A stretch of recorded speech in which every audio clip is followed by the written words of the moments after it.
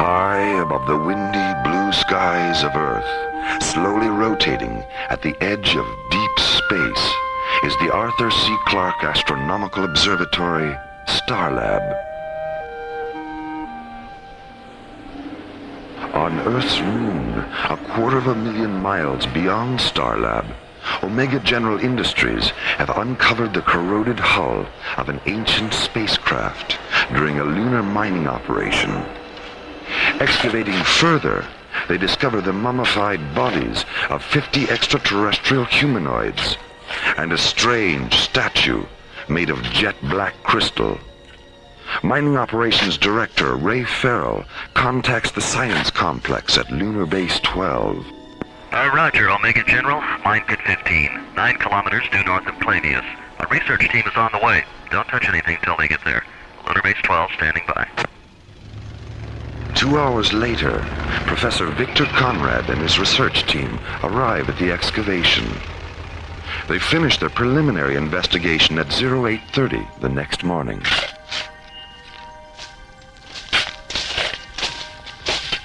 Hey, how's it going, Professor? Well, the spacecraft's been under the lunar surface for close to 1,000 years, and the aliens were killed by something that turned their eyes and nervous systems into black crystal. Black crystal? Like the statue? The body samples and the statue samples are identical. Well, what do you make of that damn statue anyway? The thing gives me the creeps. I've seen that image 100 times, Mr. Farrell, carved in stone on most of the Gothic cathedrals of Europe. It's a gargoyle, a supposedly mythical creature that symbolizes ultimate spiritual evil. 1,000-year-old alien spacecraft buried beneath the lunar surface, and with it, a 4-foot-tall gargoyle made of black crystal. Mysteries from a forgotten time, waiting for a solution as part 1 of the ISA conspiracy, The Darkbringers, takes us from the bright side of the moon into the unearthly light and shadow of alien worlds.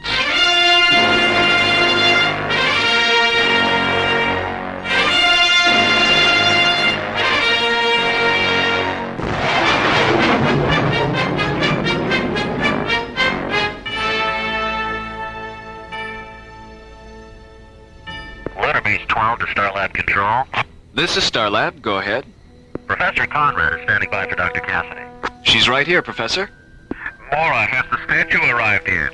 It'll be here in about a half an hour. We heard from the shuttle a few minutes ago. How is it being transported to Earth? We've got an SET cruiser standing by. Well, tell them to be careful with it, Mora. When we ran the thermal tests, it started to emit an ultraviolet glow that had all of us hallucinating. Hallucinating? What do you mean? For a few minutes there, we thought the statue was coming to life. Scared the pants off of us. Coming to life? How did you get it to stop radiating? Well, Arthur had the presence of mind to shut down the thermal generators, but the statue was still about 10% active at room temperature. We finally sealed it in a small liquid oxygen pot. As long as it's kept cold, it's completely inert. We'll be careful with it, Victor. Anything else? Yes, we're going to continue experimenting with the statue samples we've kept here. I'm setting up a photon saturation test now, and I'd like to interface our data terminals with your Mycroft computer, so you can monitor the tests from there. Good, no problem, Victor. What will you need? A couple of standard mode multiplexer channels should do it. All right, I'll see to it right away. And Mora, would you mind setting up a visual link, just in case? Just in case of what? I am not sure, but this whole business with the statue has everyone on edge around here. Even though it is gone, something about it is still here. Something quiet and dark. Something invisible that waits in silent shadow, watching. Something the pilot and co-pilot of the lunar shuttle carrying the statue are unaware of. Lou, you'd better go ahead and start the pre-ignition cycle for the retros. It looks like we picked up about 3 minutes when I cleared the booster nozzles. 3 minutes, 18 seconds to be exact. It just came up on the ETA monitor. I'll let Starlab know we're going to be... Oh, hell. Meteorite puncture. Right through number 4 cargo bay. Well, it was just as in our day, Lou. Oh, boy. How big's the hole? A little over 3 centimeters, according to the hull sensor. About the size of a marble. Marble, huh? Steely, cat's eye, or shooter? What? Technical talk, Frank. I guess you didn't shoot marbles when you were a kid. No, I lost mine by the time I was 13. Give me my helmet. I'll go back and seal up that hole. Yeah. Yeah, well, the closest I ever got to marbles after that was Chinese checkers. Do you still play? Once in a while. Well, let's have a game or two when we get to Starland. Oh, all right. $5 a game. Make it 10 and you're on. Sold. Lunar Shuttle 19 to Starlab. Starlab, go ahead. We're making better time than I thought. Our revised ETA is 10 minutes, 10 seconds. Roger. Your new docking coordinates are 08 Alpha. Approach vector 2902. Thanks, Starlab. How's it going back there, Lou? The meteorite sheared the top off the pod with a statue in it. The liquid oxygen's leaking out. Well, I told you it wasn't our day. Have you sealed the hole? In the hull, yeah. There's not much I can do about the pod. Well, they said to keep the statue on ice. Tell you what, flood the hole with chill vapor from the fire control system. That should keep it cold enough until we dock.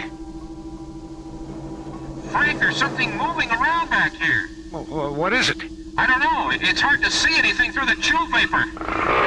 Frank! No!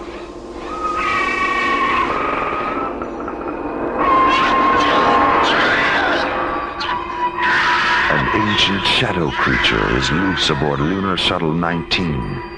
The sound of its unearthly fury merges with a terrified scream of co-pilot Lou Stratton. Then, silence. Pilot Frank Hollister activates the visual scanner in Cargo Bay 4. Oh my God. Lou! Firing the shuttle's booster rockets, he accelerates toward the safety of Starlab, bringing with him the demon spirit of an alien world.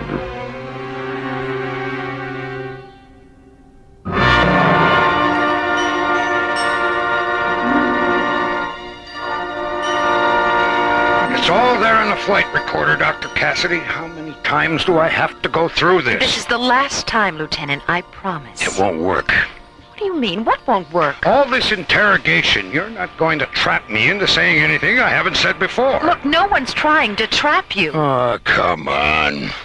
Who do you think you're kidding? Yesterday it was the security officer, Major Wheeler. Last night it was Dr. Rossiter. Today it's you. You're working up a psychological profile on me, right? You're wrong, Lieutenant. None of us had any intention of... Lee Stratton was my best friend, Dr. Cassidy. But there just wasn't anything I could do. When did you realize it was too late? When I switched on the visual scanner and saw him hanging upside down from the storage rafter. His face.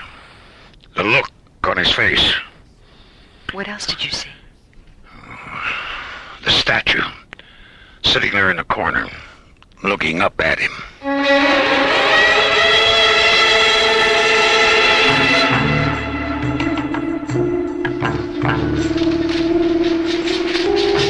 Professor Conrad?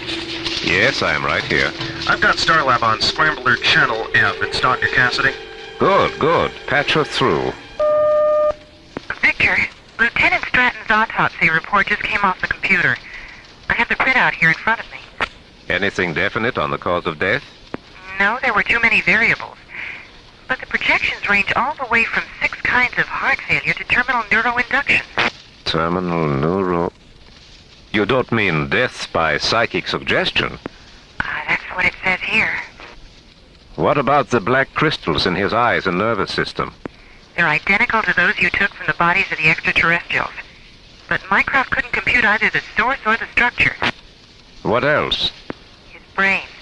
It was 364 grams lighter than the average for a man his age. What about the size? Well, that's what's so strange, Victor. The size wasn't changed at all, just the weight. What do you think? I think I'll go ahead with the experiments on the statue samples we've kept here. I don't know, Victor. The statue arrived at the ISA lab an hour ago. But couldn't you at least wait till they've had a chance to look it over? We can't afford to postpone the experiments any longer.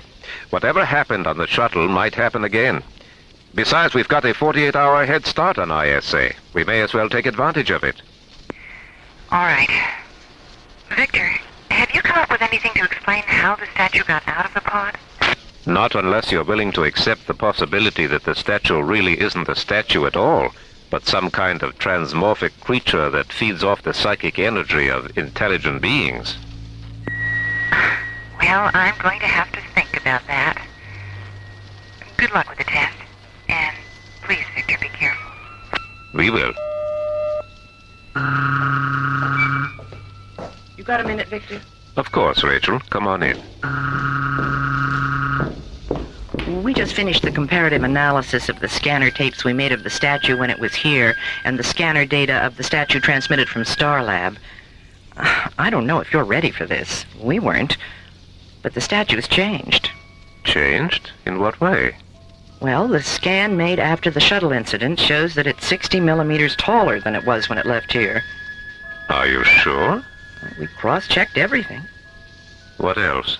Well, the face. It's not looking straight ahead anymore. It's looking up at an angle of 57 degrees. Go on. The statue's heavier by 364 grams. As the mystery of the black crystal gargoyle deepens, so does the urgency to discover and resolve its supernatural secrets.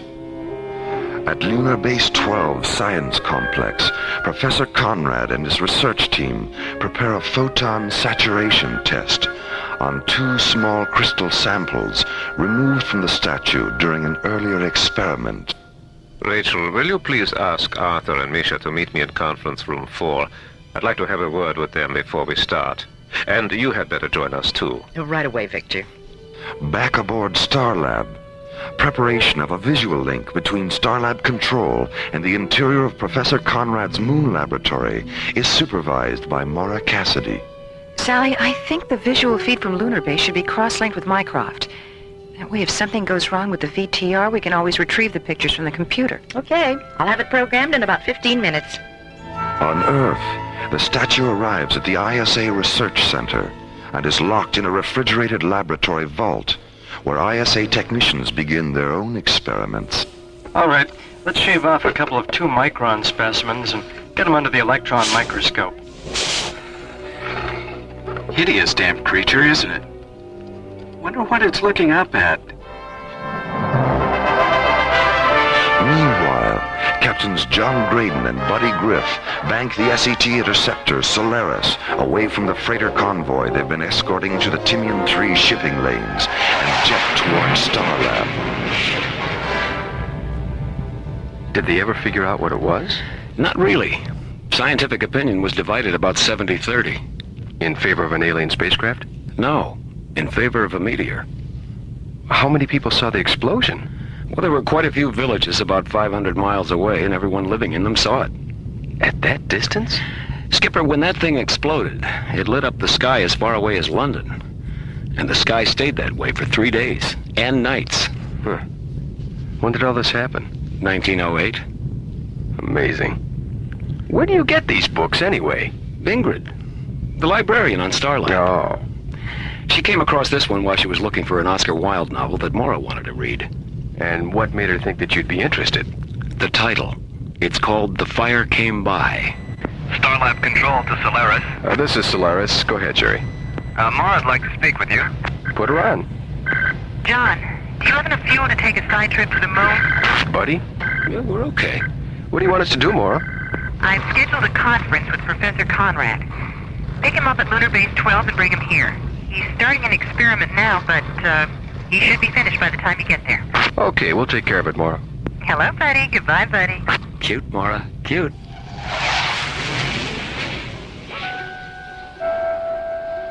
In the science complex at Lunar Base 12, Professor Conrad places a sample of the statue into a Stellatron Systems PC-80 photon chamber. On Starlab, Mora watches by remote visual link as Professor Conrad seals the chamber, sits down at a control console, and presses a button. Radiant white light illuminates the chamber's observation ports as the needle-thin beams of 6 neothane Zelium lasers penetrate the statue's specimen.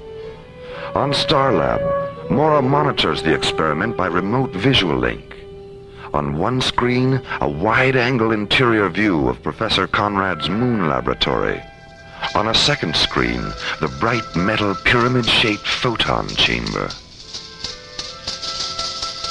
Rachel, the spectroscope is starting to shift out of phase. Will you please check it? Right away, Victor.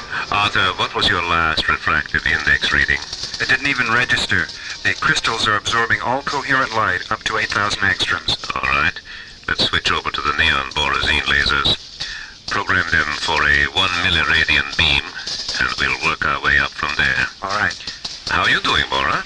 I'm not quite sure. I don't think I should have had whatever that was I had for lunch. I get some pretty weird food around here sometimes. Well, chew a couple of papaya enzyme tablets. They'll fix you up in no time. And if you wish to stretch your legs or anything, you'd better do it now. This next part of the experiment is going to take a while. No, I think I'll just sit here and plan my revenge on the Starlab chef. We're ready, Victor. It looks like intermission's over, Mora. All right, Rachel. Turn them loose.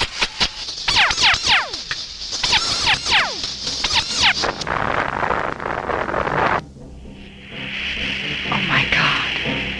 Victor! Victor!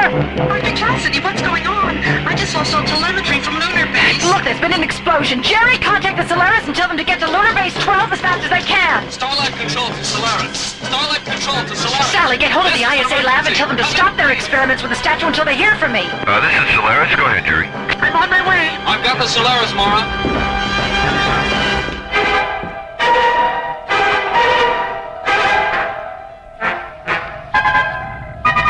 We're coming up on it now, Mora. Have you had any radio contact with them? No, not a word. Even their microwave safety beacon has stopped transmitting. Skipper, screen 5. My God, what happened? John, buddy, what is it? What do you see?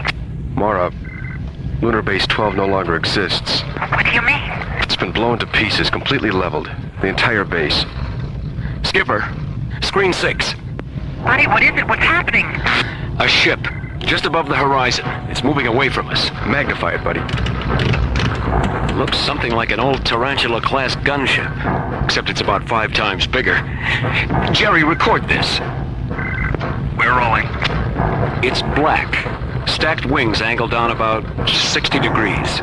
Yellow markings that look like Cyrillic script, only upside down. Geez, Skipper, what do you make of that? Keep talking, buddy. Short black spikes are starting to bristle out all over the hull. Uh-oh, Skipper, it's turning around. Mora, stand by. We're going in for a closer look at that ship. Open a close proximity channel, buddy. Let's see if they'll talk to us. You're on, Skipper. This is Earthship Solaris. Please identify yourself. Skipper, let's get some altitude before their aim improves. This is Earthship Solaris. Our intentions are not hostile. Please. All right. I'll try it one more time, but that is it. You better let me do it, Skipper. Every time you talk to them, they shoot at us. Solaris, there is still time. Time for what? Escape. From what? Ask your dead brothers and sisters on the wasteland below us. Damn you. You did that? You murdered all those people? But why? They were committing sacrilege. Just who are you? Disciples. Of what? Lightlessness. I've had about all of this I can take. Hold on, buddy. Skipper, lightning is pouring out of those spikes and crawling all over the hull of their ship. Activate the rest of the laser turrets, buddy. We're going around again.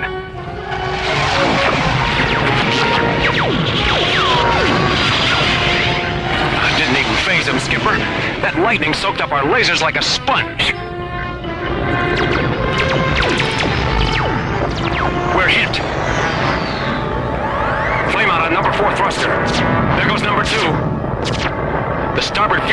split open. Skipper, if we don't get out of here now, we'll have to set her down on the moon. I don't want to lead that ship to Starlab. Solaris, we are aware of the thing you name. Don't concern yourself with its safety. It is one of our destinations. Come on, Skipper. It's now or never.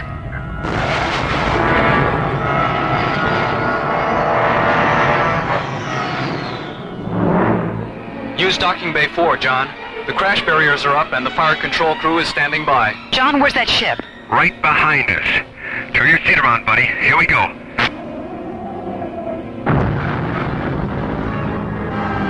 John? Buddy, are you all right? We're okay. Come on, buddy. Let's get out of here. Mara, the alien ship, screen 10. Listen to me, Starlab. Who are you? I am Stygos, High Priest of the Drell. You have stolen the symbol of our redemption. The symbol? The statue? Narl is his rightful name. We have traced him to your moon. We know his presence has graced the machine you live in. Where is he? I don't know. Then take your last look at the stars. Please wait. I know where he is. But if you destroy us, you'll never find him. Because I'm the only one who does know.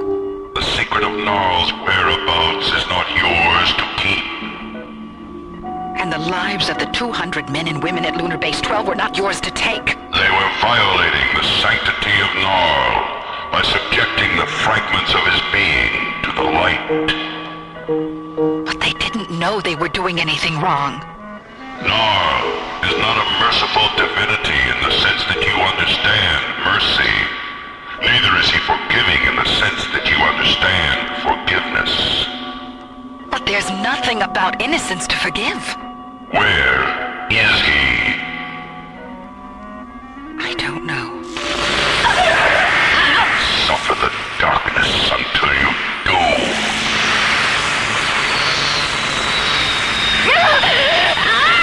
Mara! Mara! Mara, what the hell's happening to her? Don't touch her! Don't touch her! Buddy, the medical alert. Which one? Which button? Sector 4, buddy! The yellow one! Mara, don't try. Just lie still.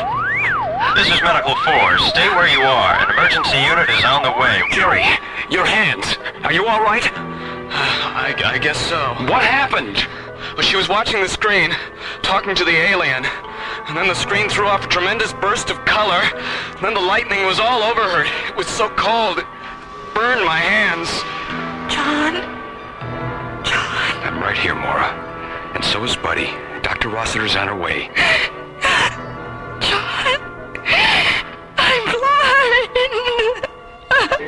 When the lashing ribbons of lightning finally release her, Mara falls, blind. Your blindness is just a warning, Mora.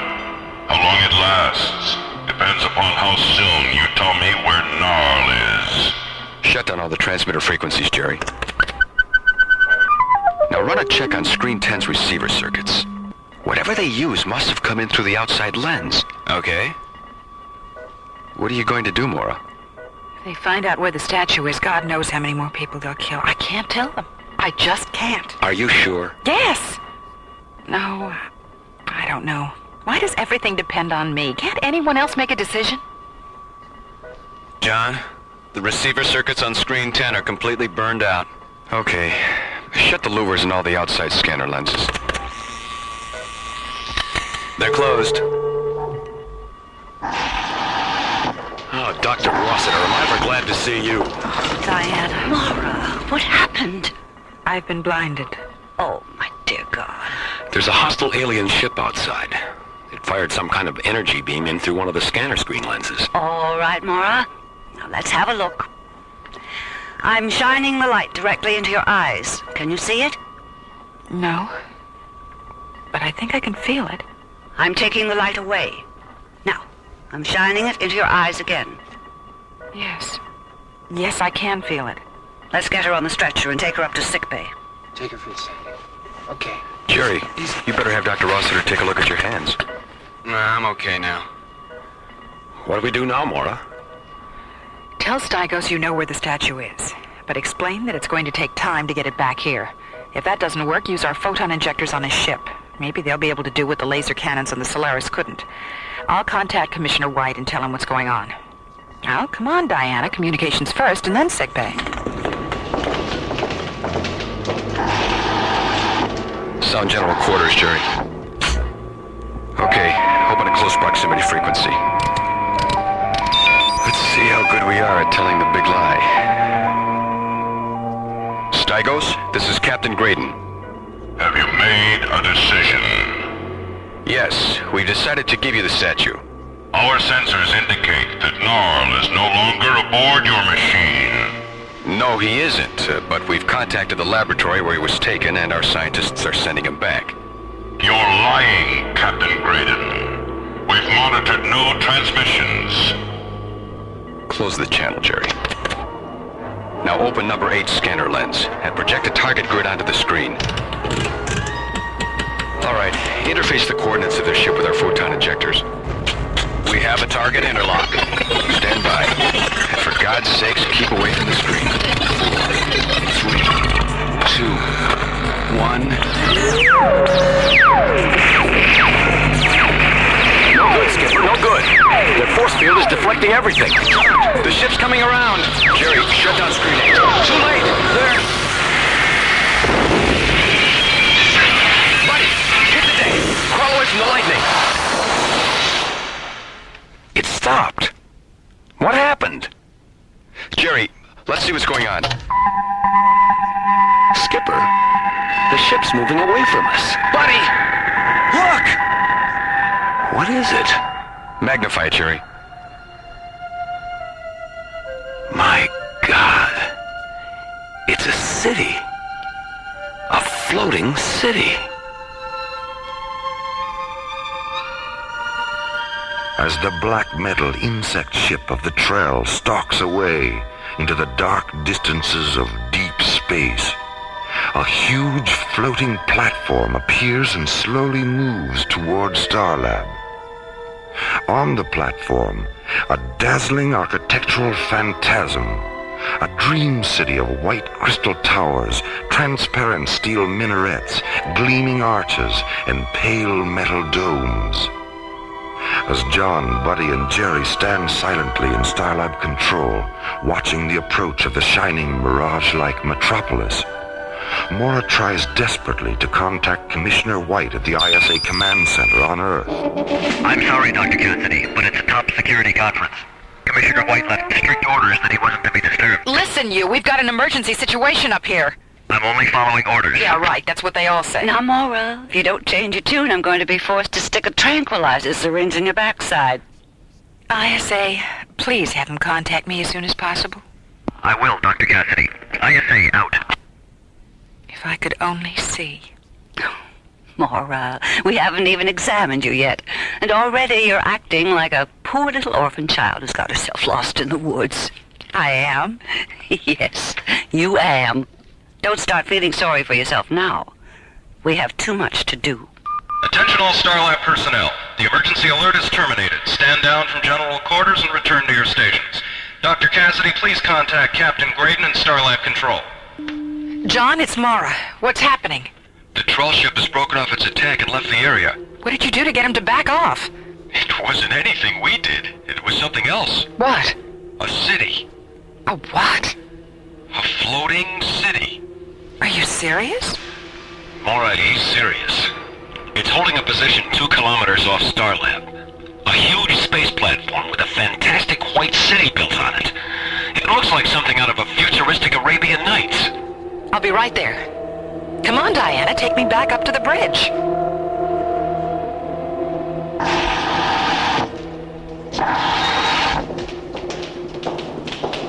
John, is it still out there? Hasn't moved an inch. Oh, Mora, it's so beautiful. Are you here, Jerry? I'm right here. Please, open a close proximity frequency. Go ahead, Mora. This is Dr. Mara Cassidy. Would you please identify yourself? Dr.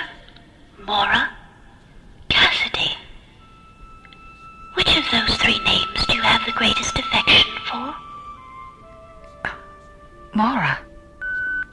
We are the Diatons, Mora, and we inhabit the star city of Imbria. I am Phaedra, Sky Priestess of the Before Time. We know your machine has experienced an encounter with the Trail. Did Stygos harm you? Yes. Yes, he did. I'm blind. Can you feel the light upon your eyes? Yes. Yes, I can. Then it will be my pleasure to restore your sight. It will? Of course. We have no vehicles of our own, so transport yourself here to Imbria. A projection of light will guide you. I'll be waiting. Oh, yes. Jerry, call the short-range vehicle hangar and tell them to get a shuttle ready. John, Buddy, Diana, let's go to Imbria. Imbria. A fantasy of gleaming crystal and bright transparent metal. A construct of light and serenity and magic. A floating star city, casting its radiance over all who grope their way along the blind corridors of alien worlds.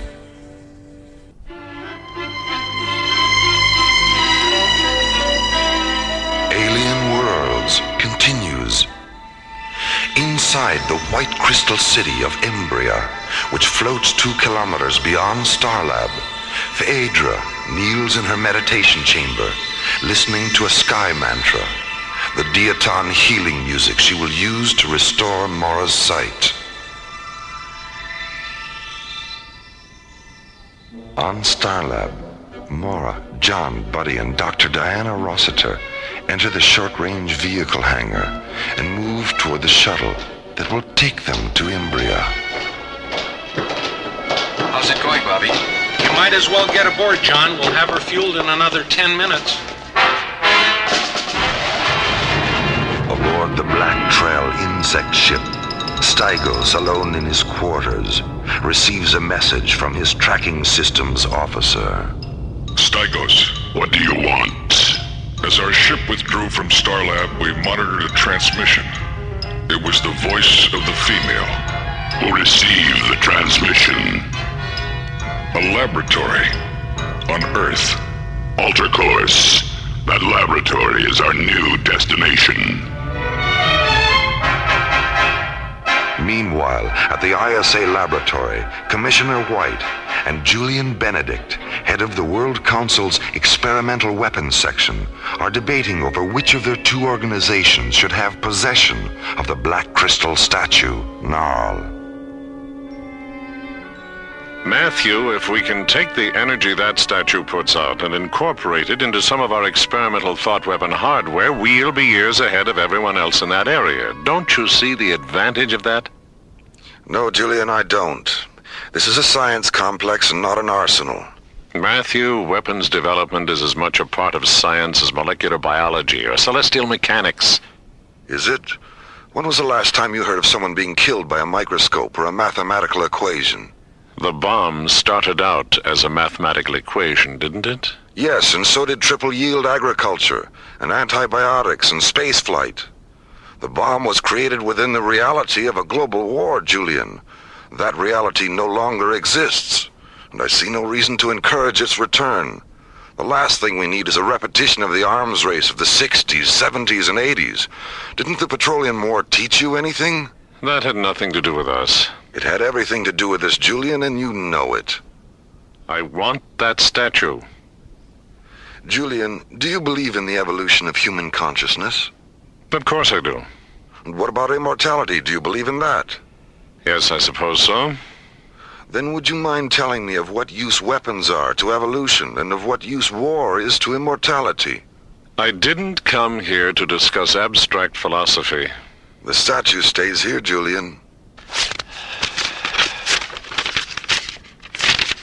Do you know what this is, Matthew? I haven't the slightest idea. It's a World Council directive signed by the Secretary, ordering you to release the statue to my section. Julian, we both know your section is being phased out. Why are you going through all this? It won't be phased out for another year. And if I can help it, it won't be phased out at all. After all, what if the statue should fall into the wrong hands? What would be our defense against it? Can I see that directive? Thanks. You'll have to excuse me now, Julian. I have things to do.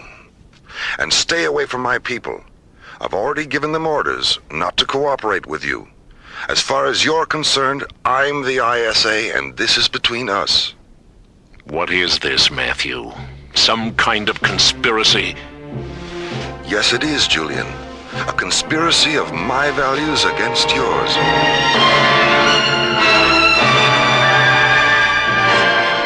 Everyone strapped in? Wait a minute, buddy. Maura, shouldn't that strap go over instead of under? What strap? The one you're sitting on. Oh, I was wondering what that was. Better? Yes, thanks, Diana. Okay, buddy, let's run it down. Navigation and thrust vector systems? Check. Attitude gyros? Locked. Service propulsion and reaction control systems? Positive. Maura, Commissioner White on B channel. Thanks, Jerry. Punch him in, buddy. Maura, I just got your message. What's going on up there? More than I ever thought possible. How soon can you get here? It all depends. Does it have anything to do with the statue? It has everything to do with the statue. All right, I'll leave right away. Now, where were we? Ignition, Skipper? Don't mind if I do.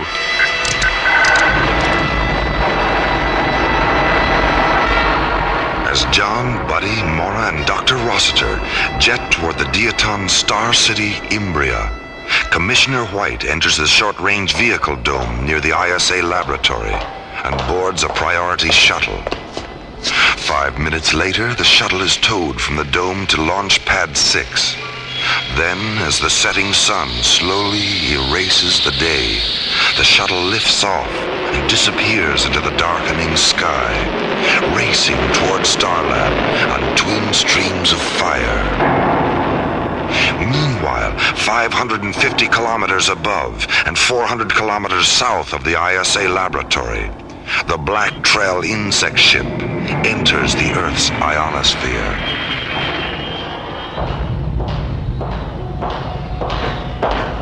We are approaching the laboratory, Stygos. Have precautions been taken? Our impulse deflectors will confuse the echo patterns of any detection beam that touches us. We will appear to them only as a flaw mirage. Leave me now. I sense that you are restless now, but be patient. Your disciples are near. Your deliverance is at hand.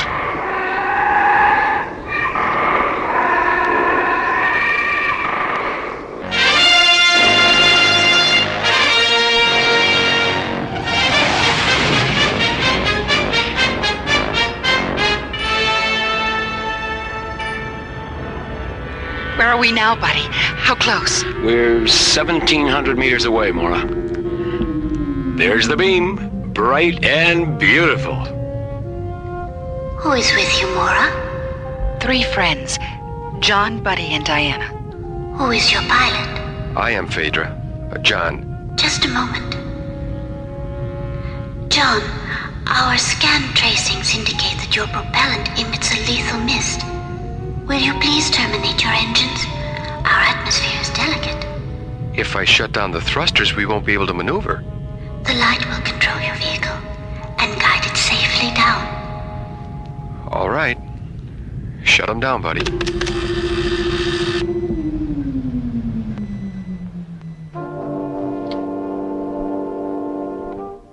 World Council Communications to ISA. This is the ISA. Go ahead.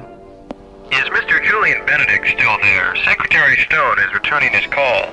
Yes, he is. He's in the laboratory complex. Stand by, please. Mr. Benedict, I have Secretary Stone on the line. I'd like to speak to him privately, if that's possible. Conference room 6 is empty. Thank you.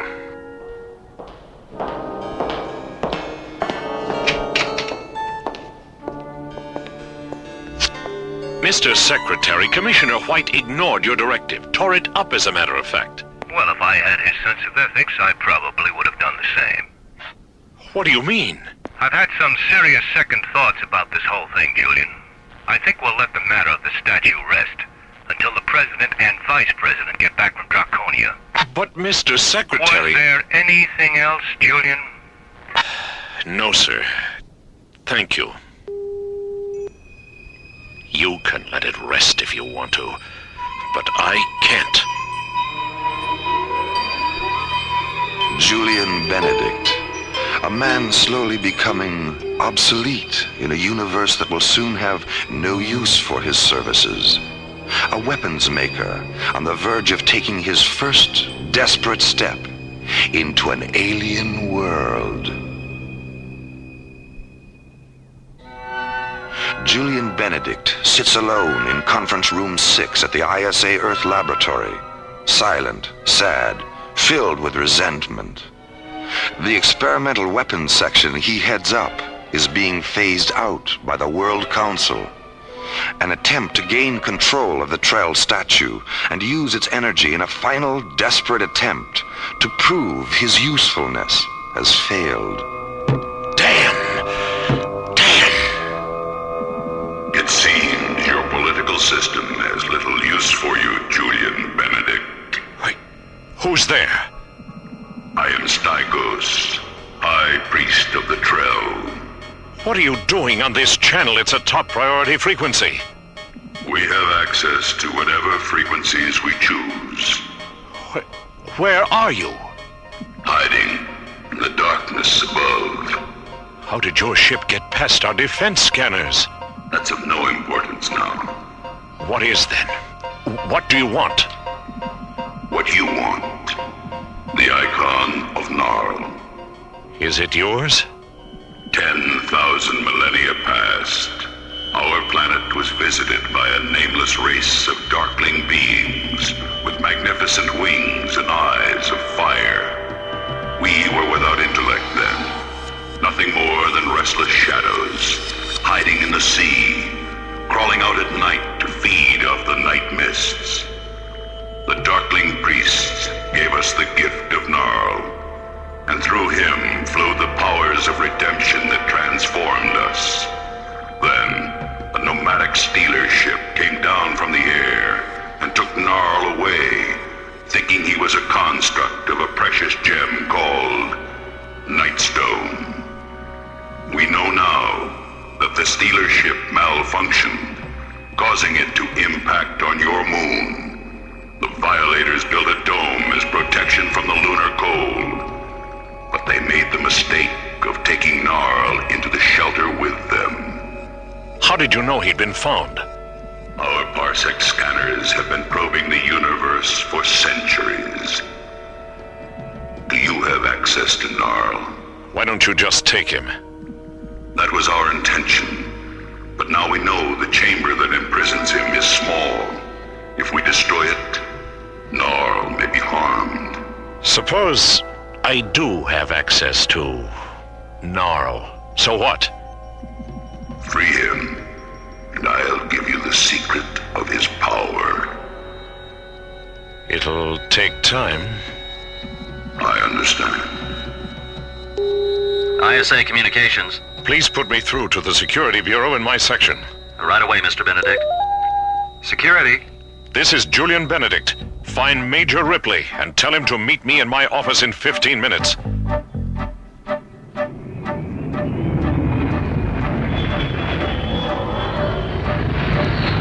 Starlab Control, this is ISA Priority Shuttle 1 requesting docking coordinates. Roger, Shuttle 1. What's your ETA? 10 minutes, 30 seconds. 10 plus 30. Roger. Your coordinates are Niners 60 at subvector 448, docking bay 9. Roger.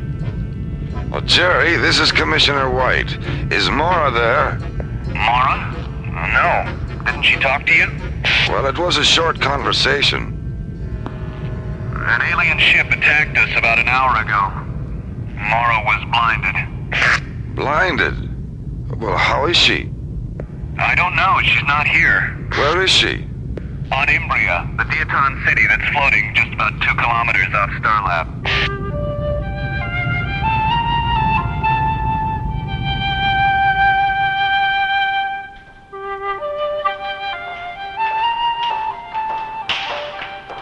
Welcome to Imbria, Mora. Phaedra, you don't know how glad I am to be here.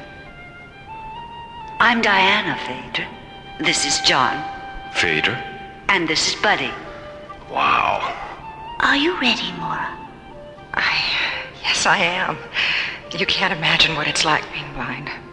Yes, I can, Mora. I'm blind. What? Oh, I'm sorry.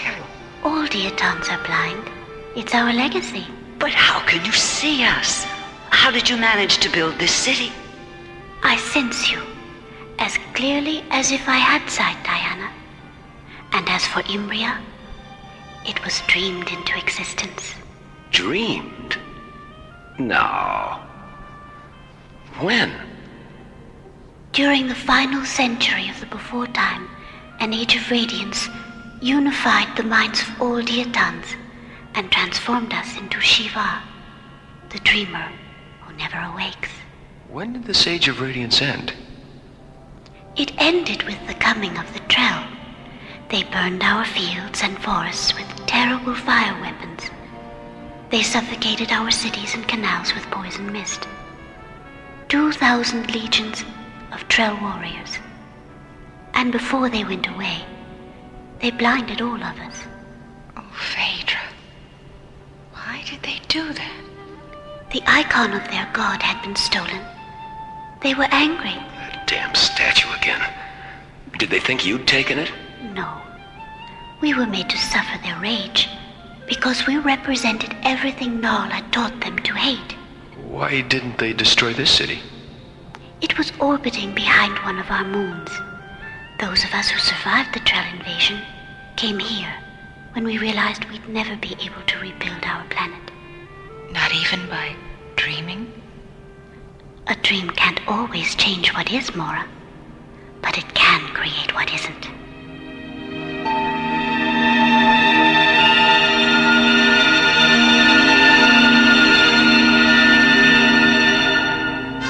ISA control to Starlab. Starlab, go ahead. Has Commissioner White arrived here? It's urgent. I'm right here. What's the problem? A security police unit from the experimental weapons section is in the laboratory. They say they have orders to take the statue. Damn it, Julian. Who's the officer in charge? Major Ripley. Call the lab. Tell Ripley if he doesn't want to spend the next 10 years in Jastrow prison, he'd better talk to me.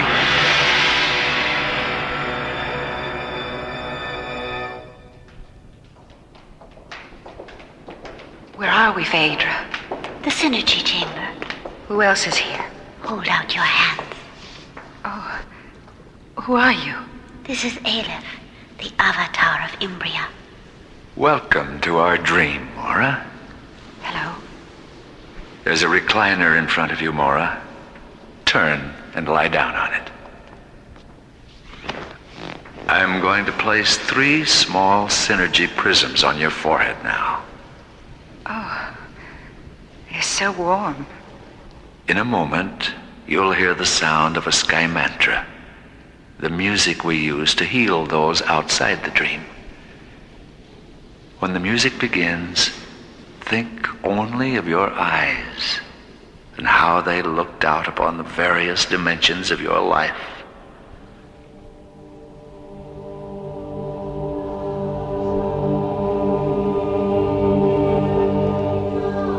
I see red, and yellow, and sunsets, and we're surrounded by clouds. It's sensual. I see Daddy! Daddy!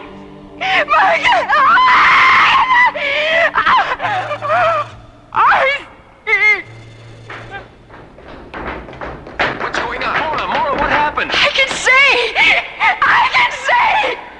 Thank God, when we heard you scream, we didn't know what to think. Oh, no, I wasn't afraid, but everything, it was so beautiful. It's just so beautiful. I thought I died. Deep within the star city of Imbria, Mora lies sleeping, exhausted by the Diaton Sky Mantra ritual, which has not only restored her sight, but for one fantastic moment has opened her mind to eternity. Meanwhile, Aleph has led John and Buddy back to the Starlab shuttle, which sits on an illuminated white crystal platform in the center of Imbria. Inside the shuttle, John contacts Commissioner White on Starlab and learns what is taking place at the ISA laboratory on Earth. How did you find out about Stygos and Benedict, Commissioner? An ISA communications technician was filing the lab's hourly intercom recordings and came across their conversation. Well, where's Benedict now? An ISA security unit arrested him 15 minutes ago. Ripley, too. What's the present situation? Well, Stygos will probably move against the laboratory when he doesn't hear from Benedict again. John. Stand by, Commissioner. Yes, what is it, Aleph? The vault where Gnarl is. Do you know its precise latitude and longitude? Commissioner White does. Why? We're going to take possession of Gnarl before Stygos does.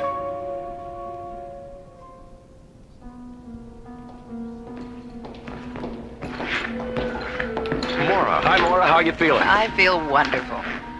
What's going on? Why are you two wearing your pressure suits? Well, we just talked to Commissioner White. Stygos is about that far away from attacking the ISA lab. We're going down for the statue. You'll never make it in time. Earth's an hour away by shuttle. We're not going by shuttle.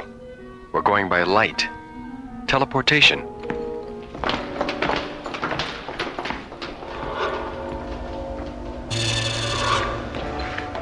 John, Buddy, secure your helmets. This isn't gonna hurt, is it? I think you'll find it a rather pleasant experience, Buddy. Phaedra, lower the cylinders. The dematerialization thresholds have integrated, Aleph. Purge the cylinders.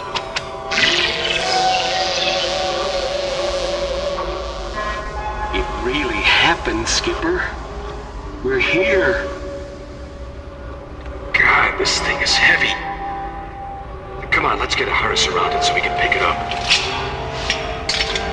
Okay, let's pick it up. Here we go.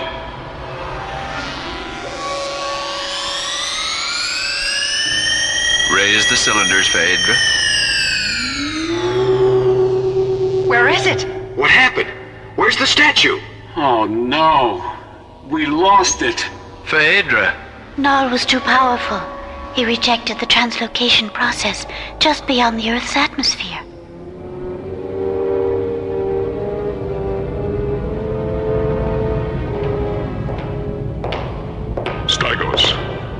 Stygos.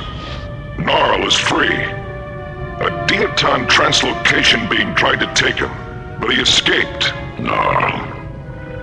Take him aboard and bring him to me. Then set a course for Imbria.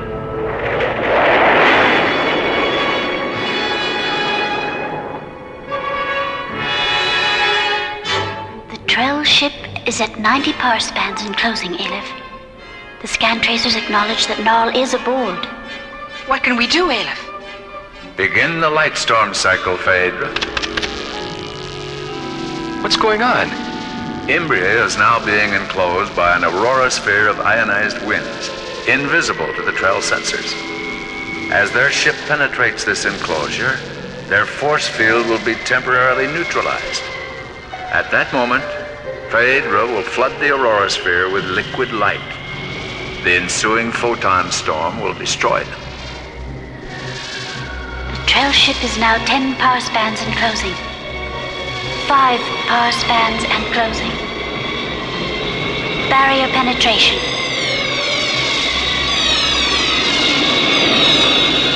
Gnarl is free! Gnarl is free! Phaedra, the liquid light injectors.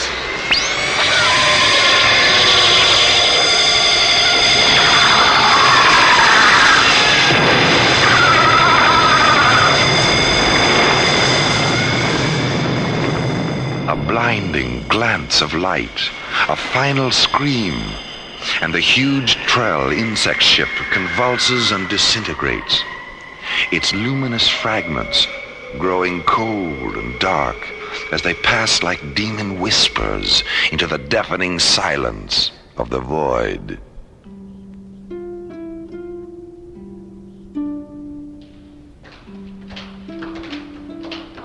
Phaedra, are you going to guide us away from the city with another light projection?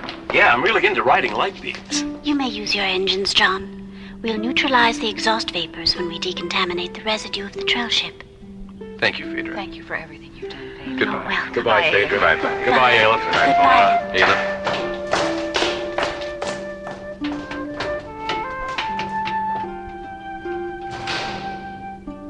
You didn't tell them, did you? I saw no reason. If they knew that we alone survived the Trell invasion, and that our blindness makes the generation of life impossible, it would only make them sad.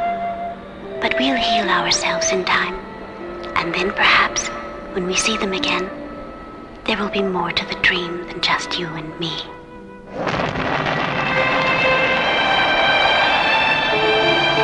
As the Starlab shuttle rockets away from Imbria, the radiant Dream City slowly drifts away into a universe of stars and suns and secrets.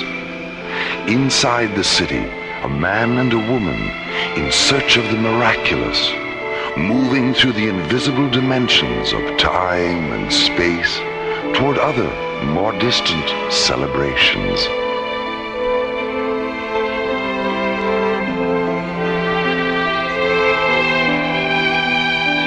Lightstorm, the ISA Conspiracy, was written by Ron Thompson.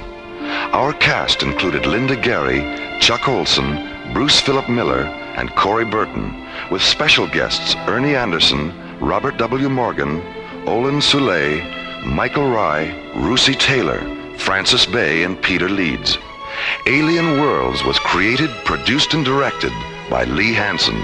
And so, until again we meet, this is Roger Dressler, inviting you to join us soon for further adventures into Alien Worlds.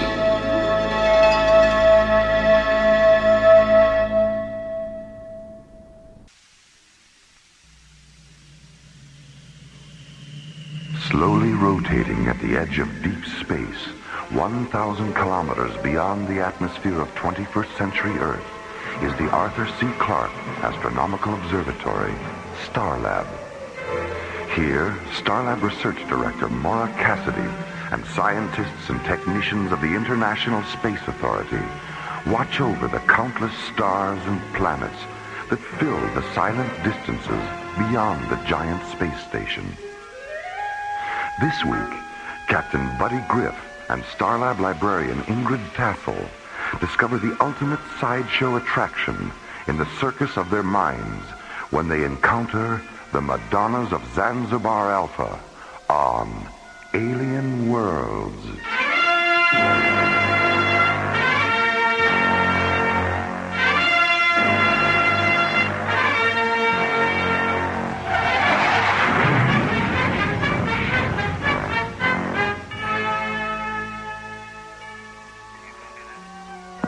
Lunar Base 14, Starlab Control. This is Starlab. Go ahead, Lunar Base 14. Yes, it is. When is it due to launch? In about 20 minutes. It's still being loaded. Okay, can you pass me through to the pilot? We need some hydroponic nutrient tubing, and I forgot to put it on its supply list. No problem, Frank. I'll switch you over. Good, thanks, Jerry. Serendipity 1, the Starlab Control. This is Starlab. Go ahead, Serendipity 1. This is the amazing Daphne, full-time tattooed lady and part-time shuttle pilot for Otto Starshine's interplanetary carnival of thrilling wonders. Currently presented 6 shows a day on the circus planet of Barnum 5. Admission $6 platinum, late forms under 12, free. Sounds like a barrel of fun, Daphne. What can I do for you? I have a package for SCT Captain Buddy Griff. Personal, from Otto himself. What's your Starlab ETA?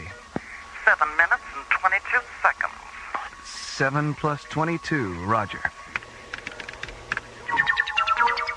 Okay, Serendipity 1, I have you on the screen. That's some paint job you've got there, Daphne. I've never seen a day-glow rainbow shuttle before. Part of the image, kid. Part of the image. And a thrilling wonder it is, too. Your docking orbit insertion coordinates are 503 at 20 Alpha. Docking Bay 7. Thanks, pal. Oh, remind me to give you a couple of free tickets. Serendipity 1, out. The Star Lab, clear.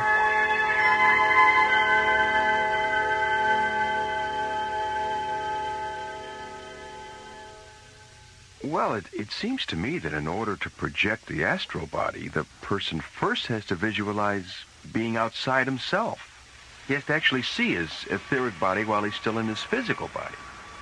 Oh, I don't know, John. What is there about the real or imagined presence of the, what's that German word for etheric double, Maura? Doppelganger. Yeah, doppelganger. Great word. Why is it necessary to visualize the doppelganger first? I mean, if that's essential, how do you explain the fact that people have out-of-body experiences while they're asleep? Maybe it's because when you sleep, you dream. And I'm oversimplifying this now, but aren't dreams unconscious visualizations of places you've been or places you want to be? I never thought of that. I guess that's a possibility. So maybe you're both right. Excuse me, Dr. Cassidy. What is it, Patrick? There's someone here from Barnum 5 to see Captain Griff. Daphne? Hello, buddy, you old roustabout. Hiya, Daph. My gosh. Maura. I'm sorry, I think nothing of it, dollface. Tattooed ladies are supposed to give you the shivers and make your eyes pop. That's what we get paid for. Daphne, this is Maura Cassidy, Star Lab's research director. Glad to know you, Maura. Hello? And this is my good friend John Graydon.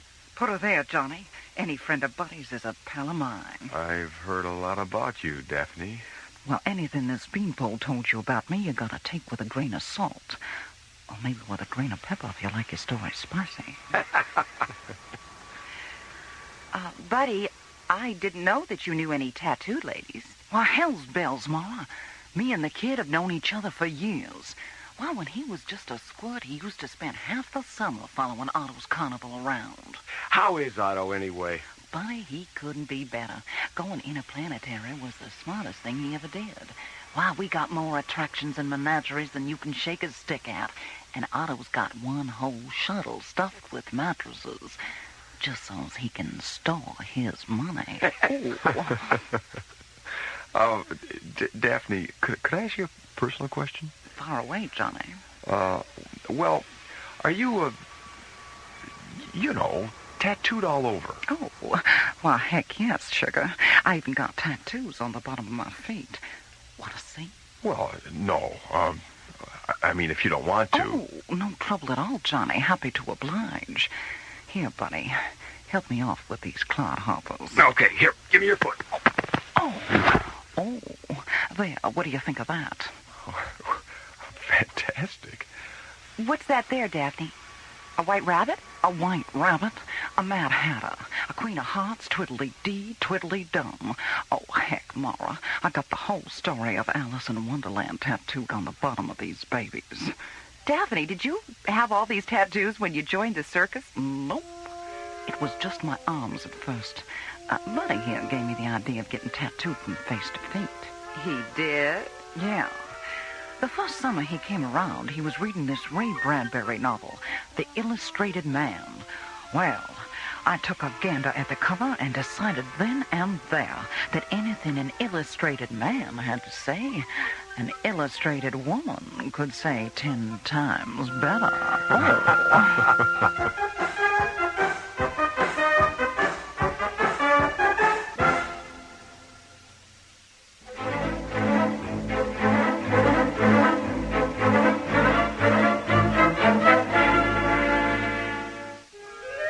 Arriving at Star Lab from the circus planet of Barnum 5, the amazing Daphne, a tattooed lady from Otto Starshine's interplanetary carnival of thrilling wonders, is reunited with her old friend, Buddy Griff. Buddy, I didn't know that you knew any tattooed ladies. Why, hell's bells, Mama. Me and the kid have known each other for years. Well, when he was just a squirt, he used to spend half the summer following Otto's carnival around. How is Otto, anyway? Buddy, he couldn't be better. Going interplanetary was the smartest thing he ever did. Why, we got more attractions and menageries than you can shake a stick at. And Otto's got one whole shuttle stuffed with mattresses, just so he can store his money. Half an hour later, Maura, John, Buddy, and the amazing Daphne enter Starlab's Visual Media Theater to view a videotape cassette Daphne has brought from Barnum 5.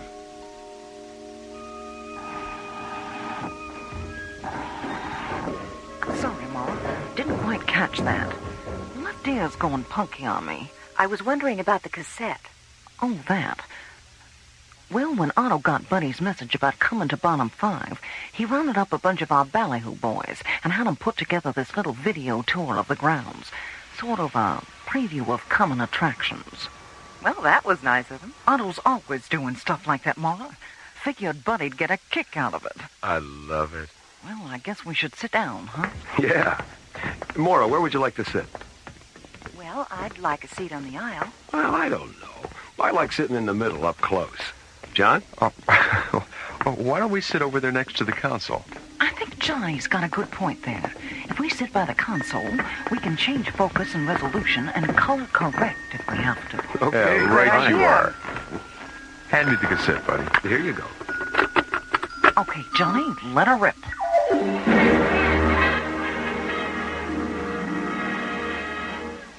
Ladies and gentlemen, presenting Otto Starshine Interplanetary Carnival of Thrilling Wonders.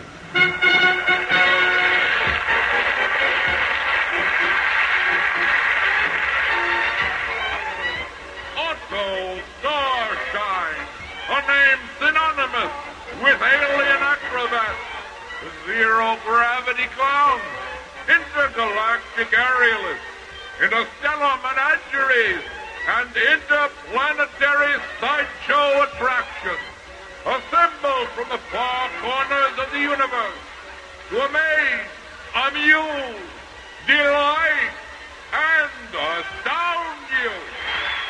I've never seen anything like that. Here from the planet Oz is glamorous Wanda, the Cossack woman. Watch her now as she puts her mammoth Cossack through their faces.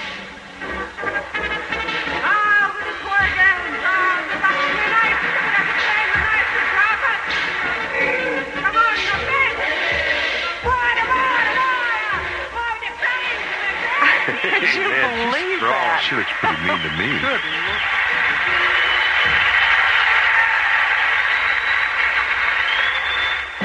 And now, from planet Earth, the fabulous flying baloney, an aggregation of death-defying aerialists, so clever and accomplished, their safety net is 58 feet above them. He's gotta be kidding. They fall up? And here from Otto Starshine's interstellar menagerie, a Lavinian confusion creature. Notice the tail at both ends, hence the name Confusion Creature.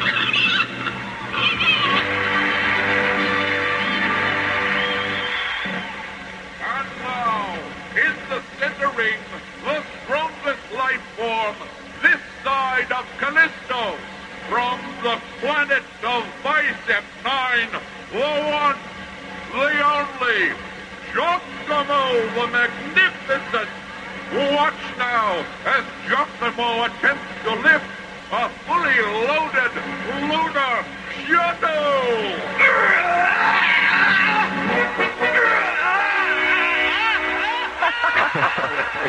Great.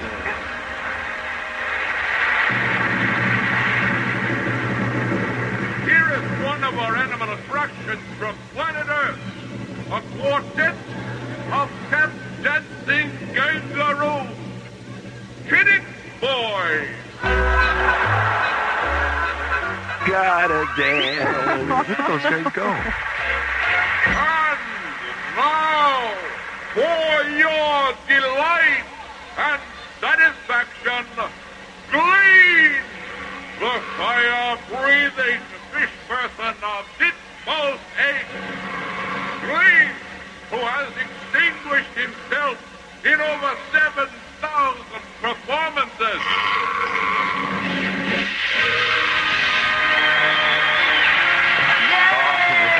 Hey, terrific. I've never seen anything like it, I'll admit that.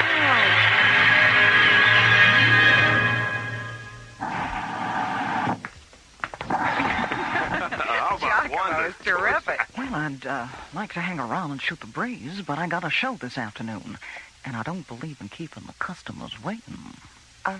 Daphne, before you go, would you mind coming down to the infirmary with me? The infirmary? How come? Well, you mentioned that your left ear was going a little punky. I think Dr. Rossiter should examine it. There might be something she can do. Gee, that's really swell of you, Maura, but I'll be all right. Hey, Maura's right, Daphne. It wouldn't hurt to have it checked out. Besides, I think you and Dr. Rossiter would really hit it off. Well, okay. Good. I'll talk to you before you go. If anybody wants me, I'll be in the library. Checking out a book? Nope. Checking out a librarian. See you later. So long, buddy. Come on, I'll go down to the infirmary with you. Maybe I can get Daphne to tell me some of her spicier stories. Glad to oblige, Johnny. A man who listens is a good man indeed. And these days, a good man is hard to find.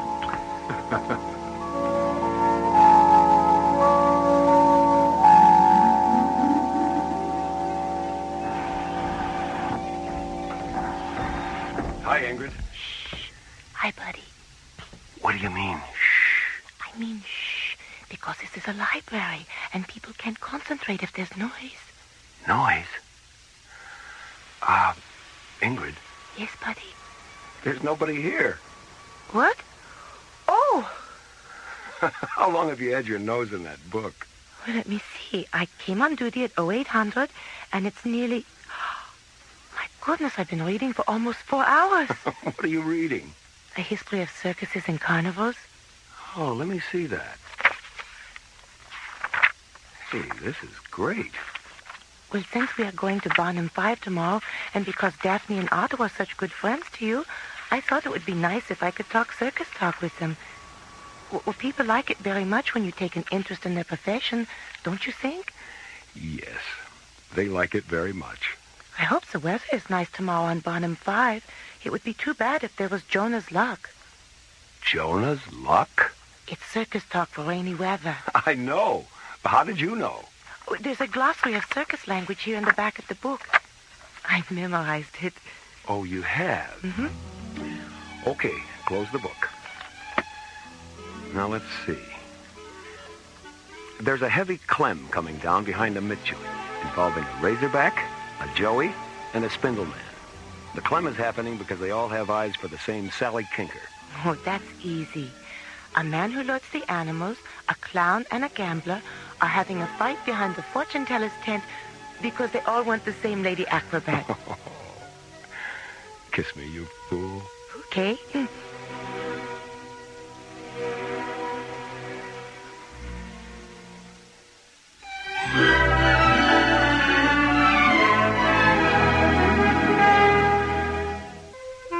2 hours after her arrival at Starlab from the circus planet of Barnum 5, the amazing Daphne complains of a hearing loss in her left ear and is taken to the infirmary by Maura and John.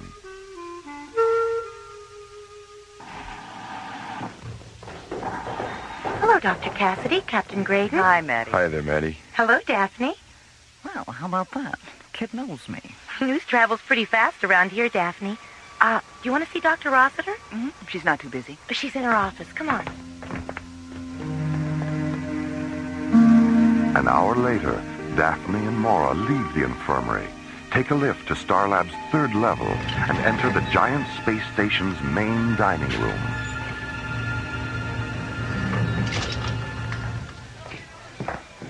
Hi, buddy. Hi, Maura. Daphne. Hi, honey. How'd it go? Well, it looks like I'm not going deaf after all. I got a cracked eardrum, but Diana gave me some medicine for it. Says if I use it twice a day for 2 weeks, the crack will heal up, and, hey, I'll be as good as new. Oh, good. Great. Oh, Daphne, this is Ingrid. She'll be coming to Barnum 5 with me tomorrow. Glad to know you, Ingrid. Hello, Daphne. Buddy's told me so much about you that it's nice to finally see you, in the flesh. Yeah, well, I'm happy to say there's a lot of flesh to see. Hey, where's John? He's still down in the infirmary. Is something wrong with him? Nothing a Sunday afternoon with Maddie won't cure. Yeah, well, I guess my spicy stories finally got to him. Will you have lunch with us, Daphne? I'd really love to, honey, but I gotta be getting back. Here's a couple of Annie Oakley's, buddy. I'll flash them at the gate tomorrow, and one of the boys will take you right to Otto. Annie Oakley's? That circus talk for free tickets. Oh, well, excuse me. Come on, Daphne. We'll walk you down to your docking bay.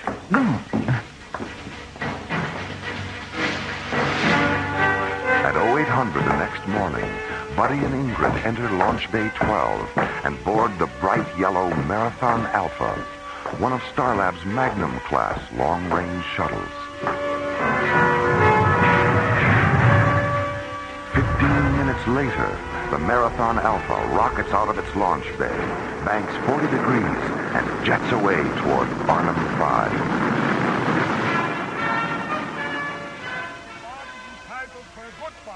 Meanwhile, on the morning side of the small circus planet, Otto Starshine and the amazing Daphne stand on the midway of Otto's interplanetary carnival of thrilling wonders, watching the gaffers, roustabouts, kinkers, and razorbacks prepare for another day-long performance.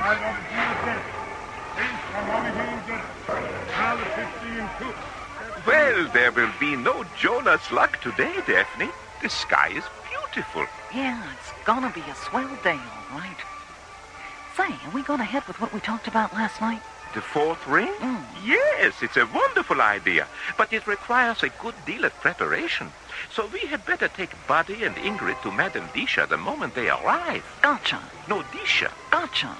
Oh, by the way, what was all that commotion last night? One of Glamorous Wanda's mammoth tool sacks got loose and had all three of its trunks draped over the counter of Devo's Starflower stand. For a minute there, Devo thought it was going to sniff them right out of business. Did you speak to Wanda about it? I mentioned it to her this morning, but she was so busy making herself glamorous, I don't think she heard me. She never changes, does she? You know something, Otto? I hope she never does. She's tough girl just the way she is. Come, let's go see Madame Disha. Gotcha. No, Disha.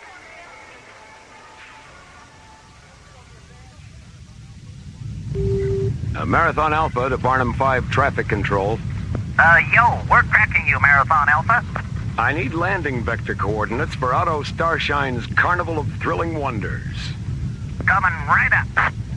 All right, is your ship outfitted with a GC-10 interface module? Affirmative. All right, terminate your onboard guidance system and open interface channel 105. We'll launch you from here. Roger. Okay, Marathon Alpha, we have you on ground control interlock. Have a good time. Thanks. Marathon Alpha out. Well, how do I look? Buddy, close your mouth. I didn't know you were changing your clothes back there. Oh, the way I look doesn't make you uncomfortable, does it? No. Little tiny skirts and little tiny tops don't make me uncomfortable. No. Yes, they do make me uncomfortable. Do you want me to change? No. I like being uncomfortable. Really, I do. I love it. Good. I think it's a perfect costume for a day at the circus. Circus? Oh, yeah, the circus. Oh, sure, it's perfect for a day at the circus. Or a night at the opera. Or a day at the races. 2 hours after leaving Starlab, the Marathon Alpha lands at the small spaceport near Otto Starshine's Carnival of Thrilling Wonders.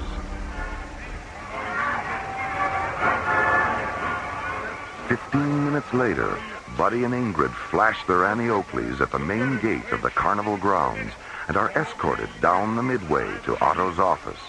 A large red and gold circus wagon, surrounded by long neon flagpoles that fly the multicolored banners and pennants of 20 alien worlds. Hello, buddy. Buddy. You look great, Otto. Just great.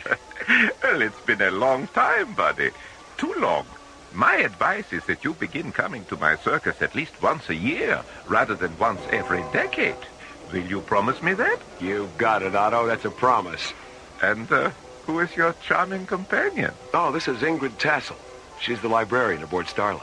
Well, I must say that the image of the librarian has changed considerably since I was a boy. It's a pleasure to meet you, my dear. Thank you, Otto. Well, what do you two think of the place so far? Oh, it's terrific. I can't get over it. Excellent. Glad to hear it, kids. Glad to hear it. But if you think what you've seen so far is terrific, prepare yourselves for lots more. 'Cause you ain't seen nothing yet.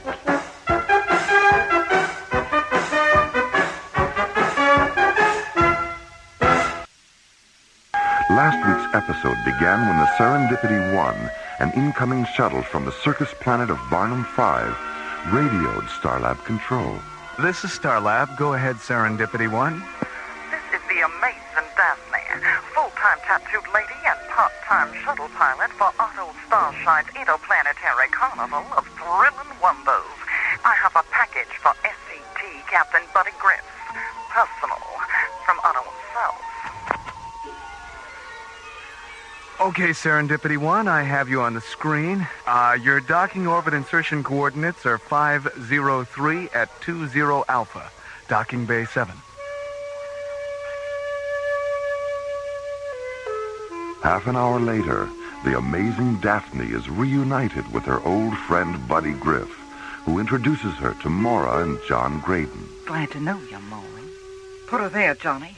Any friend of Buddy's is a pal of mine. I've heard a lot about you, Daphne. Buddy, I didn't know that you knew any tattooed ladies. Me and the kid have known each other for years. Well, when he was just a squirt, he used to spend half the summer following Otto's carnival around. How is Otto, anyway? Buddy, he couldn't be better. Going interplanetary was the smartest thing he ever did. Why, we got more attractions and menageries than you can shake a stick at.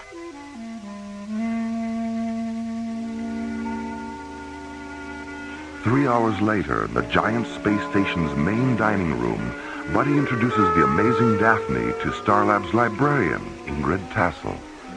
Oh, Daphne, this is Ingrid. She'll be coming to Barnum 5 with me tomorrow. Glad to know you, Ingrid. Hello, Daphne.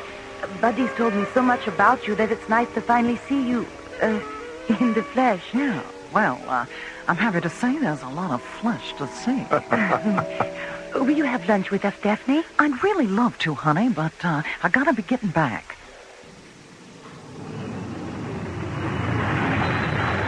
The next morning, as Buddy and Ingrid jet toward Barnum 5 aboard the Marathon Alpha, Otto Starshine and Daphne stand on the midway of Otto's interplanetary carnival, watching the gaffers, roustabouts, and kinkers prepare for another day-long performance.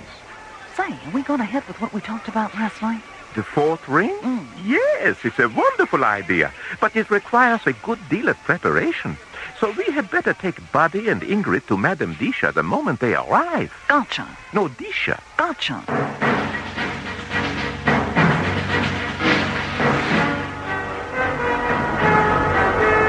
2 hours after leaving Starlab, Buddy lands the Marathon Alpha at a small spaceport near Otto's carnival.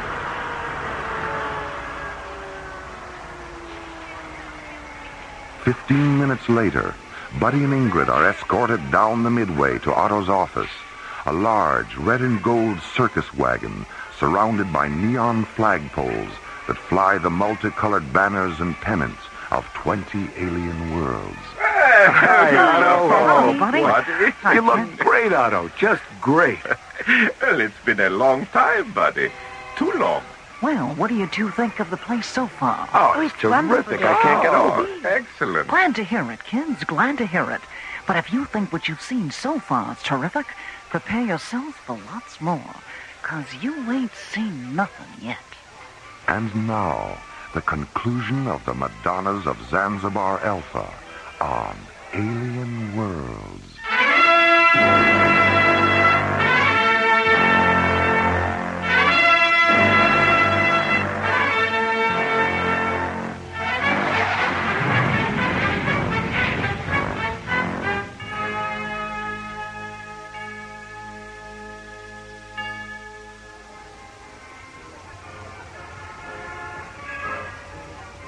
Well, listen, Dap, if we ain't seen nothing yet, what do you say we get out there on the old Midway and have at it? Oh, yes. There's so much going on out there. I can't imagine how we'll be able to see even half of it in only one day. Don't worry about having enough time, Ingrid. Why, between now and midnight, you're both going to see such mind-boggling sights that we'll probably have to ship you back to Starlab in an ambulance. Oh. Ingrid? Yes, Otto? Sind Sie ein Deutscher? Oh, nein, Otto. Ich bin ein Holländer. Ah. Geboren in der Stadt oder der Land? In der Stadt. Sanden. 20 Kilometer unter Amsterdam.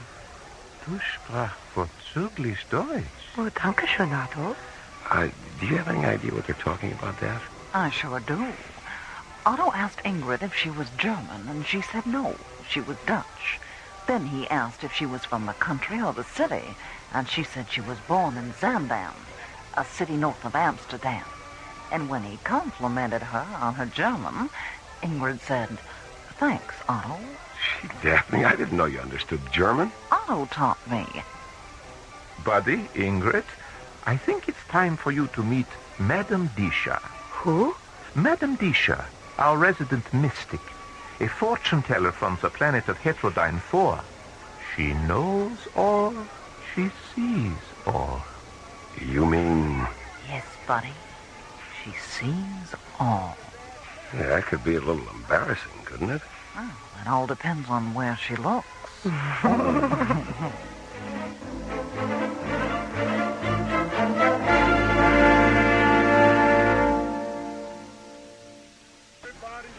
Arriving at the circus planet of Barnum 5, Buddy and Ingrid are escorted through the main gate of Otto Starshine's interplanetary carnival of thrilling wonders and taken to Otto's office, a large red and gold circus wagon.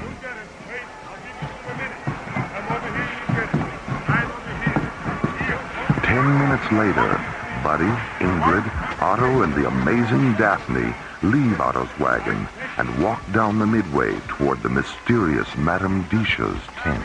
Meet the mysterious Madame Disha. Come, let us go inside. Heterodyne 4, educated in the Good morning, Madame Disha. Hiya, madam. Good morning, Otto.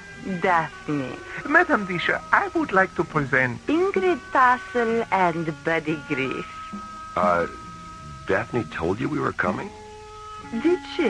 Have a good time, kids. Come on, Otto. Madame Disha will escort you back to my wagon when you are finished, Buddy. Enjoy yourself. Okay, see you later. Please, sit here at the table. Buddy on this side, Ingrid on this side. Okay. Now, put your minds at ease.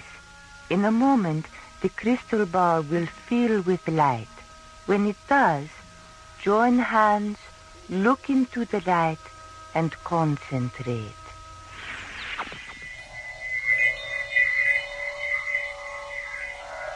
Oh, Buddy, look, it's beautiful.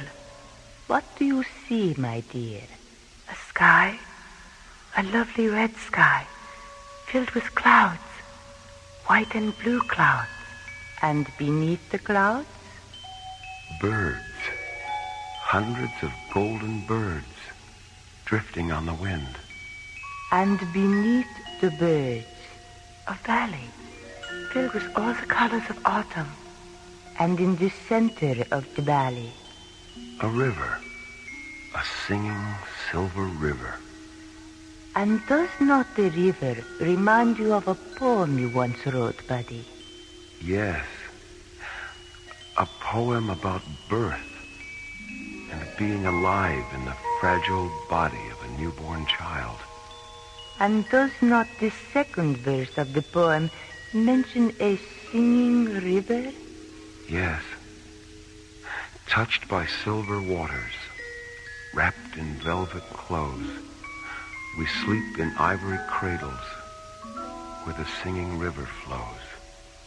And did not Buddy read this poem to you 3 months ago, Ingrid? Yes.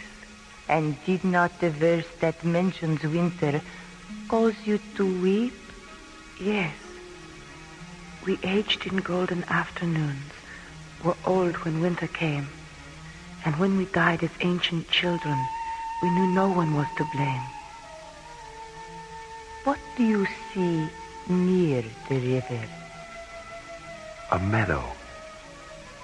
A huge meadow. Filled with strange blue flowers. And when the sunlight touches the flowers, their petals shed tears. And in the center of the meadow, statues. Enormous crystal statues of beautiful young women on their knees, praying. They are Madonnas, sad Madonnas. And why are they sad? I don't know. Ingrid, they are sad because there is no one they can tell their secrets to. What secrets, Ingrid? The Madonnas watch over an alien library that lies beneath the ground they kneel on. How is it that you sense their sadness? Because when no one comes to learn the secrets of the knowledge I watch over in the library on Starlab, I am sad. And where do the Madonnas wait, Ingrid? Zanzibar Alpha? The lost world of Zanzibar Alpha.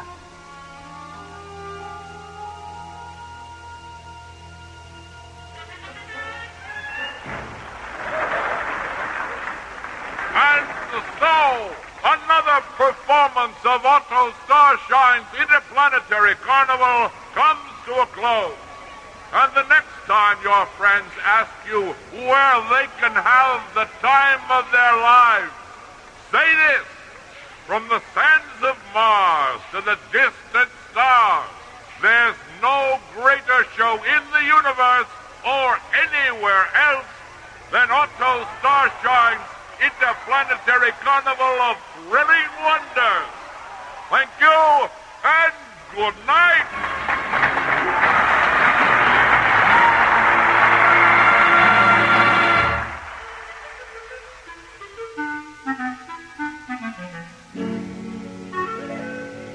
I don't know, Daphne. I think it's a toss-up between Madame Disha's hallucinatory crystal ball and glamorous Wanda's mammoth torsax. And what about you, Ingrid? What did you enjoy most? Oh, the artificial comet that went zooming around inside the big top. I thought it was wonderful when it exploded and all the clowns came floating down inside a fire hoop. Well, here's the good old Marathon Alpha. Hey, wait a minute. Who put that poster on the tail fin? It was probably one of our ballyhoo boys, Buddy. I don't know how they do it, but they always manage to get one of our posters on anything that'll stand still. It looks nice. Yeah, it does, doesn't it? Well, we'd better get aboard, Ingrid. Hey, thanks again, Otto. We had a terrific time. Oh, yes, it was just wonderful. Oh, good. Bye, buddy. Good. Thank you so much. Goodbye. Bye, kid.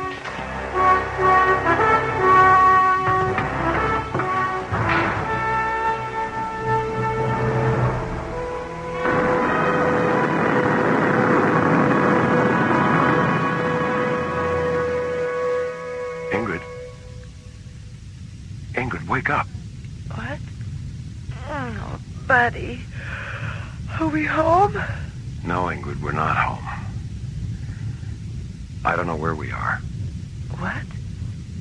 Doesn't the onboard computer know where we are?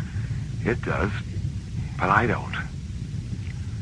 The computer's feeding a star matrix to the navigational display, but I don't recognize any of the proximity coordinates. Buddy, there's a planet out there. I know. We drifted into its gravitational field just before you woke up. We're lost, Ingrid.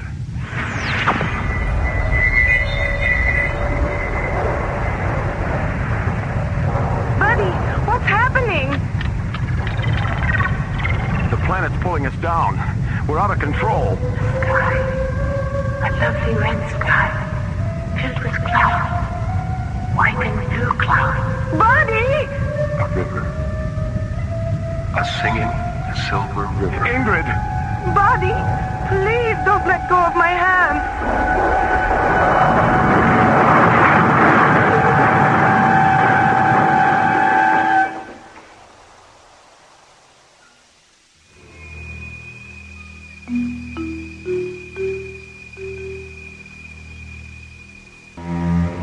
2 hours after leaving Barnum 5, the Marathon Alpha mysteriously drifts off course and becomes trapped in the gravitational field of an alien planet whose surface is obscured by white and blue clouds.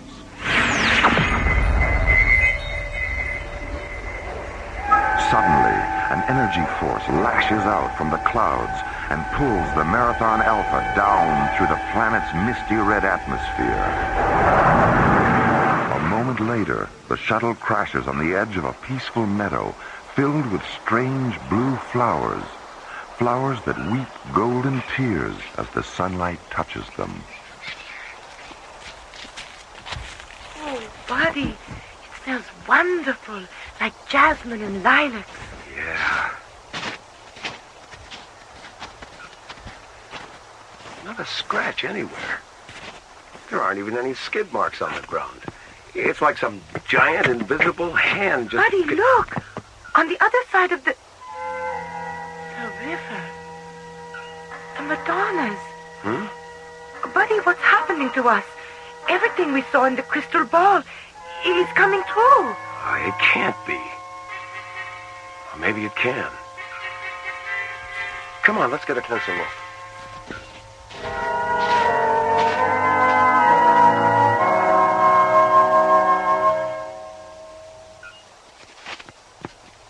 Hey, Ingrid, look at this outline on the knee of the statue. There's some kind of door here. Buddy, Madame Desch's crystal ball, the underground library. This must be the entrance. Let's go in. Oh, I don't know, Ingrid. It looks pretty dark down there. For all we know, there might be a giant spider or something lurking around. Oh, come on. Where's your sense of adventure? Well, all right. But you stay here until I make sure it's safe. Okay. Be careful. Don't worry about a thing, Ingrid. I've got something that makes me invincible. Your dauntless courage? No, my trusty blaster. I'll be right back.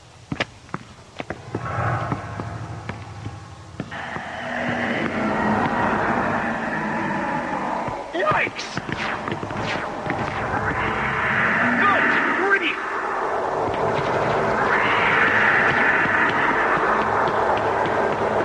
Buddy, what happened down there? A 10-foot spider with hairy legs. I don't get it. You mention a big hairy spider, and there it is. Is it dead? Yeah. I want to see it. Ingrid. I want to see it, Buddy. All right.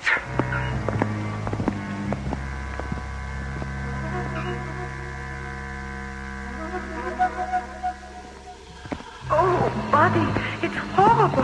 How could such a thing... What happened? Where did it go? The spider has returned to your imaginations. Who's there? Each Madonna represents a various aspect of knowledge. The one who kneels above us symbolizes knowledge through imagination. I am Yana, her soul. Why can't we see you? True knowledge has no form. Imagination has neither shape nor physical substance. But you know that, don't you? Yes, I suppose I do. But if I already knew the answer, why did I ask the question? Because those of us who devote our lives to knowledge are always aware of how little we know. And because of this awareness, we never stop learning. We never stop asking questions. What did you mean when you said the spider returned to our imaginations?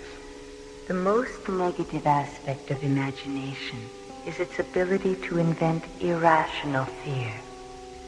When you suggested that a great spider might be present, you formed its image in your mind and reacted with apprehension. When you descended the stairs into this corridor, the spider appeared, but only as a projection of your anxiety. But I saw the spider too. What you saw was based on the sounds you heard, Ingrid. You heard Buddy cry out. You heard him fire his weapon and describe what had happened. Sounds. Only sounds. But then, sound has always been imagination's greatest stimulant. Yana, how did we get here? You arrive at a place by sincerely wanting to be in that place. A metal ship can transport you, or your imagination can transport you. In transporting yourself with your mind, you discover that true knowledge is in the journey, not the destination. But what about the door that opened up there? We couldn't have imagined that, because here we are. Are you? Where are you, Ingrid? A place of knowledge through imagination, you said. A metaphysical library. That door has existed since the beginning of time, Ingrid. And it will always be there for anyone who wishes to pass through it. Oh, Buddy. Ingrid, what's wrong? Oh, they don't know. So many of them don't know. The door, it leads to eternal summer. Yana? I have to leave you now, because this part of the journey is ending. Love each other as much as you love me. Yana?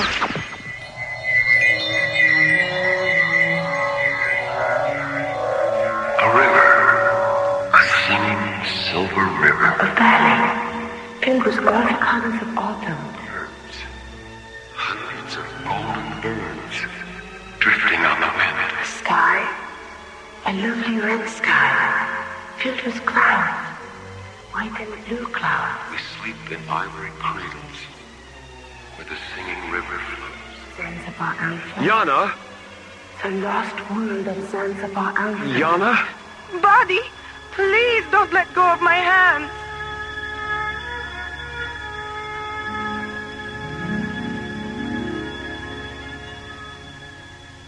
Buddy? Ingrid? Can you hear me? Where are Otto. Daphne. How you doing, kiddo? Ingrid, are you all right? we? What happened? How can we still be here? We crashed on Zanzibar Alpha. We saw the Madonnas.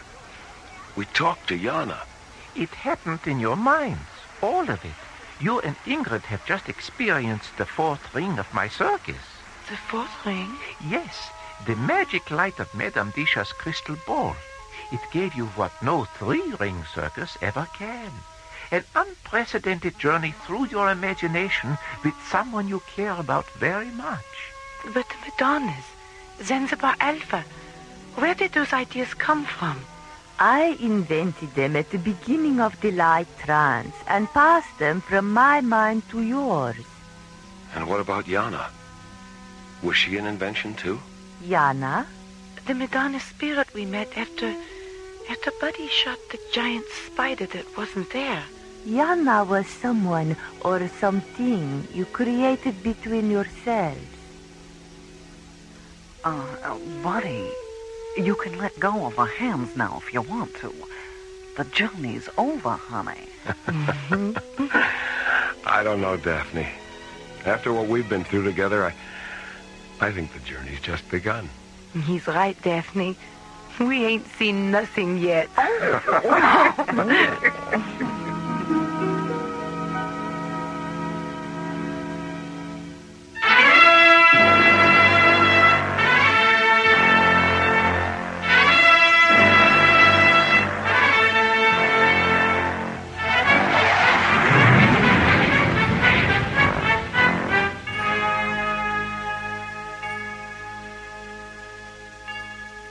The Madonnas of Zanzibar Alpha was written by Ron Thompson and starred Chuck Olson, Marilyn Schreffler, Linda Gary, Byron Kane, Christina Holland, and Ron Feinberg.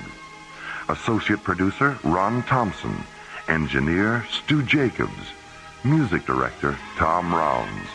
Assistant to the producer, Jim Cook. Technical consultant, Peter Sky. Alien Worlds was created, produced, and directed by Lee Hansen.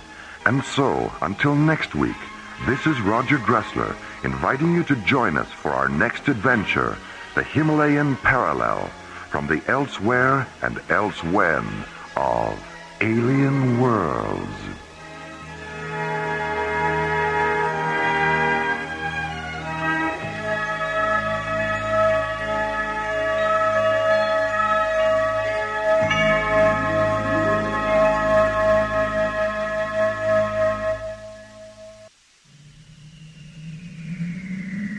Slowly orbiting at the edge of deep space, 1,000 kilometers beyond 21st century Earth, is the Arthur C. Clarke Astronomical Observatory, Starlab. Here, Starlab Research Director Maura Cassidy and scientists and technicians of the International Space Authority watch over the countless star systems that fill the universe. This week, Maura Cassidy and Space Exploration Team Captains John Graydon and Buddy Griff encounter the phantoms of Tamerlane and experience a dream within a dream on Alien Worlds.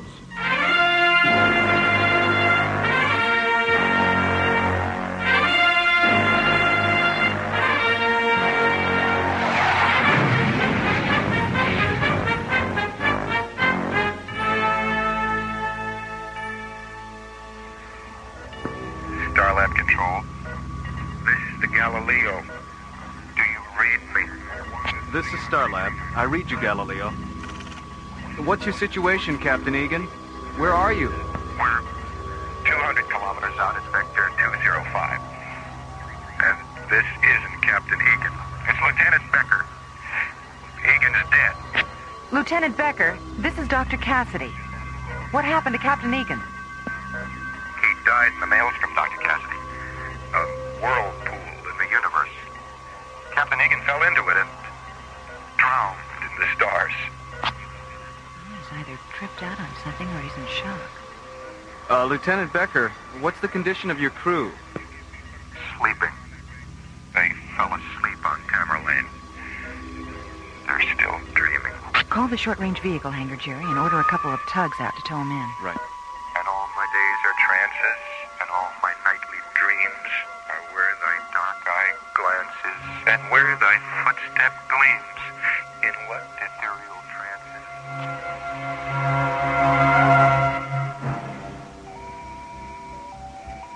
Attention all SRV personnel. This is a priority rescue alert. Prepare 3 Magnum-class tugs for immediate launch. Utility pilots Haskell, Shaw, and Henning. Please report to the SRV operations officer. Leader, Vector 9. Roger, Fireframe. Vector 9. Check. You have it there. Mission Control, Galaxy 9. Roger, Starlab. We have the Galileo inside and she is damaged. Looks like the starboard thruster housing's ripped open and she's leaking fuel. Tug 17. 17, go ahead, Lee. Yeah, Jimmy, see if you can check out that fuel leak, will you? Roger. Tug 9. Tug 9. Come on, Ron, I know you're there. I can hear you swearing at your receiver in my headphones. Sorry about that, Lee. I had to switch to another channel. Your transmission was breaking up. Okay. Get around to the Galileo's port side and see if you can get a grappler pad on her. Use the standard placement. Roger. I have grappler contact, Lee. Pad magnetism stable. Okay, Lee, I've closed off the leak. All right. Now let's get a grappler pad on her starboard side. I'll stick one on the nose. Roger.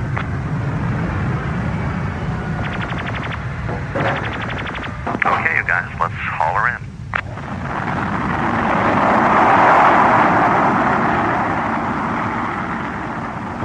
minutes after launch, Space Tugs 2, 9, and 17 returned to Starlab with a damaged laboratory ship in tow and guided into Docking Bay 14.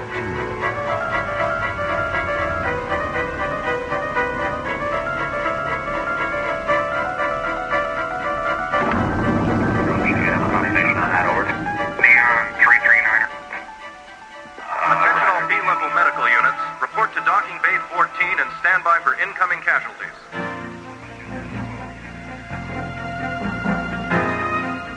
Minutes after the Galileo's arrival, Starlab's executive physician, Dr. Diana Rossiter, begins a computer-assisted examination of the ship's unconscious crew.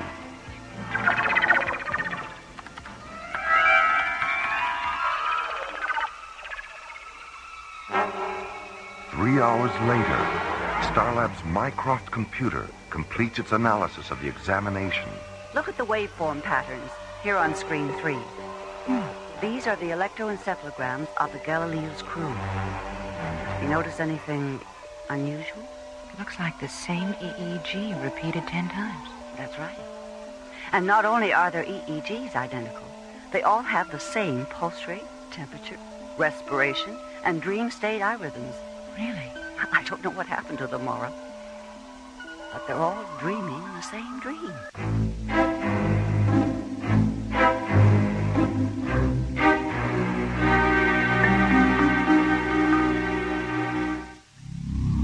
6 weeks after its disappearance during a routine mission, the Deep Space Laboratory ship Galileo returns to Starlab, its captain missing and presumed dead, its first officer in a state of second-degree mind shock, its crew asleep and dreaming identical dreams. What about Lieutenant Becker? He talked off and on during his examination, but he was getting so anxious I thought it best to sedate him for a while. Diana, did you record what he said during the examination? Maddie's making a copy of the tape now. You want to hear it? Mm-hmm. Have her send it up to my quarters. I'll listen to it when John and Buddy get here.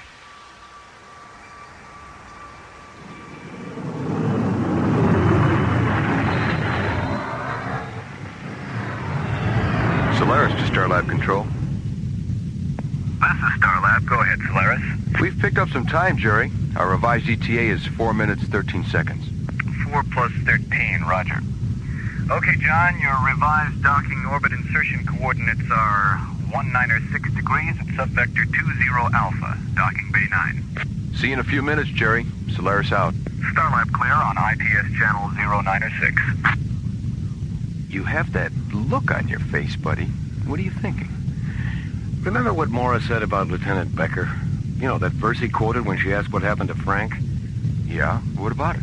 Well, it's part of a poem by Thackeray or Tennyson, one of those guys. It's from that period, anyway. I know I've either heard it or read it.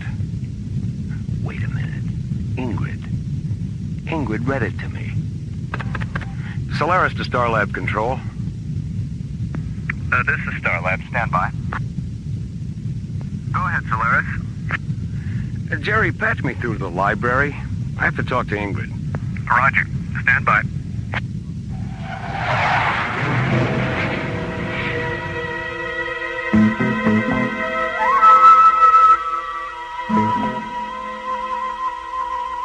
And all my days are trances, and all my nightly dreams are where thy dark eye glances, and where thy footstep gleams, in what ethereal dances, by what eternal streams. That's it. What's it from, Ingrid? It's the last verse of a poem called To One in Paradise by Edgar Allan Poe. And that isn't Lieutenant Becker's only reference to Poe. Buddy, play back the last part of Dr. Rossiter's tape again. Okay. They're almost finished, Lieutenant. Now, look into the light. No, it was dark. It was always dark. Mm-hmm. Then Captain Egan wanted to explore, so we went out in the crawler. I see. Now, the other eye, Lieutenant. The whirlpool started. I got scared and I jumped out of the crawler, and it was swallowed up in the maelstrom. I didn't mean to leave him there. I know you didn't, Lieutenant. My hands. When I look at my hands, I see sand. Grains of golden sand. How few, yet how they creep through my fingers to the deep. While I weep. While I weep. No, good. Lie down, Lieutenant. Come, that's right. Now, I'm going to give you something to make you feel better. Well, anyway, the whirlpool he mentioned coincides with one of Poe's short stories, A Descent into the Maelstrom. And the reference to grains of golden sand? A poem Poe wrote in 1847 after his wife died. A dream within a dream. Mora, What is it, Jerry? you better get up here. I have a transmission coming through on the Mayday frequency. It's Captain Egan. Egan? How can that be? We're on our way, Jerry.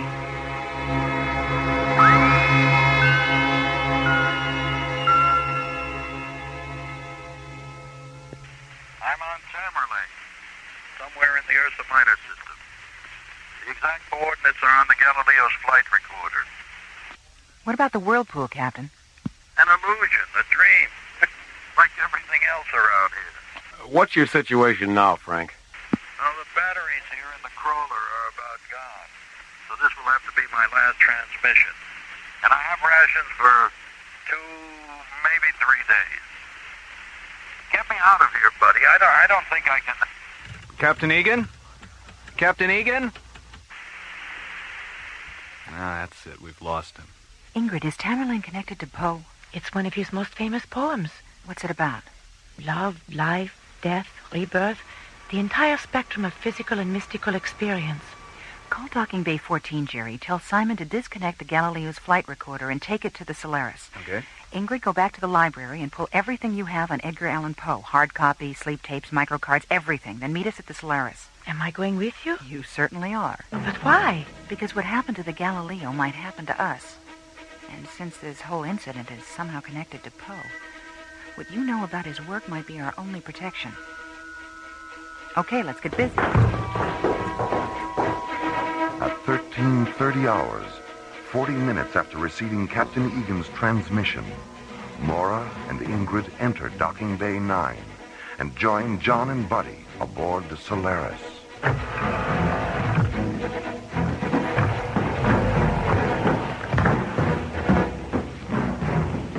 Is everything programmed and ready? We're all set, Mora. Good. Better strap yourselves in. We're due to launch in 90 seconds. Ready? Let's go. Okay, buddy, let's run it down. Exterior hatches and fuel bay doors. Pressurized and locked. Environmental control systems. Green across the board. ECS backup terminals. In phase and programmed for zero-time emergency interlock. Microwave antenna function. Positive. Digital auto guidance and inertial gyro integration. Auto guidance in phase. Gyro integration at 0-3 seconds. Tank pressure. Maximum 1 through 6. Cancel the ignition safety terminal. Positive function on IST lockout.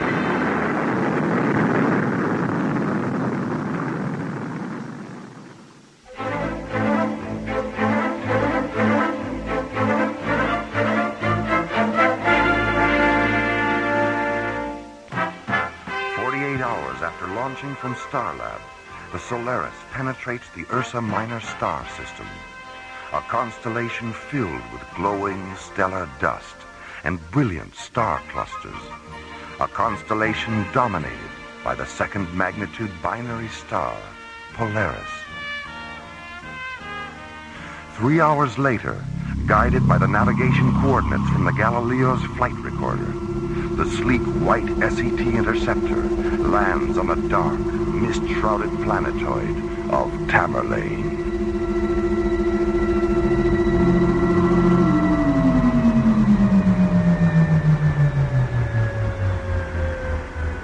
Open the visual scanner ports, buddy. Let's have a look at this place. Okay.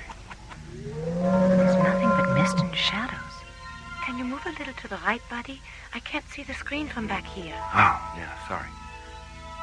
How's that? That's fine. It looks like the landscape in the fall of the House of Usher. Wait a minute.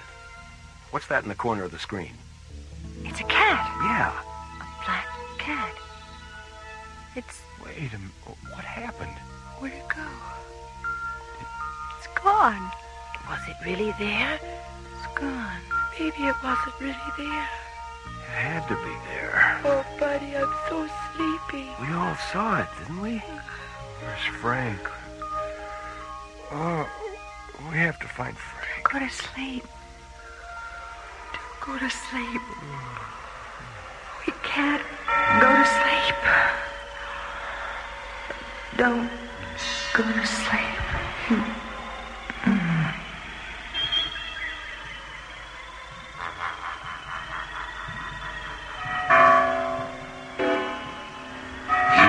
Tolling of the bells, iron bells. What a world of solemn thought their melody compels. Hear the loud alarm bells, brazen bells. What a tale of terror now their turbulency tells.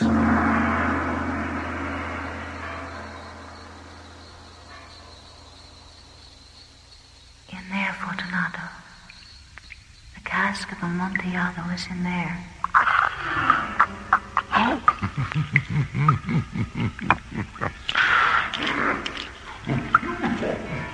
For the love of God! I forced the last stone into position and plastered it up. Against the new masonry, I re-erected the old rampart of bones. For half a century, no mortal has disturbed them. Rest in peace, Fortunato. Requiescat in pace.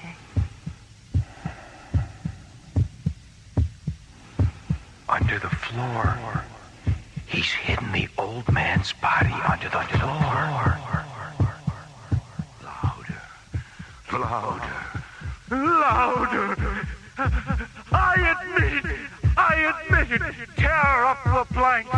Stop the beating of his hideous heart.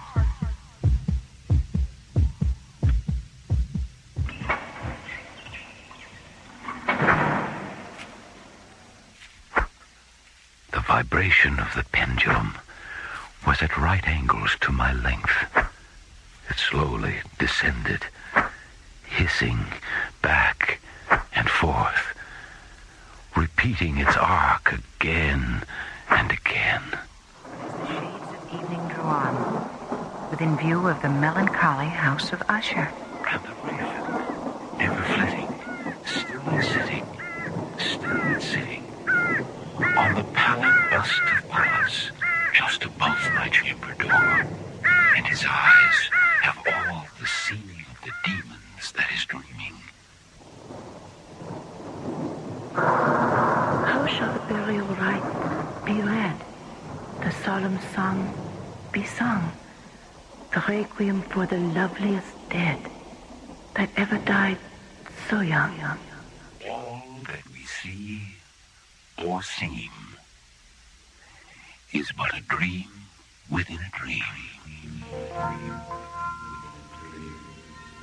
Dream within a Dr. dream. Cassidy. Within a dream. Buddy. Within a dream. John. Within a dream. Buddy. John, Within wake a up. dream. Dr. Cassidy, wake up. Frank.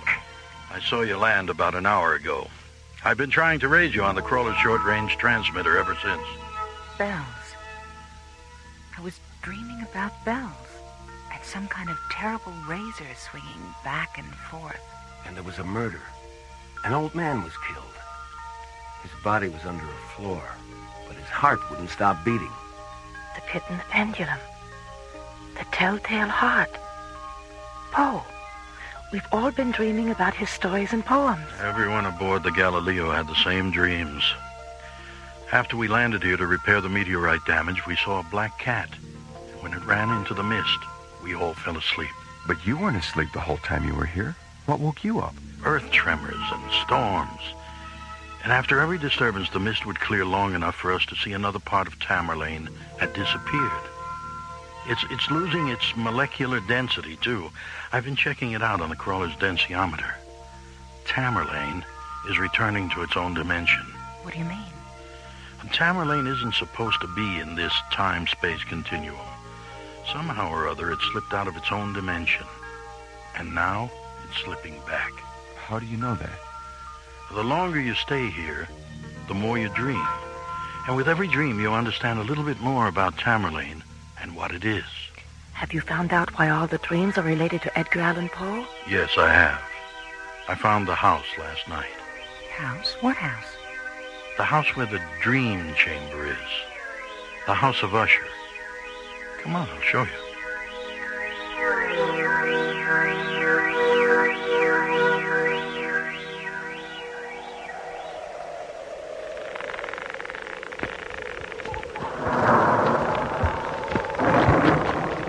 The House of Usher. It's just the way I imagined it. Looks haunted to me.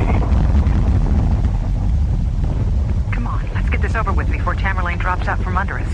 Take my hand, buddy.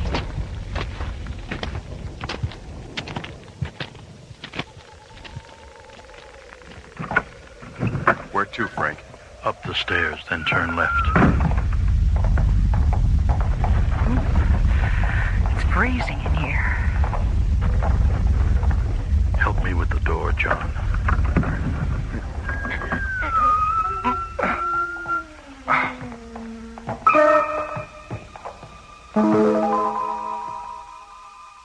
Impossible. It's impossible. It's not a room at all. Space. Oh, it's beautiful. We're in space. The Dream Chamber. An opening in a time-space continuum. A place enclosed not by walls, but by the golden light and phantom shadows of a parallel universe. A void filled with glittering star fields and an eternity of stellar mists, tinted with all the colors of creation. And in the center of the Dream Chamber, a bed made of interlocking beams of light, and lying on the bed, forever asleep and forever dreaming. It's him. It's Poe. Is he alive? Here's a dream, buddy. A dream sustained by everyone who reads his work and falls in love with its beauty and terror, its sorrow, its truth. Are we looking at eternity? Well, we're looking at Poe's eternity. It's fading. Everything's fading. Let's get back to the ship before we get caught in this. Look, he's standing up. Ingrid, what's wrong with you? He's not standing up. He's afraid. He's running away. Ingrid. Buddy, help me. I can't hear anything. Hey, help me with her, Frank. Okay, let's get her out of there.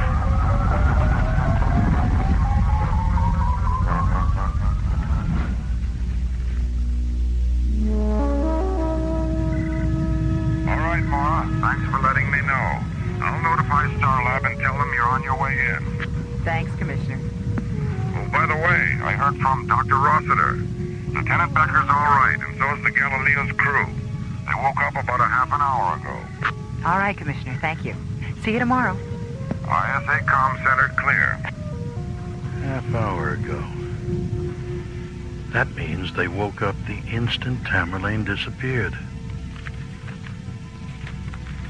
What are you doing, Ingrid? The hallucination I had in the dream chamber and that terrible stillness afterwards. I know it's related to one of Poe's stories. I remember something... I remember. Here it is. Silence. A fable. And mine eyes fell upon the countenance of the man, and he was afraid. He raised his head and listened. But there was no voice throughout the vast, illimitable void. Only silence. And the man turned his face away and fled into the distance. And I beheld him no more.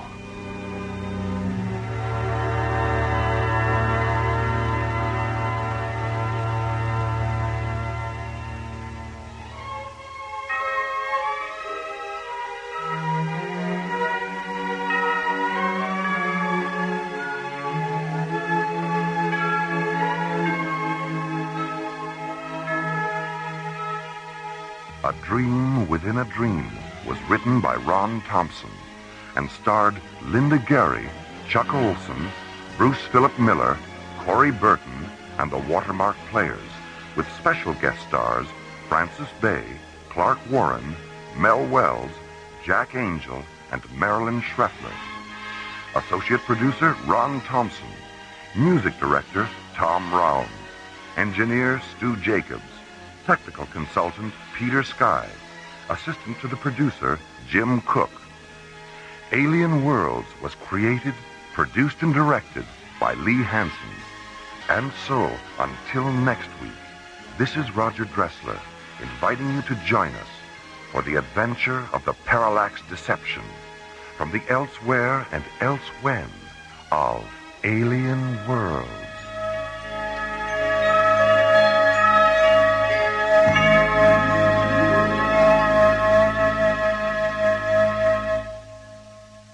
Written by Lee Hansen, Jim Cook, and Ron Thompson. Our stars included Linda Gary, Chuck Olson, Bruce Philip Miller, and Corey Burton, with special guest stars Clark Warren, Larry Moss, Herb Ellis, Joe Young, and Helen Funai. Associate producer Ron Thompson. Music director Tom Rounds. Engineer Stu Jacobs. Assistant to the producer Jim Cook. Alien Worlds was created, produced, and directed by Lee Hansen. And so until next week, this is Roger Dressler inviting you to join us for our next adventure, Earthlight, on Alien Worlds.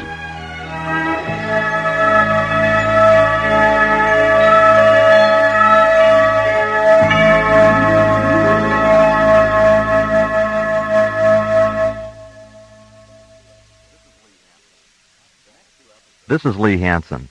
The next 2 episodes of Alien Worlds will not involve Starlab or our friends in the ISA.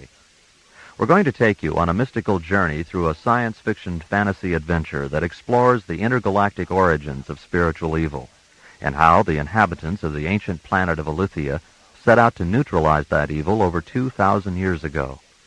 Here then are Olin Soule, Lorene Tuttle, Russi Taylor, and Roger Dressler in Part 1 of our special presentation, Earthlight.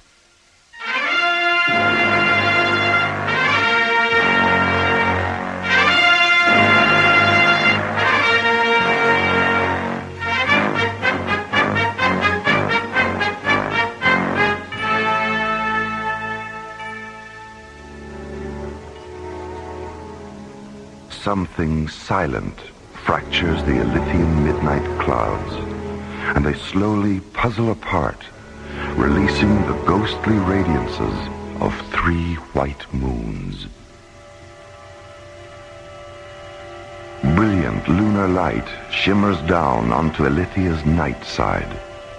Darkness dissolves as far north as the ion refineries at Lahilia, as far south as the Aviara Sun Tower complex, as far east as the Lusa Canal intersect, as far west as the domed wingship port at Darmus. Huge cloud fragments break away and drift past the moons. There is a sudden eclipse of light. Then the cloud fragments narrow to smoky splinters, curl up into the fluorescent winds of the aurora sphere, and vanish. The moonlight returns, intensifies, expands. It sweeps across the Starflight complex at Kalava, illuminates the celestial laboratories at Somari, seeps down into the Penumbrian shadow forest, and brightens the Pyramid of Deus, which rests at the forest's perimeter. A canal of dark water flows between the pyramid and the forest. Iridescent nova blossoms on the canal bottom sense the moonlight and rise to the surface, their translucent petals shimmering with color. Docked at the edge of the canal is a slender Elysian wingship, its triangular sails folded, its 30-foot-long transparent metal hull low in the water. The huge main chamber inside the pyramid is illuminated by the pale yellow flames of 100 thick white candles. Moonlight streams in through the stained glass sky windows at the chamber's peak. Delicately woven tapestries and intricate mosaics decorate the angled walls. Beneath the sky windows sits Deus, the Father, Ilithia's most highly evolved divine scientist. On the carved wooden table in front of him is an ancient voice book, its pages embossed with complex hieroglyphs. As he moves his fingertips over the hieroglyphs, the book voice tells him the future, reaffirming his dream about another expedition to the planet of Terralu. A beautiful woman is blinded by visions of immortality and falls to sleep in a flower field. A star machine floats down into the scented voids of summer. A child is born. A healer of spirits walks across the deep currents of the faraway sea. The suffering are comforted. The dying are healed. The dead are reborn. The healer of spirits ascends to the stars. Terralu sinks below the fiery horizons of an alien sun. Faces look up. The sky stands still. Terralu. So many expeditions. So little progress. So many of our sons and daughters lost. 1,000 years, and it's just beginning. Deus? Ah, come in and sit with me, Isabella. Have you seen the sky, Deus? The clouds are gone and the moons are out. It's a perfect night for star flying. Mm-hmm. The book said it would be. Has the book reaffirmed that we're returning to the Veda sector of Terralu? Yes, and it told me about the woman. Her name is Aram. She's young and strong and beautiful, and she's never known the Darkbringer virus. Elishaba had never known the virus either. Do they share the same blood? Yes. And because they do, the embryon child implanted in Elishaba during the last expedition and the embryon child of this expedition will share the times to come. The times to come. How are things progressing at Kalava? The ship was moved to Dome 3 at sunset for fueling and ancillary pre-flight maintenance. Has Aram's embryon child been taken aboard? Yes. Lyria took him into the ship's nucleus chamber at moonrise. She's holding him in the secondary Genesis tank while Karmas finishes refocusing the convection lenses on the primary. And what about Zuriel? Has he installed the new Paratron refractor? He's still working on it. He would have finished by now, but there was a technical setback. Oh? When Zuriel examined the new refractor, he found that 2 of the waveform links were flawed. There wasn't time to send it back to Soma Ray, so he's correcting the flaw with a series of Nimbus filters. Nimbus filters? I wasn't aware that such things existed. They didn't until now. Zuriel synthesized them in the Spectrum Laboratory in Dome 6. Is this the beginning of a new era in Elithian technology? Well, Zuriel seems to think so. You know how he is when he does something especially inventive. Yes. Yes, I know. Deus, Hmm? when Aram's embryon child evolves to his final form and begins his work, will he be alone? He will at first. But eventually there will be a multitude. How will it end? Tears, blood, a heart pierced with metal. And what will become of us? Will we return to Elithia? The book didn't know, Isabella. Where the journey back should have been, there was only silence. Deus, was the book able to calculate the time lapse between our departure from Elithia tonight and our penetration of Terralu's gravity veil? Yes, 11 solar days, 9 phenomeners. When will we make contact with Aram? 3 phenomeners past sunrise on the morning of the 12th day. She'll be alone in a field near her village, gathering red and white flowers. Red and white. Blood and purity. Yes. The two elements that will haunt Aram to the end of her days. Well, it's getting late, Sibella. We'd better start for Kalava. As Deus and Sibella walk down the luminescent gemstone path leading to the canal, a swarm of fluorescent blue spider moths stream out of the shadow forest, circle the canal's reflection of Elithia's 3 moons, and streak away into the flower-scented night.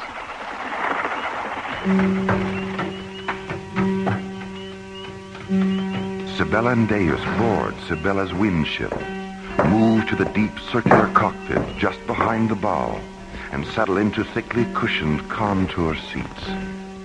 Between the 2 seats is a narrow, transparent black systems console, its surface glittering with multiple rows of brightly colored control prisms.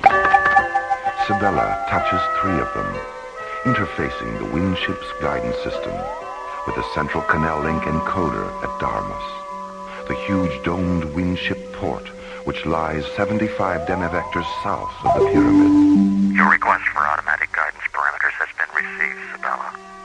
Your vessel will proceed from the Avatar Pyramid tributary through the Lusal Canal intersect to the Tanil Imbria tributary arch. Automatic guidance will be terminated and manual control returned as you pass beneath the arch and approach the Kalava subcanal. Tiny levers fold open in the wind ship's thin metal masts, releasing a quiet, magnetically generated wind which swells the translucent yellow sails. The small, graceful ship drifts out into the center of the canal, turns 45 degrees, and moves forward through the clean, clear water, nova blossom particles flaring in its wake.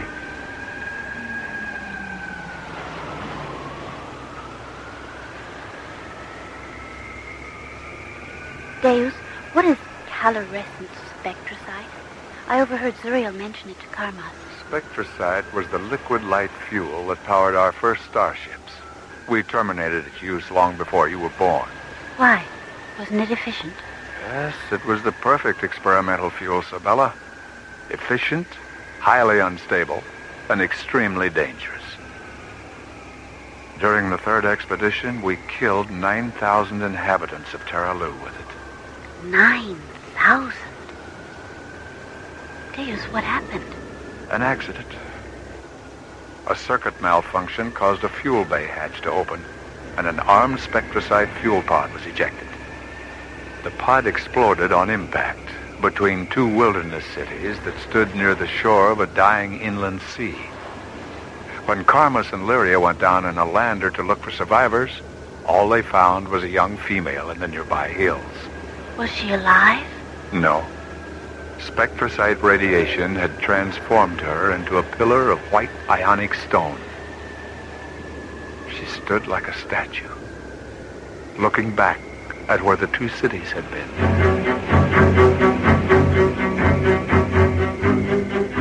The perimeter of the shadow forest slowly fades into the night as the wind ship leaves the Avatar Pyramid tributary and sails out into the Lusal Canal intersect, the vast artificial lagoon where all of Elithia's equatorial waterways converge.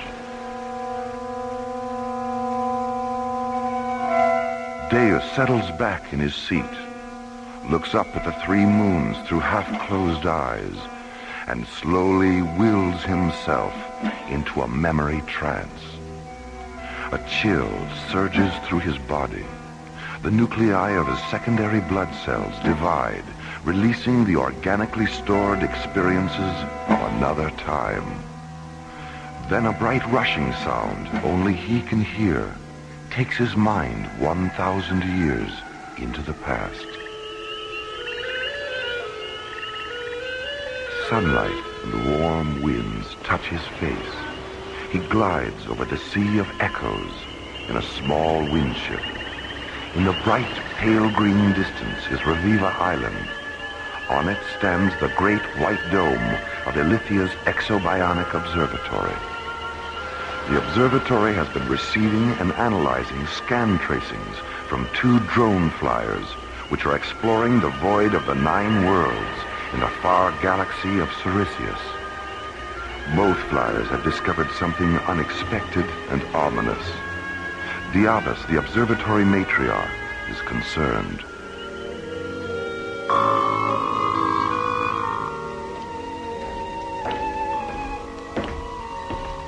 Have you confirmed it, Diabas?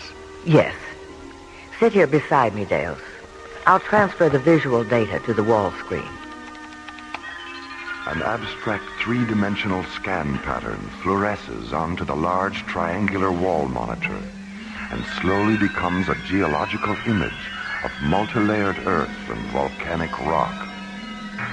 Embedded in one of the layers are the mummified bodies of 3 nude humanoid women. Next to them are 5 black skeletons whose grotesque skulls resemble the heads of ebony gargoyles. Each skeleton lies against a secondary pattern of thin black bones, the bones of what were once large, bat-like wings. Another world contaminated by Darkbringers. Is it a planet in this star system? No. It's in the Siricius galaxy. Terralu, the only inhabited planet in the void of the 9 worlds. Drone flyer Septus began transmitting these substrata images 7 days ago. Was it a full-scale invasion? No, it was confined to a relatively small area near Terralu's equatorial meridian. When did it happen? 19 light eons ago, just as Terralu was entering its 3rd neuroevolution. They lived in caves then, Deus, and ate the flesh of things that crawled and flew. How large was the attack force? 1 Darkbringer Legion, probably an inquest unit. They invaded the cave settlement, killed the males and children, and then attacked the females. The same assault methods they used here, and on Anianus and Telluria. Why didn't the assault extend beyond that one area? The region was destroyed during the attack by a first-magnitude stratoconvulsion and volcanic eruptions. An enormous chasm breached open, and the entire settlement collapsed into it. The Darkbringer Armada was probably in an observation orbit during the assault, but when they saw the instantaneous destruction of an entire legion, I think they became frightened and moved out into deep space. Yes, you're probably right. They always did become blind with confusion in the presence of unexpected planetary convulsions. Have the reproductive organs of the dead females been analyzed? Drone flyer Erebus transmitted its scanner analysis last night. The bodies of all 3 females contain traces of calcified Darkbringer insemination fluid. Have you received a retrospective survival projection? Yes. According to the residual biotime scan from drone Erebus, there were over 800 female survivors. All of them inseminated during the assault. None of their newborns had any physical Darkbringer characteristics, but they all emerged from their parent mothers, saturated with the Darkbringer anti-light virus. Has the virus evolved with them? This morning, from an orbital distance of 300 demivectors, drone Septus hemoscanned the entire population of Terralu. It saw the virus in the blood and bone marrow of every male and female, regardless of tribe or age.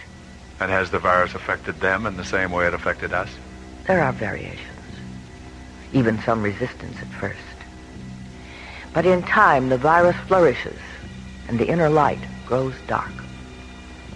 Without any evolutionary interference from us, how much longer will the virus control Terralu? A minimum of 500 centuries. But by the end of that time, the entire Siricius galaxy would be contaminated. There's only one choice, isn't there? Yes, an expedition. We know the inner light can be resurrected through induced evolution meditations. We proved that here. We proved it on Anianus and Telluria. Diabas, do you see any reason why our spirit magicians couldn't teach the meditations on Terralu? I see 2 reasons. The anti-light disease wasn't as advanced on those planets. and where Anianus and Telluria were both entering an age of radiance when the invasions came. Terralu is still hyper-primitive and superstitious. It would be impossible to land ships there without terrifying. Our teachers will have to come to Terralu from within, not from without. Embryons. Yes. Created from your blood and implanted in their female. It would take time. It would be difficult. It would be dangerous. But in the end, the virus would be neutralized. The life would be resurrected. And Terralu would no longer be divided against itself.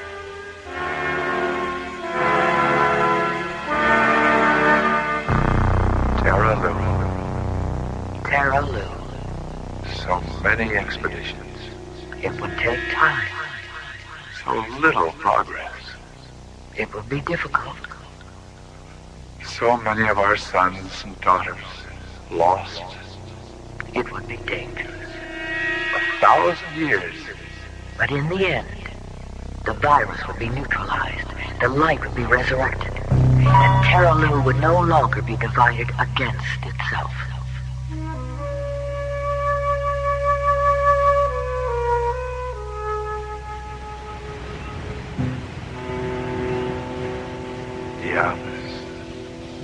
Diablos. Deus? Sibylla. I was just remembering an old friend, and 100 other nights like this, and 100 other expeditions. So much time's passed. So many of Alithia's sons and daughters have been lost. 1,000 years, and it's just beginning.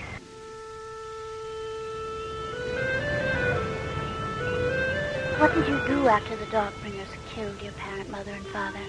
I escaped into the wilderness of Bas with a group of scientists and technical magicians from the city of Tialin. We thought we'd be safe there, but 3 days after the initial attack, Darkbringer annihilation squads began saturating the atmosphere and waterways with the virus. Eventually, we all became infected to some degree. The effects of the anti-light disease have never been described to me, Deus. What actually happens?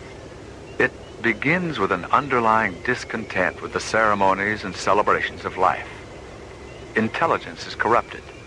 Emotion displaces logic. Imagination ceases to evolve. The ability to separate the symbols of existence from existence itself disappears. And so does the belief that all life is sacred. The effects are irresistible and inescapable, even in the unconscious sanctuaries of sleep. How long were you in the wilderness? 25 years. Do you know the story of Vershila? Oh, some, but not all of it. Vershila was a mantric high priest who came to us in the wilderness during our 25th year of exile. He told us he had cured himself of the anti-light disease through a series of induced evolution meditations. He had discovered the meditations in the Persana ut Valia Jewel, the ancient Alithian poem of creation. He taught us the meditations, and we healed ourselves. Then we went out from the wilderness and secretly taught the meditations throughout Alithia. And the revolution against the Darkbringers began 50 years after that? Yes. Our technical magicians built secret subterranean laboratories where they created ships armed with powerful liquid light injectors. 1 year after our ships rose up against them, the Darkbringers abandoned Alithia, and the Age of Radiance began. As the wind ship approaches the Tanil-Imbria tributary arch, it passes a sun tower complex construction site on the lagoon's northern shore.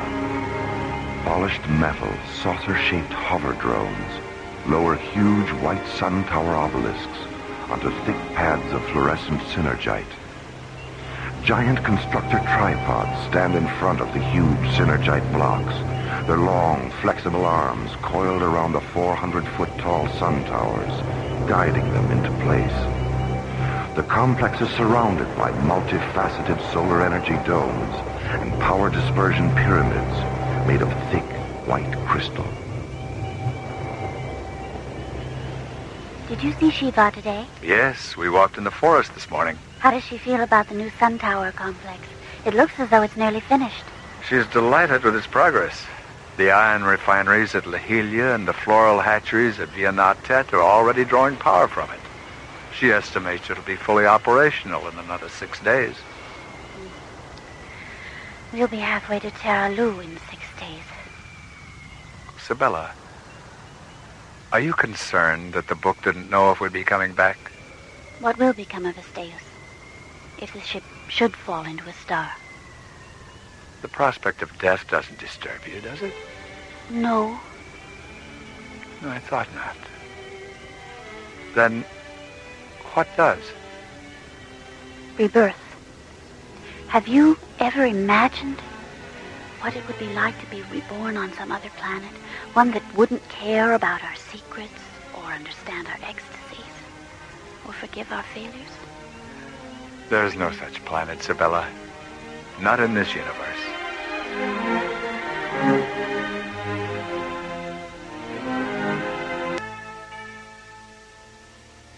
Inside his pyramid on the ancient planet of Ilithia, Deus, Ilithia's patriarch, listens as the voice of a sacred dream book reaffirms his sleep visions of another expedition to the planet of Terra Lu. A beautiful woman is blinded by visions of immortality and falls to sleep in a flower field. A star machine floats down into the scented voids of summer. A child is born. A healer of spirits walks across the deep currents of a faraway sea. The suffering are comforted. The dying are healed. The dead are reborn. The healer of spirits ascends to the stars. Terra Lu sinks below the fiery horizons of an alien sun. Faces look up. The sky stands still. Terra Lu. So many expeditions. So little progress. So many of our sons and daughters lost. 1,000 years, and it's just beginning. Deus? Oh, come in and sit with me, Sabella. Has the book reaffirmed that we're returning to the Veda sector of Terra Lu? Yes, and it told me about the woman. Her name is Aram. She's young and strong and beautiful, and she's never known the Darkbringer virus. Elishaba had never known the virus either. Do they share the same blood? Yes. And because they do, the embryon child implanted in Elishaba during the last expedition and the embryon child of this expedition will share the times to come. How are things progressing at Kalava? The ship was moved to Dome 3 at sunset for fueling and ancillary pre-flight maintenance.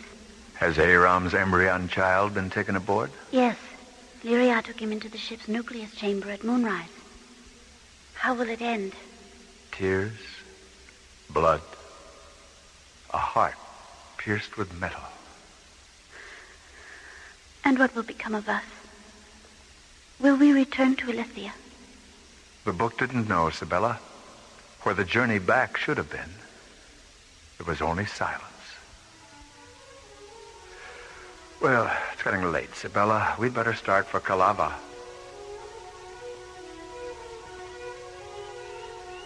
At the edge of the wide canal that flows past the pyramid, Deus and Sabella board a slender, transparent metal windship and settle into the deep cockpit behind the bow. Touching 3 small fluorescent prisms on the control console, Sabella interfaces the windship's guidance system with Ilithia's central canal link encoder. Your request for automatic guidance parameters has been received, Sabella. Your vessel will proceed from the Avatar Pyramid tributary through the Lusal Canal intersect to the Tamil Imbria tributary arch. Automatic guidance will be terminated and manual control returned as you pass beneath the arch and approach the Kalava subcanal. Half an hour later, the windship sails out into the Lusal Canal intersect, the vast artificial lagoon where all of Ilithia's equatorial waterways converge. Deus settles back in his seat, looks up at Ilithia's 3 moons and slowly wills himself into a memory trance that takes his mind 1,000 years into the past. 2 Ilithian drone flyers have been orbiting Terralu, the only inhabited planet in the void of the 9 worlds. During their 13th orbit, the 2 laboratory drones have discovered something unexpected and ominous. Deus is called to Ilithia's exobionic observatory, where scanner data from the 2 flyers is being decoded and analyzed. Have you confirmed it, Diavas? Yes. Sit here beside me, Deus. I'll transfer the visual data to the wall screen. A geological image of multi-layered earth and volcanic rock fluoresces onto the large triangular wall monitor. Embedded in one of the layers are the mummified bodies of 3 nude humanoid women and the remains of 5 long black skeletons. Each skeleton lies against a secondary pattern of thin black bones, the bones of what were once large, bat-like wings. The skulls resembled the heads of ebony gargoyles. Another world contaminated by Darkbringers. When did it happen? 19 light eons ago, just as Terralu was entering its 3rd neuroevolution. They lived in caves then, Deus, and ate the flesh of things that crawled and flew. How large was the attack force? 1 Darkbringer legion, probably an inquest unit. They invaded the cave settlement, killed the males and children, and then attacked the females. Why didn't the assault extend beyond that one area? The region was destroyed during the attack by a first-magnitude stratoconvulsion and volcanic eruptions. Have the reproductive organs of the dead females been analyzed? Drone flyer Erebus transmitted its scanner analysis last night. The bodies of all 3 females contain traces of calcified Darkbringer insemination fluid. Have you received a retrospective survival projection? There were over 800 female survivors. All of them inseminated during the assault. None of their newborns had any physical Darkbringer characteristics, but they all emerged from their parent mothers, saturated with the Darkbringer anti-light virus. Has the virus evolved with them? This morning, from an orbital distance of 300 nemavectors, drone Septus hemoscanned the entire population of Terralu. It saw the virus in the blood and bone marrow of every male and female, regardless of tribe or age. And has the virus affected them in the same way it affected us? There are variations, even some resistance at first. But in time, the virus flourishes, and the inner light grows dark. There's only one choice, isn't there? Yes, an expedition. We know the inner light can be resurrected through induced evolution meditations. We proved that here. We proved it on Anianus and Telluria. Diavas, do you see any reason why our spirit magicians couldn't teach the meditations on Terralu? I see 2 reasons. The anti-light disease wasn't as advanced on those planets. And where Anianus and Telluria were both entering an age of radiance when the invasions came, Terralu is still hyper-primitive and superstitious. It would be impossible to land ships there without terrifying. Our teachers will have to come to Terralu from within, not from without. Embryons? Yes. Created from your blood and implanted in their females. It would take time. It would be difficult. It would be dangerous. But in the end, the virus would be neutralized. The light would be resurrected. And Terralu would no longer be divided against itself.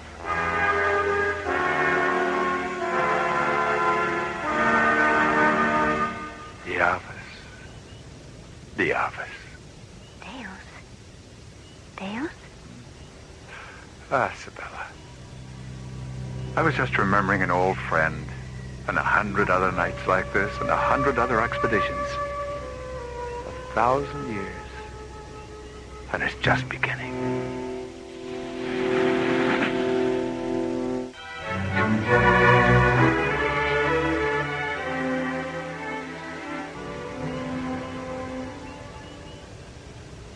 Deus, was the book able to calculate the time lapse between our departure from Elithia tonight and our penetration of Terra Luz gravity veil? Yes. 11 solar days, 9 phenometers. When will we make contact with Aram? 3 phenometers past sunrise on the morning of the 12th day. She'll be alone in a field near a village, gathering red and white flowers. Red and white. Blood and purity. Yes. The 2 elements that will haunt Aram to the end of her days. Deus, Sabella, you are now approaching the Tanil Imbria tributary arch. As you pass beneath it, automatic guidance will be terminated, and manual control of your windship will be returned. May the spirits of the 12 Lords of Light be with you on your journey to Terra Luz. As the Canal Link override terminates, Sabella touches a control prism, which activates a triple row of bright rectangular lights in the bow. Then she steers the windship through the wide Tanil Imbria tributary and enters the narrow Calava subcanal. A few moments later, the slim, transparent vessel glides across a small lagoon and docks at the edge of the Calava Starflight Complex.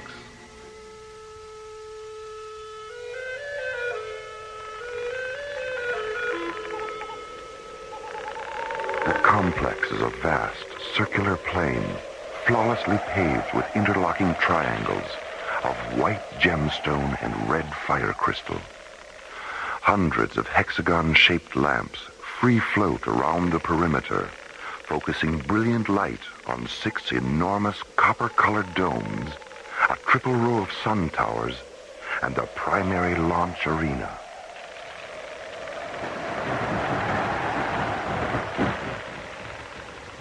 At the Calava dock, Deus and Sabella secure their windship and board a small hover drone which takes them across the gemstone and fire crystal plain to Dome 3.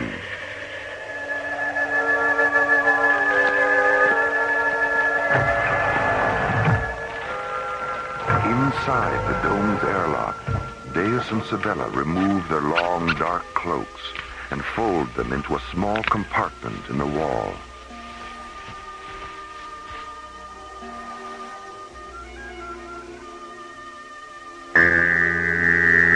Later, they enter the dome's asepsis chamber and close their eyes and stand motionless as antiseptic light and sound sterilize their hair, skin, and outer garments. Then, a large circular hatch irises open in front of them, and they step through into the dazzling light of the dome's interior. In the center of the dome is Elithia's most powerful and complex starship, a huge ovaloid spacecraft created from organically grown metals. It rests heavily on 3 massive pneumatic parking spheres and dwarfs the 50 technicians who move over its seamless, polished metal surface. Parked in front of the starship are 3 teardrop-shaped tug crawlers, their transparent canopies slid open.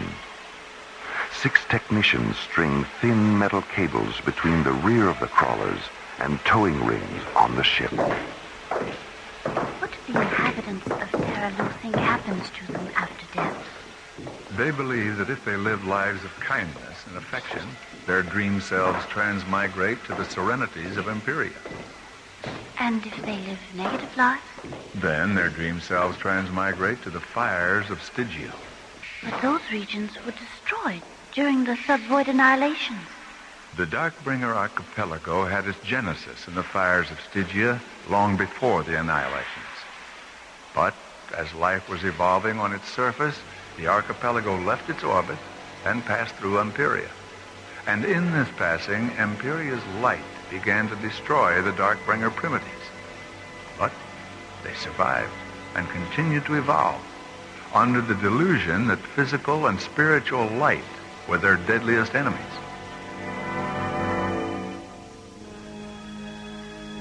In the center of the starship's nucleus chamber, the primary Genesis tank floats 1 meter above the floor. Inside the transparent egg-shaped tank, suspended in a shimmering mist of chill vapor, is the tiny embryon child. He floats on his side, delicate fingers curled against his face, eyes closed, dreaming of the warmly scented summer voices that lie ahead, and the beautiful woman who will end the chemical winter in which he sleeps.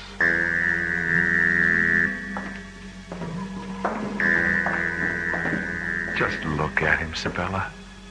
He's beautiful. He takes after his father, Deus. Lyria, is 12 solar days still the maximum span he'll be safe in cryosleep? I was able to extend it to 15 days by altering the inversion factor of the chill vapor crystals.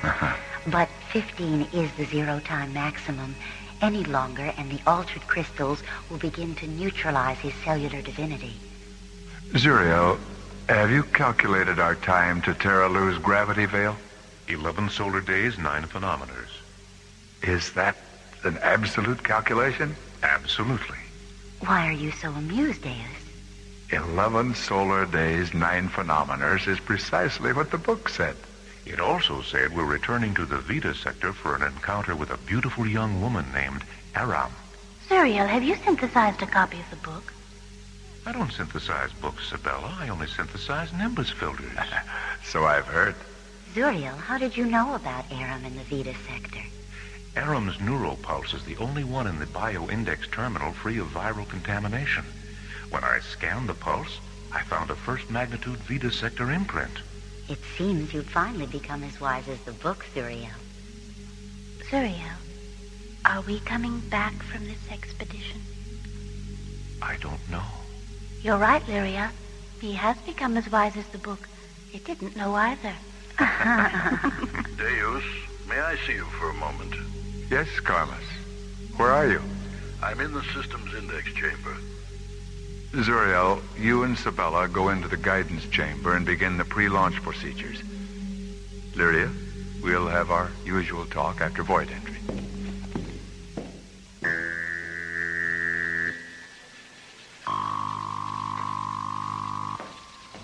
Is there a technical problem, Carmus? No.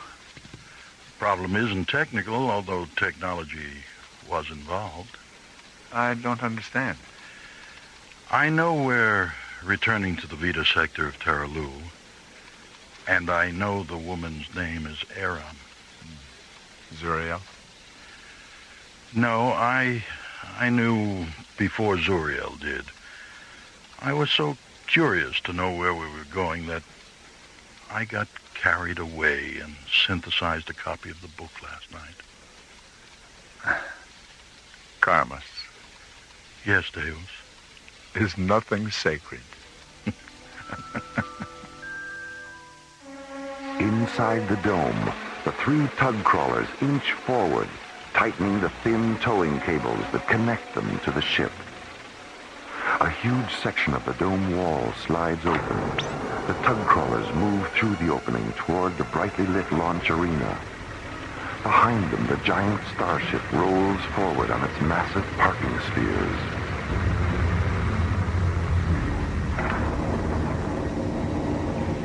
In the guidance chamber, Deus, Sibella, and Zuriel sit in cushioned pod chairs, facing a massive instrument console. Its dark metal surface alive with control prisms, regulator diodes, sequencer jewels, interface crystals, and iridescent decoder keys. Start the pre-emanation cycle on the artificial gravity radiator, Sibella. Interior gravity is stable at E.3. Grav factor links are sequenced to convert to E.9 during corridor penetration and E.12.1 at void entry. Deus, an ion storm is forming in the penetration corridor over Illyria. Carmus, we need a revised launch velocity. Just a moment. A launch velocity of KPS .660 will take us through the storm before its primary spectrum collision phase.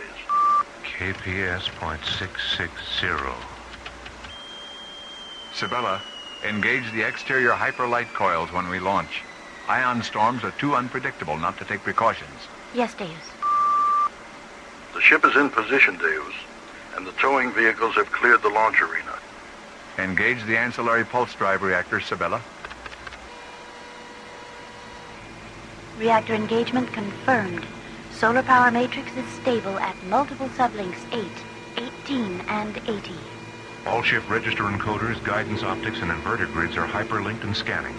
Release the parking spheres, Sibella.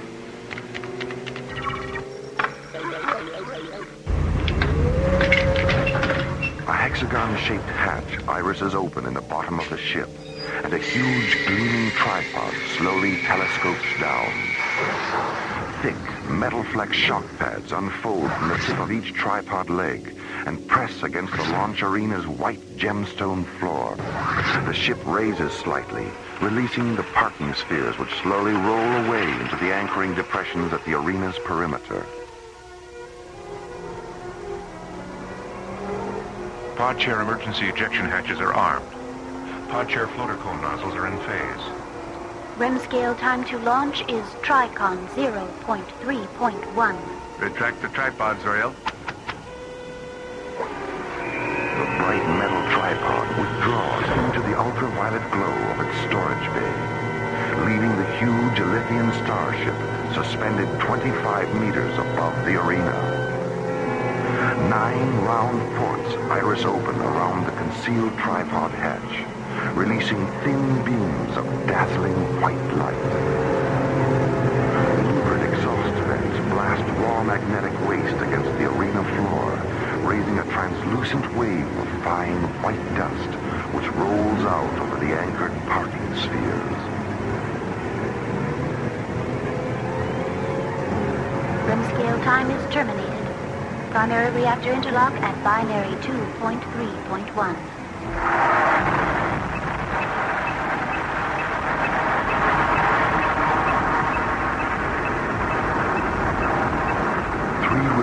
Crimson hyperlight blink on around the edge of the ship.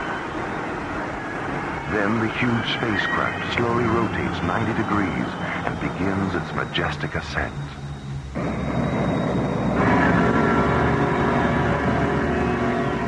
At an altitude of 30 demivectors, the ship is a tiny ovaloid shadow at 9 pinpoints of light.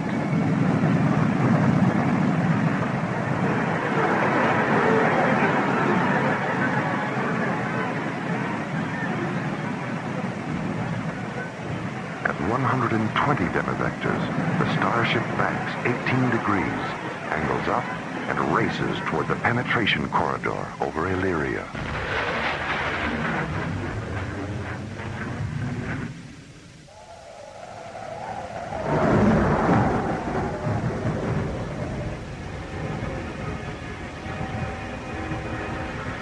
Suddenly, a section of the corridor ceiling tears away, and a sucking vacuum of ionized winds lash out, trying desperately to draw the ship up into its crushing vortex. Then, as suddenly as it began, the crisis is over, and the ship accelerates out through Ilithia's shimmering aurora sphere into the starlit serenity of deep space.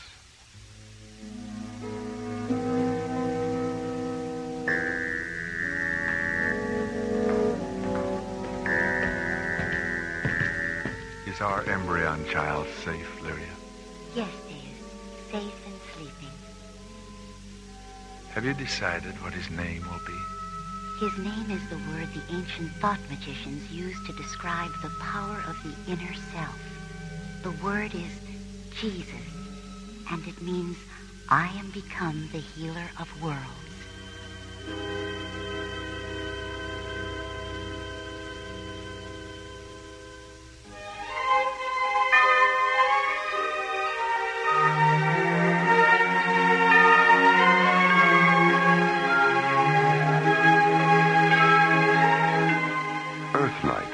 Written by Ron Thompson and starred Olin Soule as Deus, Lucy Taylor as Sibella, Mel Wells as Karmas, Byron Kane as Zuriel, Susan Silo as Lyria, and Lorene Tuttle as Diabas. Associate producer Ron Thompson, engineer Stu Jacobs, music director Tom Rounds, assistant to the producer Jim Cook, technical consultant Peter Sky. Alien Worlds was created, produced, and directed by Lee Hansen. And so, until next week, this is Roger Dressler, inviting you to join us for our next adventure, The Seeds of Time, from the elsewhere and elsewhen of Alien Worlds.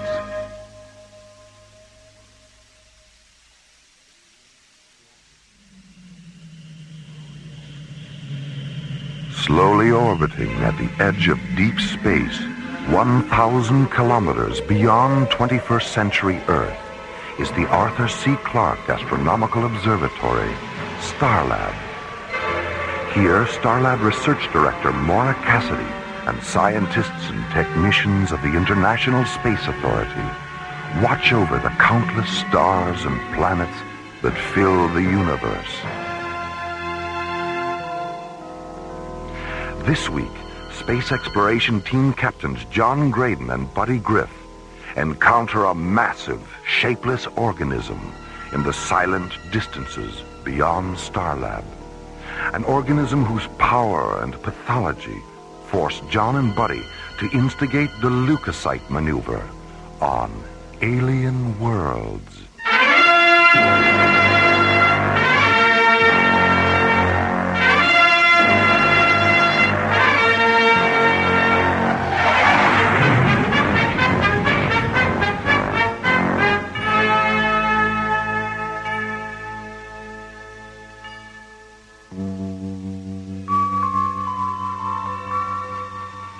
Starlab's Jodrell Mackenzie radio telescope has detected an unidentified energy mass slowly moving to the constellation of Cygnus, the Northern Cross.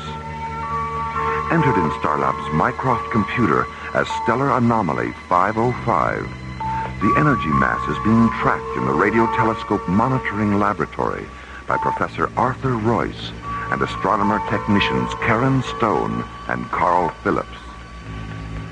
All right, let's try and get a visual on it. Karen, cross-link the 350 optical telescope and calibrate for maximum vector scan. What about polarization? We'll let that go for the time being. Okay. Carl, switch on screens 4 and 5 and interface the azimuth grid for Cygnus. Full resolution on both screens? Just on 5. There it is. Horizontal travel along submeridian 201. Beautiful, isn't it? Like a tiny star in silver mist. You think everything out there is beautiful? Yeah. Yeah, I do. Interface the DRS, Carl. Let's get a radial velocity on this thing. This can't be right.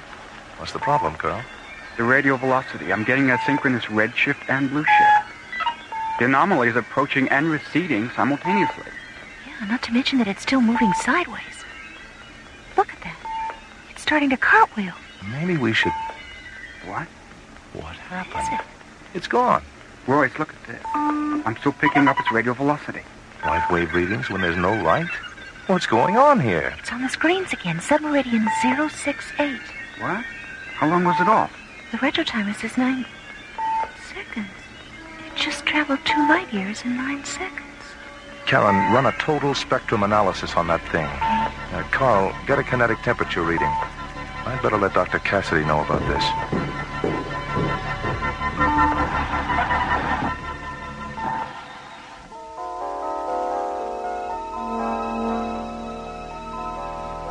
After a 20-minute conference with Professor Royce, Dr. Maura Cassidy decides to have the anomaly investigated at close range by Space Exploration Team Captains John Graydon and Buddy Griff. Half an hour later, John and Buddy enter Docking Bay 16, where they board the SET Interceptor Solaris and stand by for launch clearance. Oh, sorry about that, John. I must have got something in my nose when we walked through the maintenance section. You sure you're not coming down with a cold? No, I think it's the primer they were using on that shuttle. Every time I get within 10 feet of spray painting, my nostrils backfire. Well, keep them open. You know the rule. If you're not 100% sensory and paranasal, you're grounded. If you get too stuffed up, we'll have to cancel the mission. Cancel the mission? Oh, boy! That's what I like about you, buddy. Your willingness to face the unknown without batting a nose. I'll do the funny stuff, Skip. Starlab Control to Solaris. It's Solaris. Go ahead, Jerry. I've got an update on that energy mass from radio telescope monitoring. Ah, good. What's the story? The anomaly has moved to the top of the Cygnus constellation and becomes stationary 1 parsec away from the binary star Beta Cygni Albireo. Is it still generating second magnitude alpha waves? No. When it became stationary, its wave frequency changed. What's it generating now? They don't know. There's too much interference from the binary to get an exact reading. Hold on, John. Here's Mara. John, don't take any unnecessary chances out there. Just get as close to the anomaly as you have to in order to scan it. Then transmit the data back here. We'll analyze the scan and let you know if there's anything else you have to do, okay? Okay. Okay, buddy? Okay, Mara. John, what's wrong with Buddy? Nothing that can't be fixed. His sense of humor is taking a nosedive, that's all. Oh, boy. Welcome to the worst pun of the century. We'd better get this show on the road before you come up with another one. I'll certainly buy that. What's the traffic situation, Jerry? We've already handled our pre-flight procedures. 30 seconds, John. 30 seconds. Okay, Jerry, we're online.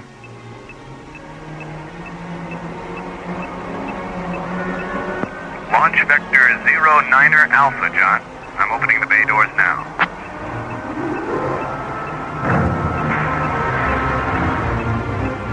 Remember what I said you to. No unnecessary chances. Scan it and transmit the data. That's all. Got that, buddy? I've created a monster.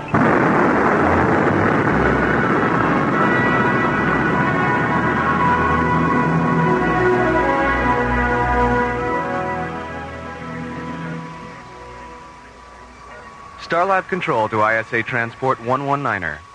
ISA 119er. Go ahead, Jerry. I have your revised docking orbit insertion coordinates, Rachel. Are you ready to program? Roger. DOIC Meridian 203 at subvector 17 Alpha, docking bay 28. Thanks, Jerry. ISA 119er out. Starlab clear on ITS frequency 19.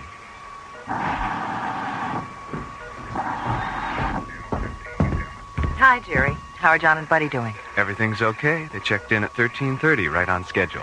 Good. Where are they? Between Pluto and Neptune. They should reach their warp-through coordinates in about 6 minutes. Well, keep me posted. I'll be up in radio telescope monitoring. Okay.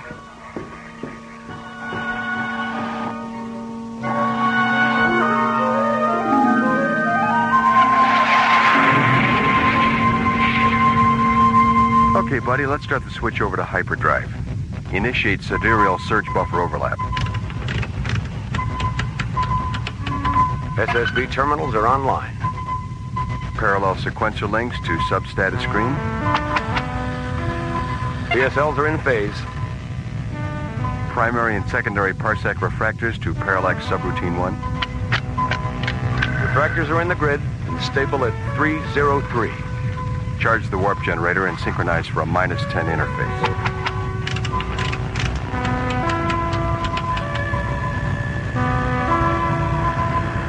Here we go. You sure you're not coming down with something? I'm all right. See you in Cygnus.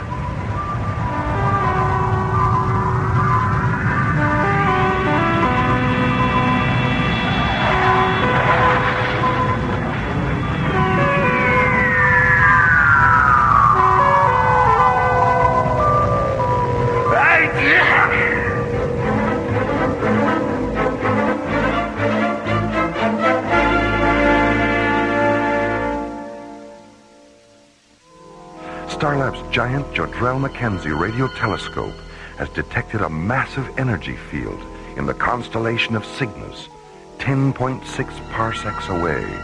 I've got an update on that energy mass from radio telescope monitoring. The anomaly has moved to the top of the Cygnus constellation and becomes stationary 1 parsec away from the binary star Beta Cygni Albireo. 3 hours after the anomaly's discovery, Space Exploration Team Captains John Graydon and Buddy Griff board the SET interceptor Solaris and rocket into deep space to investigate.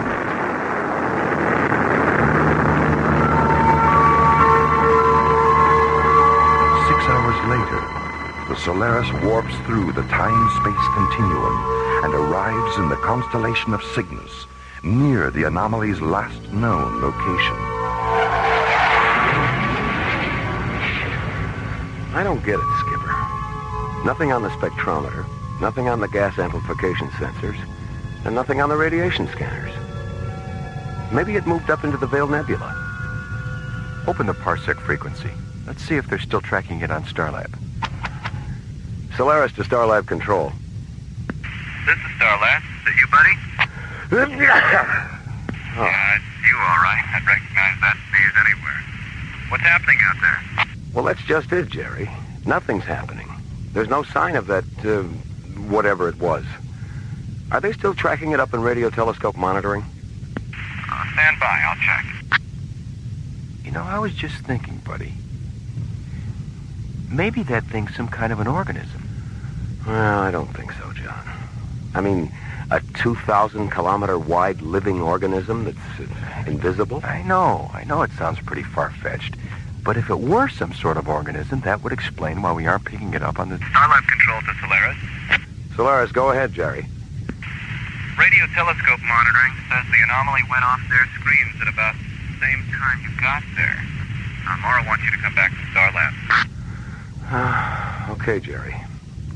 Oh, by the way, have Dr. Rossiter break out some of her little yellow pills, will you? In spite of all reports to the contrary, I think I'm coming down with a lunar flu or something. Will do. Starlab Control clear on parsec frequency 1. Solaris out. Hey, you better take an antipyretic and try and get some sleep. Yeah. Let's get out of here.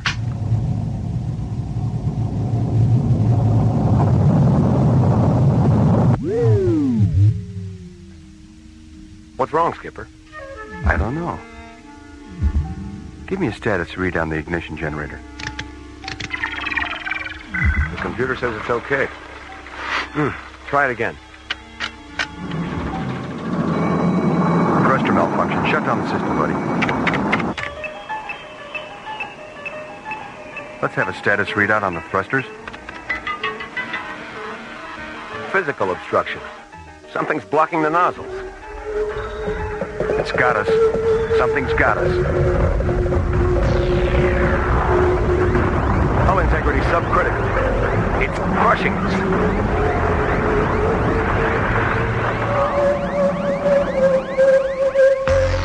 My God.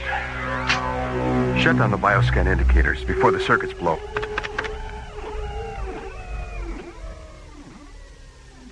Don't be afraid.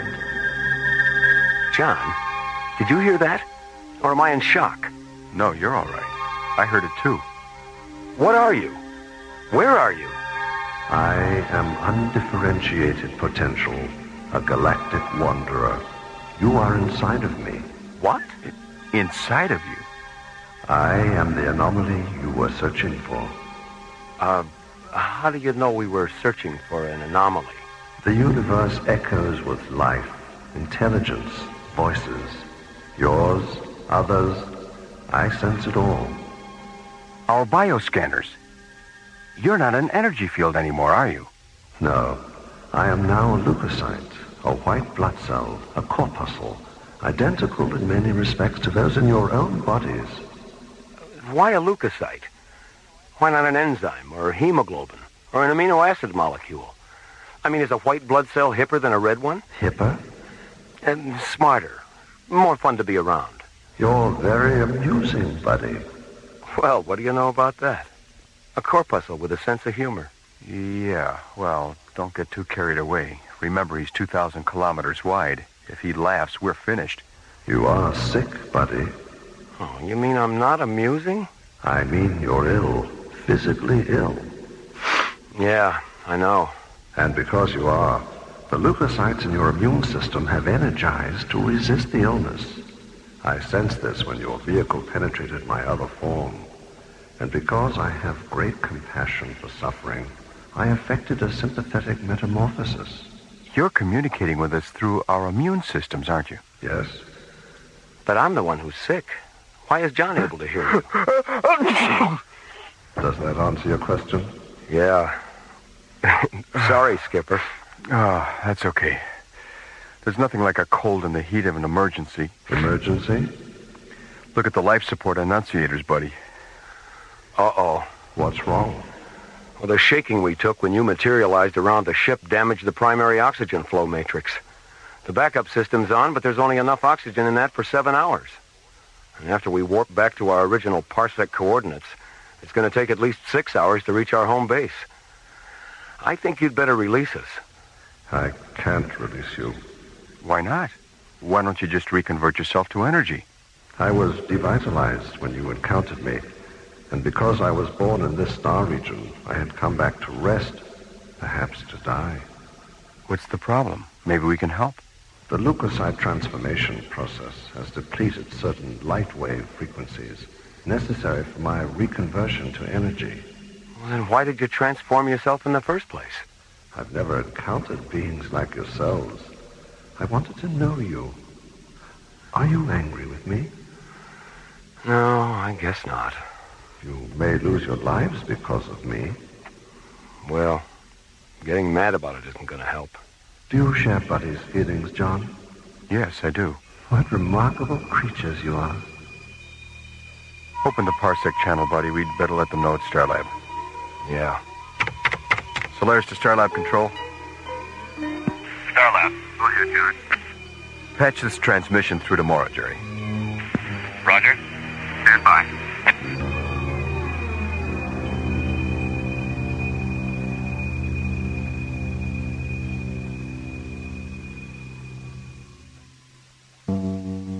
Ordered to investigate a massive energy field 10.6 light years from Starlab, Buddy and John warp the Solaris through the time-space continuum into the constellation of Cygnus.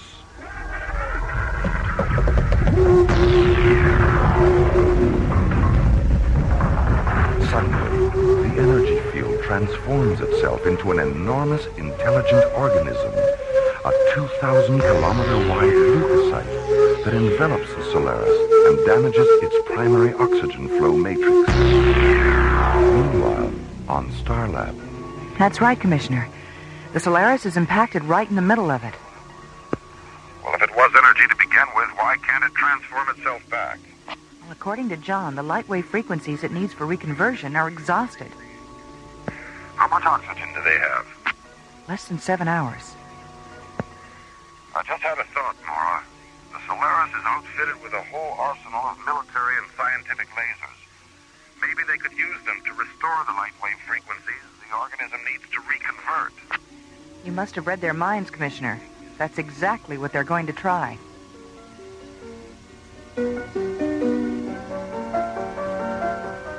Okay, buddy. Let's put the laser generators online. Normal sequence. LG 1, 3, 5. Okay, Skip, they're hot. LG 2, 4, 6.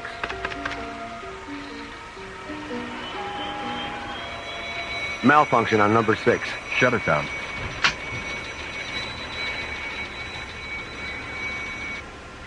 Okay, put them in the grid.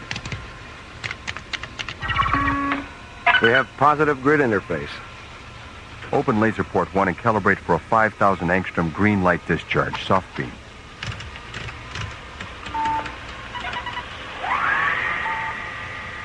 I'm sorry, I can't be more specific concerning the color or intensity of the light. Well, that's all right. We'll figure that out by trial and error. The only thing I'm worried about is if our lasers have enough saturation potential. Well, fire number 1, buddy. I feel it, but it's not having any effect. Well, maybe green isn't your color. Can we show you something nice in red? Why not? Open laser port number 2, buddy, and calibrate for a 6,000 angstrom red light discharge. Right. Fire. I'm sorry, but red isn't my color either.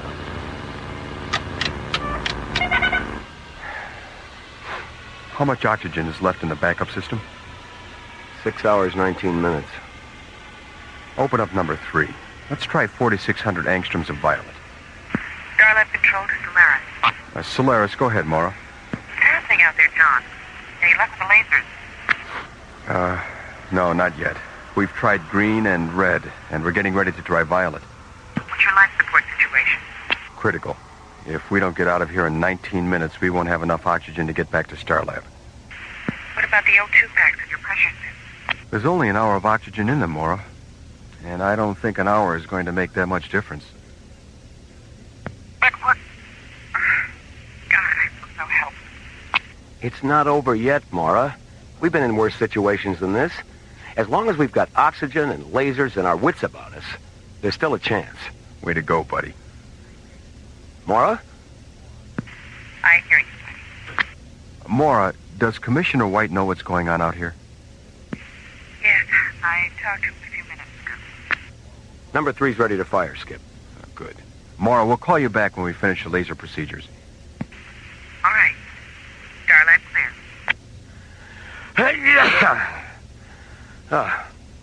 Now, let's see. Right. 4,600 angstroms of violet. Wait a minute, buddy. Come on, Skip. Minutes are at a premium. I was just thinking about Commissioner White. So? White, buddy. White. I still don't follow. What happens when you spin a color wheel? All the colors blend together, and the wheel turns white. And what do you see when you look at the stars? White light. What did the anomaly look like on the screens at Starlab? White light. Right. That's it, buddy. That's our leukocyte maneuver. If we run all the lasers through a spectrum filter, we'll get pure white light. And if we interface all the laser generators, we'll have 5 times the discharge and saturation power. Yeah. Okay. Cross-link all laser generators and open the rest of the laser ports. All right.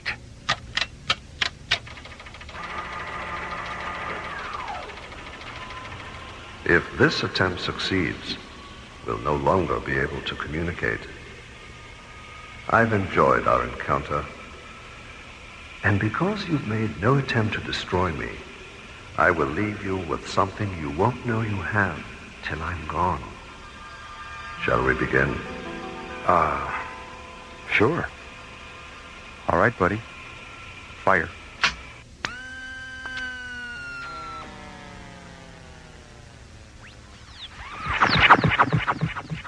I am the firstborn of the universe. I am matter and antimatter, singularity and synchronicity, the force that holds a bird in the air, the sounds you hear when androids dream of men. I am all.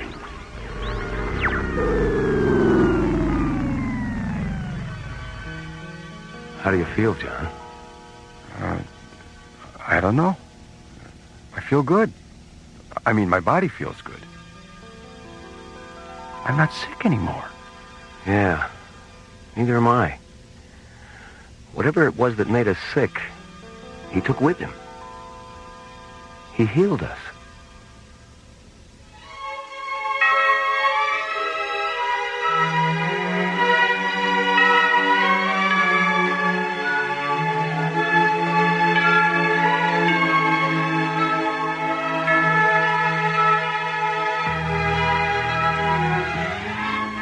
The leukocyte maneuver was based on a story by Anthony DeWitt and was written by Ron Thompson and starred Linda Gary, Chuck Olson, Bruce Philip Miller, Corey Burton, and the Watermark Players, with special guest star Larry Moss.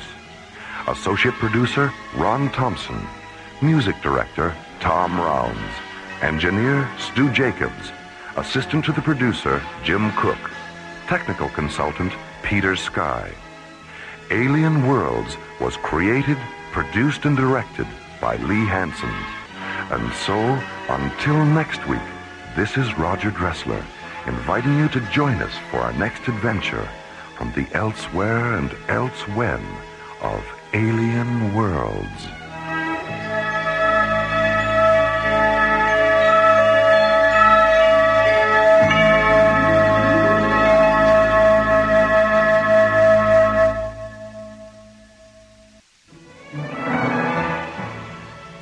Slowly rotating at the edge of deep space, 1,000 kilometers beyond the atmosphere of 21st century Earth, is the Arthur C. Clarke Astronomical Observatory, Starlab. Here, Starlab Research Director Maura Cassidy, along with the scientists and technicians of the International Space Authority, watch over the countless stars and planets that fill the silent distances beyond the giant space station. This week, the men and women of Starlab encounter the terrifying dissonance of death song on alien worlds.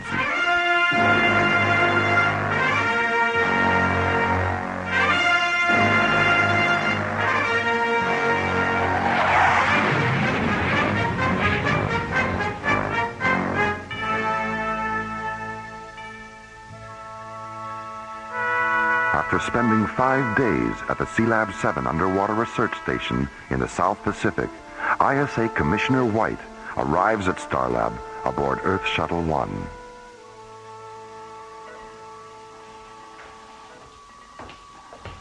Hello, Maura. Jerry. Hi, Commissioner. Hello, Commissioner. How are John and Buddy doing with their aquanaut training? They'll be in Sealab 7 until Friday. Then they move to the Baltic for 10 days in the Soviet Aqualab complex at Chilenka. They like being underwater so much you'll probably have to keep them in your aquarium when they get back. Figures. Starlab! Starlab! Can you hear me? This is Starlab. Please identify yourself.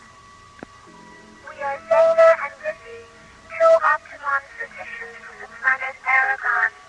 Please give us sanctuary. What's your situation? We are being pursued by a hostile renegade spacecraft, which has already damaged our ship. If you don't give us sanctuary, the renegade will destroy us. Get a visual scan on them, Jerry. Right. There it is. My God, it's enormous. Starlab, this is Whitney again. Did you understand our last transmission? Be careful, Jerry. That ship doesn't look damaged to me. Withy, we have your spacecraft on visual as a large corrugated black disk with red, yellow, and green markings. And we see no sign of damage. That's not us, Starlab. That's the renegade. Our ship is bell-shaped and silver. There it is. Lower left-hand corner of the screen. It's so small. No wonder we didn't see it. Magnify it, Jerry. Jeez, look at that. The hull's full of cracks all the way down to the tail fins. Open the emergency docking bay, Jerry. Right. Withy, guide your ship toward the docking bay that's surrounded with flashing red lights, and we'll take you aboard. Thank you, Starlab. Thank you. Starlab, you will soon regret having given them sanctuary. Who are you? Identify yourself. I am Helon, Withy and Zena's pursuer. Is it true that you intend to kill them? Of course it's true. But why? What have they done? It isn't a question of what they've done, Starlab. It's what they haven't done.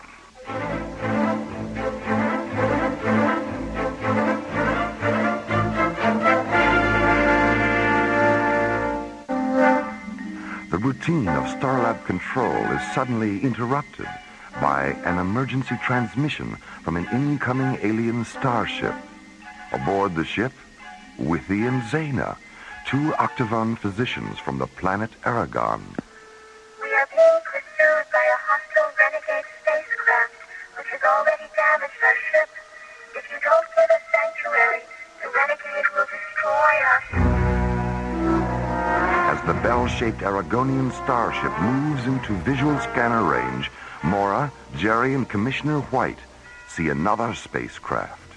Huge, black, and disc-shaped. I am Helon, Withy and Zena's pursuer. Open a close proximity channel, Jerry. Go ahead, Commissioner. Helon, this is Commissioner White of the International Space Authority. I represent the scientific and military forces in this solar system. Do you understand that? I understand. Any hostile action against this space station will be construed as an act of war against the Earth and will be dealt with accordingly. Do you understand that? I understand. What's your planet of origin? Aragon. I see. Well, are you a legal officer of some kind? Have the two Octagon physicians committed a crime? To my way of thinking, they have. Dr. Cassidy, this is Simon down in the emergency docking bay.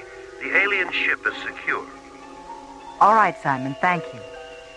Commissioner, I think we've heard enough from Helon to know where he's at. Let's put him on a hold and see what the two physicians have to say about, whatever this is about. Helon, stay on this frequency and I'll get back to you. I need some time to think about what you've said. Of course you do, Commissioner. And then you'll need time to conspire with Willie and Zena against me. And then there will be no more time, Commissioner. And the last thing you'll hear is the sound of your own screaming.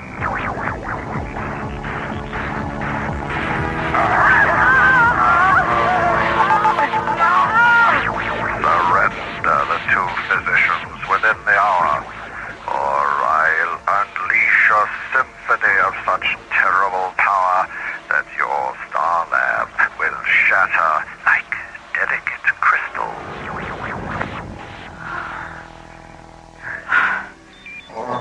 Dr. Cassidy, Simon again. The two aliens have come out of their ship. Bring them to my quarters right away, Simon. Let's go, Commissioner.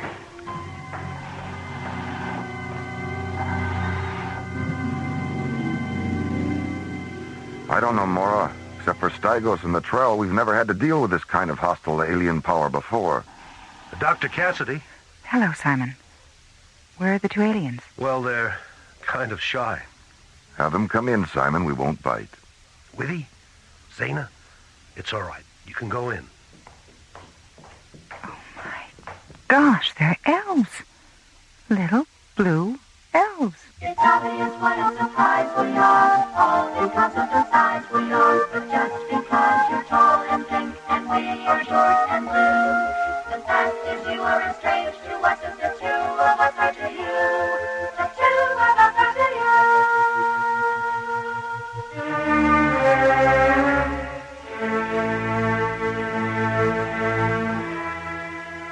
2 kilometers beyond Starlab, Helon enters the audiogenic spectrum chamber of his slowly orbiting ship.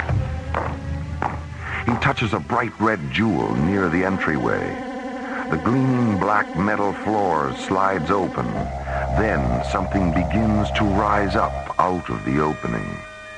Something massive and angular and dark. A nightmare construct of polyphonic drone generators and ultrasonic inverters, thick spiraling amplifier coils, and blood-red keyboards.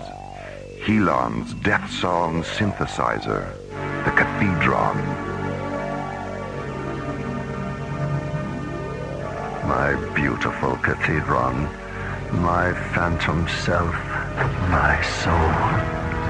Soon we will hear their voices dying amid the music of an unexpected destiny. Elon, it's time. Time? Time for what, Cataract? My infusion. It's time for my infusion. I just gave you a death song infusion, Cataract, a few moments ago, up in the communications chamber. No, you didn't, Elon. That wasn't my infusion. That was the premonition adagio you transmitted to Starlab. It was?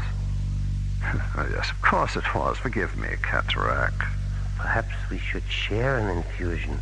Memory distortion is one of the primal symptoms of death song withdrawal. Yeah, yes, of course. An infusion. Here, Cataract. Help me with the anthem injectors. With pleasure.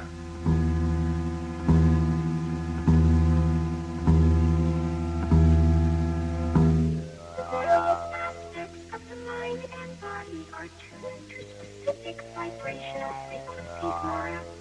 And as long as these frequencies are maintained, the mind and body remain in perfect harmony. Illness occurs when certain vibrational frequencies shift out of phase. When that happens, we use these octavons to reharmonize the retrograde frequencies. This restores the mind and body to their proper balance. We don't treat the disease that has no body. We treat the body that has the disease. I wish Dr. Rossiter were back from Kronos. She'd love this. Zena, you said that Helon was once an Octagon physician. What changed him? There was a thermal accident at one of our laboratory outposts. Helon was sent to treat the injured. His sky machine malfunctioned and crashed in an ice forest on the edge of Aragon's polar frontier. He succumbed to the lethal temperature and fell into a pre-death trance. Before the trance paralyzed him, he set the infusion level on his octagon at maximum. But as a result of being subjected to maximum infusion for 2 days, the frequencies of Helon's mind and body became terribly distorted. When the rescue expedition reached him, he was in a state of total vibrational mutation. We attempted to reharmonize him at the Octagon Laboratory, but we were too late. He was completely addicted to his hyper-vibrational condition. One night, he forced his way into the Octagon vault and took all but 2 of the instruments. Then he went to one of our spacecraft installations, abducted a technician named Cataract, stole a deep space laboratory ship, and disappeared.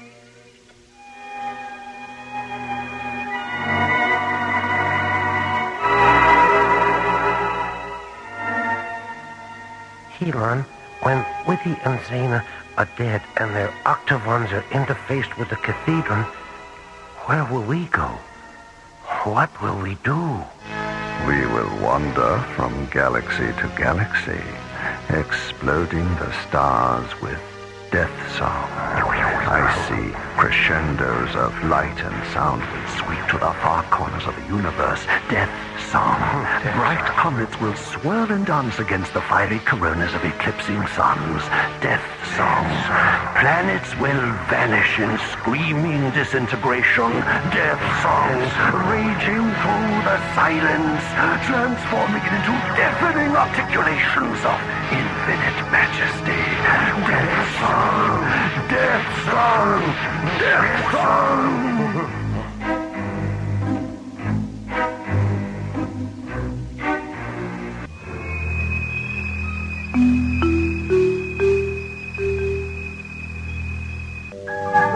2 kilometers beyond Starlab, Helon's huge, black, ovaloid spacecraft continues its slow, concentric parking orbit. In the ship's autogenic spectrum chamber, Helon sits before the blood-red multiple keyboards of the Death Song Cathedron. Cataract, go into the communications chamber, contact Commissioner White, and say this. My ship will orbit 6 more times. If at the beginning of the 7th orbit, Witty and Zena have not surrendered, Death Song will take the lives of every multi-vibrational organism aboard Starlab. Yes, Helon.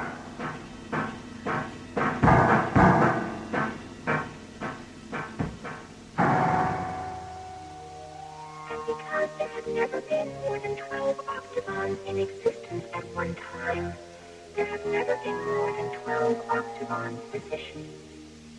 12 physicians for an entire planet? 12 are enough, Mora. Injuries are rare on Aragon, and illness is relatively non-existent. What was Aragon like before the Octavons were created? We treated the diseases of the mind and body with narcotic chemicals. As a result, the people of Aragon were in a constant state of neurotic irresponsibility. Mora, are you there? What is it, Jerry? I have a transmission coming through from Helon's ship. We'll be right there.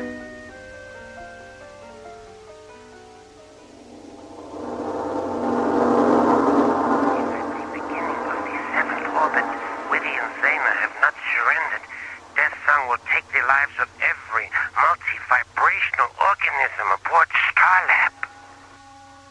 6 orbits. How much time does that give us, Jerry? Less than 8 minutes.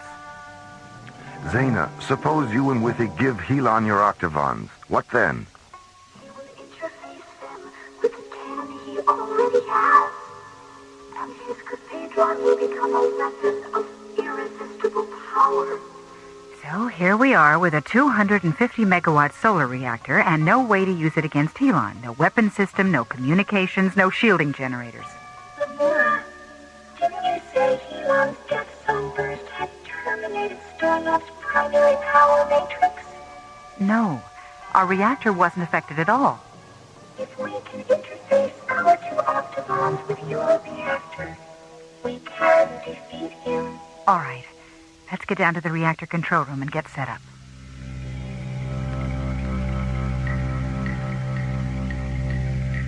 How much time do we have, Jerry? 1 minute, 30 seconds. Helon just started his 5th orbit. Withy, what effect will this have on Helon? He will die. Die? But you said you wanted to help him. Taking his life is the only way that we can recall him to life, Mora. Our Octavons will terminate him and then infuse him with the frequencies of his earlier life. How will you know if you've been successful? His voice, Commissioner. You will hear it in his voice. Harmonize the Octavons, Zaina, and tune for maximum pulse inflection. Harmony achieved, please.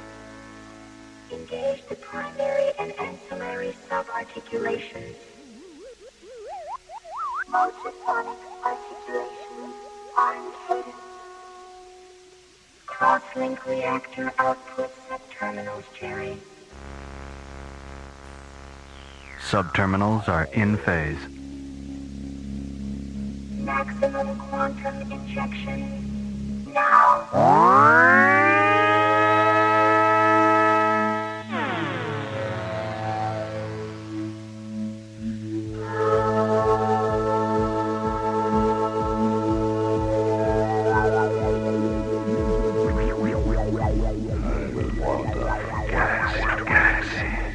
Exploding the stars with death song.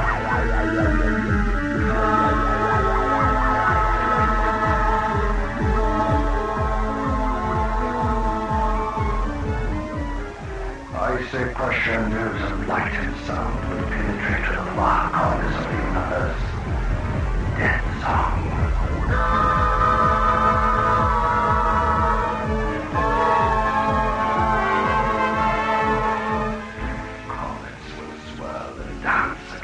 Fiery coronas of eclipsing suns.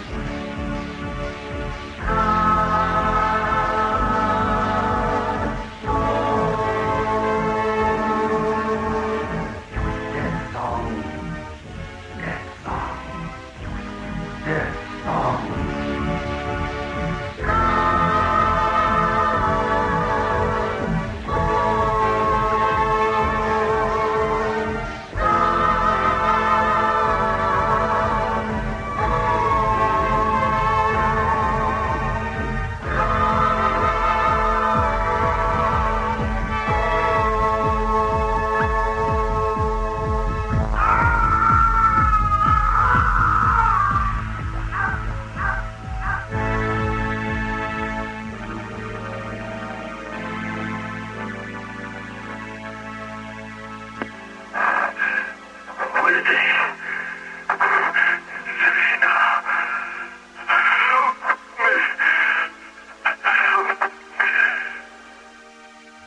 must go to him, Laura. Call the short-range vehicle hangar, Jerry. Tell them to get a shuttle ready. Elon. Cataract, my friend, forgive me. Please forgive me.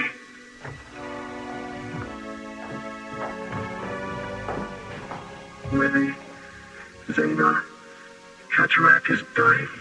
Attend to him, Zena. Don't try to stand, Elon. Lie still. Rest.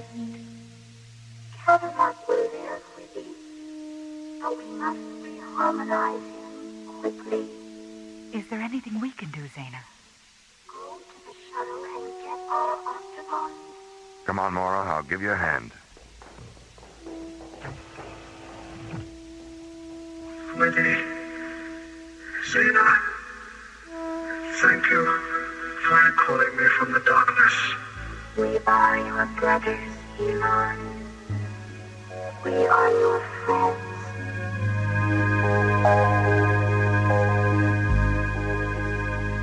We are the spectrum travelers, enemies of darkness, seeking ourselves in the many colored winds that lies between the twilight and the wind.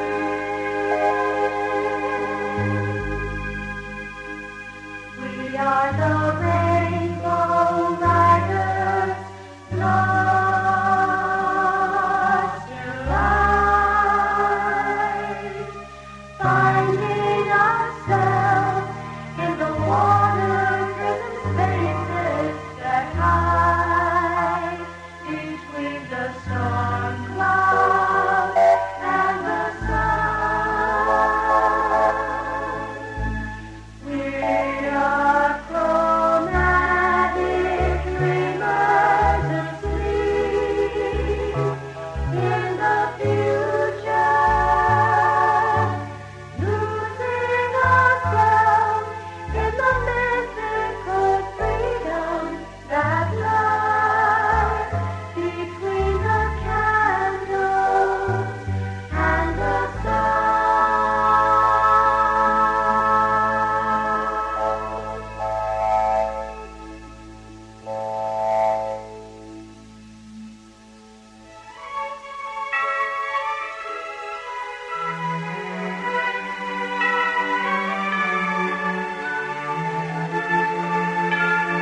Death Song was based on a story by Ken Ross and written by Ron Thompson and starred Linda Gary, Roger Dressler, and Corey Burton, with special guest stars Larry Moss, Joe Baker, Michelle Goodman, Lindsay V. Jones, and Tony Walters. Music director Tom Rounds, with special music effects composed and performed by Rick Kellis. Associate producer and song lyrics by Ron Thompson. Engineer Stu Jacobs. Assistant to the producer Jim Cook. Technical consultant Peter Sky. Alien Worlds was created, produced, and directed by Lee Hansen. And so until next week, this is Roger Dressler inviting you to join us for our next adventure, The Infinity Factor, from the elsewhere and elsewhen of Alien Worlds.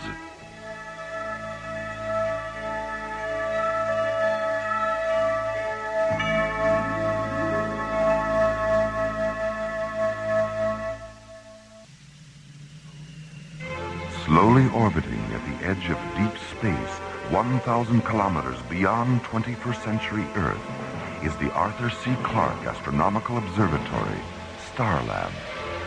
Here, Starlab Research Director Dr. Maura Cassidy and scientists and technicians of the International Space Authority watch over the countless star systems that fill the universe.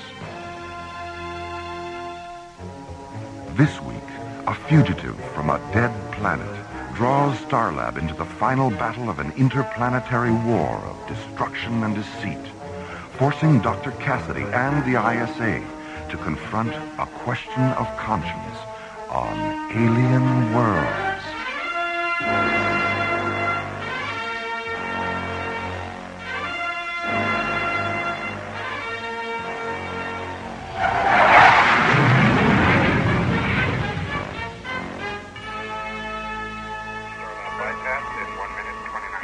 Solaris to Starlab.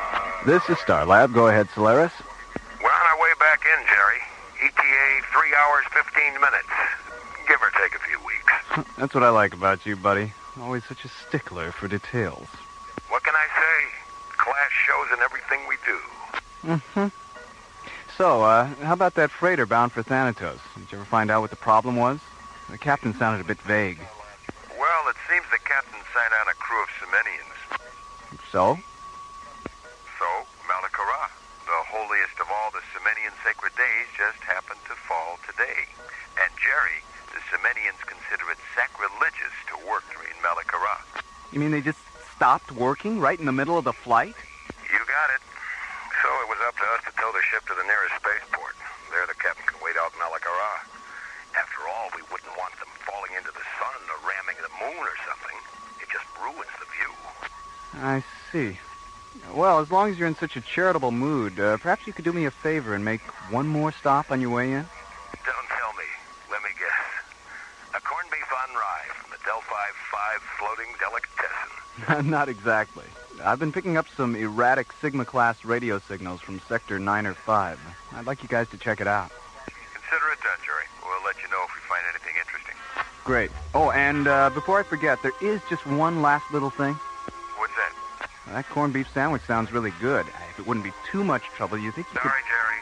Malakara, remember? This is our day off. Maybe next time. Solaris clear. Starlab clear. Funny, they don't look Semenian.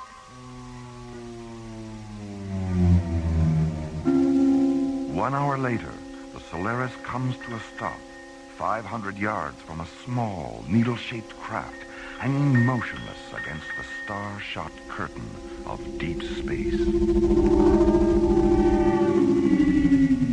Well, there she is. What do you make of it? Well, the design looks pretty standard, but those markings, I've never seen pictographs quite like those before. And look at all that carbon scoring along the port side. Yeah. She's seen some action, all right. No sign of activity. Think it's a derelict?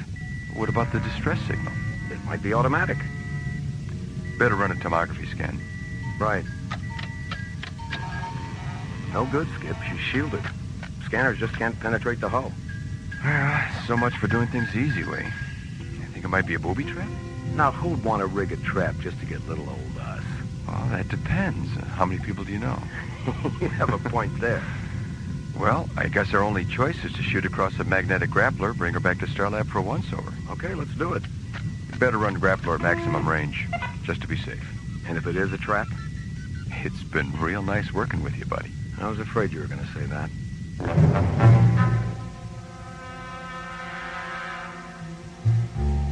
2 hours later, the battle-scarred alien spacecraft is maneuvered into the outboard airlock of Isolab 7, where it's carefully lowered onto a brilliantly illuminated observation pad, located beneath a circular gallery of smoke-colored windows.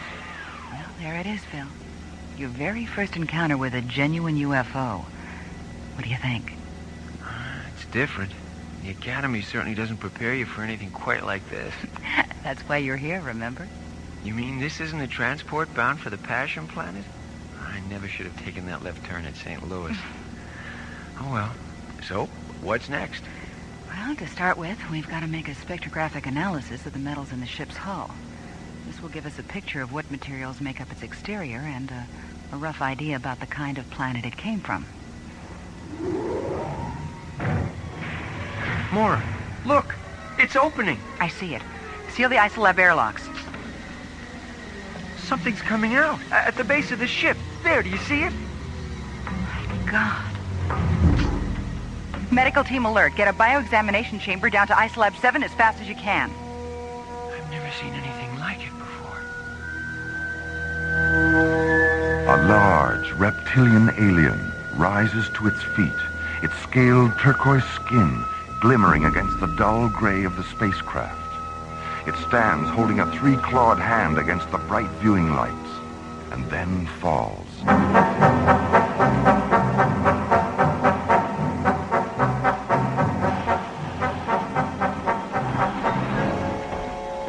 How is he, Maura? Well, according to the report, he's been in a state of extreme oxygen deprivation for several weeks. They could only find scattered traces of oxygen in his entire bloodstream. How did he manage to survive? Probably by going into a kind of hibernation. As you can see, he's still in something of a comatose state. Now, Dr. Cassidy, the time of non-life is over. You can understand us. Your language is not unknown in the universe. I am called Isu of Nakaresh. Nakaresh? I don't think I'm familiar with that system. And with good reason. For there are none left, save myself to speak of it. There was a war, a terrible war, between my planet and another. The reasons are no longer important.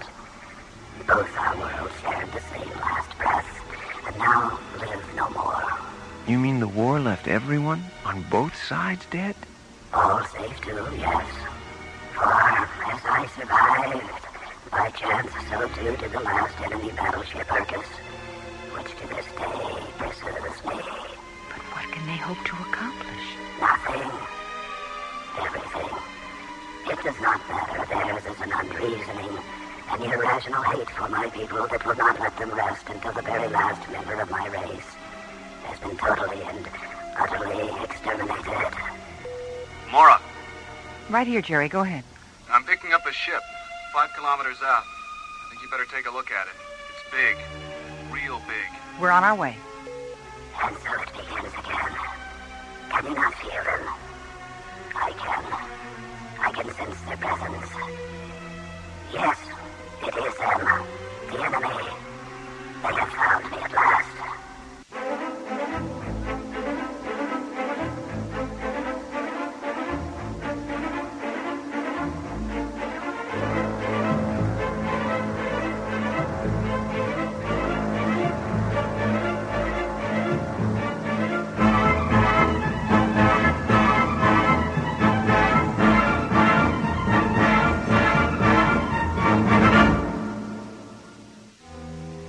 While investigating a distant distress signal, John and Buddy discover a battle-scarred alien spacecraft. Returning to Starlab, a large reptilian alien crawls out of the ship, sways for a moment, then falls unconscious to the floor of Isolab 7. Later revived, the alien reveals that he is the last surviving member of a race totally annihilated during an interplanetary war. Suddenly, a second vessel, a giant, crimson-colored battle cruiser, appears near Starlab. And so it begins again. Can you not feel them? I can. Yes, it is them. The enemy. They have found me at last.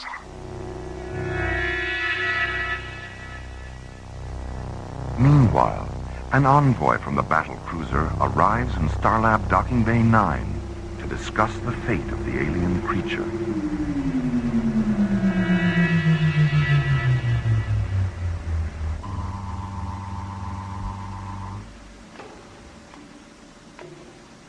Well, would you look at that? Did you say something, Maura? Huh? Oh, no, I just meant I didn't expect him to be so... Handsome? Good-looking? I meant tall, Phil. I'm just trying to help.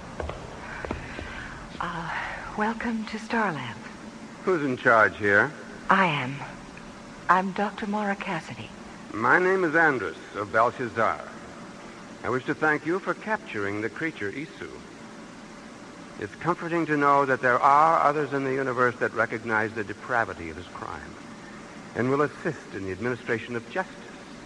Now, if you will please, turn him over to us. Wait a minute, back up. I'm afraid we don't know anything about any crimes.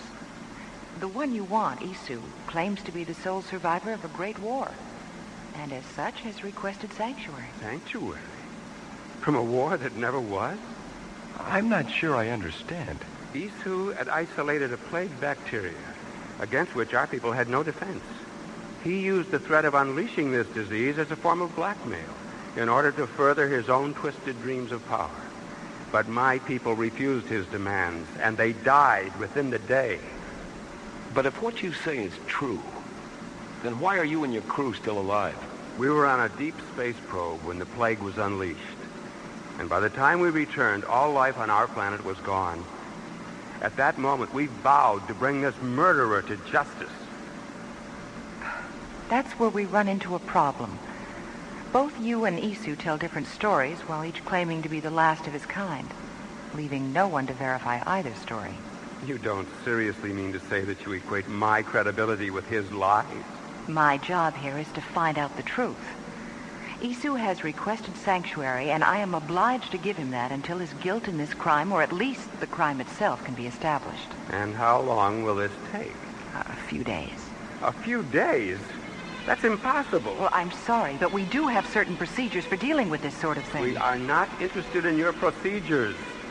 Every moment that he lives further increases his chances of escaping us. My response to your suggestion is simple. You have 5 of your hours in which to turn him over to us. That sounds a little like a threat. It's a very disagreeable term. Let us instead call it a strongly voiced suggestion. Oh, but you can't expect us. I repeat, 5 hours. This discussion is concluded.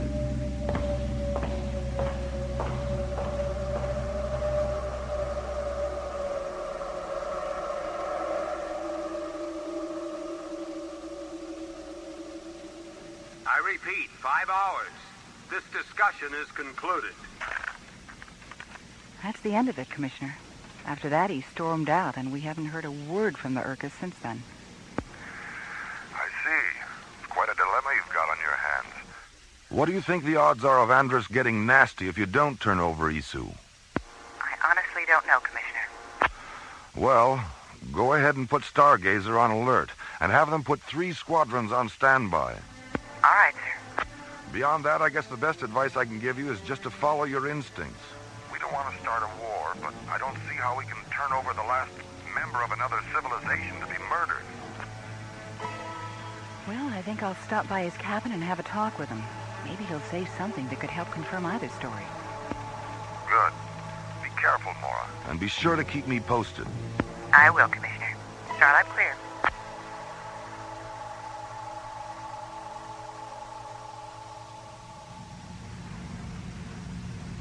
How long, Andrus?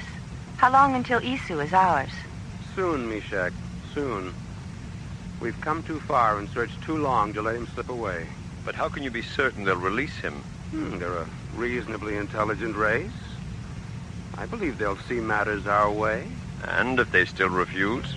Then we shall simply take him from them, in whatever way we have to.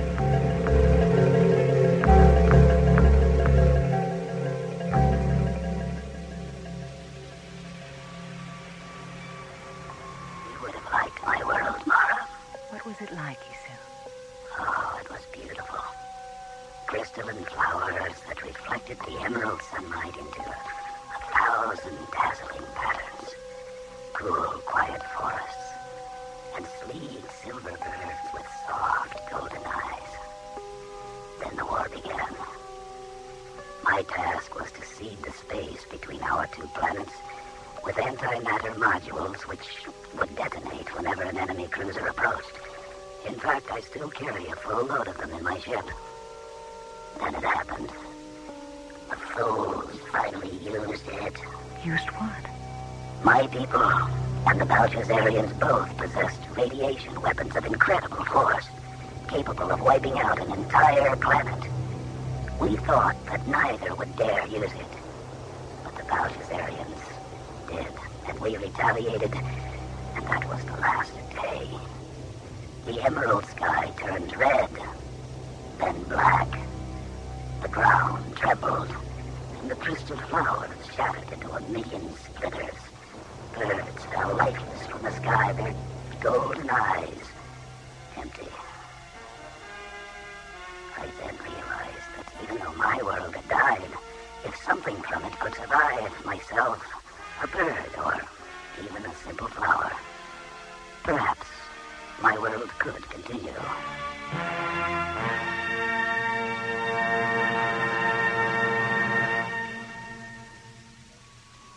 I don't know, Jerry. I just don't know who to believe. I gather your meeting with Isu didn't help to clarify matters very much. No. But even though he can't prove his story, everything he says seems to ring true. I had the same feeling about Andrus. Urcus to Starlab. I wondered when we'd hear from them again. It's been 2 hours. This is Starlab. Go ahead, Urcus. Dr. Cassidy, we've changed our minds. We've realized that in 5 hours, Isu could escape us again. We are therefore giving you 10 minutes in which to deliver him to us. I'm afraid you're asking the impossible, Andrus. And the impossible shall be your demise. We regard you as actively harboring a criminal with all the attendant consequences. Release him to us. Your only alternative is destruction.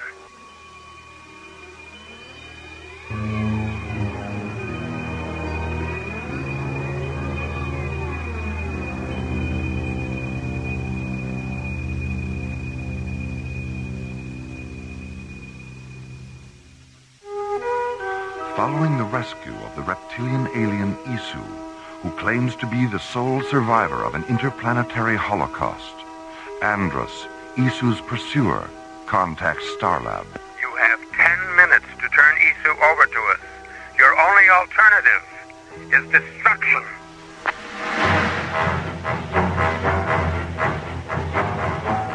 Stargazer Security, this is Starlab. Please scramble a squadron of Zodiac fighters. Roger, Starlab. We will scramble.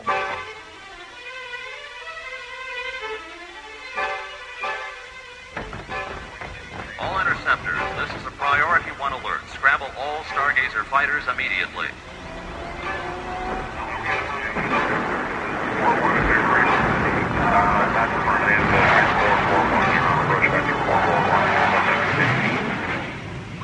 Andrus, our long-range sensors have picked up a flight of ships coming this way. They look to be fighters. Oh, they've made the decision. Very well, then. Launch the assault groups. The time of final reckoning is at hand. This is a priority 1 alert. All personnel report to Isu? Yes, what is it? Do you know what those sirens outside mean? Do you know what's going to happen in another few minutes? There's going to be one of the biggest space battles this station has ever seen. A lot of people are going to die because of you. And you know what? I don't believe you. Not one bit. I think everything Andres said about you is true. I'm sorry for you, my young friend. But you should not despair, for there may yet be another solution.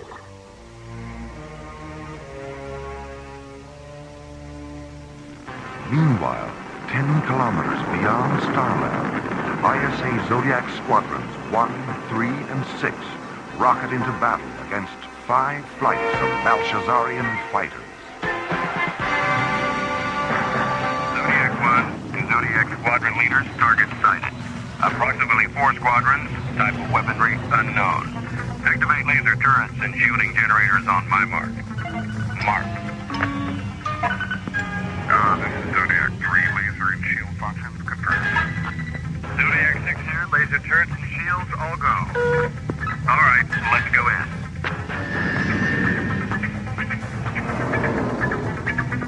Here they come.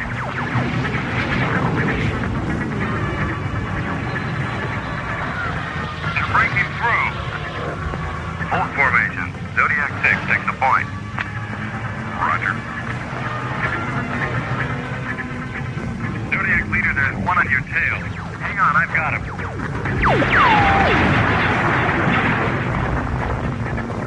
One down. Get him later, Zodiac 6. Zodiac 6, do you copy? They got him. All right, Delta Wing formation. Let's make another pass.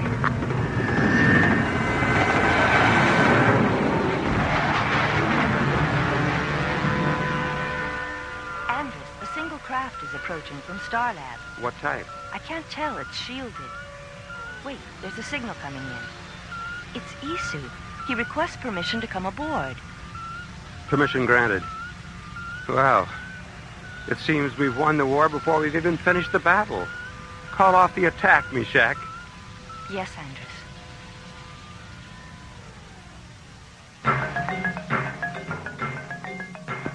Zodiac Leader to Star Lab. Go ahead, Zodiac Leader. Something funny's going on. They're pulling back and breaking off the attack. Hold your position, Zodiac Leader, and stand by. Roger. Wait a minute. There's another ship heading toward Urkus. It's not one of ours, and it doesn't look like one of theirs. 1 second, Zodiac Leader. I'm putting it on the screen now. Oh, no. Isu. Can you hear me? Yes, Isu, I hear you. What are you doing? Too many have died, Mara. And for me, it is the end of the running. And perhaps the beginning of peace. In the years to come, watch for silent silver birds in flight. And think of me. Silver birds. Starlab to Zodiac Leader. Get those ships out of there fast. Roger, Starlab. Mora, what's happening? My God, Jerry, I know what he's planning to do. Remember me, Dr. Cassidy. Remember me. The Urkus! It's gone up like a Roman candle. Or like someone set off a shipload full of antimatter modules inside of it.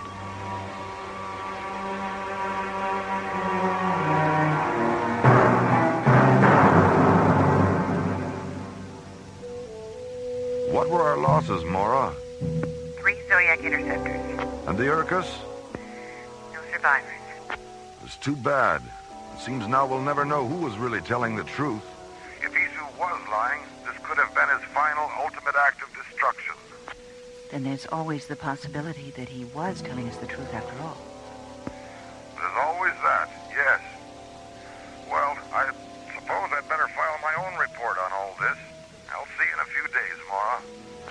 All right, see you soon, Commissioner. Starlab out. Mora? Yes, Phil, what is it? I found these in Isu's cabin. A cassette tape and this flower. They're for you. The tape will explain it. Dr. Cassidy, this crystalline seedling is the last thing left to me, and I leave it in your care. When the time comes, you will know what to do with it. When the time comes. Do you know what he was talking about, Mora? Yes, Phil, I think I do. The crystalline flower seedling. Someday we'll find a planet with an emerald sky and still silver birds. And when we do, I'll know what to do with this. And I will remember.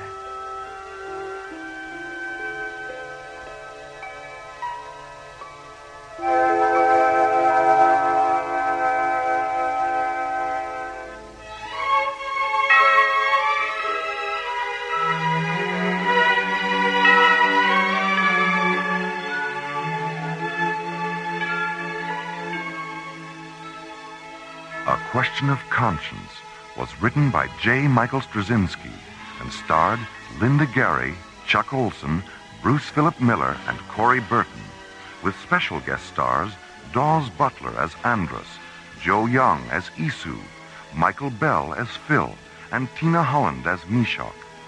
Associate producer Ron Thompson. Music director Tom Rounds. Engineer Stu Jacobs. Assistant to the producer Jim Cook. Technical consultant Peter Sky. Alien Worlds was created, produced, and directed by Lee Hansen. And so until next week, this is Roger Dressler, inviting you to join us for our next adventure from the elsewhere and elsewhen of Alien Worlds.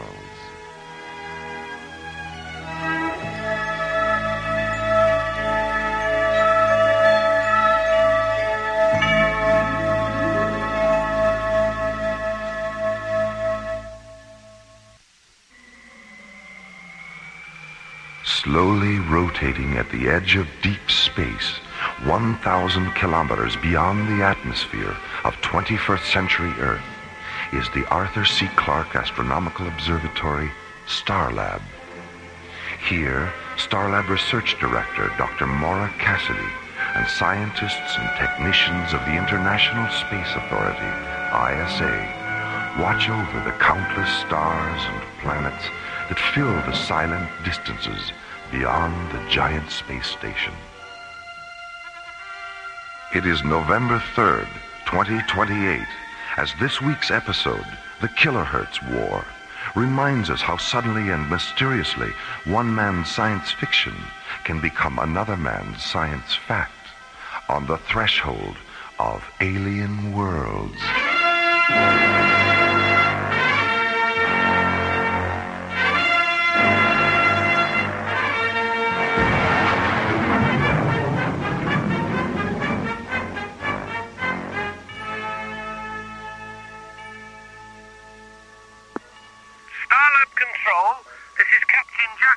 Commanding the Royal British Museum freighter Nile Delta. Registry number 98078. This is Starlab. Go ahead, Nile Delta. I know we're not expected, but we'd like permission to dock. What's the problem, Captain? The bloody technicians union at Gatwick called a strike while we were still on the pad. Our line crew walked up before they finished refueling us. We'd like to top off our liquid oxygen tanks. Another strike at Gatwick. Third time this year, isn't it? It's the fifth. How about it, mate? Can you spare a drop or two of the old LOX? What's your destination, Captain? We're transporting the King Tut exhibit to Thanatos, part of a cultural exchange program. Stand by. All right, Nile Delta. I have you on the screen. What's your Starlab ETA? 6 minutes, 18 seconds. 6 plus 18. Roger. Nile Delta, your docking orbit insertion coordinates are 9er 6 at 207 degrees, docking bay 16. A refueling crew will be standing by. We'll try to keep them from going on strike before we get there, okay? Don't worry, Captain. Starlab is a non-union shop. Well, thank God for that. Nile Delta, out. Bay 16, there's a British freighter coming in for refueling. ETA 6 minutes. Roger. Hi, Maura. Hi, Jerry. Have you heard from Major Corbin yet? Yeah, about a half an hour ago. He was just leaving Jupiter space. What's going on out there, Maura? Some unidentifieds have been shadowing the freighters taking Zellium ore off Callisto. The ISA thinks they're mineral pirates. Commissioner White sent Corbin's space exploration team to check it out. You want to hear his transmission? I have the recording right here. All right, let's give it a listen. Zodiac 1 to Starlab Control. This is Starlab. Go ahead, Zodiac 1. This is Major Ben Corbin commanding a flight of 3 SET Mirage-class interceptors. Pirate suspects identified as Labinthian renegades. Engaged 2 of them. 1 destroyed, 1 damaged. No casualties our side. Half of the squadron remaining on patrol in the vicinity of Callisto, other half now departing Jupiter space. ETA at Stargazer Security Station 2130 hours. This is Major Corbin, Zodiac 1 out. Well, he certainly comes right to the point, doesn't he? You know him? But I've heard John and Buddy mention him a couple of times. I can't remember why. But I do remember they weren't smiling. Here, let me have the cassette, Jerry. I'll be talking to Commissioner White in a few minutes. I may as well play it for him. There you go. Thanks, Jerry. See you later. So long, Maura. Stargazer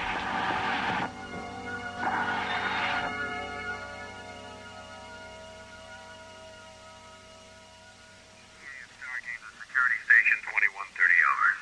This is Major Corbin, Zodiac 1 out. That's it, Commissioner. Well, thanks for getting it to me so fast, Maura. Is there anything else we should talk about? The tape you sent up concerning the Tyrillian military exercises on Mars. I thought Tyrillia was anti-military. Well, she is, Maura, but 2 planets in their system have declared war on each other. And Tyrillia's sitting right in the middle. They're working up a tactical space force to protect themselves. They hate to do it, but they have no choice. Why are they testing on Mars? Well, its atmosphere is Tyrellian compatible for one thing, and it's uninhabited for another. You see, Tyrellia is very densely populated. They didn't want to take the chance of hurting any of their people if an experimental weapon malfunctioned or one of their prototype ships crashed. Sounds like they've got a lot of soul as well as a lot of sense. Yes.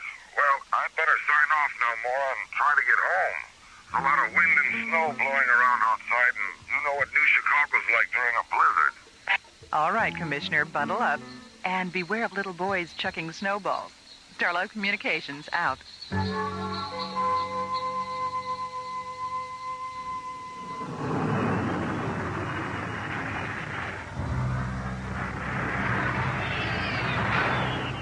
Major Corbin. It's coming through on the Earth disaster frequency now, and it just tripped the override on the fail-safe attack circuit. Punch it up in here. The vanguard of an invading army from the planet Mars. An emergency. San Diego burned into the explosion. Military operation. Mars. 2,000 feet. Engines again. After unleashing their deadly assault. This is Captain Lansing of the evacuation. Blacked out communication. I told the ISA not to allow those aliens to run loose on Mars. Have you been able to raise Starlab yet? No, sir, and we've been trying for over an hour now. The Torellians probably took out Starlab on their way to Earth. All right, Captain. Flash the pre-combat alert to the other ships. We're going to Mars.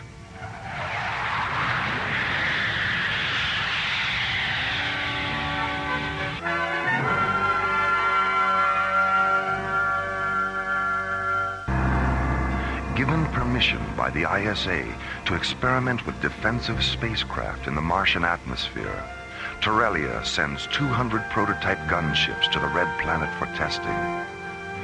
10 days later, 3 Mirage-class SET interceptors receive a powerful radio transmission as they leave Jupiter space.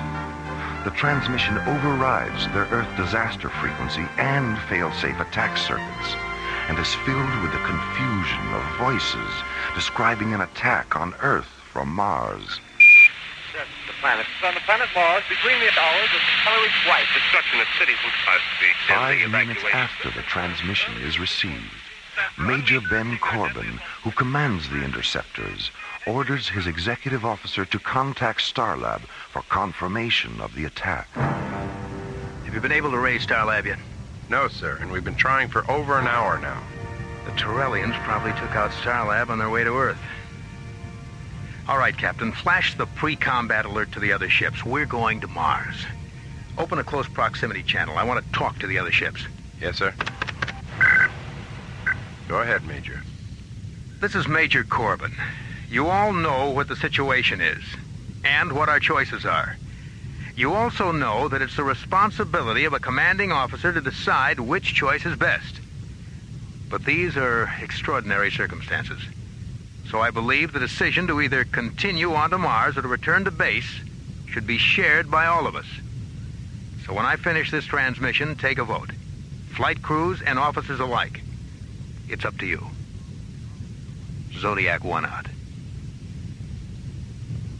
You're looking unusually tense, Captain. What's the problem? I'll go see how our crew feels about your pep talk, Major. Pep talk? Is that what it was? I'll be back in a few minutes. Captain O'Neill, Major. We're ready whenever you are. Thanks, Bill. This is Captain Dan Sager. We're with you all the way, Major. I knew I could count on you, Ray.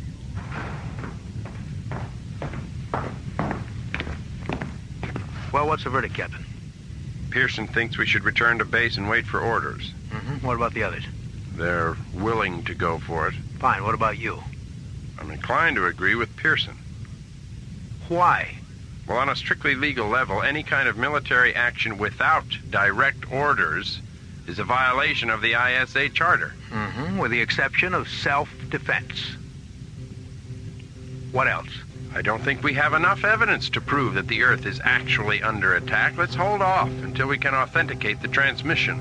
That transmission's been coming through for 2 hours now. And during those 2 hours, we haven't been able to contact Starlab or get a single response from the ISA on Earth. That is authenticity enough for me. All right. Suppose the Earth is under attack. 70 to 1 odds isn't retaliation. It's suicide. Come on now, Captain. You can be critical without being insubordinate. I don't know. Maybe I can't. Where's the line? It would help if you try to be a little more objective, Captain. This is a military issue. It's not an emotional one. Well, I guess that's the difference between us, Major, isn't it? You're objective, so you put your faith in action. I'm not, so I put mine in reaction. What sort of reaction are you having? There's something wrong about this whole incident. You're right, Captain. There is something wrong. There's a war on between Torellia and Earth. Objective, subjective, or otherwise. That is a fact.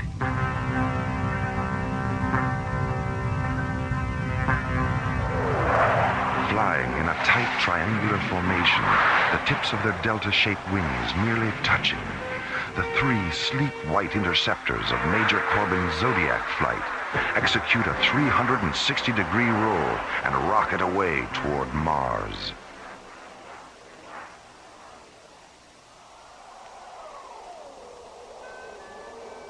Meanwhile, on the surface of the desolate red planet, the freezing winds of Martian winter blow a stinging mist of iron oxide dust across Cecropia, a vast plain located at the zero meridian coordinates of 70 degrees latitude, 310 degrees longitude. In the middle of the windswept plain lies the Torellian Command Center, 7 transparent green domes whose faceted emerald surfaces fracture the pink light of the late afternoon sun. Standing near the domes, on legs that seem too fragile to support them, are 60 Torellian gunships in the shape of huge chromium dragonflies. Outside the central Torellian dome, Commander Arxathos stands looking up at the bleak Martian sky, his long, yellow-pleated cloak swirling around him, his delicate lungs protected from the iron oxide storm by the black filter mask covering his face.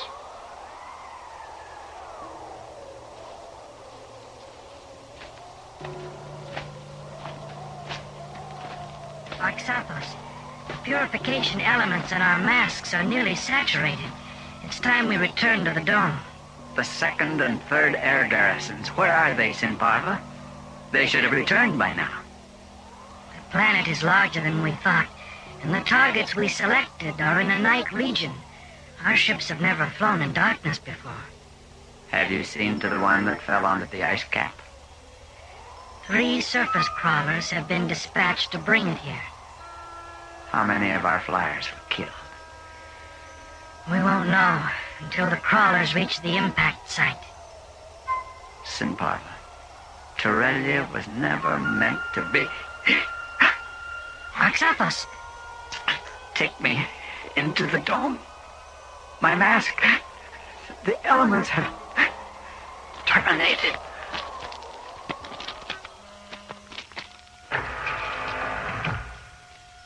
As Sinparva rushes his commander into the protection of the central dome, Major Corbin's SET Zodiac flight enters the Martian atmosphere. Descending to 300 meters above the red planet's surface, the 3 interceptors jet toward the Torellian Command Center, 2,000 kilometers away. Zodiac 1 to Zodiac flight. Mid-range scanners confirm target interlock.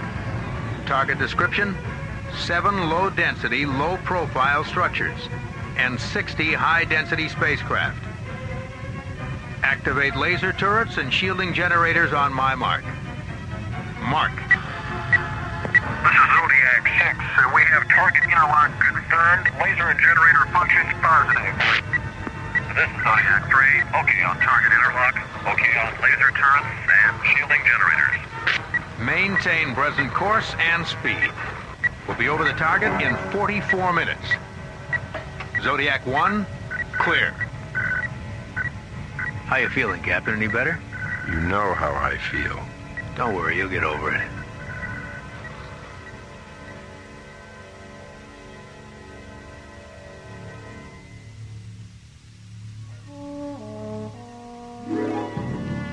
Solaris to Starlab Control. Solaris to Starlab Control. Oh, come on, Jerry, it's us. Your old pals through thick and thin. SET captains Buddy Griff and John Grayton. Jerry? Go ahead, Solaris. Yeah, Jerry, where you been? Down in engineering. All our communications were knocked out about 3 hours ago. We just got back on the air. What happened? According to Professor Crane, a pulsar somewhere flashed back all the radio signals that it collected in its gravitational field. You should have been here. It was really a buzz. Speaking of buzzes, is Maura there? We've got a present for her. She and Professor Crane are up in data processing, resynchronizing the sidereal time terminals on the computer. Hey, have you got a docking bay open? Our ETA is 9 minutes. Docking bay 23, buddy. Docking orbit insertion coordinates 671 at 208 degrees. Thanks, Terry. Solaris out.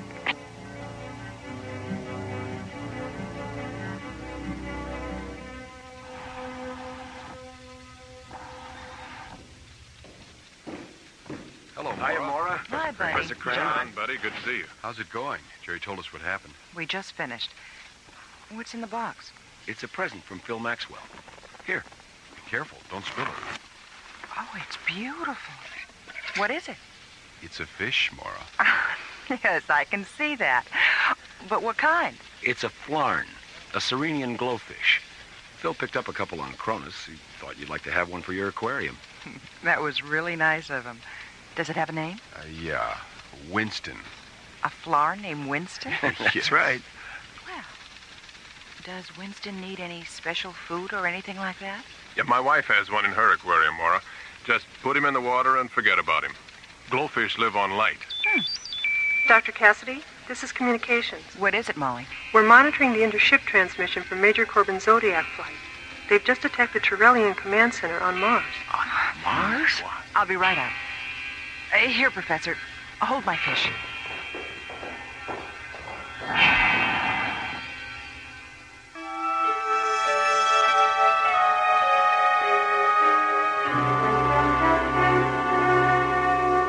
A powerful radio transmission has tripped the fail-safe attack systems of 3 SET interceptors.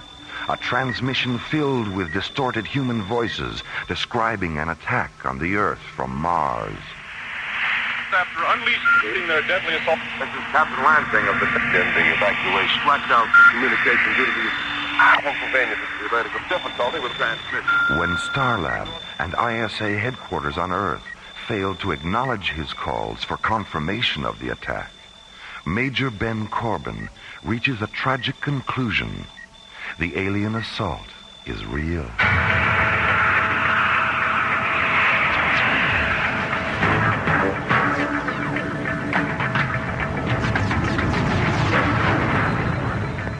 Zodiac 6, break off your approach to the dome. We'll take him out later.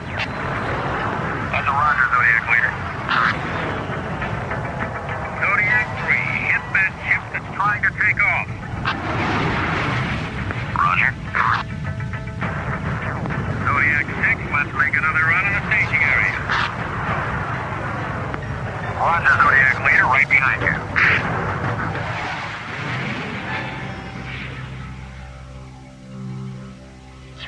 Simparva, where did they come from?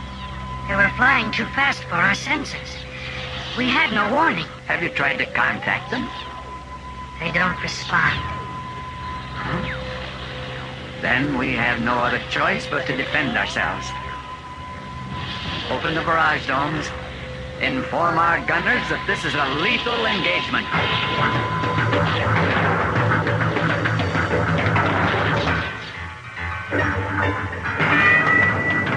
Zodiac leader to Zodiac flight. Regroup at 179er. Switch over to target grid yellow. And we'll go around again. Starlab to Zodiac 1. Starlab. I knew we should have waited. I knew it. Starlab, this is Zodiac 1. Go ahead. What are you doing, Major? Get out of there now! Captain, check the source of this transmission. Major Corbin, this is Commissioner White. Get your flight back to Stargazer and turn yourself over to security. You've got one hell of a lot of explaining to do.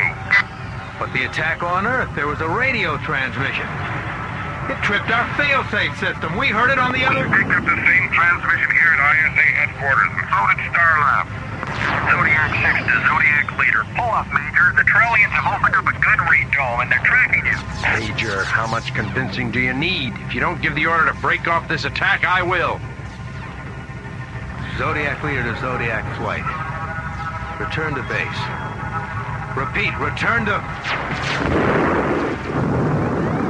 Direct hit on the starboard thrusters. We've lost the automatic guidance circuits. Switch to manual. Attitude gyros are gone. Co-pilot to crew, get to your crash positions. We're going in.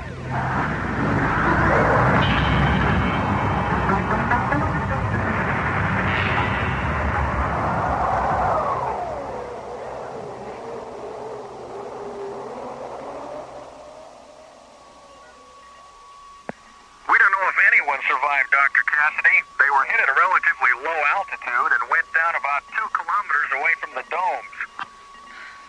All right. Your orders are to come directly to Starlab. Commissioner White's on his way up. That's Roger, Starlab. Zodiac 6 out. I've finished analyzing the tape Jerry made during the pulsar flash, Mara. The frequency of the predominant voices and the frequency of the fail-safe override are exactly the same. 880 kilohertz. But that's an exclusive ISA frequency. It wasn't in 1938. 1938? That's right. The voices were originally transmitted from the Earth in 1938. What was there about the voices that caused Major Corbin to do what he did? Come on. I'll play the tape for you.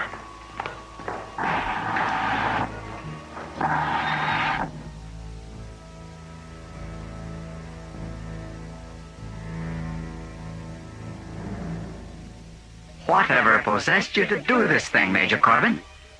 3 men killed in the crash of your ship. 9 others seriously harmed. Captain Vogel critically injured. 20 Turellian flyers lost.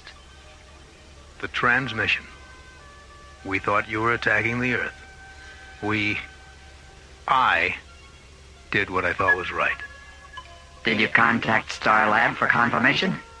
Did you contact Commissioner White? We couldn't reach them. Then why didn't you contact us?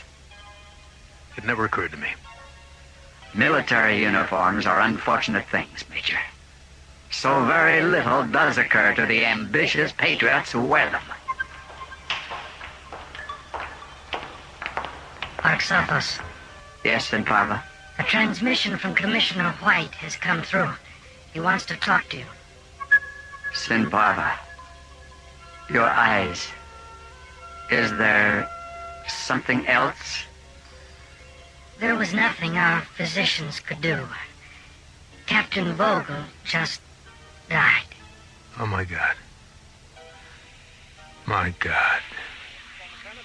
Between the hours of Tolerance White, destruction of cities and cars in the evacuation. Tonight, the Columbia Broadcasting System and its affiliated stations coast to coast has brought you The War of the Worlds by H.G. Wells, featuring Orson Welles and the Mercury Theater on the air. Next week, we present a dramatization of 3 famous short stories. This is the...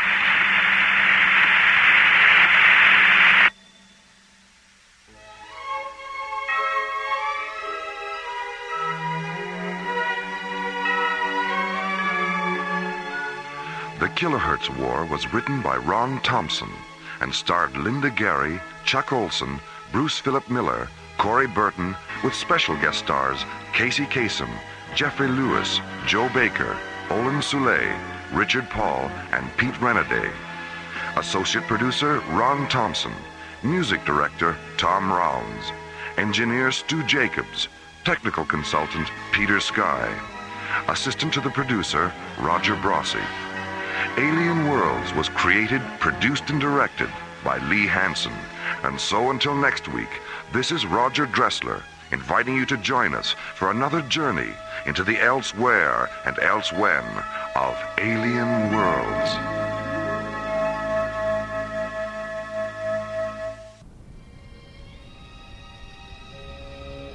High above the Earth, slowly rotating through the silent voids of space, is the Arthur C. Clarke Astronomical Observatory, Starlab. Here, the International Space Authority, ISA, watches over an eternity of uncharted galaxies and the countless planets orbiting within their starlit borders.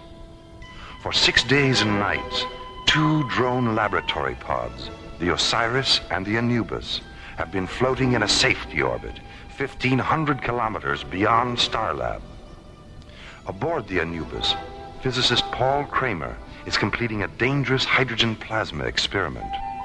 200 meters away aboard the Osiris, Starlab research director Maura Cassidy is monitoring the experiment's data and relaying it to the Mycroft computer aboard Starlab.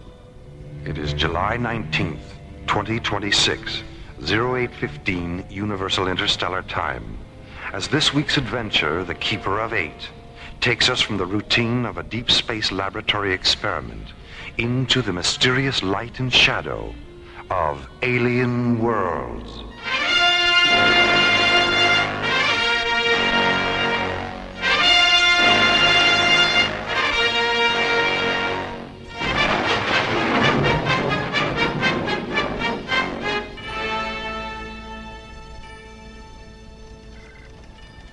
Paul, check the plasma chamber seals again. I'm still getting a red light on number 4.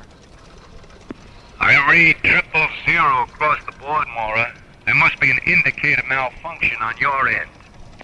Let's cross-check it. Osiris to Starlab.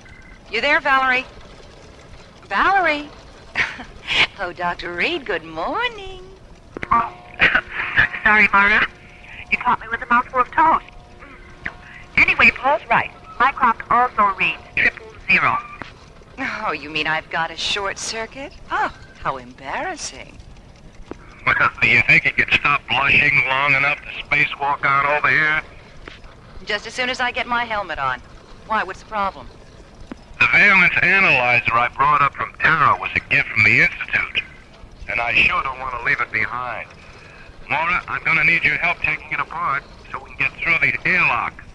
Okay, shoot the umbilical over and I'll show you why I almost ran away with the circus to be a tightrope walker. Here it comes. Umbilical secure. I'm on my way.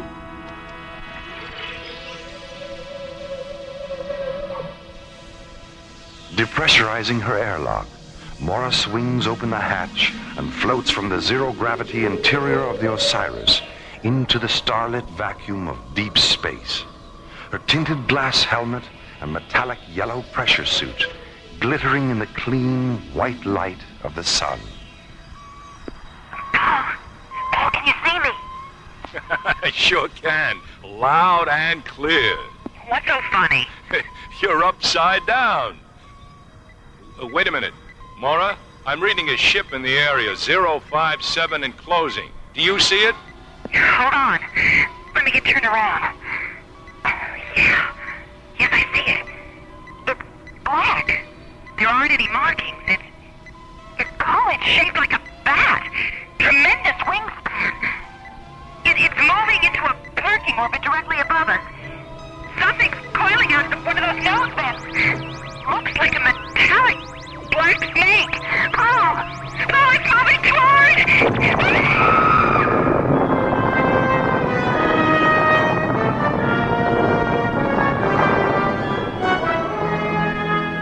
Meanwhile, at the nearby Stargazer security station, Captains John Graydon and Buddy Griff, unaware of what has happened at Vector 448, inspect the new ISA Deep Space Interceptor, Solaris.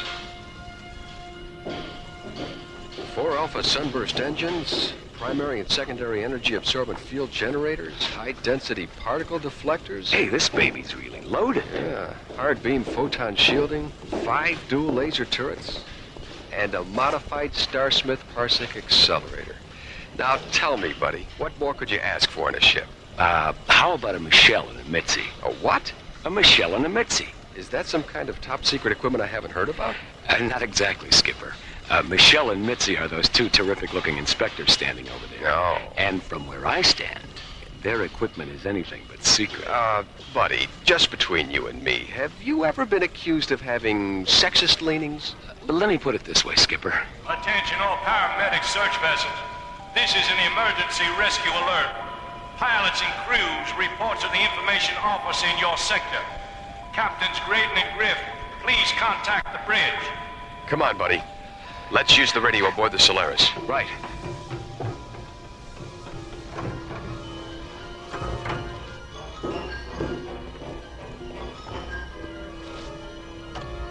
Solaris to bridge, this is Captain Graydon. I have some bad news, John.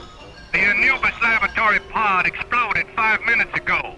Dr. Kramer was inside. Exploded? Dr. Kramer. What about the Osiris? What about Dr. Cassidy? Is she all right? We don't know, John. She was EVA when the Anubis blew up. Well, for God's sake, what happened? We don't know that either, buddy. They finished their experiment, and Starlab was about to launch a shuttle to pick them up when an unidentified ship came into the area. 30 seconds later, the Anubis exploded. All right, feed the coordinates into the Solaris onboard computer. We're going out there.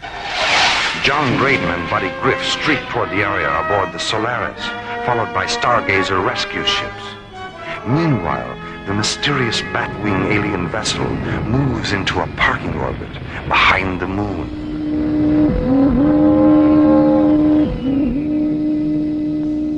What quantity of hydrogen plasma was withdrawn from the Earth probe by our penetrator before the explosion? 2,000 fusion qubits. Enough to fill the planet generators of every ship in the Armada. Enough for every Shadow Sentry, Light Assassin, Scan Watcher, and Penetrator Guide who wears the dark armor of Draconia. I wonder what the humanoid was doing with so vast a quantity of concentrated hydrogen. No matter. Mosk, convey my compliments to the Scan Watcher who detected the pod, and to the Penetrator Guide who withdrew the hydrogen with such unusual skill. I accept your thanks on their behalf, my lord. Mosk, has there been any sign of the Keeper? Not since we entered this galaxy. Perhaps we've slipped away from him. Don't fool yourself, Mosk. He's clever. Extremely clever. He'll find us, eventually. And when he does, he'll do everything in his power to prevent us from reaching the hydrogen fields of Terra. How much time will you need to assemble the Armada? It can be done within 4 solar days. Then do it. Yes, my lord. Where are you, Keeper? In this galaxy? On Terra? Or perhaps you're down there, on the dark side of the moon? As Mask prepares to assemble the Draconian Armada for an assault on Terra, and Warp fantasizes about a mysterious pursuer known only as the Keeper, John and Buddy enter Vector 448 aboard the Solaris and begin their desperate search for Maura Cassidy.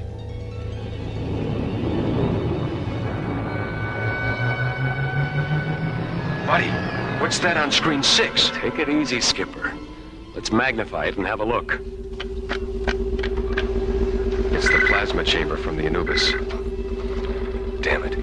Wait, something's not quite right here, Skipper. What do you mean? The chamber's still intact. If the hydrogen plasma didn't explode, what did? I'll tell you what. I'll stay here and watch the lifeform scanner screen. You get down to the recovery bay and take the chamber aboard with the grapplers. We'll turn it over to the spectrograph on Starlab. They can analyze it. Maybe they can tell us what happened. That's good. John, about Maura. She's alive until we prove otherwise, okay? Of course. I'll talk to you from recovery. Starlab to Solaris. Solaris, go ahead, Starlab. John, it's Valerie. Anything? We found the plasma chamber from the Anubis. It's completely intact, isn't it? Yes, it is. How did you know? I've been scanning the area on the elemental spectrum analyzers. There isn't a trace of hydrogen plasma residue. Then what caused the explosion? Skipper, get down here. What is it, buddy? The plasma chamber.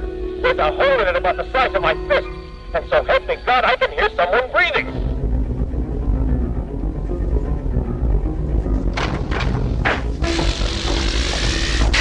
Buddy, Skipper, grab that other pulse wrench off the wall. We've got to get this thing open. Where's the hole? There, on the other side. Listen. Come on, Skipper, come on. Watch out, buddy. Maura! Take her feet, buddy. Easy. Skipper, the whole left side of her helmet is split open. Maura, can you hear me? Get her gloves off and check her fingernails. They're normal, Skipper. No sign of anoxia. Her lips are normal, too. Let's get her out of the suit.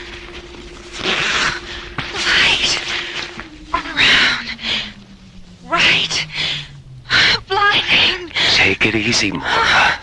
You're safe now. Oh, safe. I'm safe. Inside. How? Buddy, hasn't it hit you yet? What? We just took Mora out of a 1-ton plasma chamber, hermetically sealed from the outside, with no way in except through a 6-inch hole. Now, how in the name of God did she get in there?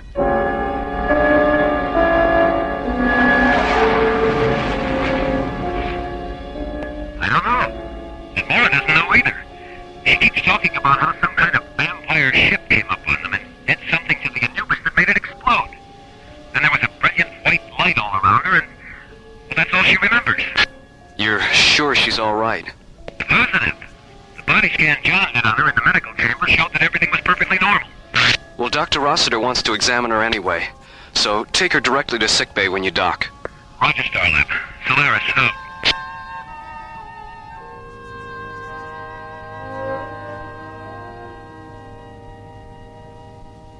I know what Dr. Rossiter said, Mora, but I think you should take it easy for a day or two. John, I feel fine. You better get some rope, Skip. Looks like we're going to have to tie her down. Hi, Mora. How you feeling? Oh, Valerie, am I ever glad to see you. What have you got there, Valerie? Your report. I'd like to go over it with you. Come on, buddy. We've got work to do. We'll be down in docking bay 4 if you need us, Mora. All right, see you later.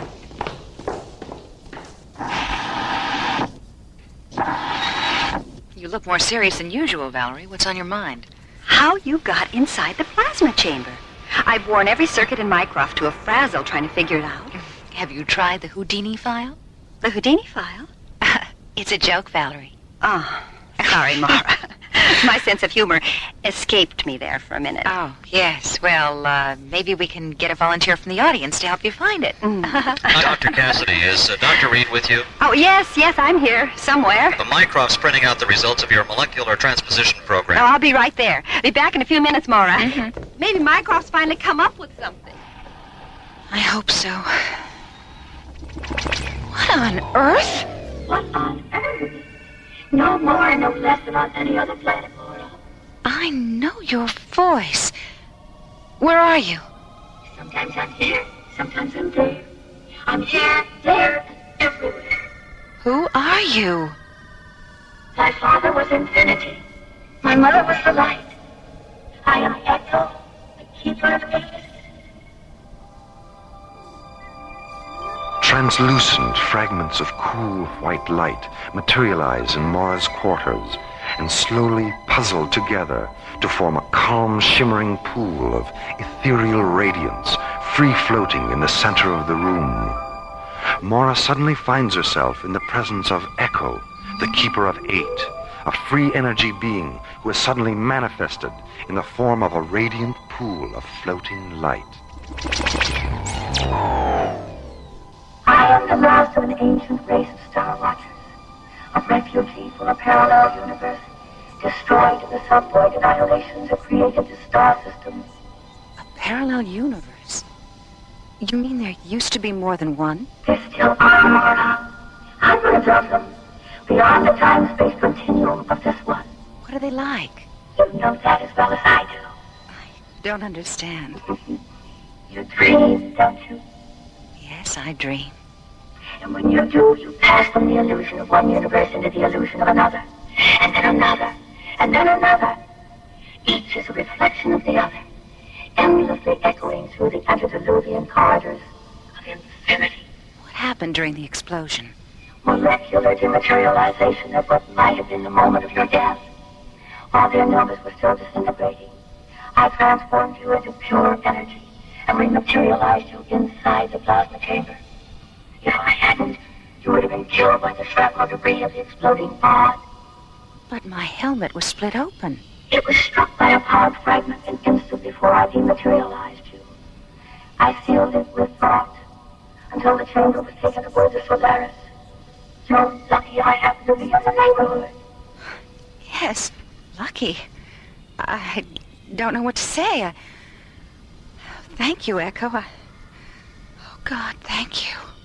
The vampire ship that killed Dr. Kramer is part of an armada from the Draconian system. They're preparing for an assault on the hydrogen fields of Terra. Hydrogen fields? On Terra? The Draconians are hydrogen-fueled breezers. Even their economy is hydrogen-based. They trade among themselves like currency. But, like any system that bases its economy on a single element, there are power struggles, greed, waste. The hydrogen vaults of Draconia are nearly empty, and a civil war is raging throughout their system for control of what remains. They need vast amounts of hydrogen to restabilize themselves, and they intend to take it from the Earth's oceans. Then Paul's death was an accident, wasn't it? Yes. When they penetrated the hydrogen plasma chamber, they punctured the pod's retro-fuel tanks. That's what caused the explosion. Pure oxygen is one of the most explosive gases in the universe. The Earth would be saturated with it if they removed the hydrogen from our oceans.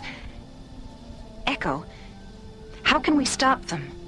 Where's the Armada? What are their weaknesses? I have to leave you now, Mara. Echo! Come back, Echo! Echo!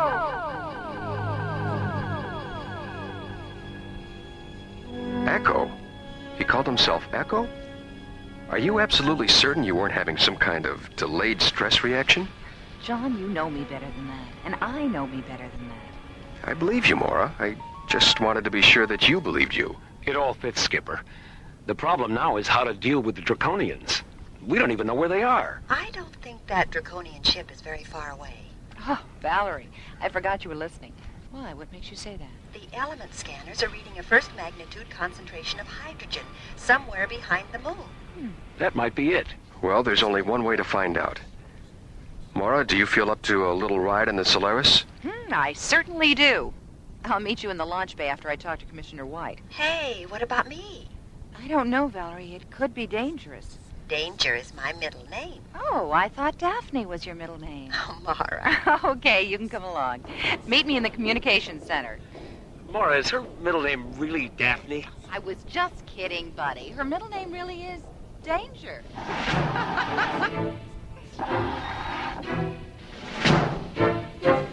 As Mara hurries toward the communications center, John and Buddy enter a pneumatic lift and descend to the launch bay complex located in Starlab's huge central hub. Meanwhile, 250,000 miles away, the Draconian vampire ship continues to drift in a parking orbit 1,000 kilometers above the dark side of the moon.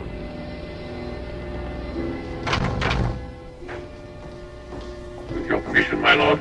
Yes, of course, Musk. My time is yours. The Armada will enter this star system 2 solar days hence. It will consist of 200 multi-atmosphere assault cruisers, a flight of 1,800 siege raiders, 600 defense penetrators, and 1,000 armed tankers. 1,000 tankers. Excellent.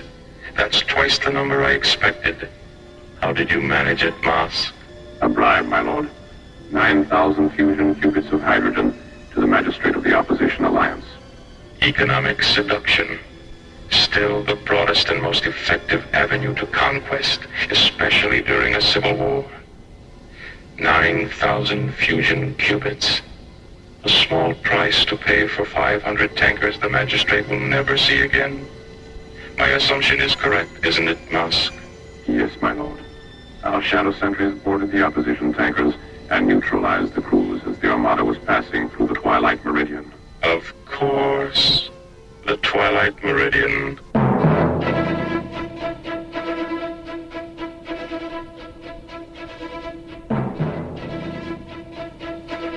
Are you two strapped in back there? Anytime you're ready, John. All set. Okay, buddy. Let's do it. Synchronize all computer functions. We have a positive decoder interlock on all data terminals. Manual launch functions are canceled. Real-time status is 20 seconds to ignition and counting. Buddy, you know we don't know what the Draconians are going to do when they see us. So as soon as we get a fix on their ship, lock in our photon shielding and energy-absorbent field generators, and activate all laser turrets. Okay, Skipper. Come on, Solaris. Let's go!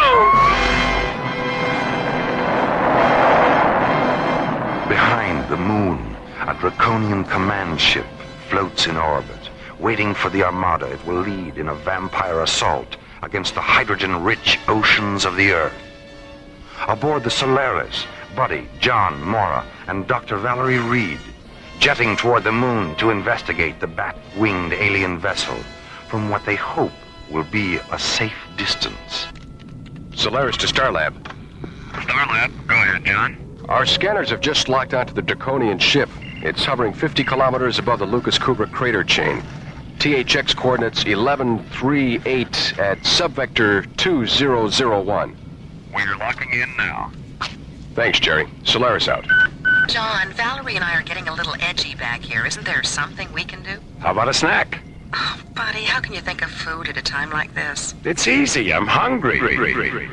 Skipper, is there an echo in here? Mora? Incredible. What is it, buddy? Would you believe a mysterious pool of talking light? Echo? Hello, Mora. Hello, Valerie. We'll be there in a flash. You certainly will. Mora! Valerie! Echo, that was fantastic. Wow, what a rush. I'm glad you enjoyed it. Echo, how do you get people from one place to another so fast? Mora, darling. She's been through the process before. Echo, I'm beginning to feel a little strange. So am I. Me too. What's going on? You're all about to enter a metamorphic coma. And when you return to consciousness, you'll discover that in addition to being oxygen breathers, you'll be rightful in a hydrogen environment as well. But why? You'll see. Pleasant dreams.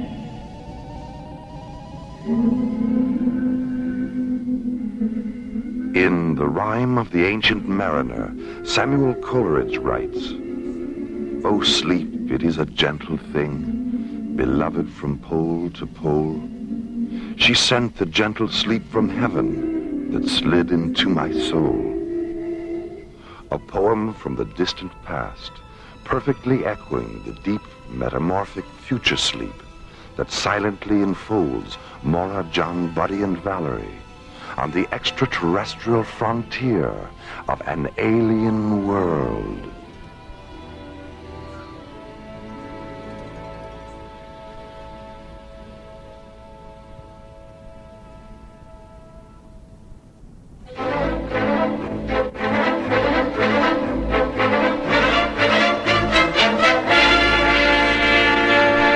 Alien Worlds continues. The Solaris rockets toward the dark side of the moon to investigate the Draconian vampire ship.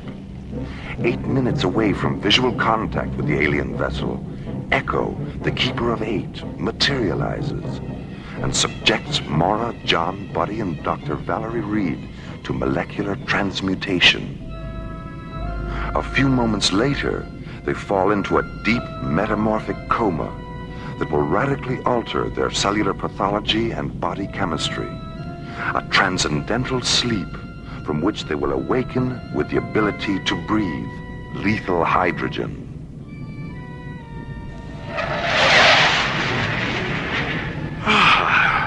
What year is it? It's still 2026, buddy. How do you feel? Well, that's the best news I've ever had. Echo, why have you made it possible for us to breathe hydrogen? So you can survive aboard the Draconian vampire ship. Oh, yeah? And me without my wooden stake. And me without my Christopher Lee outfit. Echo, what do you want us to do? The very thing you all want to do. Go aboard their vessel and meet them face to face. Well, that sounds very dangerous. The Draconians had planned to withdraw all the hydrogen from the oceans of Earth. It's a final desperate attempt at survival. They're not an aggressive race. They only use their armada as a bluff toward hostile intruders. If their system weren't so divided by the reactionary pressures of civil war, Warp, Mosk, and Vina wouldn't be active so silly. Warp, Mosk, and Vina? Who are they? Warp is head of the Draconian Coalition. Mosk is his subordinate preceptor. And Vina is magistrate of the Opposition Alliance. What can we do? Tell Warp and Embark, where they can find alternate sources of pure hydrogen. How are we going to do that? I know where the sources are, Mora. And I'll tell you where they are before you see Warp and Musk. Well, wouldn't it be easier if you just told them yourself? Yes, it would. But if I did, Draconia and Earth would still be strangers to each other. You see, I arrange circumstances wherein strangers become friends. Now, how do you suppose they'll feel about Earthlings if you guarantee their survival for centuries to come? Are you sure we'll be safe? Buddy, you already are. Right, we already are. You're intruding into a draconian defense perimeter. I believe there's a call for you, John. Yeah.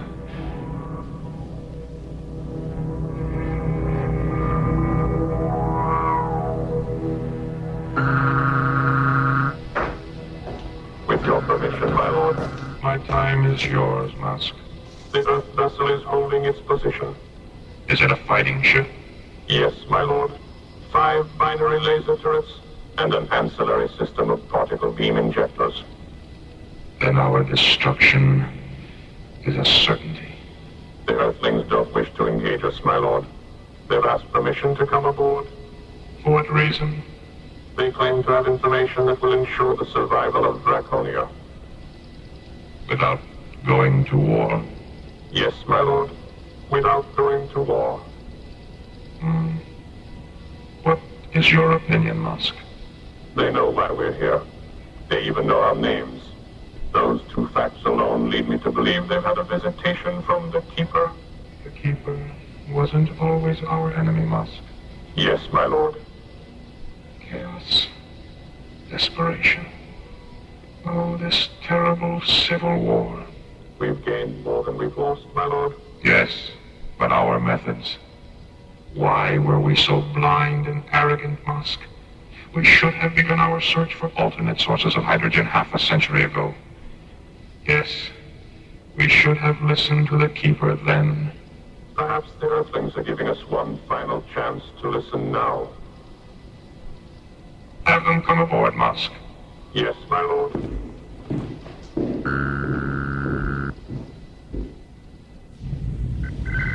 They're certainly taking their time about it, aren't they? Take it easy, Valerie. Echo wouldn't have left us alone out here if it wasn't safe.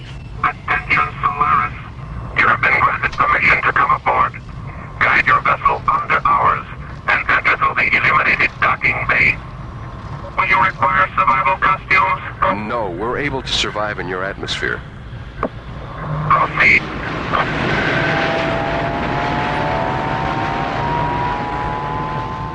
Firing the inertia rockets of the Solaris, John slowly guides the sleek white interceptor under the huge black draconian ship and enters a docking bay illuminated with diffused violet light.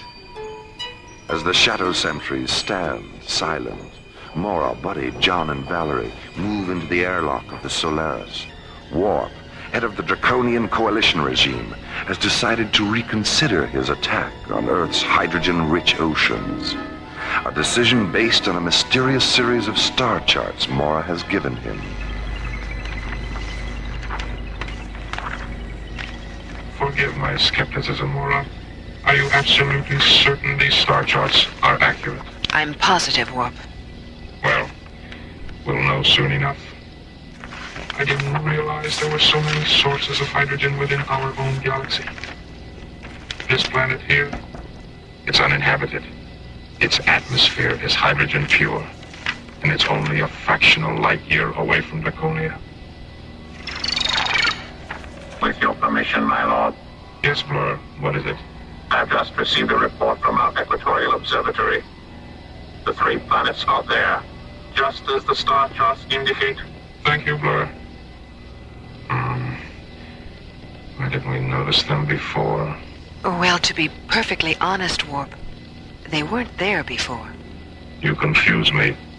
The Keeper of 8. So, the creation of these planets is his work. He didn't create them, Warp. They already existed. He simply, borrowed them from the Tyrellian system. The With your permission, my lord. Come in, Musk.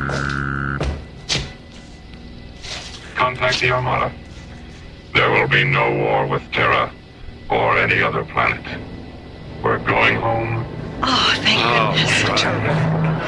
A few moments later, Warp's message is flashed to the Draconian Armada as it enters Jupiter space. 200 multi-atmosphere assault cruisers, 1,800 siege raiders, 600 defense penetrators, and 1,000 armed hydrogen tankers slowly break formation, turn 180 degrees, and regroup near Callisto, one of Jupiter's 9 moons. The Armada's new course? Draconia, by way of the Twilight Meridian. Meanwhile, in the launch bay of Warp's command ship, Mora, John, Buddy, and Valerie prepare to board the Solaris for their return flight to Starlab. It's unfortunate that we couldn't have spent more time together, Mora. We'll have plenty of time together at the beginning of Terra's new solar year, Warp. I don't understand. 6 months from now, an intergalactic congress will convene on Starlab. I'm going to arrange for Draconia to be represented. Thank you, Mora. I only hope my lord. Musk, what's wrong? A communique from the Armada. As it was leaving Jupiter space, it passed a flight of Opposition Alliance tankers and siege raiders. Vina is proceeding with the assault on Terra. Wasn't she told the Keeper has provided? She dismissed the information as a deceit tactic to prevent her from reaching Terra before we do. Then it looks like we're right back where we started. Buddy, where are you going? To use the radio in the Solaris. Somebody has to tell Stargazer to scramble those interceptors. That's my boy. Pilots and crews, attention. This is a priority combat alert. Launch factor, red. Rendezvous with Solaris at THX coordinates 1138, subvector 2001. As 3 squadrons of SET interceptors bank away from Stargazer and jet toward the dark side of the moon, John, Buddy, and Warp board the Solaris and blast out of the Draconian command ship's launch bay. The guidance thrusters on all our ships are located in outboard wing pods. By disabling any 2 pods on either wing, the ship will be unable to maneuver and will be forced to withdraw from combat. SET leader to Solaris, we have you inside, over. Max, is that you? In person, John, what's happening? There's a flight of Draconian ships between Jupiter and Mars. Subvector coordinates 047. Target grid Alpha 9 or 6. Attack pattern Omega Blue. Now this is a non-lethal engagement, Max. Direct your fire at their wing pods only. Roger, wing pods only. Okay, let's go.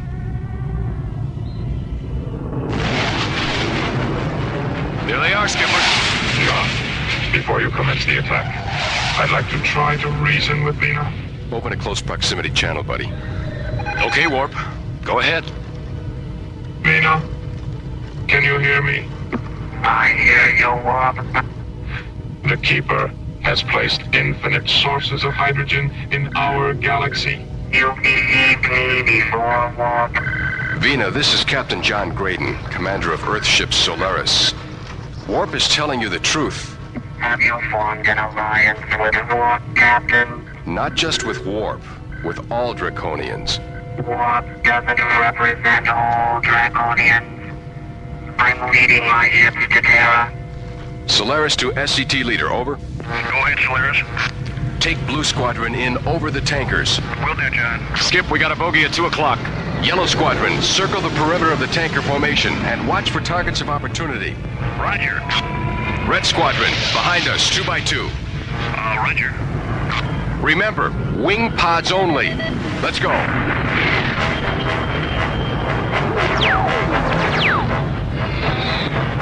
Dive out of there, Blue 4. I'll take the other pod. Break it off, Yellow Niner. They're opening another gun port in the tail. I'm right behind you, Red 5. Let's go around again. Yellow 3, head off those 2 stragglers at 6 o'clock. Red Leader, get out from under that lead tanker. The wing's starting to break off. Solaris to all squadrons. Regroup at 219 degrees and hold your positions. I got a scope on it, Skip. How's it look, buddy? Hard to tell. There's a lot of wing debris floating around out there. Alvina is now ready to listen to reason.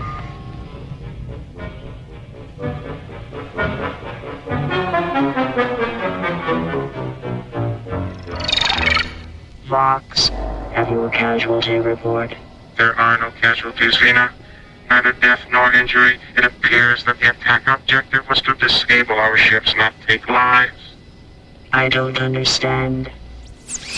You haven't understood for a long time, Vina. Echo. Vina. Vina, whatever am I going to do with you? You're such a fool. Am I? Yes. And stubborn one at that. The Earthship attack wasn't calculated to destroy you. Only your belief in armed force, and your conceit that you are right and Warp is wrong. War never determines who's right, Vina. Only who's left. Now, if you really care about the future of Draconia, you'll return to Warp ship with Captain Grayson, and stay there until you and Warp resolve your differences. I'll go, Echo, but No buts about it, Vina. Remember, those 3 hydrogen planets are a gift. And what the Keeper giveth, the Keeper can darn well remove it.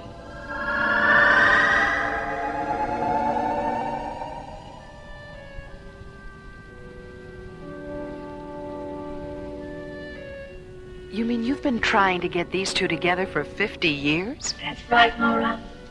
Half a century ago, I proved to Warp that Draconia's hydrogen would be totally depleted within 35 solar years.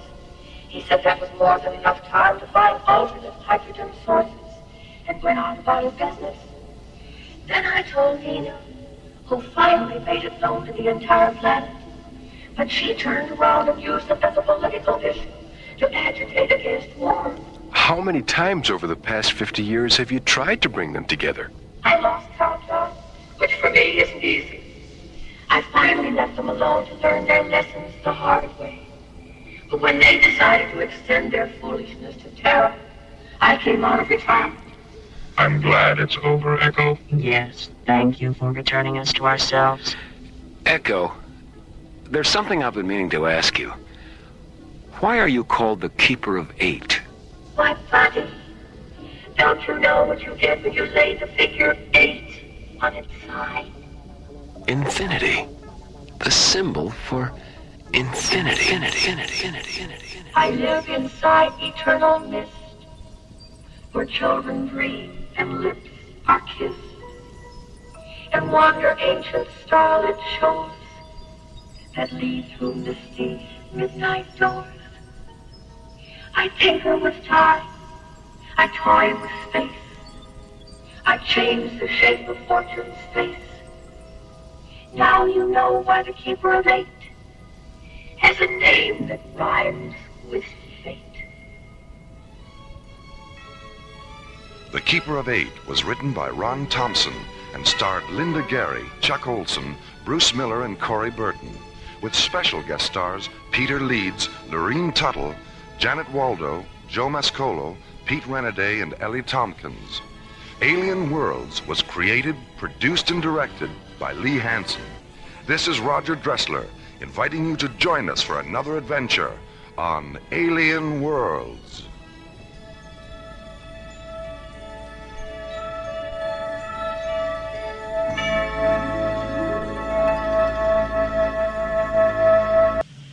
Slowly rotating at the edge of deep space, 1,000 kilometers beyond the atmosphere of 21st century Earth, is the Arthur C. Clarke Astronomical Observatory, Starlab. Here, Starlab Research Director Maura Cassidy, along with scientists and technicians of the International Space Authority, watch over the countless suns, planets, and star systems that fill the universe. This week, Space Exploration Team Captains John Graydon and Buddy Griff experience the dislocating shock of time clash and discover how suddenly the here and now can be transformed into the now and then on Alien Worlds.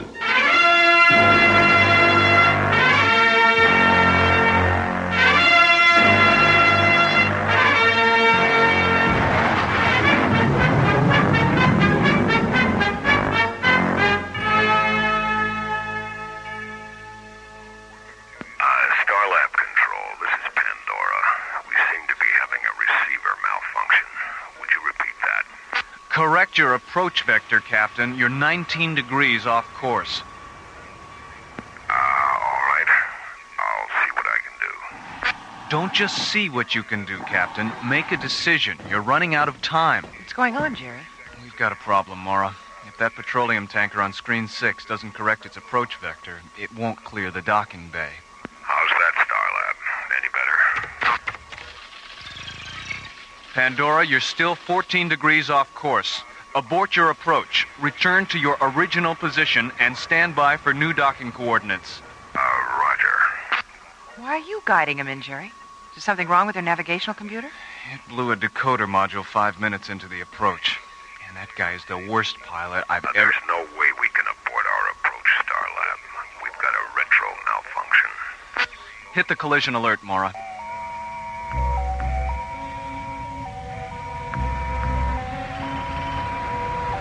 Attention Docking Bay 7.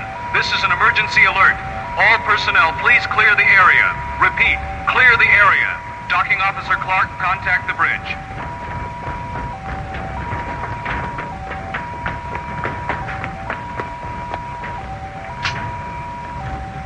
Jerry, it's Bill Clark. Any chance you might make it? Not unless you believe in miracles. Okay, Bill, get out of there.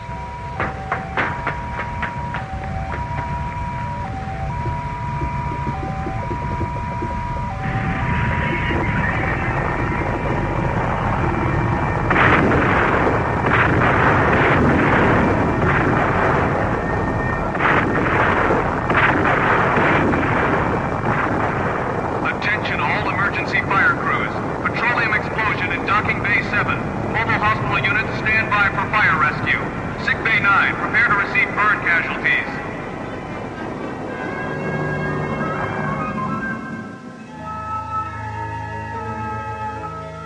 That's right, Commissioner. The Pandora's guidance computer and retro system hadn't been serviced in over 2 years. And the crew couldn't get out because the explosive bolts on the emergency hatch malfunctioned. If our EFC crew hadn't put out the fire so fast, everyone aboard the Pandora would have burned alive. Commissioner, when is the Xeon Corporation going to forget about petroleum and wake up to the fact that this is the 21st century? They can't afford to wake up, Mara. Their 20th century petroleum investments still account for 60% of their assets. The only way they can make a profit on that petroleum is by selling it on Stella Vista. But Xeon owns Stella Vista. What are they doing, selling it to themselves? No, they're selling it to the independent mining companies out there. Xeon has it all figured out, Mara. If a company wants to lease mineral rights on Stella Vista, they can do it. But only if they agree to use obsolete fossil fuel equipment.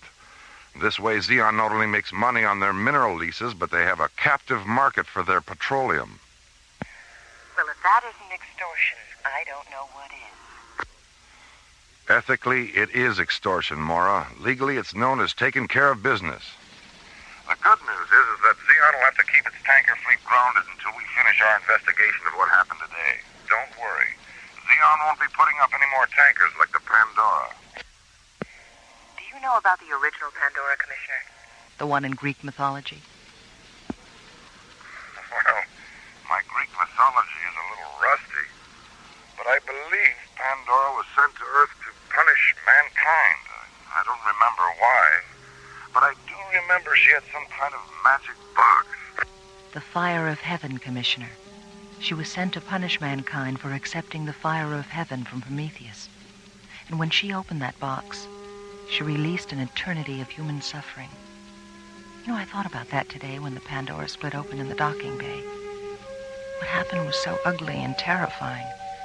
For a split second, I saw everything mankind had suffered during the last century. All because the oil of the earth, like the fire of heaven, had been used to make people small instead of great.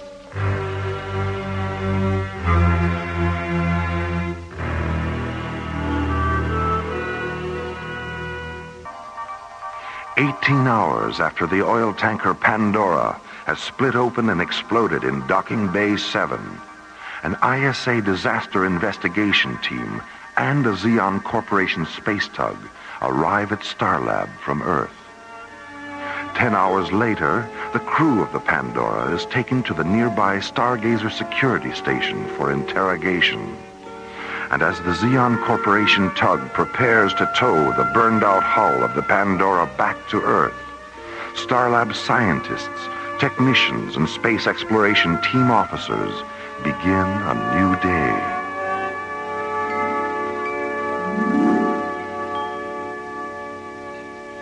Skipper, when we get to Valaria this afternoon, let's ask their science master, what's his name again? Galen Virago. Yeah. Let's ask Galen Virago if we can go for a spin in that time machine of his. Oh, I don't think so, buddy. Where would you go if you could take a ride in it? I'd like to go back to 1939 and have Lamont Cranston teach me how to cloud men's minds. Lamont Cranston? Yeah, the Shadow. He knew what evil lurked in the hearts of men. And how did he know that? When he clouded their minds, they told him the truth, the whole truth, and nothing but the truth. I see. And what exactly would you do if you had the power to cloud men's minds? I'd use it to cloud women's minds. Sexist pig. Oink, oink, oink, oink. Morning, Captain Graydon. Captain Grid? Yeah. Good morning, Cindy. Cindy, have you had your mind clouded lately? No. Not since I read 6 Characters in Search of an Author. What's that, Cindy? A novel? It's a play. Luigi Pirandello, 1921. The characters in the play are rehearsing the play when 6 other people show up, claiming to be characters the author left out of the play when he wrote it. Were any of the people who showed up named Lamont Cranston by any chance? No, Captain, not even by any chance. Now, how about breakfast? You ready to order? Can you give us a few more minutes, Cindy? We're waiting for Dr. Cassidy and Commissioner White. Okay. Gee, I wonder what's keeping Mora. I don't know. Maybe Commissioner White's shuttle was late. Yeah, that tanker accident is really... Oh, here she comes now. Morning, John. Buddy. Hello, Mora. Hi. Where's Commissioner White? He spent most of the night with the ISA Legal Bureau, drafting the order to ground Xeon's tanker fleet. He's going to deliver it this afternoon, so he suggested we go on to Valaria without him. Well, does that mean he's going to miss the time machine demonstration? Just the parallel dimension drone pod playback, which I'm sure Galen will be happy to repeat. The commissioner said he'd be here tomorrow morning around 10, so when he arrives, you two can warp back here in the Solaris, pick him up, and warp back to Valaria again, okay? Yeah, fine. Okay. Let me see that menu, buddy. I'm starving. Here you go. Thank you. Ooh, those Neo cheese grapes look delicious, don't they? Cheese. You know, that reminds me of a story. Oh, dear. There was this guy who had a mouse in his house. So he went out and bought a mousetrap. But when he got it home, he noticed he was out of cheese. You know what he used for bait? A picture of some cheese. And you know what he found in the trap the next morning? Do tell. A picture of a mouse. Buddy.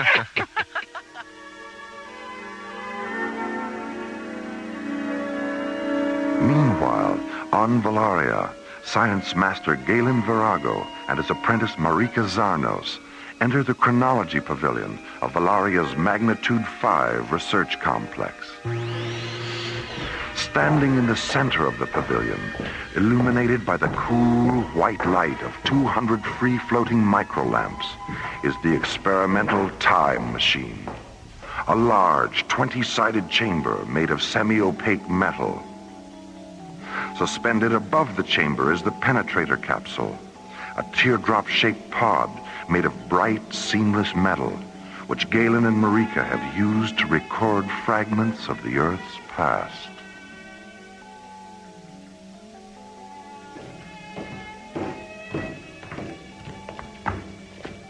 Marika, I want to conduct one last test before Dr. Cassidy arrives.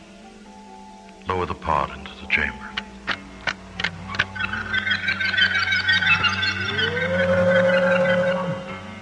Are the chamber seals secure? Yes, Galen. The REM scale indicators read 0 point blue. Rotate the chamber until its decoders interlock with the pod's Yerushalayim data. Yerushalayim interlock. Confirmed. Interface to decoder lenses with day 12, month 4, AD 33, Earth. Decoder lenses stable at subcycle 9-point yellow. Focus them on the subspan 303 and isolate the dimension. Dimensional isolation confirmed. I have the execution site on the screen. Is the deciphering terminal translating into anglophonic? Yes. Cross-link the audio sensors.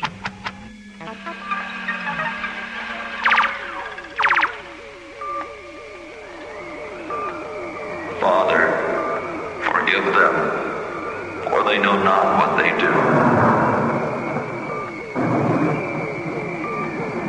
It is finished.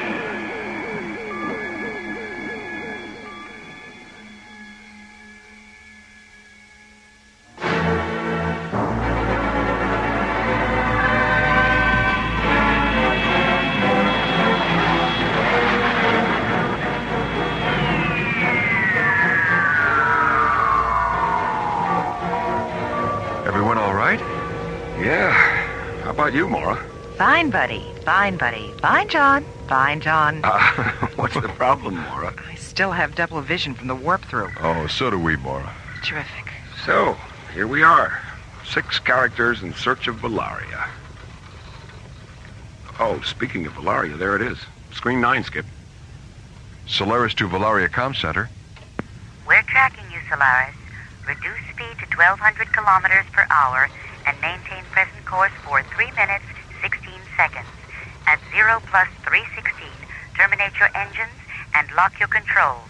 One of our pilot drones will guide you down. Roger. Take it down to 1,200 kph, buddy.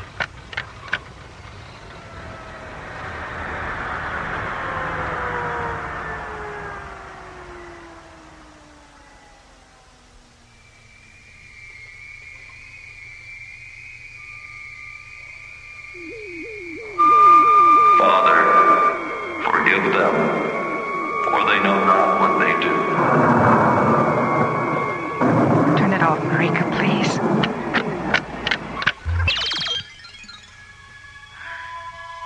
If I'd seen that when we first got here, I really don't think I could have made it through the day. They all just stood there and watched him die. Someday you must tell me about that holy man and why he was submitted to such torture and pain. We will, Galen. May I be permitted to say something about the three of you? Of course. The way you've reacted to the tragic events of your planet's past leads me to believe that if the Earth had always been inhabited by spirits like yours, much of what we've seen here today would never have happened.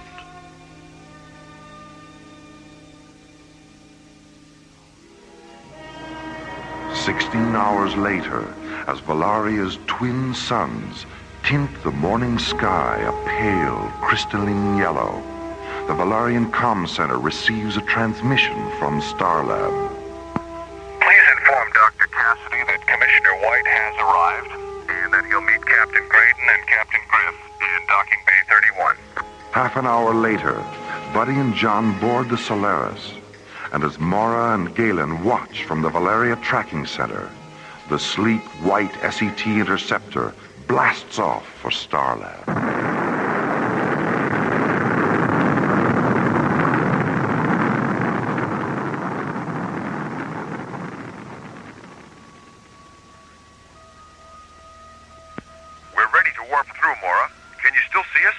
Affirmative, John. The resolution on this screen is so good I can practically see into the cockpit. How many fingers am I holding up, Mara? 13? Gee, Skipper, she really can see into the cockpit. All right, here we go. Warp through in 5 seconds. Mara, it's all turning inside out. Mara! John! Buddy! Galen, what's happening? Just a moment. Just a moment. The Parsec device. The Parsec device aboard the Solaris has experienced a primary decoder malfunction. The ship is passing through the time-space continuum in reverse. Galen, the ship's back on the screen. John, buddy, do you read me? Yes, Mara. I read you. John? Mara, help us. We become children.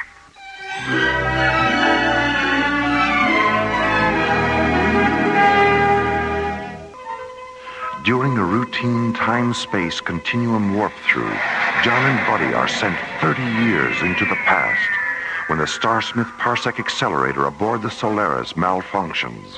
Mara, it's all turning inside out. And when the Solaris finally emerges from its dimensional inversion, Mara, help us. We become children. Science Master Galen Virago immediately orders the launch of a pilot drone, which locks onto the Solaris and returns it to Valaria.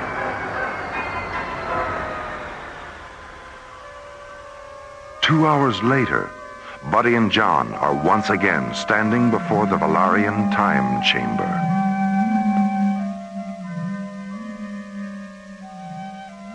Well, buddy, looks like you're gonna get that right after all. Yeah. You will be joining me, of course. Naturally. It isn't every day that we get a chance to ride the whirlwind. The whirlwind? It's part of a verse by an 18th century English writer named Joseph Addison. My mother used to read his poems to me. How does the rest of the verse go? Let me see. And please the Almighty's orders to perform. Rides in the whirlwind and directs the storm. Kind of sums up our situation, doesn't it? It sure does. Galen, are you absolutely certain there's no danger? They won't be harmed, Mora. Marika has transported me into Valaria's past many times. You didn't indicate that in the communique you sent to Commissioner White. I didn't indicate it in the communiques I transmitted to the other planets either. Why not? Marika? This is our third machine, Mora, and during its construction we decided that the secrets of time travel would be shared only with those who understand that all life is sacred and that all living things, no matter how small, have an infinity of their own that must be respected. Those who do not understand that are the ones who will use time travel to dangerously manipulate not only their own destinies, but the destinies of others. If, during yesterday's drone pod demonstration, you and Buddy and John had reacted indifferently to the tragic events of your planet's past, we would have sent you away this morning. And if, as you went away, this accident had transformed all three of you, we would have simply closed our eyes and put you out of our minds. Then you were testing us. Time is a fragile thing, Mora, and its control can be permitted to exist only where fragile things are loved. Well, Mara, it looks like we've passed the test of time after all. Do you both still feel the same? I mean, you're not frightened or anything like that. Nothing's changed, Mara. It's like Galen said earlier. The physical organism changes during time reversal, but consciousness doesn't. It feels good to be alive inside a child's body. We're not young, we're not old, and we're not afraid. The chamber is ready, Galen.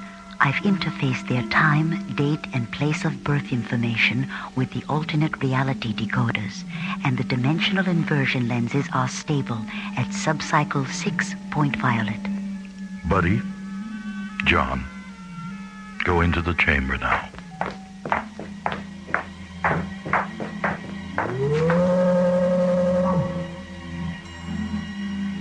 Cross-link the audio sensors, Marika.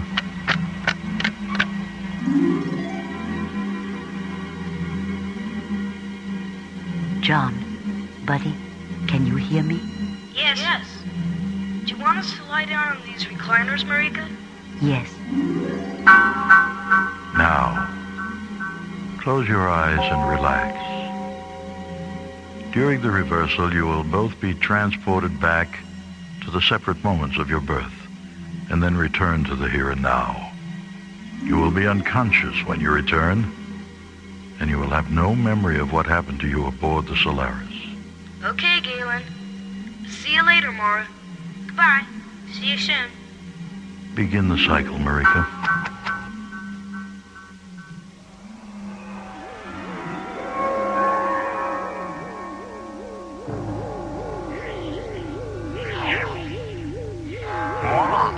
It's all turning inside out.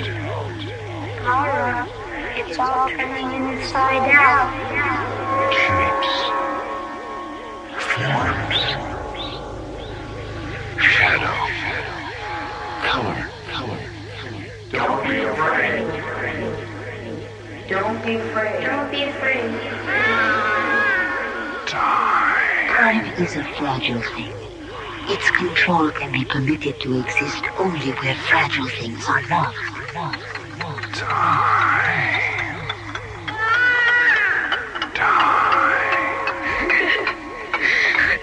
Time is an illusion.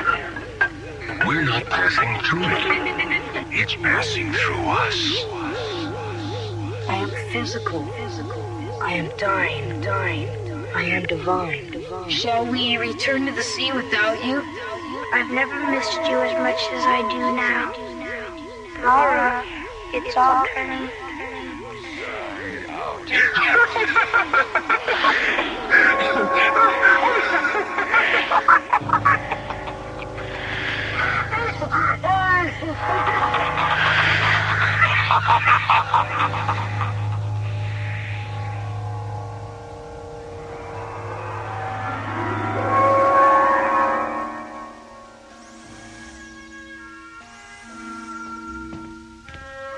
Hi, buddy. Mora, what happened? It's nearly 4 in the afternoon. Have I been asleep all this time? More or less. Well, where's John? What about Commissioner White? John just woke up, too. And Commissioner White decided to take his own ship. He'll be here in about half an hour. How do you feel? Like Rip Van Winkle must have felt when he woke up. Spaced out and hungry enough to eat a kangaroo. Well, that's funny. What? What's the date today, Mora? November 14th. Why? Well, the calendar on my watch. I just noticed it. It says May 23rd. My birthday.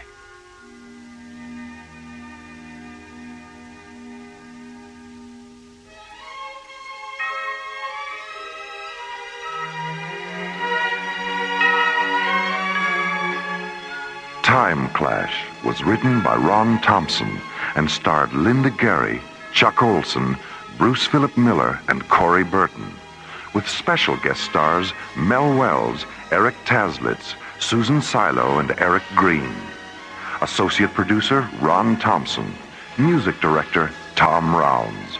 Engineer Stu Jacobs. Assistant to the producer Jim Cook. Technical consultant Peter Sky. Alien Worlds was created, produced, and directed by Lee Hansen. And so until next week, this is Roger Dressler inviting you to join us for our next adventure, Death Song, from the elsewhere and elsewhen of Alien Worlds.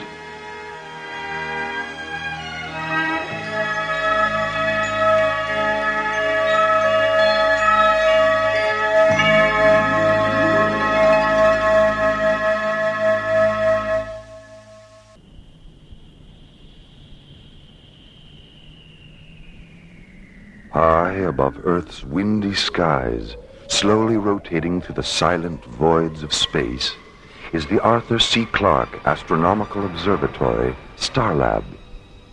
Here, the International Space Authority, ISA, watches over an eternity of uncharted galaxies and the countless planets orbiting within their starlit borders. 5 kilometers beyond Starlab, the Earth shuttle Electra moves into a docking orbit with a giant space station. Aboard the shuttle, Dr. Richard Nicholson, a molecular biologist whose research in the field of alien spore mutation has just earned him the Brandenburg Prize, the most impressive award the scientific community of Earth can give. Aboard Starlab, Dr. Nicholson's wife, Anne, awaits the arrival of the Electra. Here, the shuttle will refuel, then take them both back to Earth for the award ceremony at the International Achievement Pavilion, located in the center of New Vienna. It is April 28th, 2026, a day no one on Starlab will ever forget, as this week's adventure, the Resurrectionists of Lethe, removes us from the ordinary and takes us into the mysterious light and shadow of alien worlds.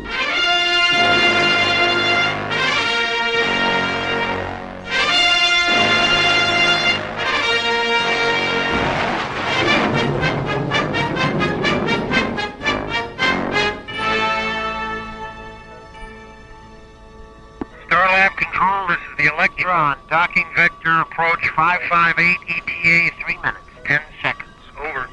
Roger, Electra. You're cleared for entry into Shuttle Bay 5.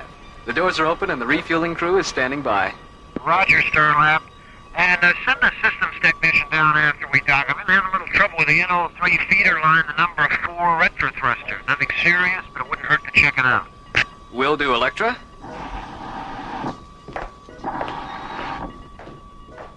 Well, hi, Jerry. How's it going? Oh, hi, Mara. This is Nicholson. Hi. Is that my husband's shuttle on the screen? It sure is. He'll be docking in less than 2 minutes. Oh, gee, I don't know if I can wait 2 minutes. Oh, Anne, he's only been gone 2 weeks. I know. That's why I can't wait 2 minutes. Oh, I see. Jerry? Right. Electra, could we please have Dr. Nicholson on screen 12? Roger, Starlab. Hello, Anne. Oh, welcome back. You look terrific. Oh, you look pretty terrific yourself. How does it feel to be so famous? Not the same as when I wasn't. I don't believe you. Neither do I. It feels fantastic. Oh, you should have seen the looks on their faces when I... Richard? My God, what's happening? Starlab, we have a feeder line blown. NO3 level is subcritical alert. Seal off the flight deck. Initiate emergency venting procedures. The escape pod. Get to the escape pod. Electra, can you hear me? It's too late. Starlab Control to Stargazer 1. This is an emergency rescue alert. Dispatch paramedic ships to triangulator coordinates 558. Repeat, this is an emergency rescue alert. Board, the lead on this bed. Could you describe what you're looking at over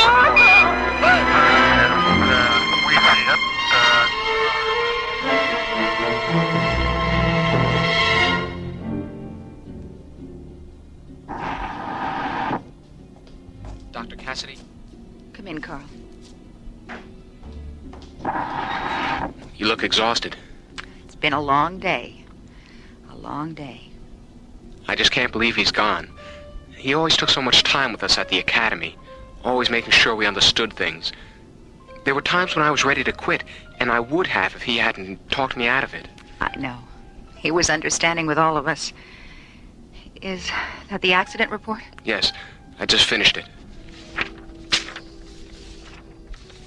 NO3 suffocation. It's so stupid.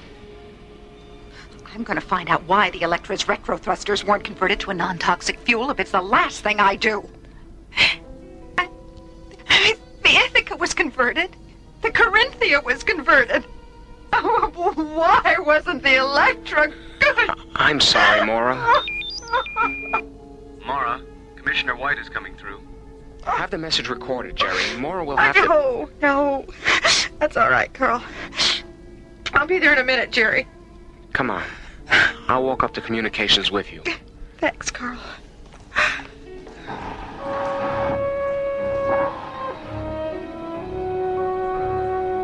Yes, Commissioner, that's all been taken care of.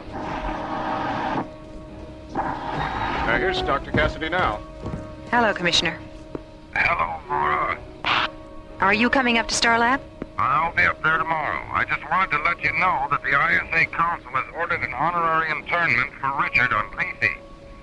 Supervisor Toddmaster has already been notified, and one of his mortuary ships will be there tomorrow afternoon. Toddmaster? Simon Toddmaster? I thought you knew. He's been Lethe's supervisor for nearly 2 years now. How did a man like that ever end up on a satellite for the dead? Meanwhile, Preparations are underway to transfer the body of Dr. Nicholson to Lethe, an artificial burial satellite 1,000 kilometers in diameter, created for the internment of Earth's honored dead. The casket's just arrived, Master. Good, Berkey. Very good. Let's get on with it. Lethe's supervisor, Simon Toddmaster, a man from Mara Cassidy's past, a master of the dead to whom no undertaking is insignificant.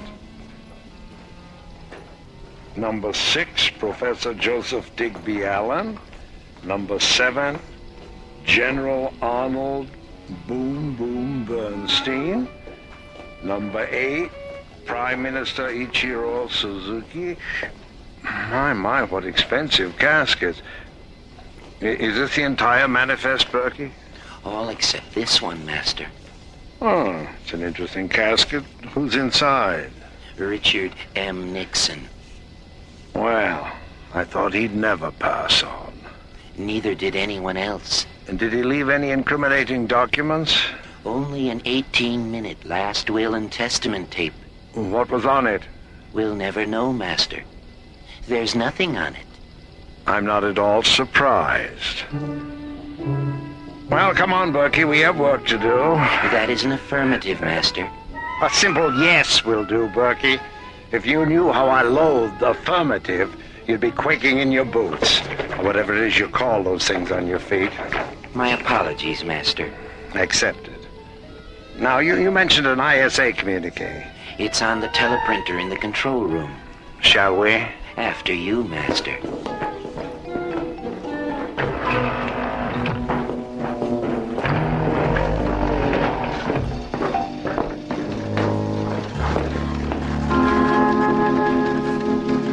Here it is, Master. Well, what does it say? We've been ordered to Star Lab to pick up the body of Dr. Richard Nicholson. So, Dr. Nicholson has finally shuffled off his mortal coil. Cause of death? An accident. NO3 suffocation. How utterly fitting that the man who used to give me so much gas should succumb to a lethal dose himself. I don't understand. Now, poor Richard and I worked together on Star Lab once upon a time as fellow science officers. We were Professor Cassidy's golden-haired boys. Oh, you mean you used to have yellow protein filaments growing on that shiny dome of yours?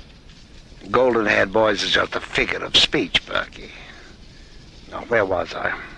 Oh, yes, well, I got into some trouble while I was stationed on Star Lab. Nothing serious, just a little glowstone smuggling, but they railroaded me into prison anyway. I'd still be there if Lethe hadn't suddenly required a man of my unique talents. From prison to Lethe? What's the difference, Master? Yes, indeed. Volunteering for this post was sheer inspiration. Berkey, Professor Cassidy had a daughter, Maura. Find out if she's still on Star Lab. And find out if Ann Nicholson is there, too. She could be very useful to us, considering how closely she and her husband worked together. As you wish, Master. Ratchet? Master? Berkey and I are going to Star Lab. Prepare the Orcus Omega. Yes, Master. By the way, Mrs. Thorndancer is waiting to see you. Well, send her in, Ratchet. My dear Mr. Toddmaster. My dear Mrs. Thorndancer. I just couldn't leave without thanking you for everything. 24 hours with my husband, alive and happy, reliving the best times we ever had. Oh, Mr. Toddmaster, it was wonderful. Well, I'm delighted that you're delighted. But remember, this is our little secret. Oh, don't worry. I won't breathe a word to a living soul. Goodbye, Mr. Toddmaster. Oh, it's never really goodbye, Mrs. Thorndancer. Only au revoir. Ratchet, what's the progress on the Thorndancer experiment? She relived a period with Professor Thorndancer during which he was deeply involved with mind weapon research. Some of his workable hypotheses were so dangerous, he never revealed them to his colleagues, but he did confide them to his wife, and she talked her head off about them. The professor's replicant functioned so well that it had heard discussing mind weapon theory within 5 minutes. The data is in the Omni extrapolator now. Good work, Ratchet. Stay tuned. Ah, Berkey, what did you find out about Maura Cassidy? She's now Star Lab's research director. Ann Nicholson is there, too. Well. Are you feeling all right, Master? I'm feeling very well, Berkey. Thank you.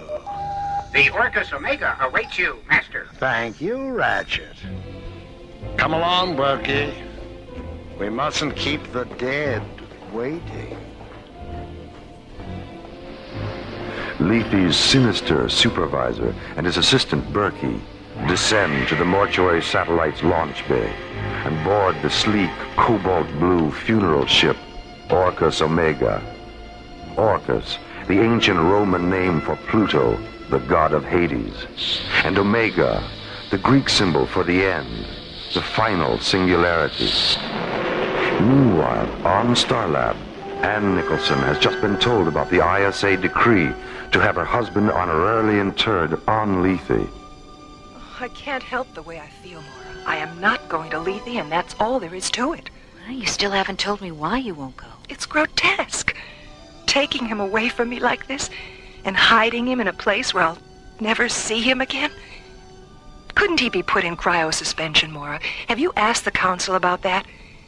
Maybe there's still a chance that Richard could be brought back to me someday. And you know it's too late for that. All right. Then you take him to Lethe, Maura. You salute all those stupid flags and smell all those dying flowers. And, yes, listen to people who never knew him lie about what a good friend he was. There won't be any flags, Anne, or any flowers or speeches or anything like that. It's a private ceremony between you and Richard. Oh, I'm tired, Maura. Will you please leave me alone? All right. I'll be on the control bridge if you need me.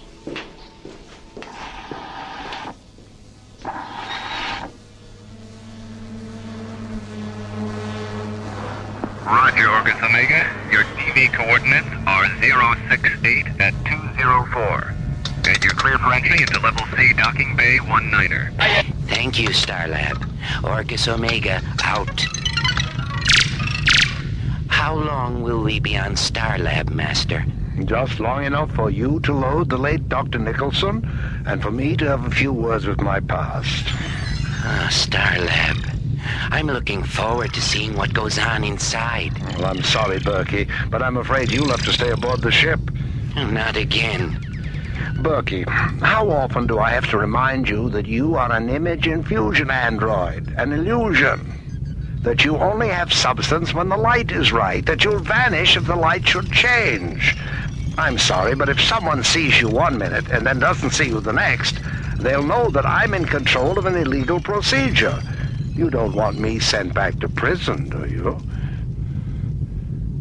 Berkey? Oh, don't rush me, Master. I'm thinking. The Orcus Omega maneuvers into a docking orbit with Starlab. On board, Leafy's tall, black-cloaked supervisor, Simon Toddmaster, and his assistant, Berkey. A former assistant to Maura Cassidy's father, Toddmaster is no stranger to Starlab. Hello, Maura. It's wonderful to see you. Simon, you're the last person I ever expected to see on Starlab. I'm sorry, I mean, I didn't mean that personally. Well, you know what I mean. It's all right, Maura. I understand. Are those flowers for me? The roses are here. Thank you, Simon. Who are the other ones for? Mrs. Nicholson. We always give a bouquet of twilight blossoms to the widow. I doubt if you'll have a chance to present them. Anne doesn't want to go to Lethe. I see. Well, perhaps if I spoke to her, I do have a way of making people understand the importance of being present at the final interment. Well, if you think your talking to her will do any good, I'll take you to her quarters. Maura, Is Mr. Toddmaster there? Yes, he is. Dr. Nicholson's body has been taken aboard the Orcus Omega, Mr. Toddmaster. Thank you. Oh, would you mind telling my assistant that I'll be there in a few minutes? Will do. And now, Mora, if you will show me to Mrs. Nicholson's quarters.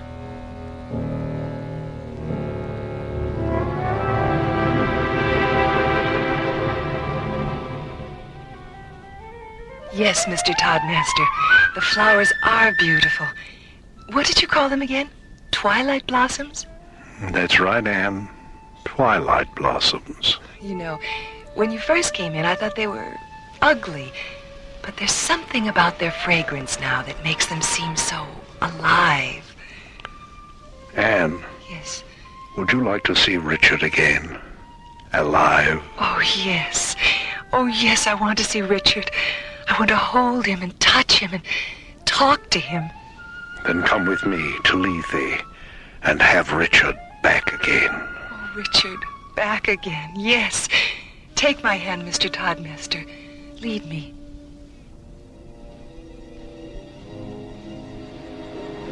We've just got confirmation on it, Mora. Codemaster's in control of image infusion, and he's using it to create the illusion of bringing the dead back to life. The dead? But why? So he can extract classified military and scientific information from those who were at one time associated with the men and women now interred on Lethe. In some cases, it's a husband and wife would work together. In other cases, colleagues or fellow officers. I still don't understand, Commissioner. What exactly does he do? Well, he creates an image infusion replicate of the man or woman whose secrets he wants.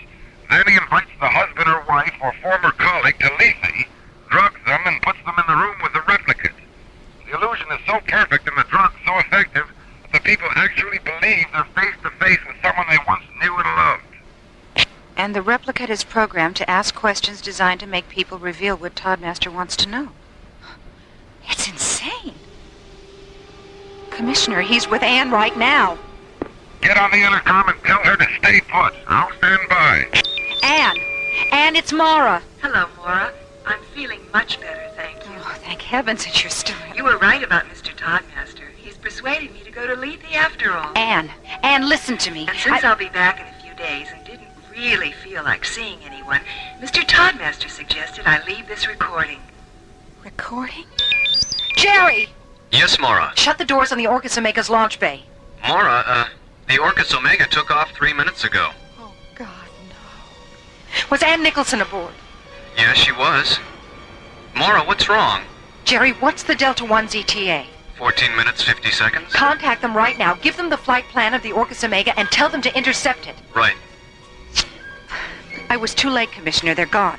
Gone? Is there anything you can do? Delta 1 is 14 minutes out. I've ordered John and Buddy to divert it and try to intercept the Orcus Omega. Stay with it, Mora. I'm coming up in a priority shuttle.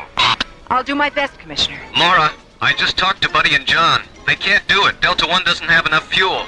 All right. Contact the Stargazer security station. Tell them to scramble a pursuit cruiser. And find out who the pilot is. I want to talk to him.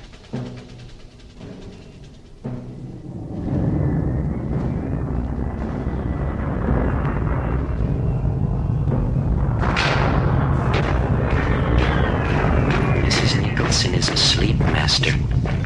To sleep. Perchance to dream, eh, Bertie?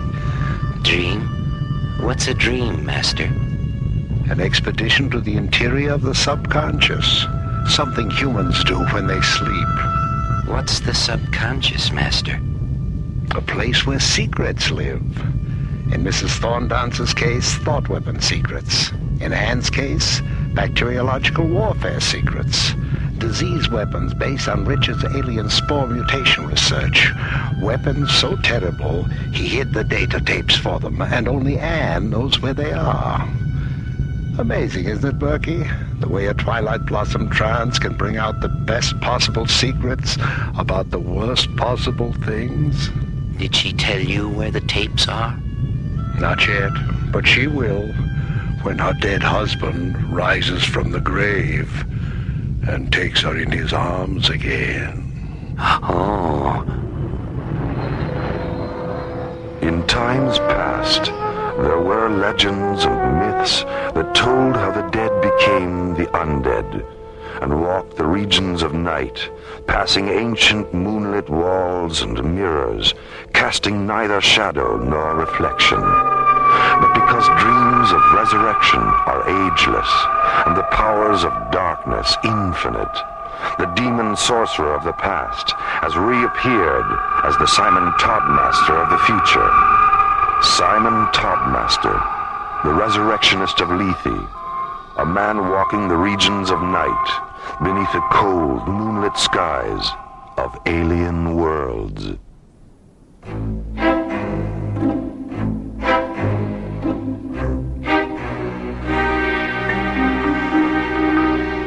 Alien Worlds continues. Hi, Maura. Hi, how you doing? Oh, am I glad to see you too. What's been going on around here? Everyone looks so depressed. Well, losing Richard like that is part of it. Well, what's the other part? Anne's been kidnapped. Kidnapped? What? By who? It's a long story. Do you remember Simon Toddmaster?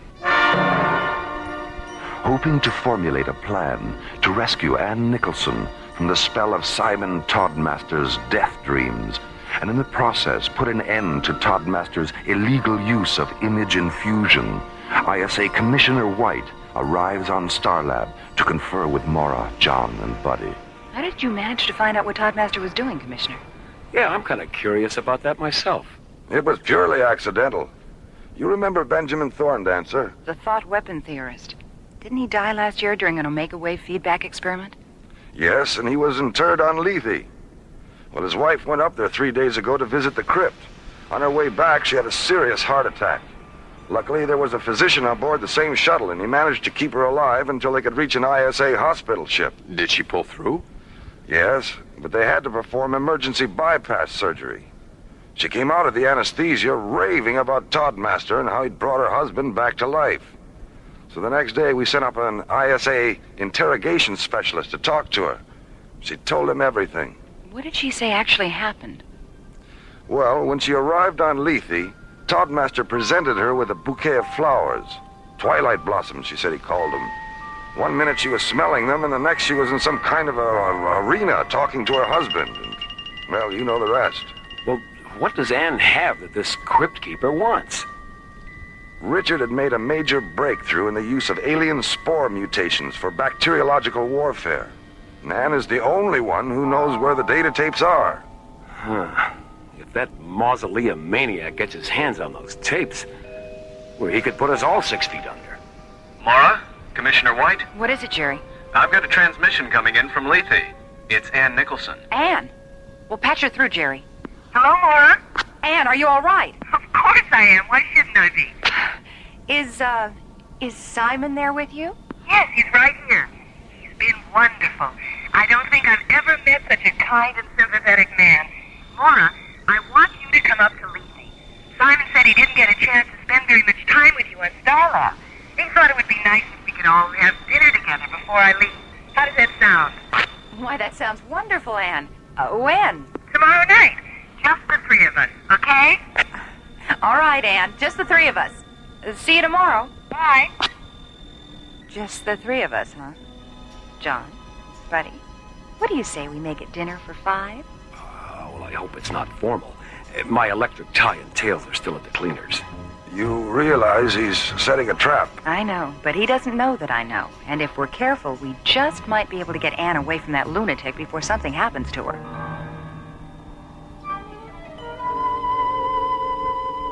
Old wine, sweet music, candlelight, delicious food, good friends.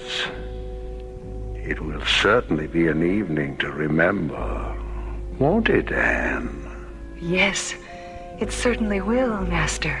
18 hours later, Delta One blasts off from Starlab and streaks toward Lethe.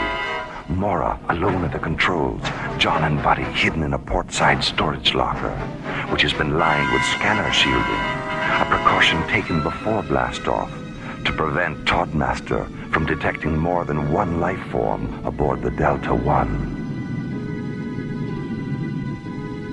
Hey, Skipper, how about us getting out of here for a few minutes? I'm starting to feel like a cross between a pretzel and the Hunchback of Notre Dame. Relax, buddy. Well, I wish we would have had enough thin-core shielding to line the starboard locker. It's a lot bigger. Sorry, buddy. What do you think Todd Master would do if he detected more than one life form aboard? Oh, please, don't tell me. He'd probably kill Anne and blow the Delta One into the next galaxy. Oh, Skip, I told you not to tell me. Berkey, would you mind stepping in here, please? Not at all, Master. Here I am, Master. Where? Right here in front of you. Berkey, you've gone transparent again. Step back into the light a little bit. Thank you. Sorry I disappeared like that. That's all right, Berkey. It wasn't my fault. I didn't say it was. You built me. I can't help it if I'm here today and gone tomorrow. Berkey, if you don't pay attention, you're going to be gone tonight. Oh, my. How's Mrs. Nicholson? Who? Berkey, I'm warning you. I put fresh bouquets of twilight blossoms around her bed, just as you ordered. She's sound asleep. And by asleep, to say we end the heartache and the 1,000 natural shocks that flesh is heir to. 'Tis a consummation devoutly to be wished. Has Dr. Nicholson's replicate been programmed? Yes, Master. It knows exactly what to ask her. And the Illusion Theater is ready for your inspection. Ah, the Illusion Theater. The play certainly is the thing, eh, Berkey? The play is the thing. Certainly. The thing certainly is. The certainly. Oh, I knew he wouldn't get that one. Ratchet. You called, Master? Put Imagerina 4 on the screen. Coming up. Well, my dear Ratchet, you've certainly outdone yourself this time. If I didn't know better, I'd swear I was looking at old Cape Cod. Is that the Nicholson summer house there in the background? Yes, Master. Could you bring it in where it belongs, Ratchet? It doesn't look quite right sitting out there in the ocean. Oh, sorry, Master. One of the hologram mirrors must have shifted. Yes. Now let me see Dr. Nicholson's replicate. Oh. Richard, are you excited about seeing Anne? Yes, Simon. I am excited. Thank you, Richard. Ratchet, he doesn't seem all that thrilled. Can you pep him up a little? I'll give it my best, Master. I'll see that you do. And by the way, how is our replicate of Maura Cassidy's father coming along? It will be ready for programming by morning. Well, thank you, Ratchet. Keep up the good work. Delta One has entered Lethe control, Master. ETA 5 minutes. Very well. Prepare to guide Maura Cassidy down. Berkey, scan the ship and make certain she's alone. Oh, yes, Master. Only one life form on board. Lethe control to Delta One. Retro to descent. Maura orbits the Delta One into a descent vector above Lethe. John and Buddy hidden in a shielded storage locker to prevent detection by Lethe's life form scanners. Their safe arrival, the first stage of a plan to rescue Anne Nicholson from Lethe's mysterious mortician, Simon Toddmaster. An undertaking which will soon continue with a quiet dinner between Maura, Anne, and Toddmaster, and hopefully end with Toddmaster getting his just desserts. Roger, Lethe Control. I'm on the pad. Stay where you are, Dr. Cassidy. I'll be right over to pick you up. Delta One, out.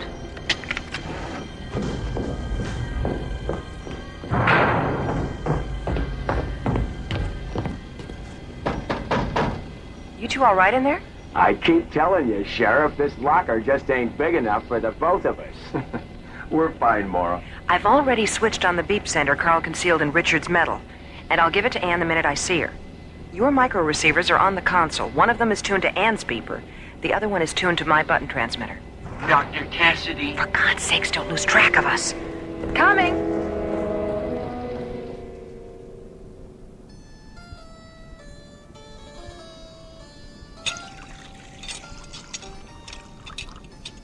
Well, Simon, I see that you've managed to maintain your taste for exotic foods in spite of everything. In spite of everything? What do you mean? You know, 2 years in Jastrow prison and nearly 2 years here on Lethe. Not exactly the kind of places that encourage the aesthetic sensibility. No, but that's where you're wrong, Maura. Monotony, isolation, and darkness happen to be our greatest gifts, and I respect them because they eventually make one realize that we are truly alone in this highly overrated dimension we call life. And it's only by being alone that we can come to terms with our soul and our senses. And is that all there is, ultimately? The soul and the senses? Ultimately, yes. They know each other better than we can ever know ourselves. They complement each other perfectly, and they reassure each other in times of imbalance. Do you know the works of Oscar Wilde? No, I don't. You should familiarize yourself with them, Maura. There's a particularly beautiful passage in one of his novels, The Picture of Dorian Gray. Dorian is out in the garden drinking in the sweet perfume of the lilac blossoms, and Lord Henry walks to him and says, "You're quite right to do that, for nothing can cure the soul but the senses, just as nothing can cure the senses but the soul." You've been very quiet this evening, Anne. Yes, I know. I'm sorry. I'm very tired.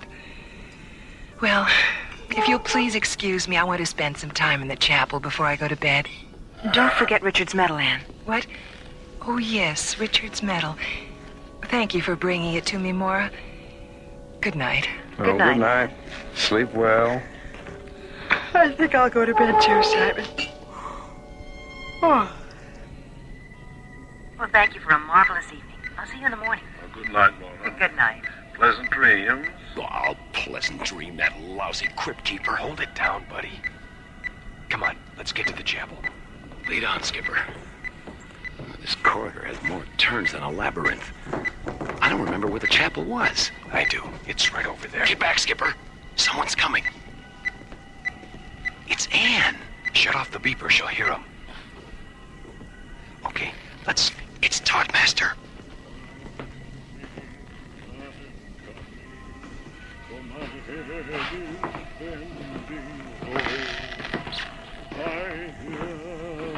Gentle voices calling.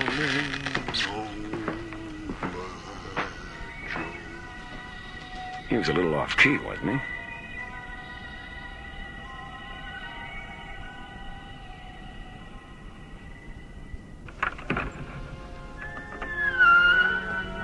Lovely, isn't it, Anne? The way the candlelight transforms the flowers into living shadows.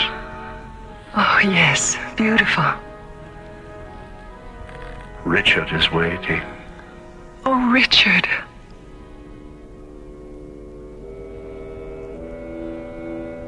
I'm not saying this place is cold, Skipper, but if I had any brass monkeys, this is the last place I'd keep them. Take it easy. Here comes Maura. Maura, over here. Where's Anne? She and Toddmaster went into the chapel a half hour ago. Half an hour ago? Well, come on. Ready? Let's go. They're gone. John, the beep scanner. Over here. She's behind the wall. Well, feel around for a lever or something. Here, behind the tapestry. Hey, get this. A real-life secret panel.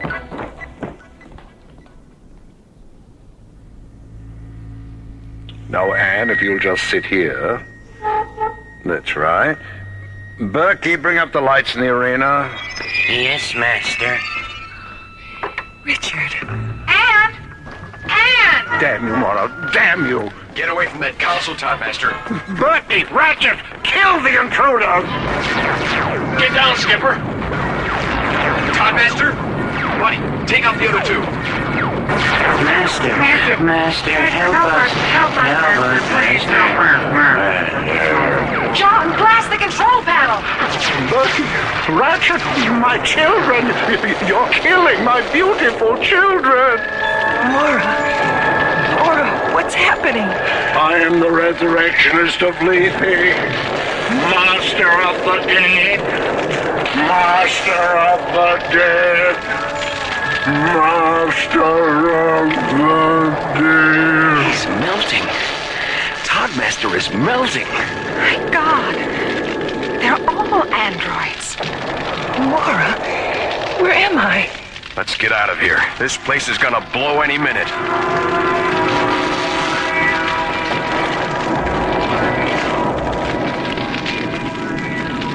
For Ann Nicholson, a narrow escape from the machineries of deception and death. For Mora, John, and Buddy, another experience to be filed away under the heading of attempted immortality.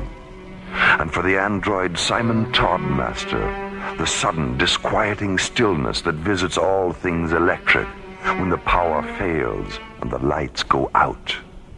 An artificial man with a synthetic mind, incapable of knowing creation's most perfect flesh and blood law. That death, like life, is its own master. Well, how's Anne today, Mora? Oh, fine, Commissioner. Dr. Rossiter says she'll be able to go back to Terra tomorrow. Is it true about Simon? Yes, an ISA security squad found his body this morning. It was in a sealed crypt under the floor of the chapel. Spectrocyte poisoning. A laboratory accident a long time ago. Never told anyone. How did you find out? A diary in his casket. You should all read it sometime. He was an extraordinary man. He perfected image infusion for use as a holographic communicator. Nothing more. And because he knew he'd die before he'd finish it, he built a synthetic alter ego to carry on his work. Well, I've got a shuttle waiting. Goodbye for now, and again, congratulations on a job well done. Thanks, Commissioner. Goodbye, Commissioner. We'll talk to you later, Mora. I'll be here. Library. Ingrid? It's Dr. Cassidy. Will you please check and see if there's anything down there by Oscar Wilde? I'm interested in one of his novels, The Picture of Dorian Gray.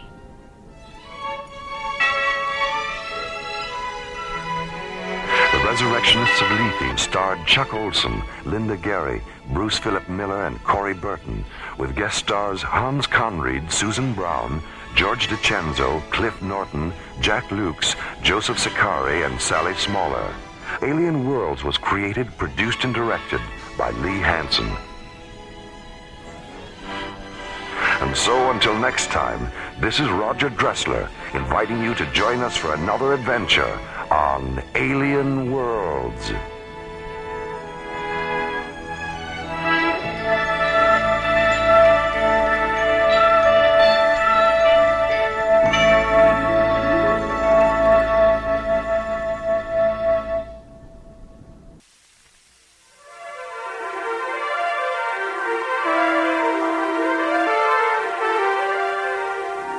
Within the far reaches of deep space, there remain unknown planets, journeys into galaxies yet uncharted.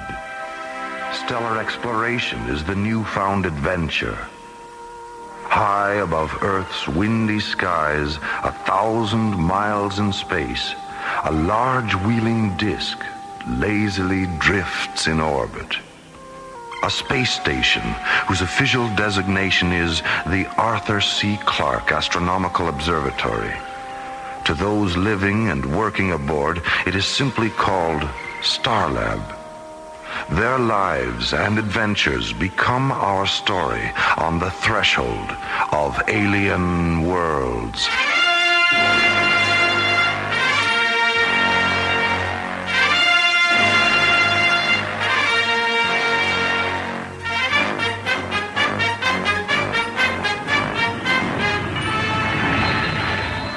Coordinates bearing 8179er, roger. This is Mission Control. You're cleared for EVA. Stand by, Mission Control. We have a red code report from Level C radio telescope. Roger, Starlab Control. Go ahead. Starlab Control, this is the Spectral Analysis Officer, Level C. Our radio telescope interferometry has detected unusual sunspot activity at a bearing of 409er. Thanks, Bill. Keep us posted. What's going on, Jerry? I'm not sure, Tim, but we're gonna find out. Starlab Control, this is Telescope 4, Level D. We're tracking with Level C. Yeah, I can. The solar graphs show high-density activity. All right, Level D. Print through the data on the ICM recorder, please. Right, Control. It's online.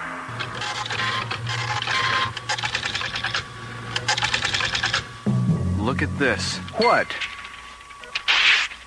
That's more solar activity in the last 2 minutes than we've seen in 2 years. I'd better call Dr. Cassidy. Meanwhile, on Earth, the effect of the sun's strange activity begins. Kansas City, Missouri, 8:05 p.m. Good evening, Mr. Jennings. Good to see you again. Thanks, Ron. Now, would the two of you care for a bottle of wine? Yes, yeah. I think that's a good idea. Great. The usual, Ron. All right. Well, I'm certain you'll love the food here, Sylvia. It's a very special place. It's been a favorite spot of mine for years. I've known the owner a long time, too. What's that? Huh, that's strange. Probably just a heavy truck going by on the street outside. My God, Roger! It's an earthquake!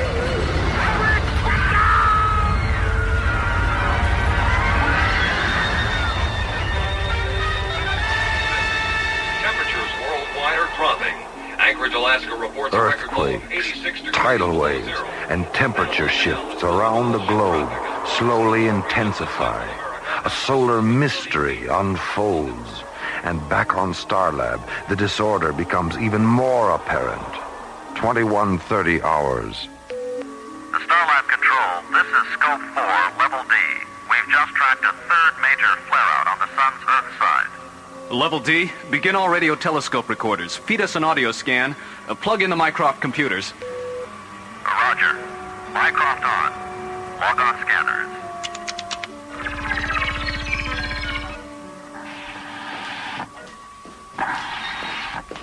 Hi, Dr. Cassidy. Thanks for coming up here. I knew you'd want to know. All right, Tim. Now, what's going on? The 3 of our main telescopes are tracking the sun. Yes, and? Analysis indicates an incredible amount of solar flaring and abnormal sunspot activity. Earth stations are reporting earthquakes, tidal waves, and various other abnormalities. We've begun tracking confirmation through our Mycroft Computer Center. Okay, Tim. This is Spectral Analysis Level C. We have a priority report. This is Control Level C. Go ahead. Jerry, I can't believe what we're seeing up here. What is it? It looks like we may be headed for a singularity condition on the sun. Singularity? You mean the sun's going out? Bill, are you sure? Listen, we'll send Tim up there right now. We'll need all your current graphs and radiation scan reports. Okay, Jerry. And Bill, you'd better set up radar solar tracking operations, too. Right, Dr. Cassidy. Tim, you'd better get up there now. Get all the graphs and Mycroft readings. Okay, Dr. Cassidy. I'm not looking forward to telling the ISA the sun is going dead. Knowledge concerning energy had become an important property to man. But the idea of the sun going out prematurely represents a new and very unusual situation for Dr. Cassidy and Starlab's research people. The beginning of a dark nightmare in the light of alien worlds.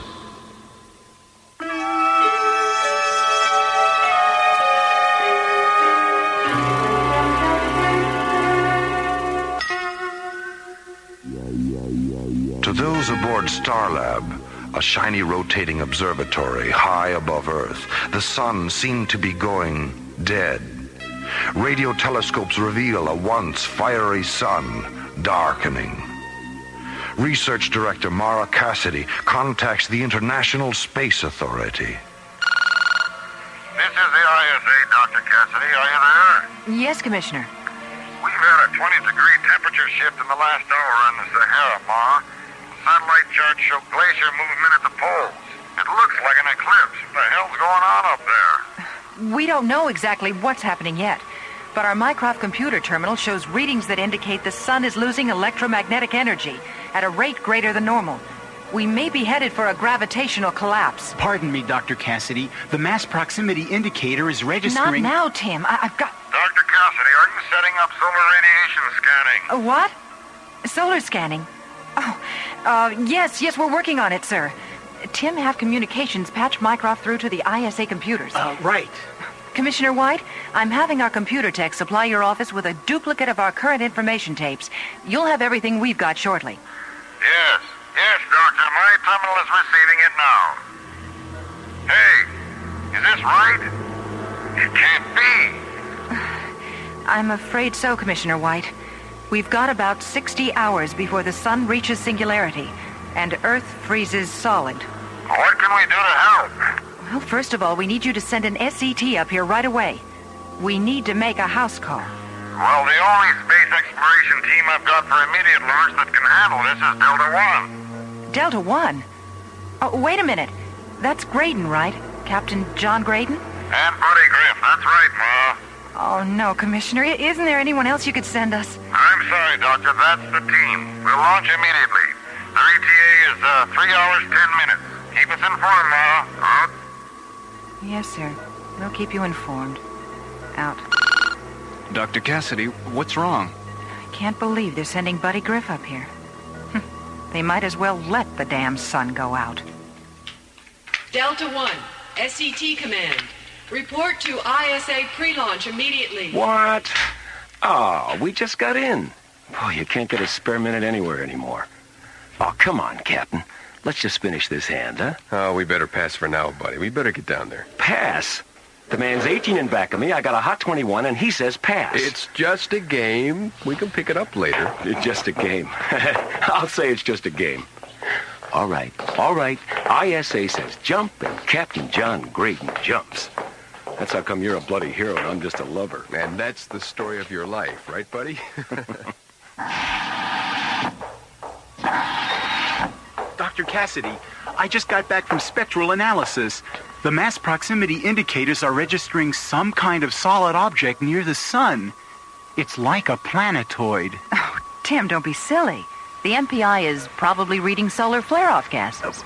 But I think there's something there. Don't worry about it, Tim. Besides, the problem right now is the SCT crew they're sending us. I don't understand. Isn't that the next logical step? Logical step, yes. Logical team, no. Especially with Buddy Griff. Buddy Griff? Captain John Graydon's co-pilot. The Prince of Pomposity. John Graydon. I met him just after he got back from Altair. He's a great pilot. I remember a lecture he gave our academy class in 2010. It's not John who worries me. It's Griff. During the Altair mission, my father was with them. Buddy made a very bad judgment error with a photon laser. It caused my father's death. Oh, Doctor, I'm sorry. I had no idea. Yes. Well, never mind. I'll deal with that later. Well, let's get up to spectral analysis and take a look at this planetoid of yours. I'm really worried about this, Doctor. I have a theory that this object is affecting the sun. Now, don't ask me how the devil it got there. Tim, pull yourself together.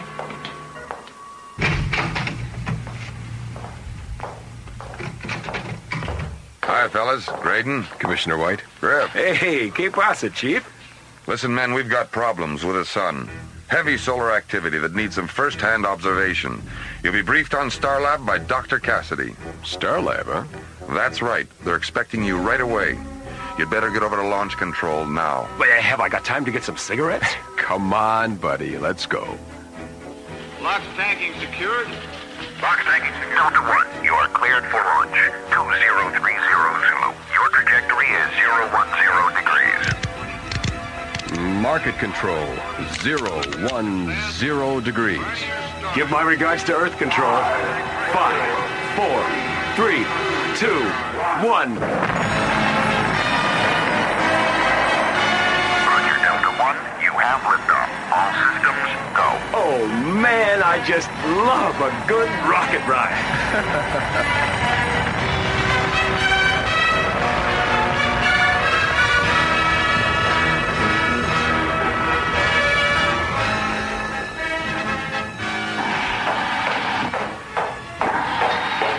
ISA Launch Control reports Delta One liftoff, Dr. Cassidy. Their ETA is a little less than 2 hours. All right, Tim, keep me informed. Yes, Doctor. there's more data coming in on the mass proximity indicator. What do you mean? Instruments show a planet-sized mass does exist. It's roughly on the same plane of the ecliptic, someplace inside the orbit of Venus. A planet? In the orbit of Venus? You're crazy, Tim. I realize it sounds bizarre. Look, Tim, we both checked the radio telescope reports from spectral analysis. There were no visible signs of any planetoid. Well, there must be something wrong with the MPI. Have the technicians CompuScan the circuits. But, Dr. Cassidy... And when Delta 1 docs, bring them to my office. Yes, Doctor. As the sun's unusual activity continues, Starlab researchers work around the clock to unlock the mystery. Tim has found a clue, which Dr. Cassidy believes to be a fluke. Computer error? Maybe. But what Tim may have found could be the first sign of alien worlds.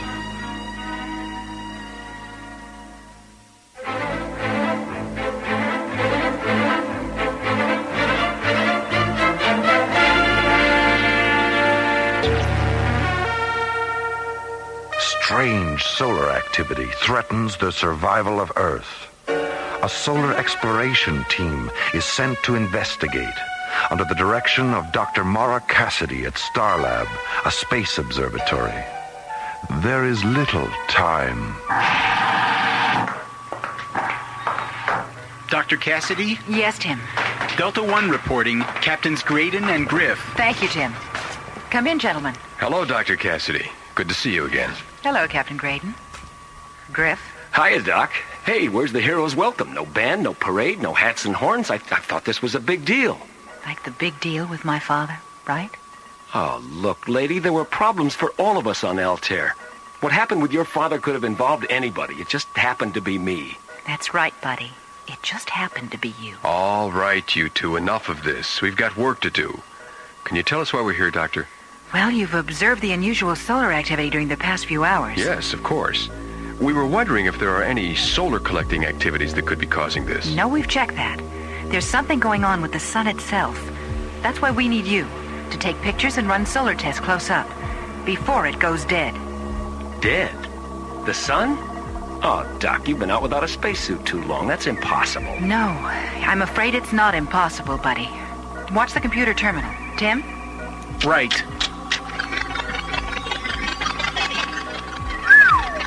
That's frightening. Wow. What's our bottom line? I want you to get as close as you can. We'll have you patched into the Mycroft computer. We can then direct you from that point as to what to do next. Oh, just what I need to end up as barbecued spaceman. We better get rolling. Right. Tim, take Captains Graydon and Griff down to mission control. All right. Good luck, you two. We'll get the story for you, Maura. Yeah, and if you're real good, we'll sell you the rights. Bye. I didn't expect you two at Starlab so quick. Oh, we didn't either, Tim. But we had this tailwind. A tailwind? Right. By the way, Captain Graydon, I feel I should tell you there's something out there by the sun. Oh, really? What do you mean, Tim? I have a theory about all this. Theory? What theory? About what? Well, I'm certain there's a planetoid out there next to the sun, drawing off energy. A planetoid? You think it's alien? Well, let me put it this way. It's not ours. We haven't been able to track it visually because of the glare from the sun's rays, so I can't prove my theory yet. We'll keep an eye out, Tim. Thanks for the tip. Right. So long, and good luck. Thanks, Tim.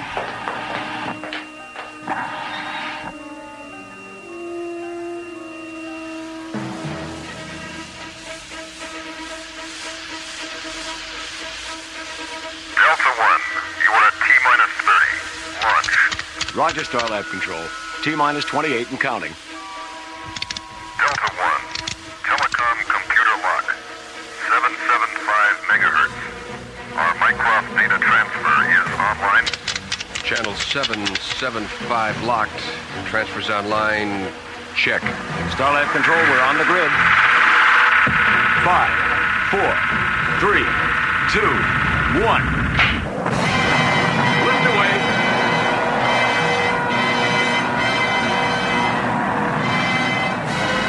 Delta One moves into the black depth of space, Captains Graydon and Griff set a course for a dying sun. We're getting close. Is shielding operational? It is now, Captain. Delta One, this is Starlab.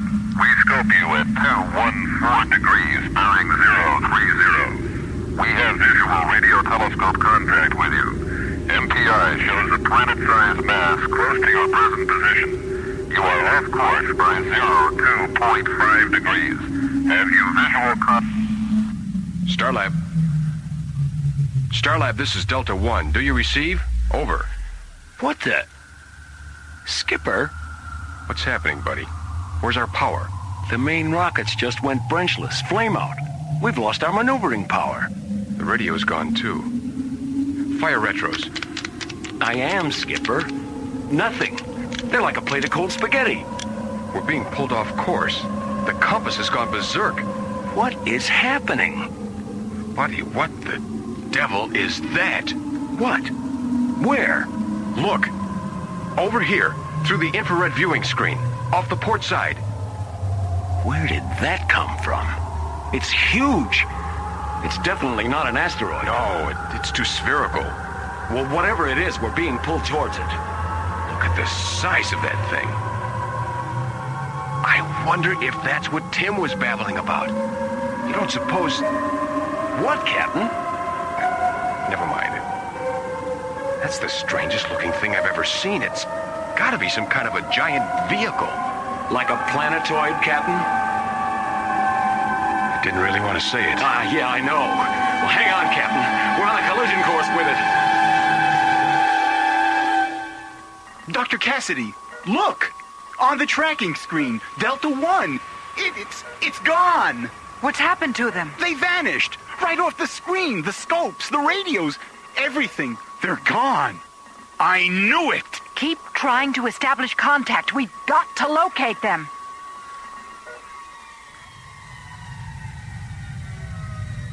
Hey, Captain. What happened? Who turned out the lights? Buddy, we're inside Tim's planetoid. What? Oh, man, I must have blacked out. Look, over there. An opening. That's where we must have come in. Hey, what's that? Something's outside the hatch door. I think we've got company.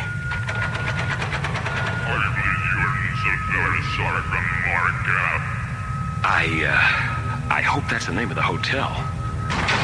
Disembark your craft. You are under Markup control. Do not resist. Guess we better do as he says, buddy. They look pretty gruesome. Really? Alien beings. We've made contact with aliens. I am Gargon of the Markup Confederacy. Come with us! I'm Captain John Graydon, ISA Terra. Where are you taking us? I always knew I should have taken foreign languages. All right, don't get pushy. Get your claws off me. Boy, are you weird looking. I know of no Marquette Confederacy, at least in this galaxy. Well, me neither, Chief. Wow. This must be the lobby. Commander Konar, we have intruders on Voltar. Intruders? By what reason do you come to Voltar? Well, Doc, you see, we really didn't plan on it. You might say we sort of fell into it, you know what I mean? Why do you approach Voltar sun miners? Sun miners? We're from Terra, Earth. We're not intruders. We're on an emergency mission. Our sun is dying.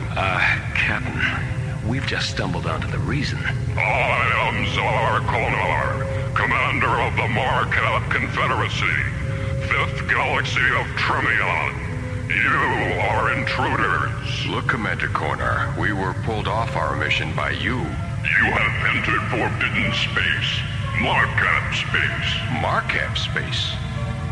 What are you doing to our sun? We collect and store great energy from many suns. Yours is not the first. Yeah? Well, listen, you sun stealers.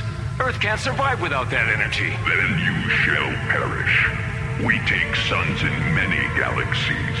It must be so, for Markab existence. Hey, no way, you oversized tin termite. We're not gonna stand for this. Buddy, no, don't. Buddy, are you all right? It's all right, Captain. Run for it. I'll handle these things. Seize them. Run for it, Skip. Get out of here. Buddy, are you crazy? Run, damn it. In here. I'll duck behind this girder. Okay, now, down this corridor. Through here. Oh, which ramp? That one, that's it. There's the ship. Oh, if I could just manage to get... Shut up, Tyrone. Oh, boy, too close for cover. Oh, all right, I made it. Oh, no. I sure hope that energy field is null. Come on, baby. Come on, fly, Delta One. Fire, damn it. All right, Delta One. Oh, let's get the hell out of here. I'm moving. The force field is null. Good. Instruments show me clear. I'm through. I've made it. I can't believe it. Oh, no. Wait a minute. What's that pull? Oh, no. They've got a pressure beam on me. I've got to go FTL. Quick. Okay. I'm out of their orbit. Oh, wait. Buddy. What about Buddy? I've got to get back. I've got to get help. I can't just leave him there. Starlab Control. This is Delta One. Come in, Starlab Control. Starlab Control. Starlab, thank God. This is Delta One. I've been overtaken. We've been in contact with alien beings. Delta One, where have you been? You've been off our scope for an hour. The planetoid. Tim was right. It does exist. There are aliens. John Graydon uses every faculty to blast free of the Markab aliens and return to Starlab. Call themselves Markabs. Buddy's still inside. We've got to get him out. Thoughts of what he just experienced race through his mind at laser speed. It is imperative to warn Starlab and Earth. The threat is no longer theory. It is reality. Graydon and Griff have made contact with alien worlds.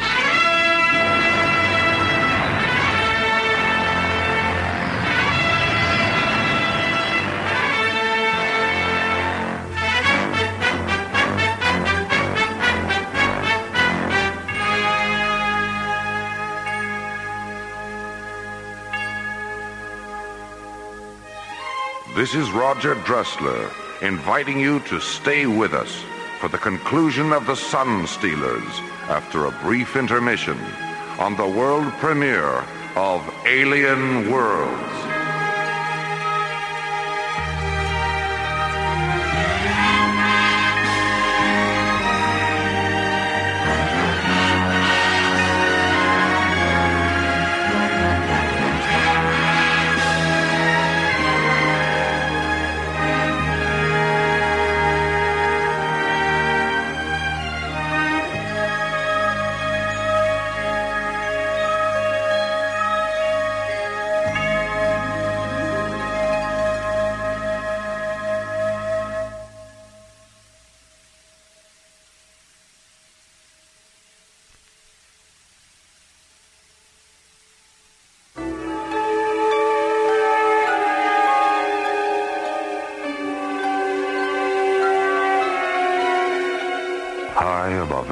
Windy skies, 1,000 miles in space, the astronomical space observatory Starlab lazily drifts in orbit.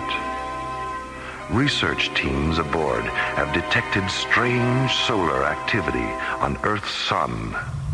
Space exploration team John Graydon and Buddy Griff are sent to investigate and face a bizarre encounter. We're being pulled off course. The compass has gone berserk. Buddy, what the devil is that? Where did that come from? It's huge. Whatever it is, we're being pulled towards it. Hang on, Skipper. We're on a collision course with it.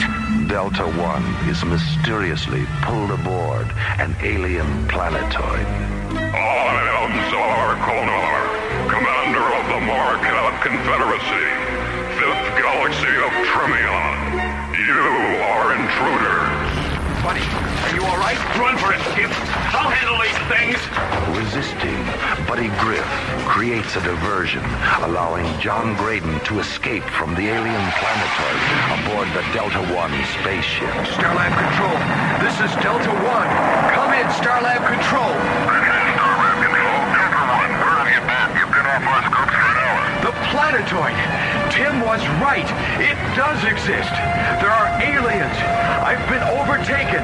John Graydon, shaken by the alien encounter, returns to Starlab in Part 2 of The Sun Stealers on Alien Worlds.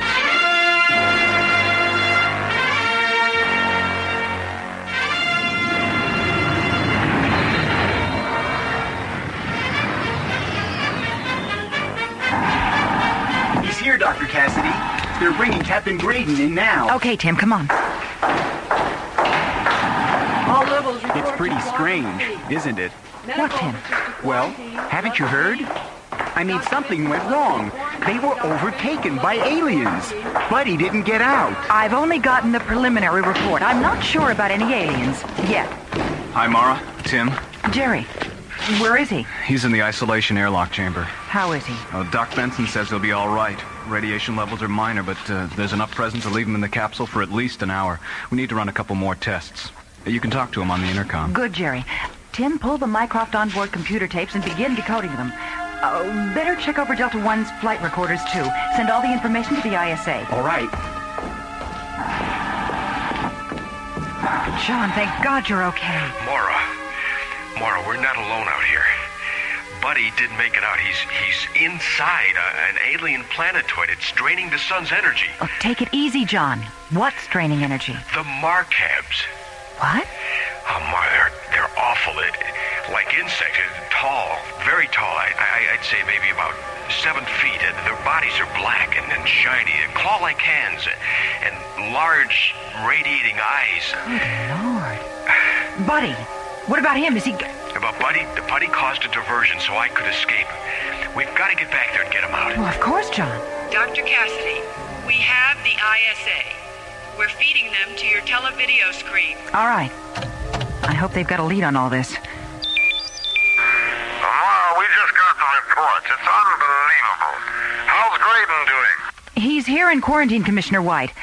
Listen, I trust you've received the flight tapes by now? Yes, Ma. We haven't come up with anything solid yet, though. We're still trying to analyze all the information. But I'm afraid the computers at Jardel Institute have given us a new prediction. What are you talking about? Well, Doctor, according to them, we have less than 9 hours before the sun reaches a point of non-recovery. There's really not enough time for us physically to analyze and return you all that data. So what does that mean? Well, Ma, I'm afraid you're on your own. It's up to your people at Starlab to stop those aliens. Their eyes turn instinctively toward a dimming ball of fire hanging in space. The sun is fading, dying, and with it the future of Earth. The hopes of a planet ride upon their shoulders as they prepare an opposition against alien worlds. The life expectancy of Earth has been reduced to 9 hours as our sun fades into obscurity. Alien creatures, revealed as the Markab Confederacy, continue to drain our solar energy. Starlab Research Director Mara Cassidy, along with her assistant Tim and Space Exploration Captain John Graydon, are the only ones who can stop the Markabs, if indeed they can be stopped. Oh, John. Well, come on in.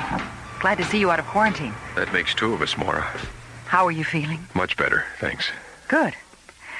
Can you recreate for me just exactly what happened to you and Griff aboard Delta One? Well, we were within the ecliptic range of the sun about 5 minutes out, and we were getting ready for our first photo scan pass. Yes? All of a sudden, our radios went dead. instruments, everything. We completely lost all power. Mm-hmm. Then we spotted this incredible object about 5 kilometers in diameter, a metallic, black, with a large disc on top. And then?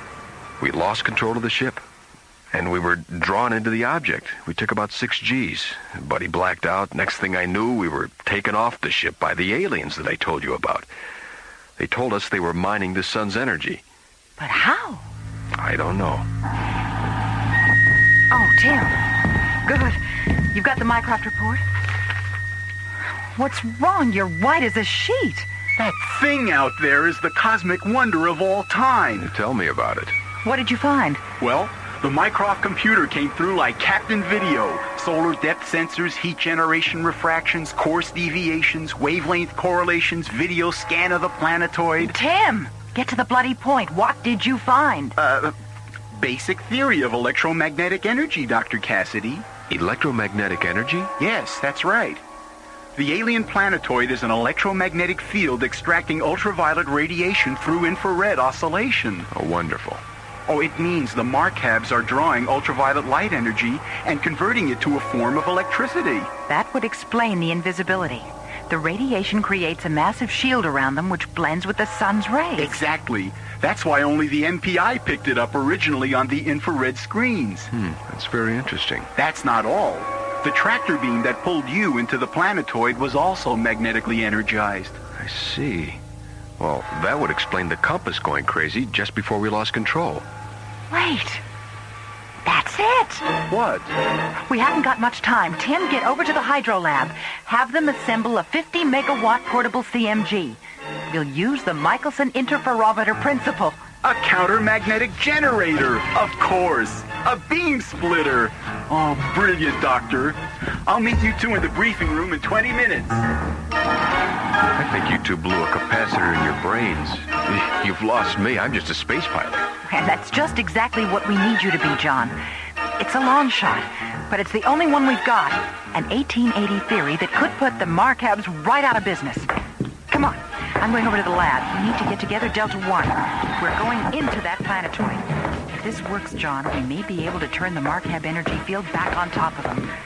If I can figure out a way to deactivate the pressor beam. Do you think you can get us back in? Yes, I'm sure of it. But we'll need some kind of an escort to create a diversion. I'll go up to Mission Control and recruit a few pilots from Stargazer 1. Okay. I'll meet you in briefing within half an hour. As time continues to slip into the past, the future draws closer. They're designed to dethrone the Markab power. A tenuous betide to the indelible. Meanwhile, planetoid captive Buddy Griff remains a solitary man to an alien world. Earthman intruder, your resistance to our way is useless. You don't give us any choice, Konar. By our very nature, we're survivors. We must resist. Ours is to destroy that which resists. Why do you have to destroy everything? Don't you guys know how to create? Our system of long ago was the victim of devastating destruction. We have long since created the power to never again be victims. It is the way of the Cord. The Cord? The rule of Markab supremacy in the universe to destroy. Oh, it sounds like a case of bad karma, Doc. I do not understand. I can't believe I've actually gone over your 7-foot head. Karma is the... Take him away! Hey, what are you doing? You too shall be destroyed. We are the rulers of the light. Yours shall be the world of darkness. You'll never get away with this, Konar. My people will be back.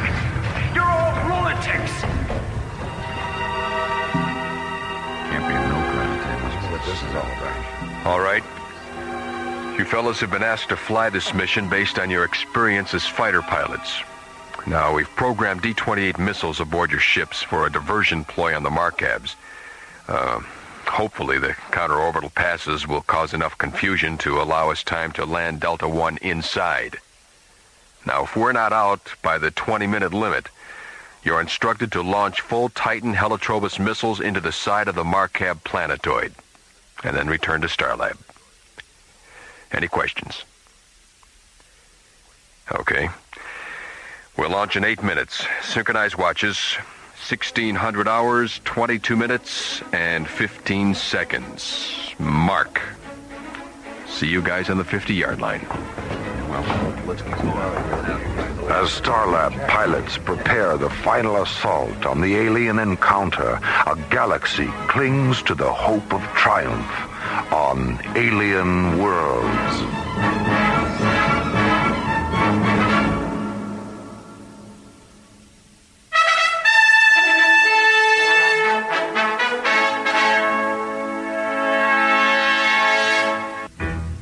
The Marcab aliens must be stopped. Their effect on Earth's sun is tantamount to galactic devastation. Starlab mounts the final front as John, Tim, and Mara prepare to effect the aliens' demise. T-minus 27 seconds and counting. Okay, Captain. The device is on board. Good. Mara, would you strap yourself in, please? Mission Control Delta 1 on the grid for 028. Trajectory on 1775. Roger, Delta 1. You have ignition. Clear. Mission Control, this is Firefly 2. We're in interdict on 505. Locked on configuration 1520 with Delta 1 leader, Vector 9. Captain John Graydon prepares the leading assault on the Marcab Confederacy. Mara Cassidy and Tim ready themselves for the alien confrontation. All right, Tim, let's go over the mechanics of the CMG beam splitter. I have the timing device set for 18 minutes on the detonator. When it triggers, it'll pull every bit of energy within a radius of 5 kilometers into the magnet center. The energy overload will create a chain reaction. As the alien storage collector beams split, it'll blow them right out of the galaxy. Good. John, during the time the device triggers, we'll lose all magnetically operated instruments. You mean I should be ready to fly Delta 1 by the seat of my pants, so to speak? Hey, I like that. By the seat of my pants. It's an old term used when flying airplanes without instruments, Tim. You used to fly airplanes? Oh, John's a pilot of many experiences, Tim, including pilot commander for the Jupiter 1 mission. Really? Oh, gee, that must have been some flight. Yeah, Mara remembers that one, don't you, Mara? She was our science officer, and a good one, too. That was my introduction to the ISA, and the last time I saw my father alive. Pardon me for asking, Doctor, but what happened to your father? On Altair, I mean. My father was chief science officer for NASA. They were conducting neutron laser tests in zero gravity. He was setting up the guide path for the beam's target. Buddy Griff pre-detonated the laser's timing mechanism. My father was killed. Mara, listen, it's time you knew. That's not really what happened. It wasn't Buddy's mistake. What are you talking about? The report said I know all about the report. It was an accident, that's true. But your father miscalculated the laser's initial impact strength on the beam's path.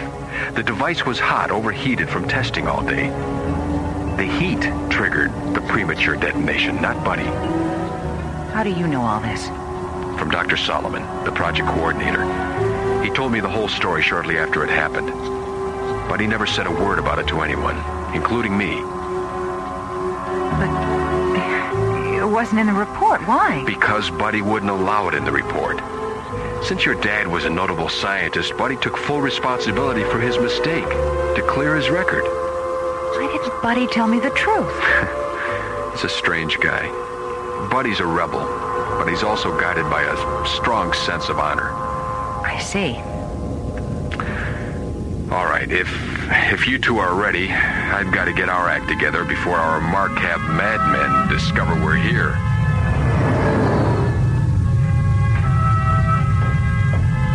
Commander Konar, enemy ships are approaching Voltar. Enemy vessels? More intruders? Who are they? They are of undetermined origin, but they appear to have an Earthcraft configuration. Launch the Voltanians. Destroy them at once.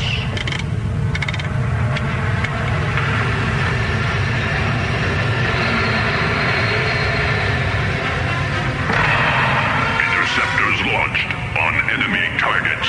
Closing. Captain, on the probe screen. Good eye, Tim. The Markavs have obviously spotted us. This is Delta 1 leader to strike force. Okay, you guys. Looks like this is the 50-yard line. Execute ZK-15s now. Got him, Captain. Got you covered. Now fly that rascal right down their throats. This is Firefly 2, on the lead. Okay, boys, slow your computer better. 0905. Roger. Moonlighter 1, Galaxy 9. You've got a hot screamer at 6 o'clock high. Roger, Moonlighter. This is Firefly. We've got you covered, Galaxy 9. Thanks, Firefly. Hey, these guys fight die. That was damn close. Right, Galaxy 9. That's ain't no turkey shoot. Well, looks like you've got your diversion, Captain. Right. And there's the planetoid. Really is incredibly large. Oh, my God. Hang on. We're going down. Mara, I sure hope your rig nullifies that tractor beam. Tim, program the key code. 5513. Lock. Energize. Locked, Captain. We should be clear of any field wave. Good. So much for part 1. Now all we gotta do is find the right place to sit down. There's the opening. Radar configurations check out. There's the coordinates given on the open side. Mycroft's computations are correct. I love you, Mycroft. Not bad for an expensive adding machine. Mycroft's a lot more than that, Captain. Just kidding, Tim. Hang on. We're setting Delta 1 right in that pigeonhole.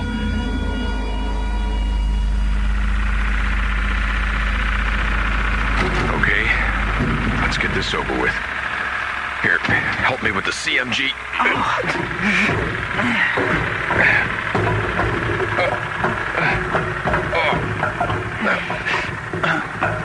Okay. All right, you both have your communicators? Yeah. All right, Tim, you'll bring the CMG with me. Mora, you guard Delta 1. And if you run into any trouble, you call us. You've got your lasertron, right? Right. All right, don't be afraid to use it if you have to. I'm ready, Captain. We'll set up the jamming device. Then I'm going to try and find Buddy. Okay, Tim, let's go. Good luck. Good grief. Did they have to make this thing so heavy? Oh, God, it's cold in here. This place is amazing. I've got to get some pictures of this interior.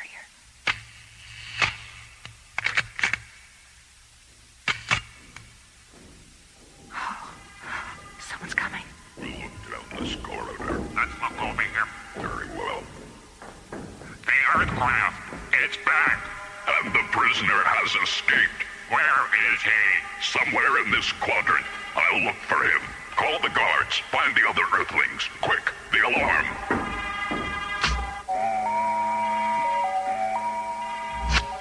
Captain Graydon. Come in. John. Yes, Mora. They know we're here. I just saw 2 of them. They said something about an escaped prisoner. That can only be Buddy. What do you want me to do? Check your locator. Make sure you don't get lost, and then go for it, Mara. Follow them. Be careful. If you find Buddy, call me. Okay.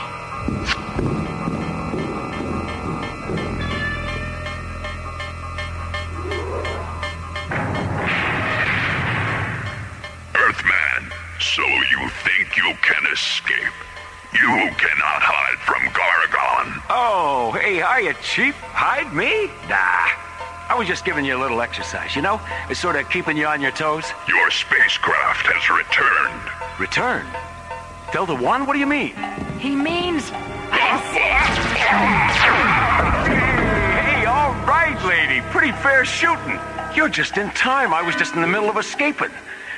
Where's John? You didn't fly here by yourself, did you? Oh, no. He and Tim are down in the power collecting room.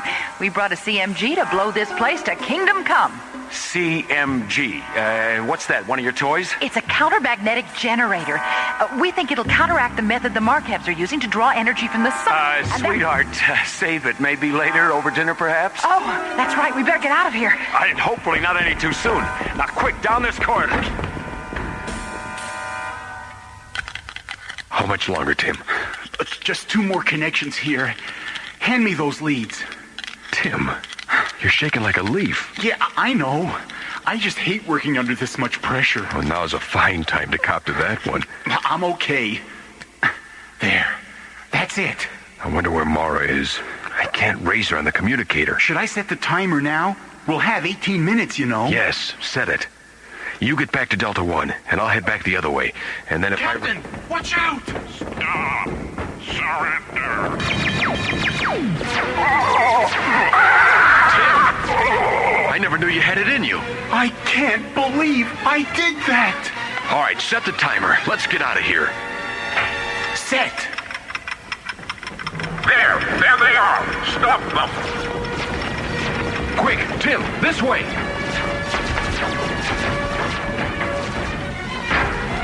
John and Tim find themselves trapped by the Markabs. The CMG timer has been set. Only precious moments remain before a deadly explosion. Look! There's Buddy! Hey, all right, John! Buddy, thank God. Where's Mara? Back at Delta 1. We've only got 2 minutes. Hurry! Get on board, Mara.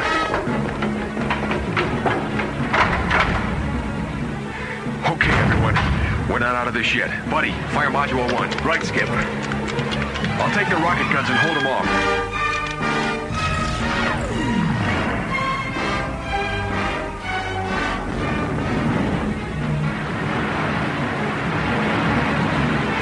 Lift. We have main ignition. Clearing the planetoid. Oh, yeah! CMG detonation, 15 seconds. Telemetry 4+4. Stand by to hit faster than light speed. Check. FTL, primary ignition. 10 seconds to detonation. FTL, main power. Now! We're clear! We've made it! Oh, thank God! CMG detonation, 5, 4, 3, 2, 1. There they go. It worked! Of course it worked! And so we bid farewell to the Gooserinis as they and their planetoid sink slowly into the west, and the east, and the north. Together, a small group of people with tremendous courage and confidence have saved Earth from the threat of eternal darkness. The Markab sun miners have been destroyed soon enough to allow the sun's own energy to regain its mighty power. The heroism of Delta One's mission has relieved the galaxy from the peril of alien worlds.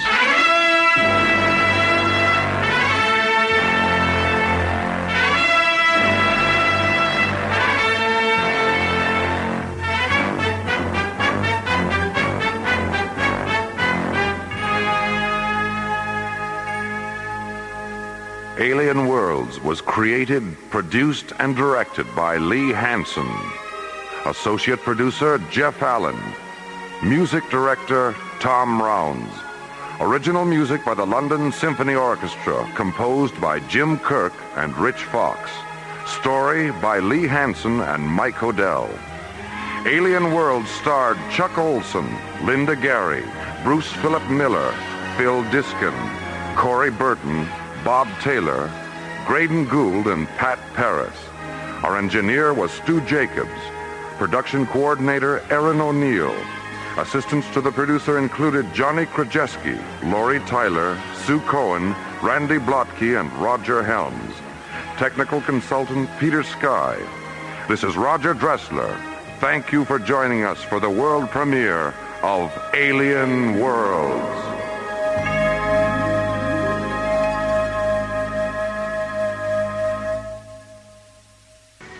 Stellar exploration is the newfound adventure.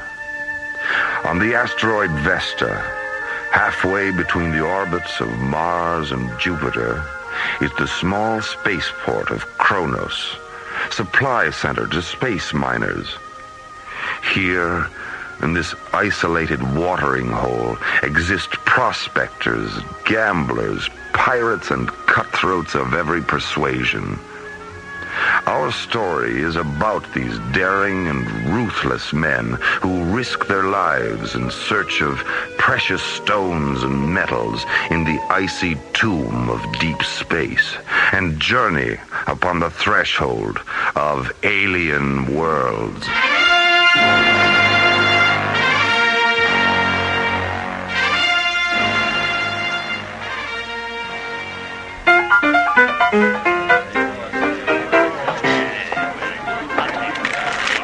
Spaceport Kronos, the Rising Star Saloon, Saturday night. Raise 300. I'm out. Oh, me too. Well, that leaves just you and me, dude. Like I said before, my name is Silverthorne. Travis Silverthorne. Sorry, dude, I'm not much good with names. You might want to remember mine. I see your 300 and raise you 3,000. What? You heard me. I only have 2,000. Too bad, dude.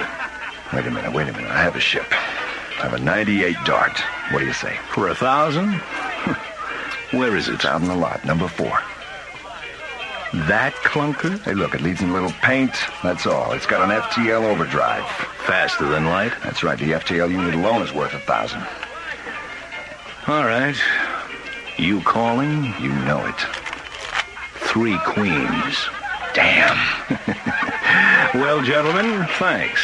Not bad for the first part of the night. Whose deal is it? What the hell was that? That old scoundrel over there. He just came running into this place and shot off his blaster. Shh. He's trying to say something. Glowstone. Did he say glowstone? Well, there goes the game. Glowstone. Glowstone's been discovered on Calamar. Glowstone? Discovered on Calamar? Meanwhile, high above Earth, Starlab, the spinning observatory wheel, drifts silently, peacefully through space. Aboard Starlab, Research Director Maura Cassidy and her assistant Tim ready the giant telescopes for a close-hand look at the new frontier. Dr. Cassidy, you're early. I know, Tim, but I'm anxious to get a look at the planet. Besides, Commissioner White has ordered a 24-hour surveillance of Calamar. Mycroft is moving the 900-inch scope into position now. The 900? What's wrong with the big one? It's working on spectral analysis. 2 more hours. Oh, well, we can't wait. Delta 1 will be here any minute, and I want Calamar on the viewer when Graydon and Griff arrive. Why are they coming here to Starlab first? Calamar's in the opposite direction. I don't know, Tim. They didn't tell me. I can't believe it was just yesterday that news of the Glowstone strike got out. It seems like everybody's going to Calamar. Well, I wouldn't mind going there myself. What for, Dr. Cassidy? Well, for one thing, I've never even seen a grain of glowstone, much less the rocks rumored to exist on Calamar. Will you settle for a good look right now? The scope's ready. Well, then turn on the viewer, Tim. Let's see this new frontier. Right, Dr. Cassidy. Viewer on. Ooh.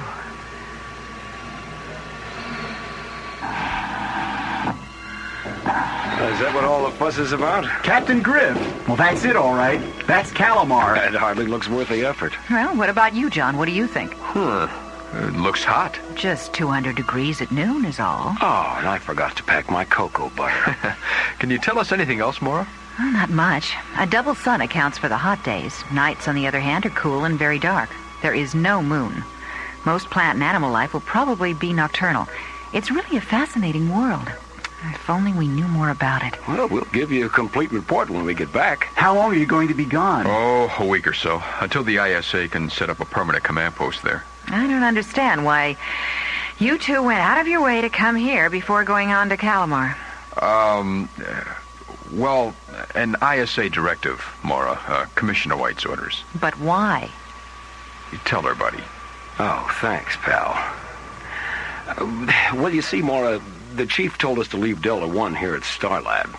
Then how will you get back to Calamar? In Starlab's cruiser. Columbus! The heck you will! You're not touching my ship! Now, come on, Mora. Be reasonable. We need the shuttle from Columbus. I don't care. Forget it. Excuse me, Dr. Cassidy. Yes, Tim. What is it? You said you wanted to go to Calamar. Here's the perfect opportunity. Yes.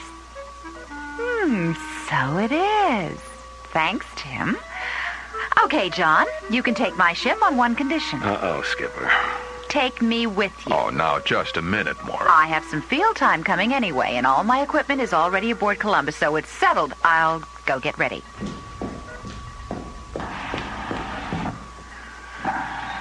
Hey, Skipper.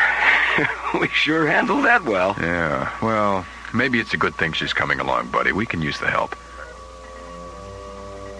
As Graydon and Griff prepare to disembark Starlab for Calamar, early prospector arrivals begin on the small planet. Mark Robbins and Lee Johnson are among the first.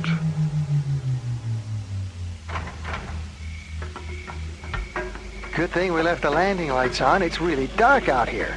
Yeah, but we have to work at night. It's too hot during daylight, you know that. Besides, we've already lost time, so we better get busy. You sure these hills are the best place to look for glowstone? They're a good place to start, Lee. Now, you unpack the scanner, and I'll set up the auxiliary Wait a lights. minute. Shh. What's wrong? I thought I heard something. Well, I don't hear anything. There, listen. Yeah, I do hear it now. Sounds like a herd of animals or something. Don't worry about it. Oh, there's something eerie about that sound. I said don't worry about it. Come on, let's get to work. From the blackness of Calamar's night comes an omen. What lies ahead on this tiny distant planet remains an unknown, shrouded in mystery on alien worlds.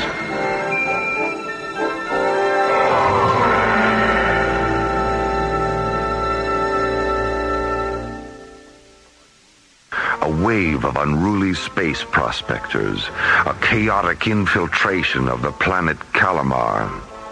Anticipating the outbreak of lawlessness, the International Space Authority intervenes. Acting on ISA orders, a space exploration team is sent to Calamar to begin preparations for the arrival of an ISA security fleet and the establishment of a permanent command post. Starlab's interstellar cruiser Columbus is en route. SET commanders John Graydon and Buddy Griff, along with Starlab research director Mora Cassidy, are on board.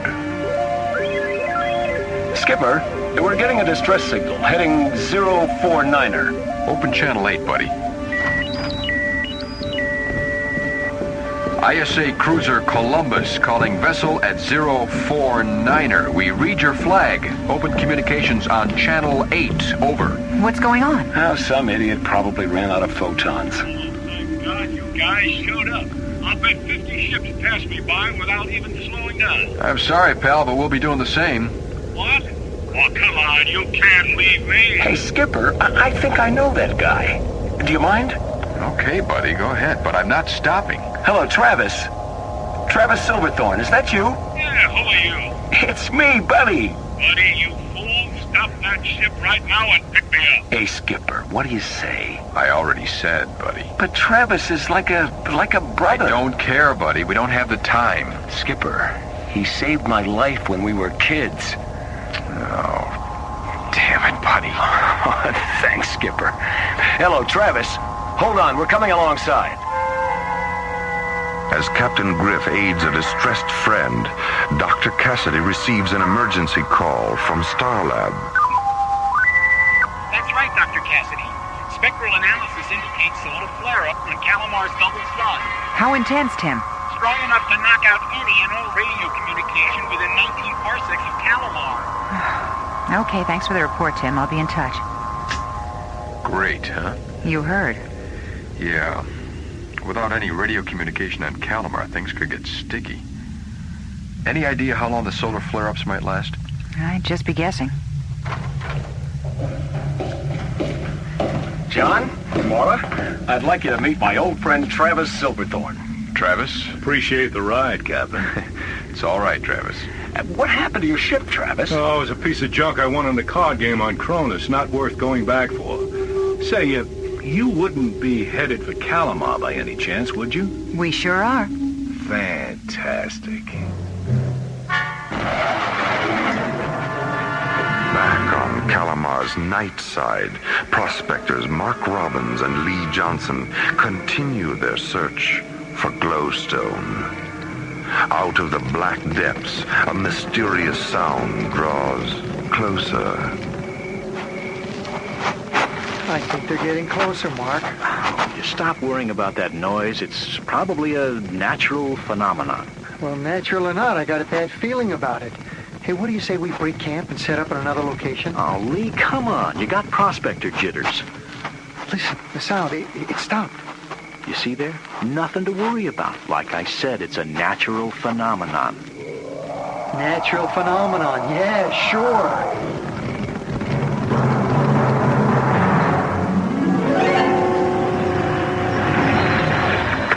Well, that's it. We've entered the area affected by Calamar's sun. We no longer have any radio communication with anyone. We'll need to keep a monitor on the radio at all times. Hey, Skip, me and Travis are throwing a party to celebrate our reunion. You want to join us? Oh, no thanks, buddy. But go ahead, just don't overdo it, huh? Right, Skip. How about you, Maura? Would you like to have a drink with us? Well, Oh, go ahead, Maura. We have time before we get to Calamar. okay, why not? All right, we'll be in the galley, Skipper. Well, tell me, Mr. Silverthorne, Please, Maura. Call me Travis. Okay, Travis. What draws you to Calamar? Plan on doing any prospecting? Well, in a manner of speaking, I guess you could. If I know Travis, he'll be mining the miners. And that means? I will be playing cards. Ah. Okay, here we are. Martian fizzes okay? Sure, fine. Okay by me. You know, I've never seen glowstone. No kidding? I just happen to have a piece with me. Really? Oh, I'd love to see it. It's just a speck, but it's enough to see the value. To get the full effect of glowstone, you have to see it in the dark. Oh, buddy, will you please turn off the lights? Sure. Oh, it's beautiful. I've never seen such rich colors before, so bright, pure, and warm. Think she likes it, buddy? I don't know. It's hard to tell. The glowstone is supposedly an aphrodisiac, too, you know. No, I didn't, but I'm not surprised. Oh, wow. You two want to be left alone? Buddy. Of course, that's not the reason it's so valuable. That's right. That much I do know. Glowstone is a perfect energy source. Small, clean, safe. Doesn't get hot, and yet the energy it releases can be put to thousands of uses. And on top of all of that, it's one of the rarest minerals in the universe. This little speck of mine is worth close to 100,000. I've met men who are willing to kill for a piece half this size, and almost as many who are willing to die for it. The value of glowstone cannot be denied, but neither can the dangers of mining it. As two young prospectors draw closer to a confrontation with the unknown on Calamar. It's been a half hour, Lee, and no more howls. If anything was there, it's gone now. No, I don't think so, Mark. They're out there, all around us. I can feel them. Maybe we should just get back to work, Are huh? you kidding? That's just what they're waiting for. Well, we can't sit here all night. Besides, I've scanned the whole place. There is nothing here to fear. But, Mark... But nothing. Now, give me that blaster and wait here. Where are you going? I'm going to prove my point. I'll fire the blaster a couple of times over by that rock. If nothing happens, then maybe we can get back to work, okay? And if something does happen? Well, then you're going to have a front row seat. But nothing will happen. Now watch. Hey, what happened to the lights? Mark? Mark! What in the name of God is that? Mark, where are you? Lee? Lee! Help me!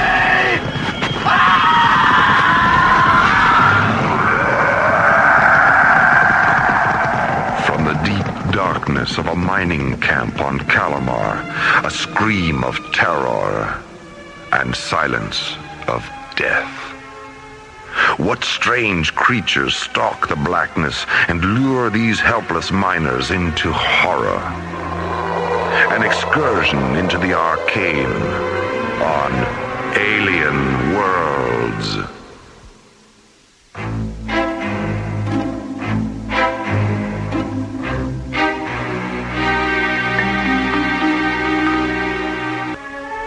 Mysterious, hostile creatures attack a prospector camp on Calamar. A search for glowstone ends in terror. Lawless disorder sweeps the planet as prospectors and pirates arrive in search of the precious stone. A space exploration team enters Calamar's orbit, sent by the International Space Authority to subdue the madness. Over how hot it looks down there, Mora. At least the nights are pleasant, John. I'm sure most of the miners do their work at night. What about solar screens during the day? Even under a solar screen, it would still be 120 degrees or so. A little hot to be doing hard labor. Yeah, I'll say. You know, I never liked the desert, even on Earth. I think I'll stay up here and let the rest of you take the first EVA. So now all I have to do is find Buddy and Travis. I think they went up to the launch deck. Yeah, just a minute, I'll go with you. Okay. You know, Travis, seeing you again reminds me of the first time we left Earth together, remember? Oh, how could I forget? I can't believe we ever got past the moon and that old government surplus. A wombat, wasn't it? It was a wombat, all right. That old fossil fueler. I'll bet they're still talking about our last night on Mars. Well, I know I am. Excuse us, you two. If you're looking for a shuttle crew, we're ready. Good, because we're going down. Oh, right. But wait, Skipper. Someone has to stay. Yeah, I'll stay, buddy. The three of you can go. Right. Well, come on. Buddy? Yeah? Listen, whatever you do, don't land. Why not? With the radios out, I just don't want to take any chances, that's all. Just look around and then report back here after your EVA. Okay, Skip. Boy, you sure know how to take the fun out of an EVA. As the EVA crew prepares to descend from the cruiser Columbus, other preparations are underway on Earth. An ISA security fleet, commanded by Captain Richard Baker, prepares to depart for Calamar and set up a permanent command post. Captain Baker. Yes, Lieutenant, what is it? I have that recording of the last transmission from Calamar, sir. Just before the signal faded completely. Good, Lieutenant. Let's hear it. Mayday, mayday. Coordinates 1906. We're under attack. They're coming out of nowhere. Weapons aren't effective. The light. It's the light. It's the light. That's where it ends, sir. Was he saying light? Apparently. But we can't figure out why. The coordinates are from Calamar's dark side.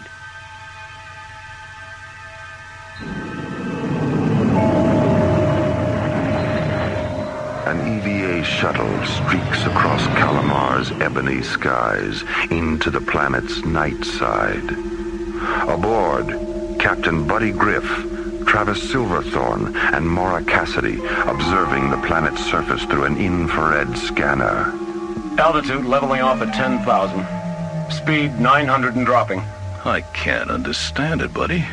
There's no lights down there. There's no sign of mining camps or laser drills. There's nothing but darkness. I have to admit it, Travis. It does seem strange. Will you two relax? We're flying over a huge plains area. Any mining operations are bound to be in the hills, right? Oh, yeah, that's right. Well, can you see anything at all down there, Mora? Scattered plant life and what appears to be a giant herd of animals. I'm taking us down closer. This is strange. What's strange? I can see several mining camps, but... So? Well, they appear to have been totally destroyed, like they were hit by a tornado. I knew something was wrong. Is there any sign of survivors? No. Wait, slow down. Okay, give me a chance. What do you see, Mora? What do you see? A group of men. Some of them look injured. They're standing together near some caves. They're trying to get our attention. So why don't they turn on a light if they want us to see them? Only one way to answer that question, buddy. I think you're right, pal. We've got to land this bird. But, Buddy, John just said that we can... You said some of those men were hurt, Mara. We've got to help them. That's why we're here. I suppose you're right. I know I am. Hit the landing lights, will you, Travis? Right. There. Now, that's more like it. Now we can see, too. Yeah, they're the men that Mara was... Hey, wait a minute. Wait a minute, they're running away. They're running away like scared rabbits. Yeah, they're heading straight for the caves. They panicked as soon as you turned on the lights. Touchdown. Let's get out there and find out what's going on.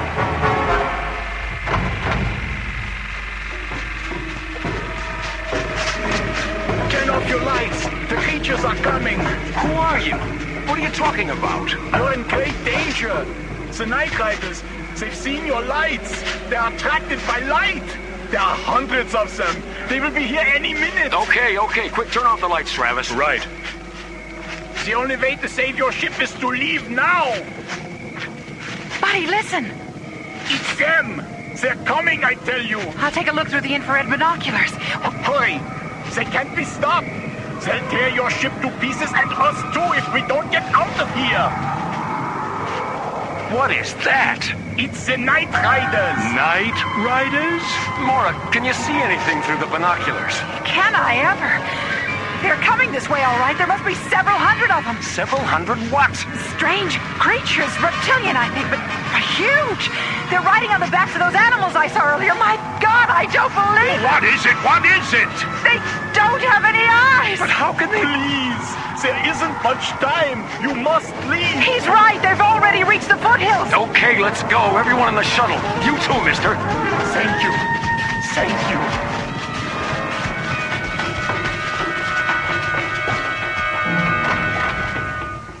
All systems on, buddy. All right. Preliminary ignition. Set. Uh-oh. What's the matter, Buddy? Misfire. Again. Let me out of here. I want out. Relax, will you? All right, baby. Come on. Damn it. I'm getting out of here. Now. All right, that's it. Abandon ship. Head for the caves. Right, buddy. Ah! Okay, be careful, Moro. Watch your step. Come on, buddy, hurry. Okay. My God! Look at them! What are they? I don't think they're Indians, Mora. I don't believe it. Look, they're tearing the shuttle apart. What are we gonna do, buddy? How are we gonna contact John now? Let's worry about that later. Quick, let's get under cover. In here, in the caves. Buddy, Mora, and Travis find themselves trapped, overrun by strange, sightless alien creatures. Unable to contact John Graydon high above them, aboard Columbus, they appear to be hopelessly stranded in darkness. Their shuttle has been torn to pieces by the Night Riders of Calamar. Indeed, a phantasm of consternation on alien worlds.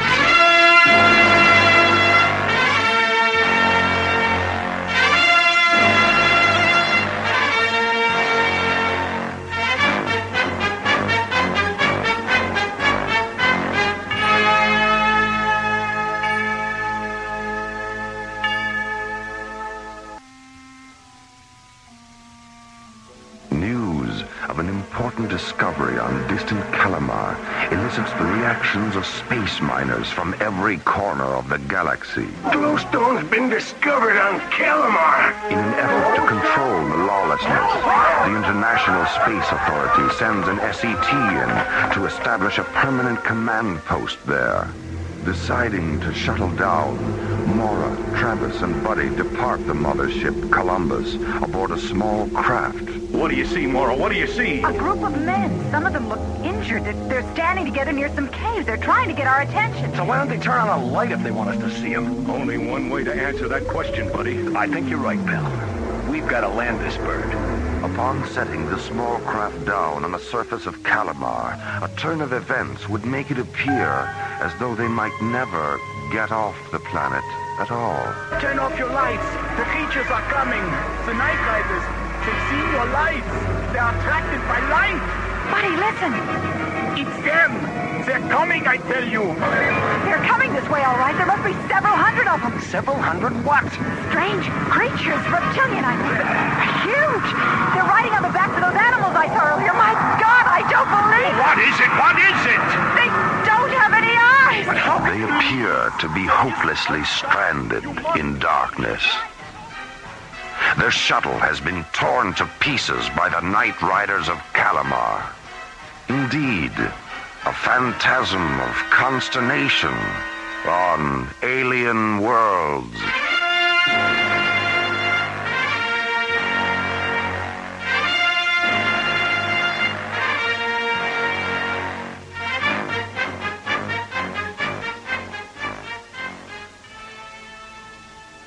As the charging hoofbeats of the Night Riders fade into the depths, Buddy, Mora, Travis, and the miners seek refuge in a Calamar cave.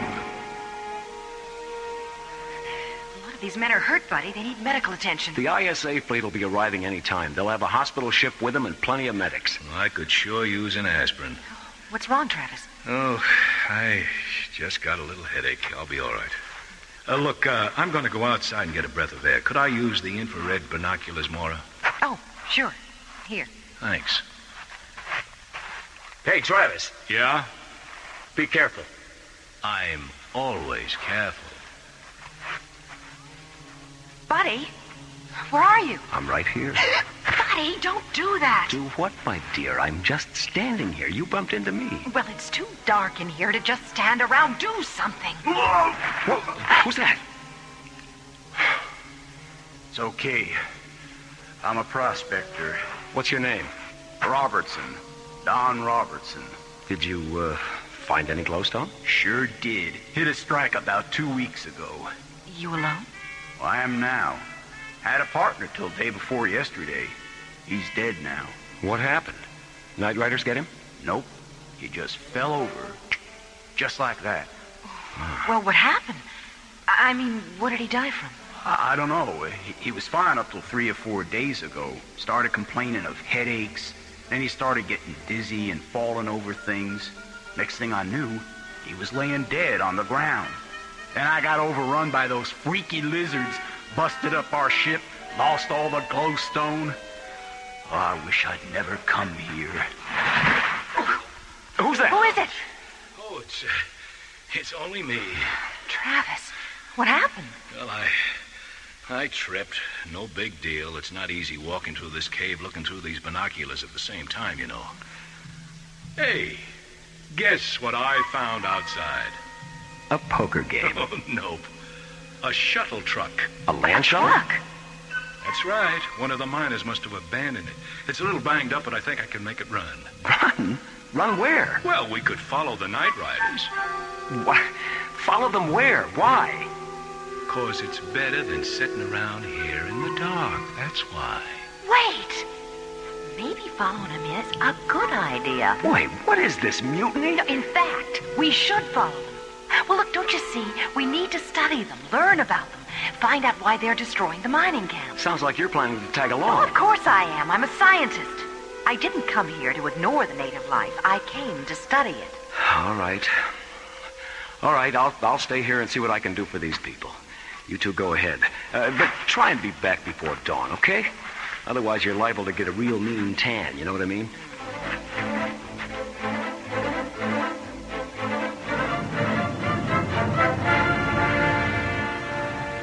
Meanwhile, back aboard Columbus, John Graydon sits quietly in solitude.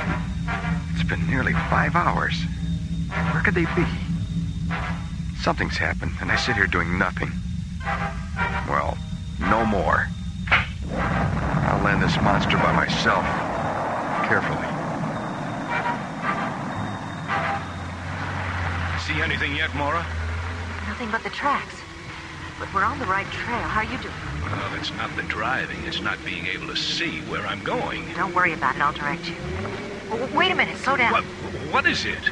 Turn left 10 degrees. We're coming up on a cliff or a crevice or something. Wait, no. It's a crater. The animal tracks lead into it. Ow! Don't stop so fast, Travis. I'm sorry, Mora. Let me take a look. Here. The sides of the crater are too steep for the truck. We'll have to go the rest of the way on foot. Well, that won't be easy in this darkness. And we only have one pair of infrared binoculars. Well, you walk alongside of me. My turn to guide us with the binoculars. Maybe we should hold hands? I thought you'd never ask. Now, careful now. Watch your step. You watch your step. How do you focus these things anyway? They're a little blurry. Are you nearsighted? Oh, yeah, why? Push the little button on the top right side. Oh, yeah. Oh, yeah, that's better. What's that? I don't know. I don't see anything. Just a lot of rocks. Travis? Oh, no, Mora. Mora, we're surrounded by them. Don't move. Get out! Get out! Get away from us! Put me down! Help me! It's got me! Travis!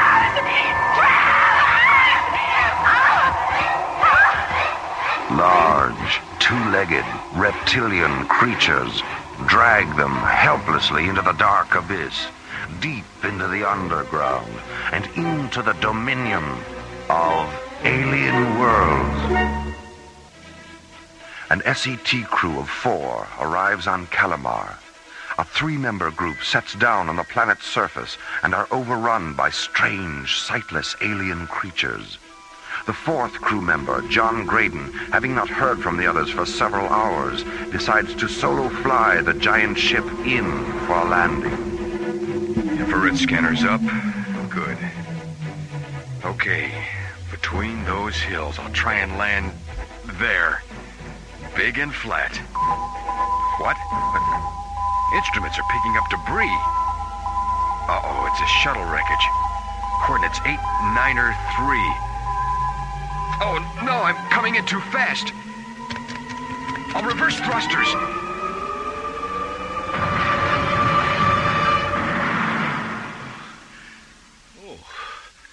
Oh, my head. Travis, are you all right? Oh, Mora. What happened? Where are we? We've been captured by the Night Riders. I wasn't sure if you were going to come too or not. How long have I been out? A few hours, maybe. I've lost track of time down here. Down here? Down where? Where are we? Deep underground in a cavern.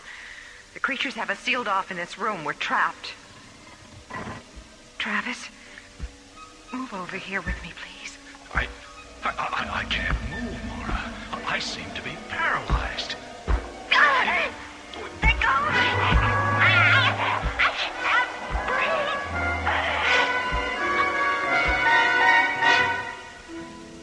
Skipper, up here! This way, John!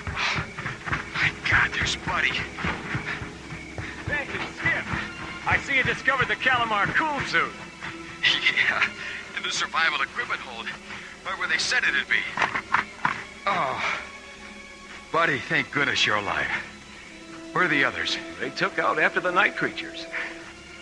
Night creatures? Yeah. Oh, boy. Really weird aliens riding hooved creatures overran us on the shuttle.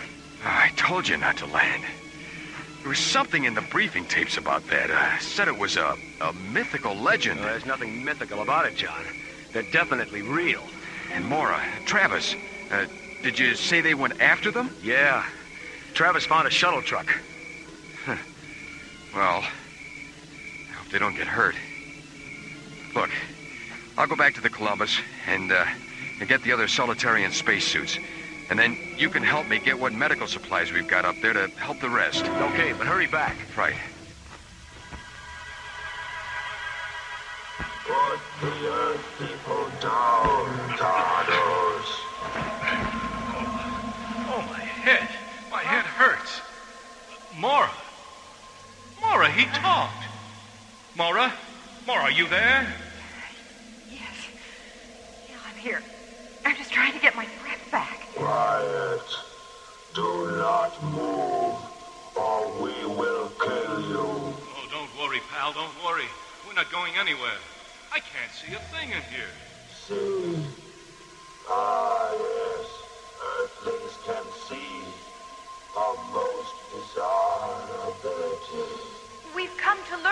you. You've come to destroy us. No! No, we've no intentions of harming you. I am Cregan, leader of Trollmen. We are of this world, not you. You speak English. How? Our translatory linguistic ability is of your galaxy. You are not the first of your kind to enter our world.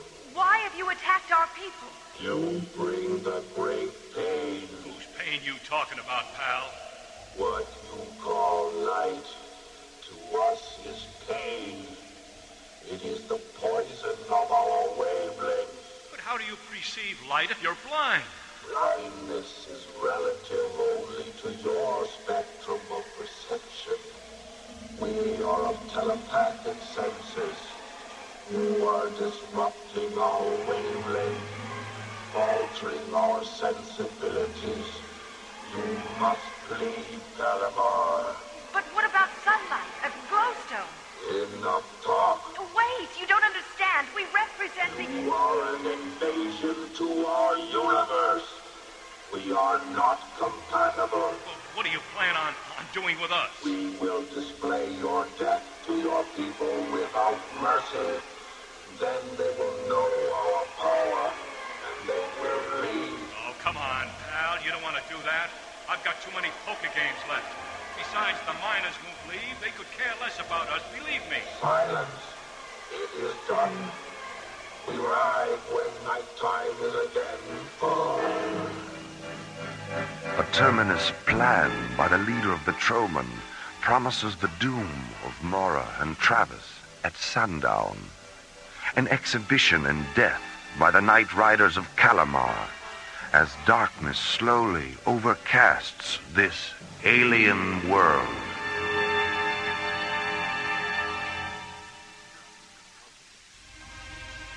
Dusk approaches on an alien planet. A public execution awaits Mora and Travis, now prisoners of the Night Riders of Calamar. Meanwhile, an ISA fleet streaks across the heavens into Calamar orbit. The radios are working again, Captain Baker, but there's no response from the planet's surface from anyone. What about the ISA cruiser Columbus? Have you located its orbit? She's sitting on the ground, abandoned. All right, Lieutenant. Get a landing party together.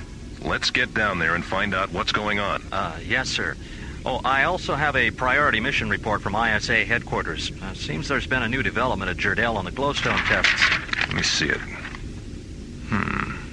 Very interesting.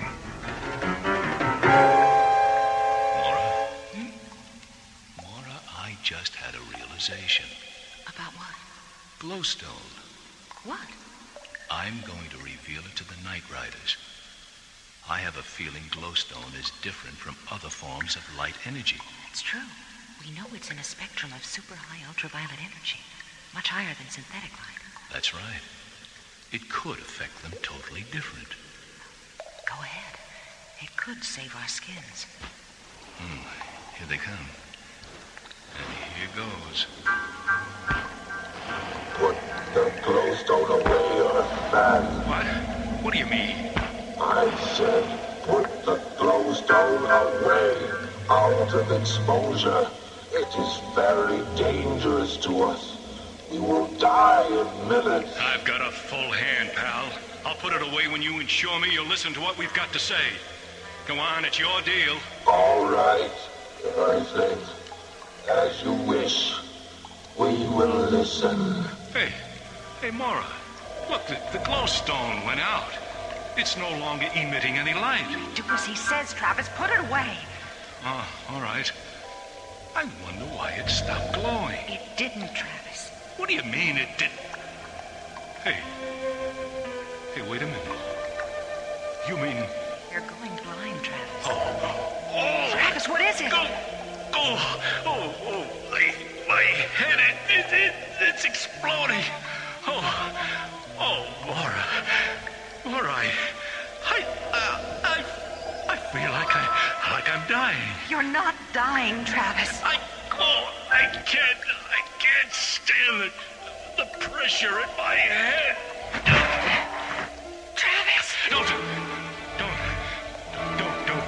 touch me, Mora. Don't touch me. Oh, I can't believe it. I just had a full hand. I had the game. What happened, Mora? What happened? Travis. Travis. Your friend is dead. Yes, he's dead. We have heard of these effects on your kind from exposure to glowstone, but I have never actually been witness to this. What do you mean you've heard of this? How? It is the legend of the Light Plague. Our glowstone is what the Troman use for guidance. The deposits of glowstone on Calamar emit a wavelength that is perceived by our senses. That is why we attacked your people, for destroying our wavelength. But how do you know of this affecting humans? All we know is that certain ones in your world are victims of the Light Plague. It is a weakness in the eyes of humans that causes death. Cregan, please, you've got to help me get back to my people, so that I may warn them of this. I am with the ISA. I can put a stop to all this and help your Troman as well. I have observed you, Earthwoman. You show compassion. I am also quite fascinated by your reaction to your friend's death. Yes, I will take you to your people. Can you ensure us they will not attempt an attack? If we go in peace, there will be no attack. Then, so be it. Tardos, prepare to ride to the Earthling encampment.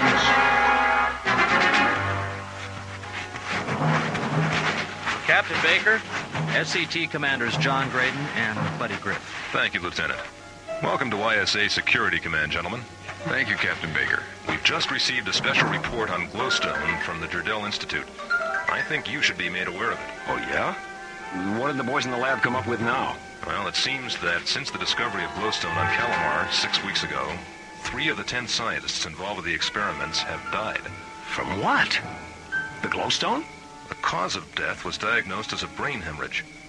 Just exactly how the glowstone causes this remains a mystery. We're expecting further information shortly.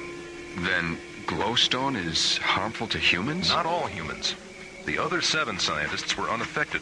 Captain! Captain! They're here! The Night Riders are approaching from the southeast quadrant, sir! Let me have those glasses, Lieutenant. There are several hundred of them. Wait! In the lead formation. I don't believe it. One of the creatures has a woman with it. Mora? Let me see, Captain. Holy Jupiter, it is Mora. But where's Travis?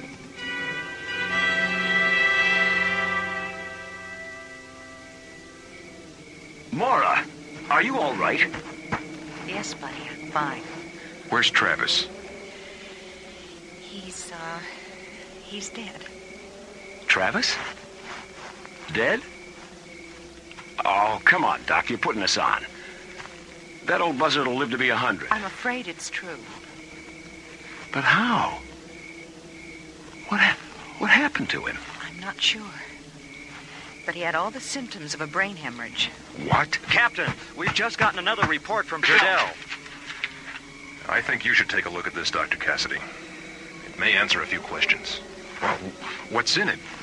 What's it say? The scientists that died had a vision deficiency. They were nearsighted. Glowstone emits a kind of light wave that triggers a spasm of the optic nerves, and then creates an aneurysm. What's that? A ballooning of the blood vessels. They actually explode, and that's a brain hemorrhage. Oh, God. The final poker game. On Calamar. It was through Travis's death that I was able to discover a great deal about the Night Riders. The Glowstone Underground is their planetary guidance system. It's how they see. And our mining it has disrupted that? That's right. We're initiating martial law here. The planet will be closed off to all incoming personnel, probably open only to scientific studies, provided we can reach an accord with the aliens here. That won't be a problem now. The ISA has issued a search and seizure of all glowstone in the star system. Until we better understand its effect on people with eye deficiencies, it'll have to remain on Calamar. To the better for the Night Riders, too. Well, I guess there's one thing to be thankful for out of all this. What's that, buddy? Well, as SET members, we all have 20/20 vision.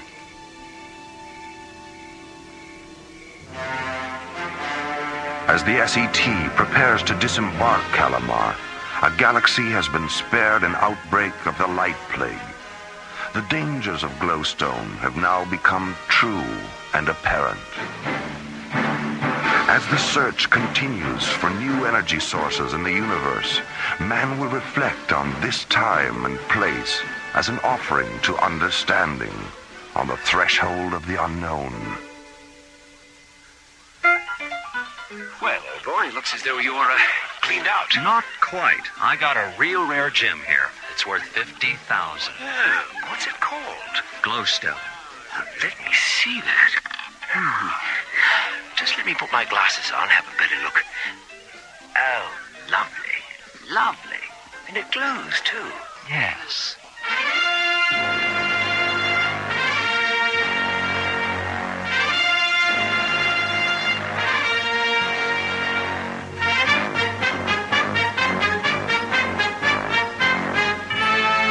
The Night Riders of Calamar was written by Dudley Brown and Lee Hansen and starred Linda Gary, Chuck Olson, Bruce Miller, Phil Diskin, and Corey Burton, with special guest Peter Leeds. Associate producer Jeff Allen. Music director Tom Rounds. Our engineer was Stu Jacobs. Assistant to the producer Laurie Tyler. Technical consultant Peter Sky. Alien Worlds was created, produced, and directed by Lee Hansen. And so, until next time, this is Roger Dressler inviting you to join us for another journey into Alien Worlds.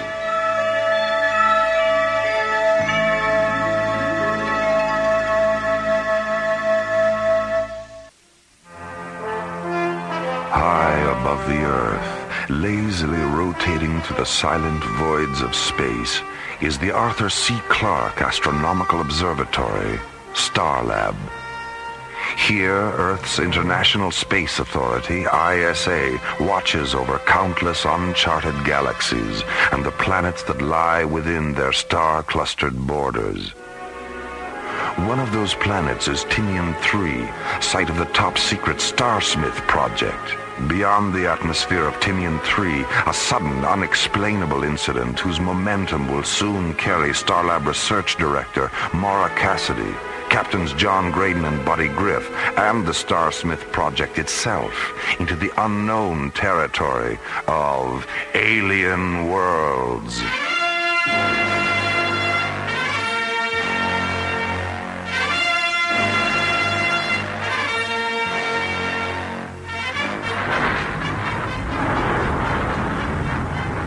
This is the Xanadu trader to the El Dorado, over. Go ahead, Xanadu. We read an unidentified ship at 168 degrees, bearing 1,000 meters and closing. Over. Roger, Xanadu. I'm picking it up, too. Switch to visual. Let's have a look at her, over.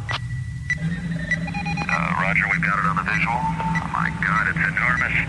El Dorado, do you recognize the markings, over? Negative, Xanadu. Wait a minute, Bill. I'm picking up a tractor beam generator impulse from the UFO. They've locked onto us, Xanadu. They're overriding our shielding circuits. Bill, I see another tractor beam nozzle. Get out of here. Dive. Xanadu, we're inside the UFO. They're closing the hatch on us. I can see. Starlab Control, this is the Xanadu trainer. We have a condition red alert. Repeat, red alert. Coordinates 595. Do you read? Over. Starlab Control to Xanadu Trader. Starlab Control to Xanadu Trader. There's too much static on this frequency. Switch to subchannel 4. Roger, Starlab Control, subchannel 4. How do you read me now? Over. 4 by, loud and clear. Go ahead. We've just been attacked by an unidentified alien vessel. Huge. Twice the size of a Viking-class cruiser. What's your location, Xanadu? We're orbiting in a descent vector over Timian 3. Triangulator coordinates 5, 9, or 5. Any damage? Negative, but the other freighter is gone. The El Dorado. She was orbiting with us. Destroyed? No, the alien didn't fire a shot. They locked onto the El Dorado with a tractor beam and took her aboard through some kind of recovery hatch. What was the El Dorado's cargo? Same as mine. Classified hardware for the Starsmith project.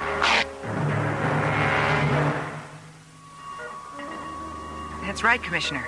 The alien was after both of them.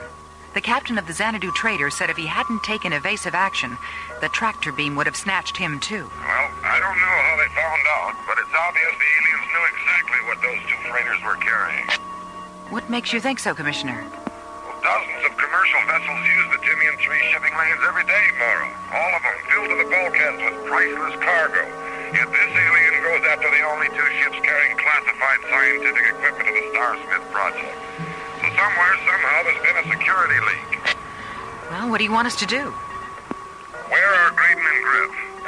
They're out patrolling the Corona Echo intersect in Delta 1. Well, call them back to Starlab.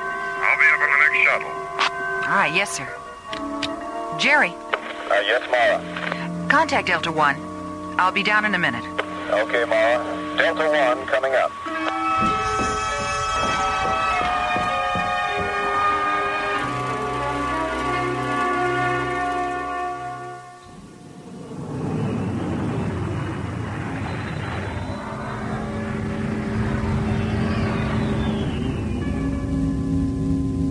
Hey, Skipper. Take a look at the echo pattern on G-monitor. The diameter of the Corona Major star cloud is nearly 3 parsecs bigger than it was a year ago. Huh. Well, that's what evolution is all about, buddy. Constant change. Limitless expansion. I wonder what Copernicus and Galileo would have done if they knew just exactly how... Starlab control to Delta 1. Starlab control to Delta 1. Delta 1 to Starlab control. Go ahead, Jerry. Buddy, John, return to Starlab immediately. ISA orders. Wow, Skipper, talk about evolution. It sounds like Jerry's turned into the sweetheart of Sigma 5. I heard that. Very funny, buddy. But the joke will be on you if you're not here when Commissioner White arrives. Oh, the Commissioner White? Star of stage, screen, and telescan monitor? John, what's wrong with Buddy? Too much nitrous oxide in his oxygen? Too much stargazing, Mora. It finally got to him. A likely story. What's the problem, Mora? Why is the Commissioner coming up? ISA thinks there's been a security leak at the Starsmith project on Timian 3. That's all I know. The Starsmith project. All right, Mora. We're on our way. Delta 1 out. A huge alien spacecraft hijacks a freighter in the shipping lanes over Timian 3. A second freighter barely escapes. The cargo of both vessels? Classified scientific equipment for the Starsmith project. A secret ISA installation on Timian 3. A lonely, Earth-like planetoid orbiting at the threshold of alien worlds.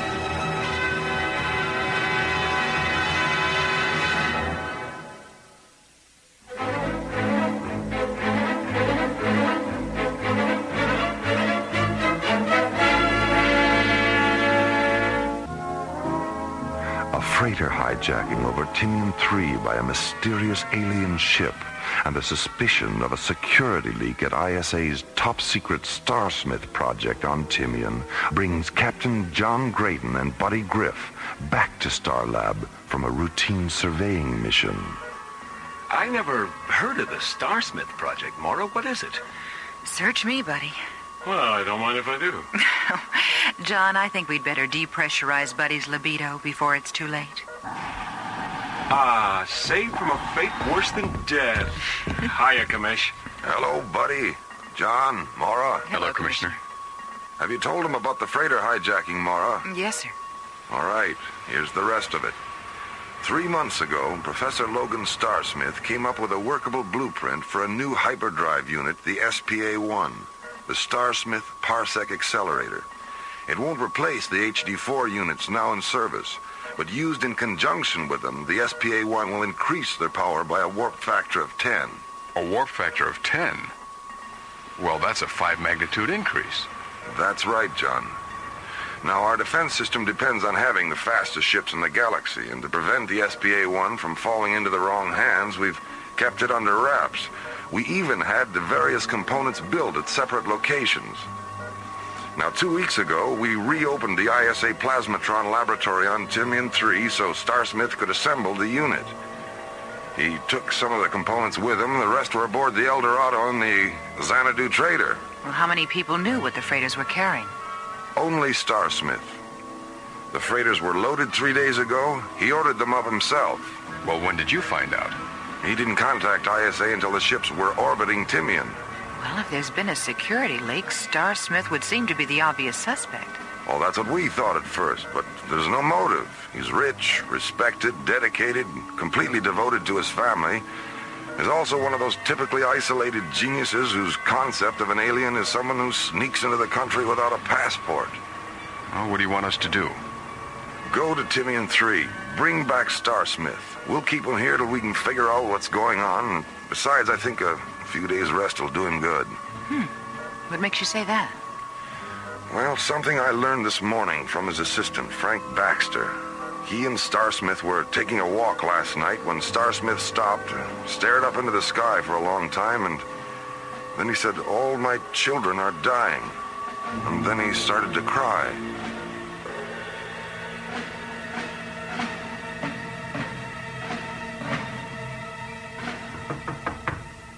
Professor Starsmith, it's Frank. I can't talk to you now, Frank. It's important, Professor. A message from Star Lab. What does it say? What do they want? They're sending a ship for you. For me? Why? Professor, what's wrong? Haven't you slept? You look... Look? How do I look, Frank? Old? Tired? Professor, I was... You what, Frank? Care about how I look? Why? When did the young ever care about the old? Professor, you know, ever since last night... Why are they taking me to Star Lab? Well, in view of what happened yesterday, the commissioner feels you'll be a lot safer there. Well, what about you? I'll be all right. ISA is sending a fighter squadron to patrol Timian in case the alien does come back, but they don't want to take any chances where you're concerned. Besides, someone has to stay here and keep an eye on things. All right. I'll go. I'm going to miss you, Frank.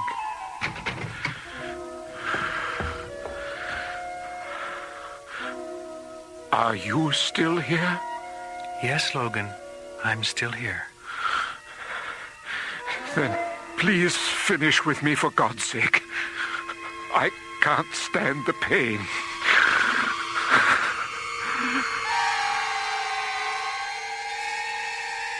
An alien voice in the dark, a sudden swirl of shimmering golden rainbows, then silence as Professor Logan Starsmith is drawn into the sunless void between being and nothingness. Meanwhile, aboard Delta One, John Graydon and Buddy Griff are crossing another void, the space between Starlab and Timian 3. A distance normally measured in days, about to be compressed into one measured in minutes. Okay, buddy, let's start the switch over to hyperdrive. Pulse converters? Pulse converters. Check. Shift register circuits A through E. A through E. Check. Sequencer links to substatus screen. Substatus green. Check. Primary and secondary parsec refractors. Parsec refractors are in phase. All right. Synchronize timers for a -15 interface. And hold on to your hat. Timers are set and counting. Hat is firmly gripped. Check. Oh, if only Werner von Braun could see us now. Who knows, buddy? Someday if we stay in hyperdrive long enough, maybe he will. We're through. There's Timian. You all right, Skipper? Yeah, fine. How about you? Okay. Except that now I'm 3 days late for my date with that cute little Mycroft technician. 3 days late? Yeah. We were supposed to go out the day after tomorrow. Right. Roger, Delta One. Stay aboard. We'll rotate the pad. Professor Starsmith will be right there. Roger, Timmy in control. Tell them to use the starboard ramp. We've already got the hatch open. Roger, Delta One. Personnel ramp 5. Professor? All right, Lieutenant. Thank you. You're sure you're all right, Professor? Yes, Frank, I'm sure. I was just going through one of those neurotic episodes we so-called eccentric geniuses are famous for. Well, I'll do my best to hold things together while you're gone. Excuse me, Professor, but you'd better hurry. The magnetic storm we've been tracking is moving in fast. Another 15 minutes and you won't be able to launch. I'll be in touch, Frank. Goodbye, Professor. Take care of yourself.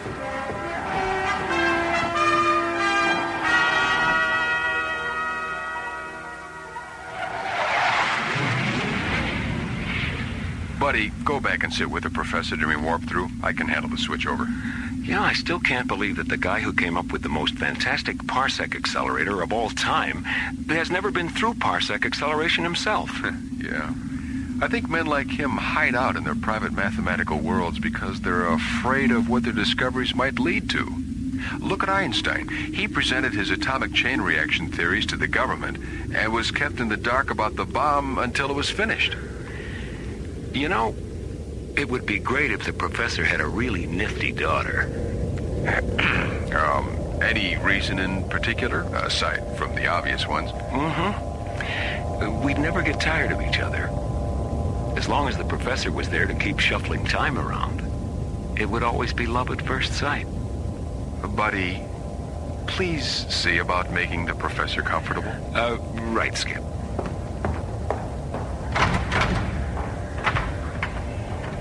How you doing, Professor?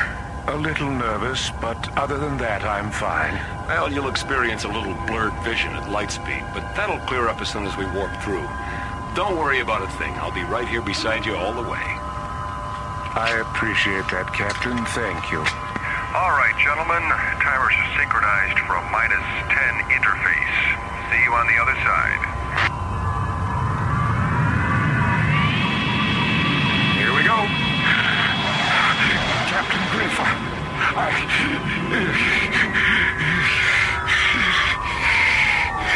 Captain Griff, Captain Griff, please, help me. Oh, my God.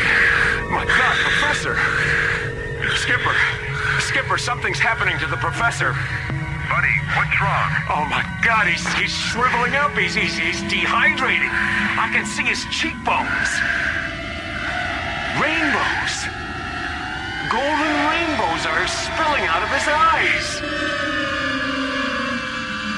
As Buddy Griff looks on, helpless, Professor Logan Starsmith undergoes a strange and terrifying metamorphosis.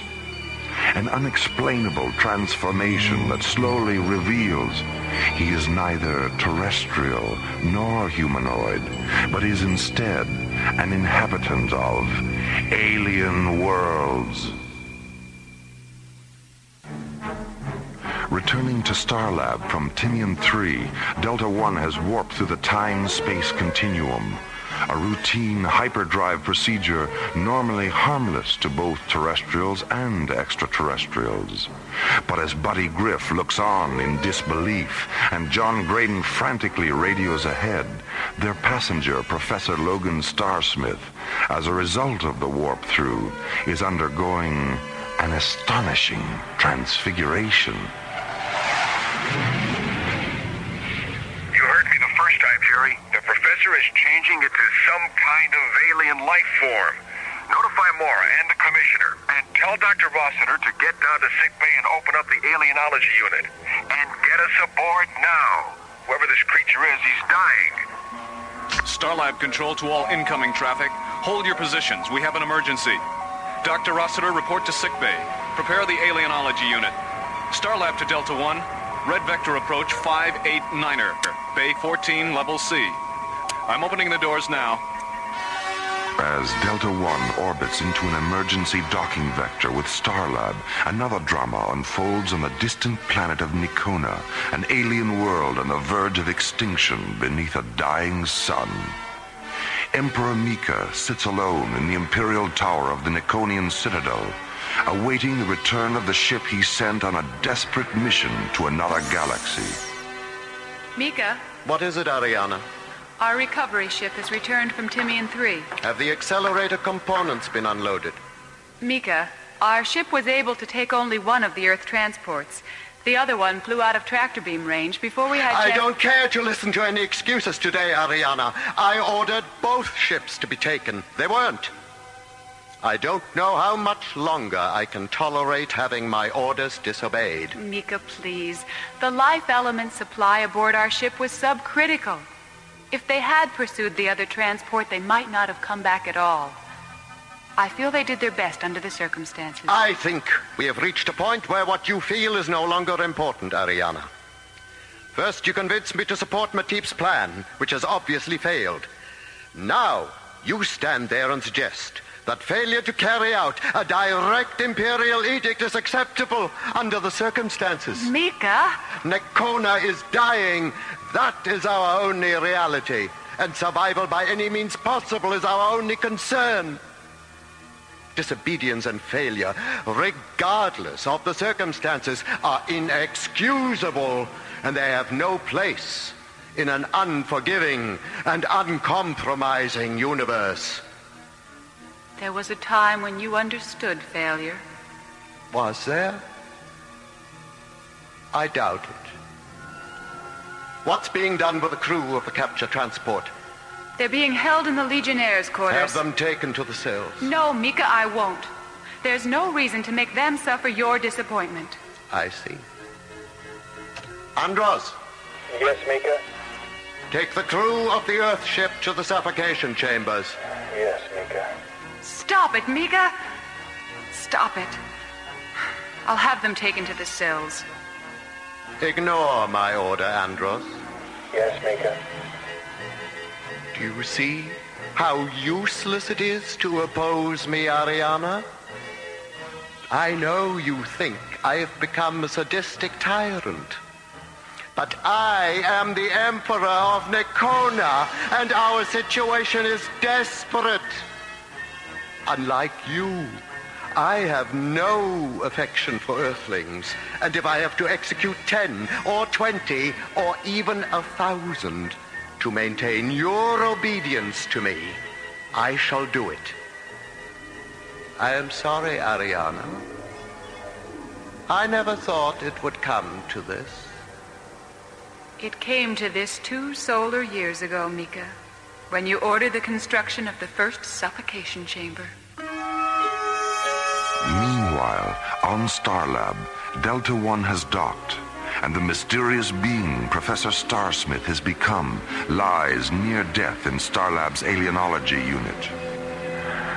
Collapse at 1723 UIT. Mark. Right and left lobes are 100%. What are his chances, Diana? We won't know until Mycroft finishes analyzing the pathological data. But if his body fluids keep misting out of him like this, he won't last another hour. Sandy? Yes, Doctor? How are you coming with the anti-dehydration chamber? Just a few more minutes. Captain Griff, you said his eyes were hemorrhaging golden rainbows. How long do they do that? Well, it all happened so fast. 15, 20 seconds, maybe. Were his eyes transparent before the hemorrhage or after? Before. His eyes changed, and then the rainbows just spilled out. What is it, Diana? You have that look on your face. The eye phenomena. I've read about it before. Captain Graydon, did you witness any part of the reversal process? No, I didn't. By the time I got to the passenger deck, Professor Starsmith was gone, and this alien was there, strapped in next to Buddy. Diana, why does he still have one human hand? His bioenergy discharged too fast during the reversal to neutralize all the exterior synthetic tissue. It'll disappear if we can get him stabilized. If? Diana, we've got to. He's the only one who knows where Professor Starsmith is and what this whole incident is all about. The chamber's ready, Doctor. Thank you, Sandy. Oh, Sandy, see what you can find in the alien medicine bank on ophthalmic hemorrhage reaction. I'll call you from the display terminal. Let's get him into the chamber. Mora, if you'll just open the main chamber. Children, Siata, Ut, Omitas, Matibsa.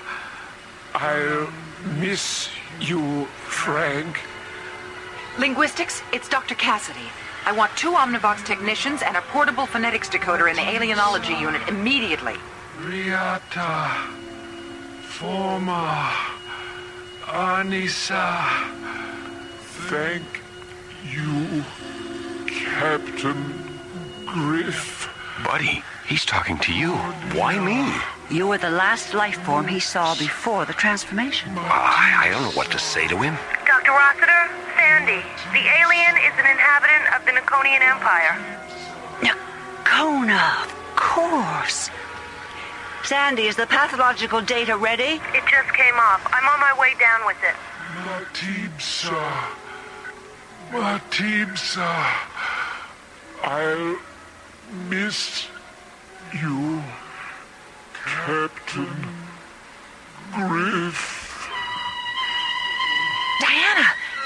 Diana, he's not breathing. Do something. Oh, I'm sorry, Mara. He's gone. I'm going to miss you, Frank.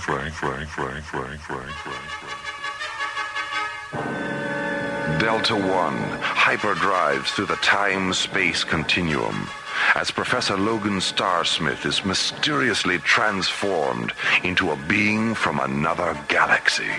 A creature so badly injured by the warp-through ordeal that Dr. Diana Rossiter, Starlab's executive physician, is unable to save him.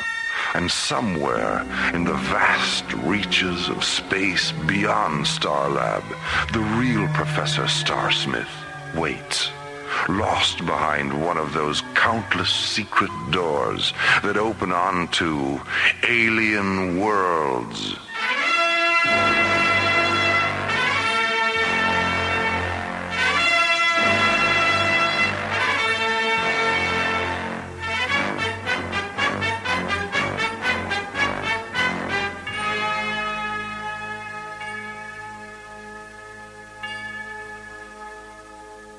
The Starsmith project was based on a story by Ellen Pellicero and written by Ellen Pellicero, Ron Thompson, and Lee Hansen. Associate producer Jeff Allen. Music director Tom Rounds. Engineer Stu Jacobs. Assistant to the producer Laurie Tyler. Technical consultant Peter Sky. Alien Worlds was created, produced, and directed by Lee Hansen. And so, until next time, this is Roger Dressler, inviting you to join us for the conclusion of the Starsmith project on Alien Worlds.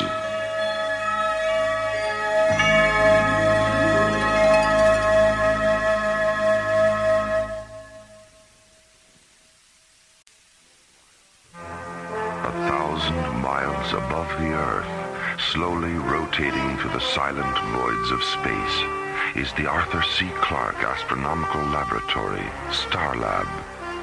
Here, the International Space Authority, ISA, watches over an eternity of uncharted galaxies and the countless planets that orbit within their starlit boundaries. On one of those planets, Timian 3, Professor Logan Starsmith and his staff await the arrival of the components for Starsmith's latest invention, a new hyperdrive unit known as the SPA-1. But as the 2 freighters carrying the SPA-1 components orbit into a descent vector over Timian, one of them, the Xanadu trader, radios an urgent message to Starlab Control. We've just been attacked by an unidentified alien vessel. Huge. Twice the size of a Viking-class cruiser. Any damage? Negative, but the other freighter is gone. The El Dorado. She was orbiting with us. Destroyed? No, the alien didn't fire a shot. They locked onto the El Dorado with a tractor beam and took her aboard through some kind of recovery hatch. As news of the hijacking reaches Commissioner White, he calls a hurried conference with SET commanders John Graydon and Buddy Griff, along with Starlab Research Director Maura Cassidy. Well, how many people knew what the freighters were carrying? Only Starsmith. The freighters were loaded 3 days ago. He ordered them up himself. Well, if there's been a security leak, Starsmith would seem to be the obvious suspect. Oh, that's what we thought at first, but there's no motive. Well, what do you want us to do? Go to Timian 3. Bring back Starsmith. We'll keep him here till we can figure out what's going on. Besides, I think a few days' rest will do him good. John and Buddy leave Starlab aboard Delta 1 and warp through the time-space continuum, reducing the distance to Timian 3 from days to minutes. During the return warp-through, Professor Starsmith undergoes a strange and terrifying transformation. Oh my God, he's shriveling up. He's dehydrating. I can see his cheekbones. Rainbows. Golden rainbows are spilling out of his eyes. Docking at Starlab, John and Buddy rush the being Starsmith has become to the alienology unit in sickbay. But just as Dr. Diana Rossiter is about to put the alien into the anti-dehydration chamber... Matib, sir. Matib, sir. I'll miss you, Captain Griff. Diana! Diana, he's not breathing. Do something. I'm sorry, Mara. He's gone. Still retaining the synthetic human hand he was unable to neutralize during his morphogenetic reversal, the alien slowly closes his transparent eyes as Part 2 of the Starsmith project unfolds within the interstellar spaces of alien worlds.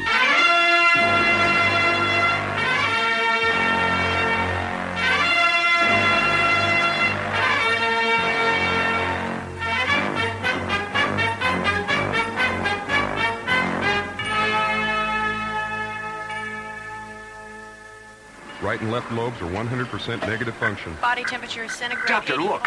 His hand is dissolving. Let's get him into the chamber. There still might be a chance. You mean he's not dead? If he were, the hand would calcify, not dissolve. I think he's lapsed into a pre-death coma. I hope we haven't run out of time. Here's his data, Dr. Rossiter.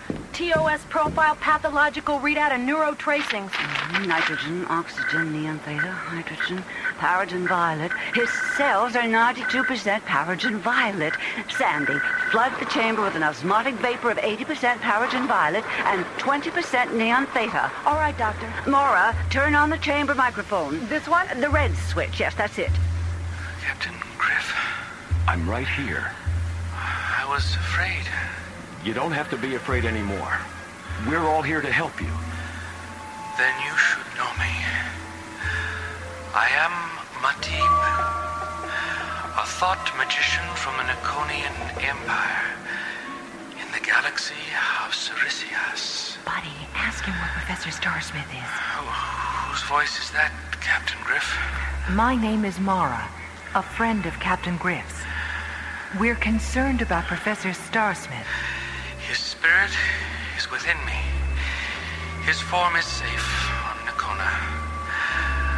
Is there a physician among you? Yes, Matib. My name is Diana.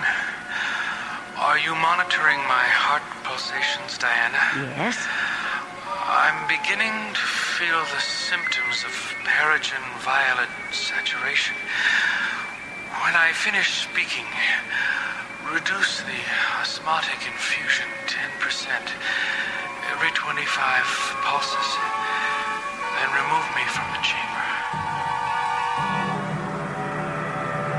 An alien thought magician is saved from death by Executive Physician Rossiter. Although Professor Logan Starsmith's body is safe on Nicona, his spirit still resides within Matib.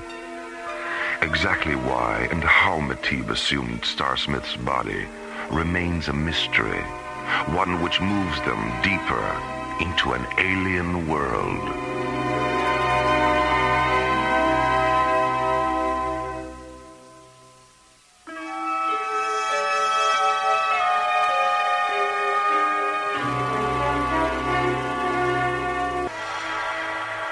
His health and strength restored, Matib is removed from the anti-dehydration chamber and taken to a recovery unit in sickbay.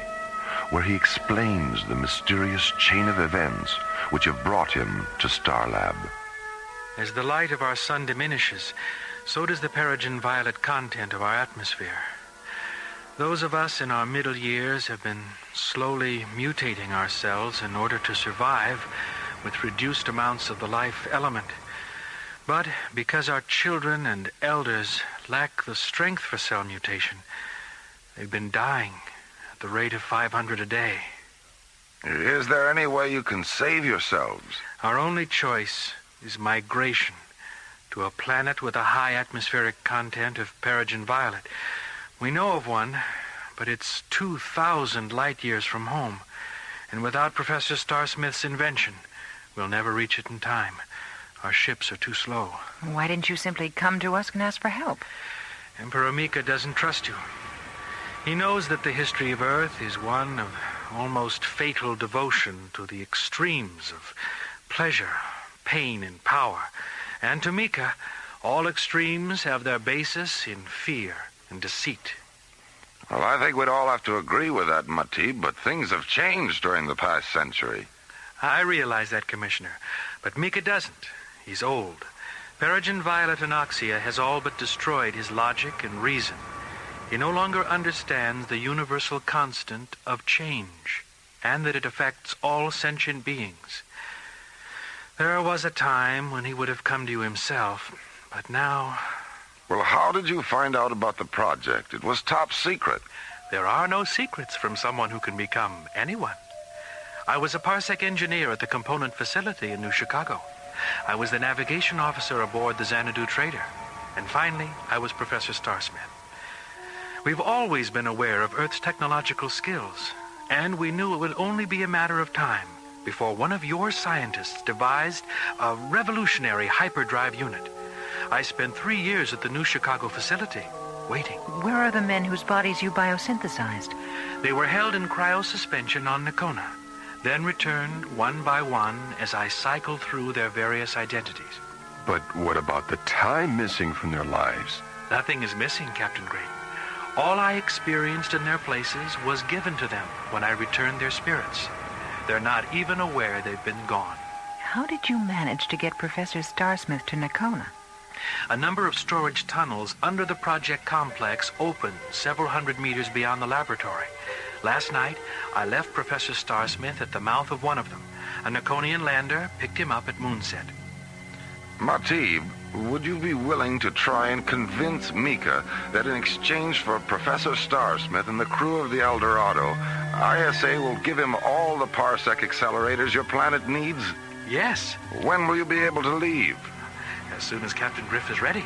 You know something, Matib? I think this is the beginning of a beautiful friendship.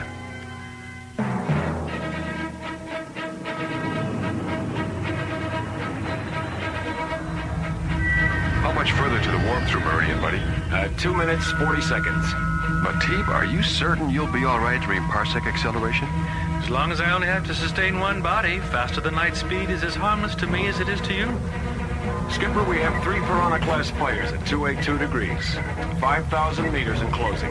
Magnify 1,000, and let's have a look at them on beam monitor. Captain, those are Nakonian spectrum raiders. Something's wrong. Mika's never sent a patrol out this far before. 1,000 meters in closing. 500 meters in closing. Captain, open a close proximity subfrequency. Niata lux Naconia, Niata lux Naconia, Luveriat Matipsa, Matipsa Teres Naxo. Matipsa no Mosca und Amchus. Mika Imperius Benarius Meatum Terra Axos. They have orders to destroy any Earth ship they see. Mika believes I was taken to Starlab and killed. The pilot thinks my voice is a deception. They're gonna nail us next time, Skipper. Please, don't fire on them, Captain. They're not aware of the real situation. Buddy, open the starboard fuel bay and jettison the primary liquid oxygen pod. And then get ready for an emergency warp-through. The pod's jettisoned, Skipper. Okay. Now, when they start firing, blast the pod with our starboard laser cannons, and I'll warp through behind the explosion.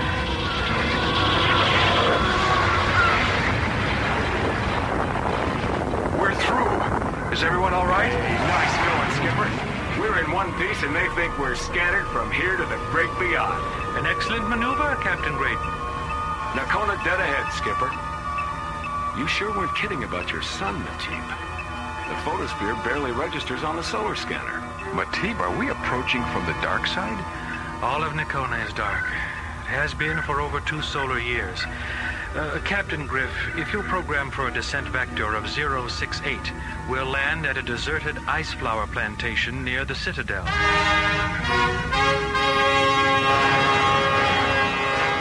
As John, Buddy, and Matib approach Nakona aboard Delta One, Emperor Mika sits alone in one of the Nakonian Citadel's high towers, his spirit weakened by Peregrine Violet's starvation, his mind suffocated by hallucinations. And then Nakona came out of the sun, and we came out of Nakona into a void of broken eyes and blood and darkness. Mika, What do you want, Ariana? the crew of the captured transport vessel. They're desperately in need of water. They can have all the water they need, but not until I've eased the suffering of our own people. Mika, please, they haven't That will be all, Ariana. Yes, Mika. Ariana, Yes, Mika? please, bring me a heart-beam photon pistol. Why? You have no enemies here. Oh, but I do, Ariana. They live all around me, in the twilight and the shadows. The pistol, Ariana. Yes, Mika. Yes. The pistol. As Emperor Mika sits, planning his revenge against a dark force of invisible enemies, John, Buddy, and Matib enter the subterranean corridors beneath the Nakonian Citadel and make their way to one of Matib's cryo-laboratories. Professor Starsmith is in here. Matib, all these crystal pillars, what are they? Beautiful. These are the cryo chambers. Buddy, Professor Starsmith is standing inside this one. He looks all right, doesn't he? Captain Griff, if you touch that prism, the chamber will open. Captain Graydon, take these jewels and place the red one over the professor's left eye, the yellow one over his right eye, and the blue one in the center of his forehead. Like this? Yes. Now, please stand away or you may be harmed. Professor Starsmith. Professor Starsmith. Are you still here? Yes, Logan. I'm still here. As John and Buddy watch, 2 razor-thin beams of golden light erupt from the center of Matib's forehead and penetrate the iridescent jewels over Professor Starsmith's eyes. The gem on his forehead begins to oscillate, filling the white crystal chamber with a blinding ultra-blue radiance. Matib begins to tremble, his bioenergy temporarily weakened, as he returns Professor Starsmith's spirit, erasing the void between being and nothingness, where the professor has been suspended in the dark sanctuaries of cryo-sleep. How do you feel, Logan? I feel a little dizzy, but I'll be all right. Hello, Captain Graydon. Captain Griff? Hiya, Professor. Professor? I... Stand where you are, all of you. Mika. You were seen entering the Citadel, Matib. I've been monitoring you ever since. Legionnaires, take them to the cells. Skip, put your blaster away, buddy. They outnumber us 10 to 1. Surrounded by Imperial Legionnaires, John and Buddy are disarmed, and then along with Matib and Professor Starsmith are taken to a subterranean prison cell beneath the Nakonian Citadel. Meanwhile, Mika listens to the hallucinatory voices that continue to flood his broken mind. Voices that insist even his friends are enemies. and that all enemies must be destroyed. Emperor Mika, a lonely dweller in a sad mirage at the very center of alien worlds.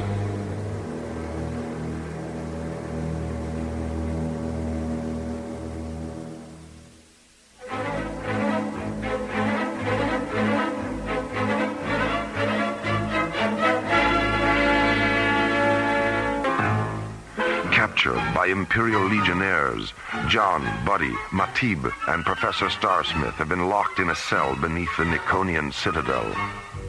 And while Mika sits in one of the Citadel's high towers, deciding what to do with his prisoners, Matib has already determined what that decision will be. Unless we can confront him and convince him to listen, I'm certain he'll have us killed. Do you honestly believe he'd listen to you? Mika and I have known each other all our lives. I've experienced his kindness and generosity and wisdom throughout the years. I can't believe that everything he was has been lost. Well, if it isn't our boys in uniform. Professor Starsmith, please come with us. Sartos? Is that you? Yes, Matib. Your helmet and faceplate, I didn't recognize you at first. Where are you taking the professor? To Mika. Nayat Delarias Turat. You can speak English here, Sartos. These are my friends. All of us are your friends, Matib. We want to help, but you know the penalty for violating an Imperial edict, no matter how unfair it is. Professor Starsmith, please. Do you think he'll be all right? I don't know.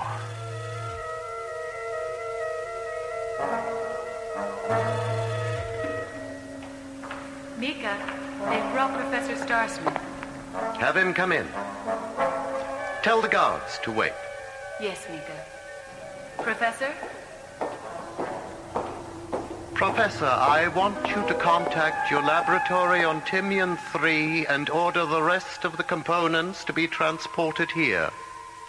If you refuse, I shall order the execution of the freighter crew. You don't have to threaten me, Mika. You can have all the parsec accelerators you need.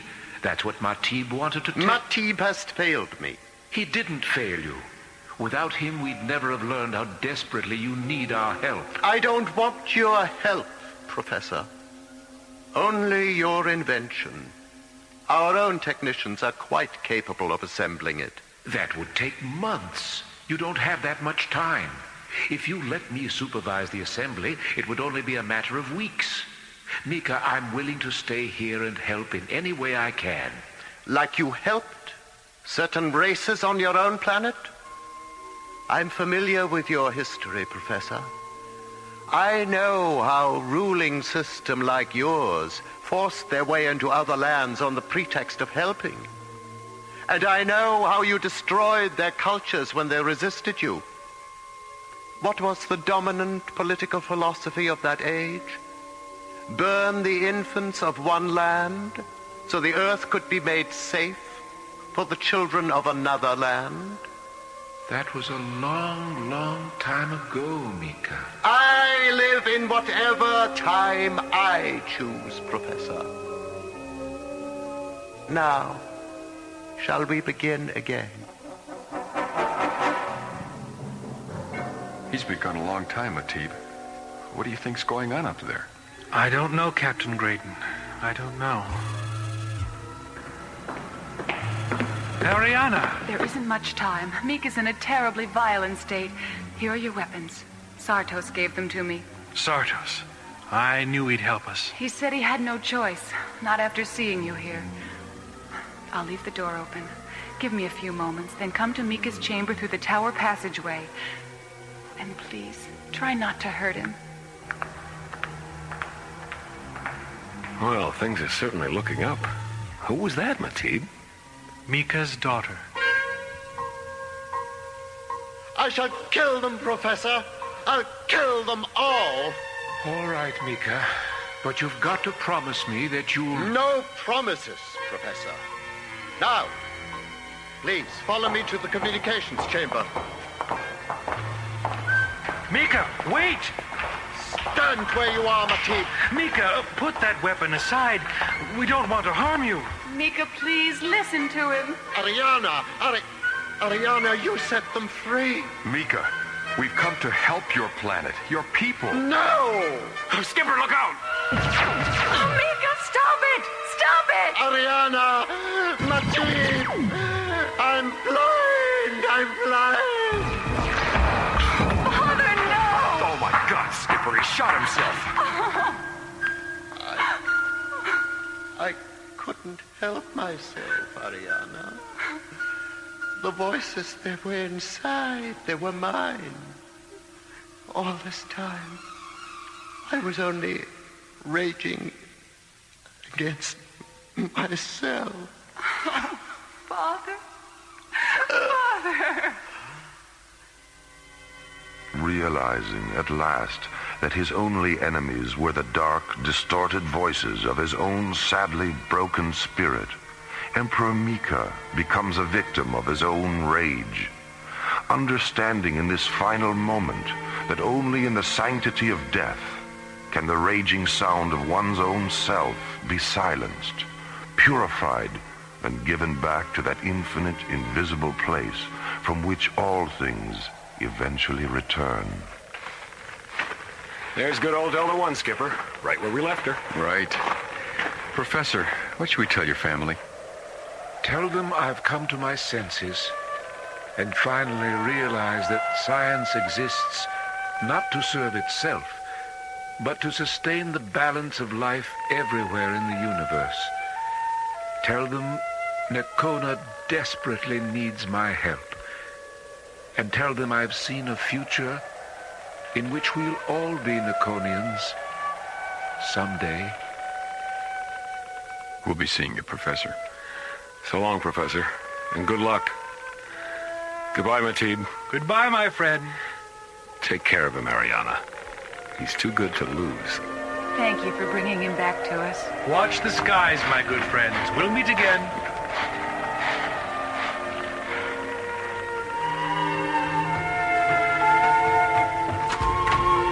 Lironia amicus lux eterna. Valerius and Niamasometaleitis. Illyria mantras eterna setum. Vias noveriat lux eterna.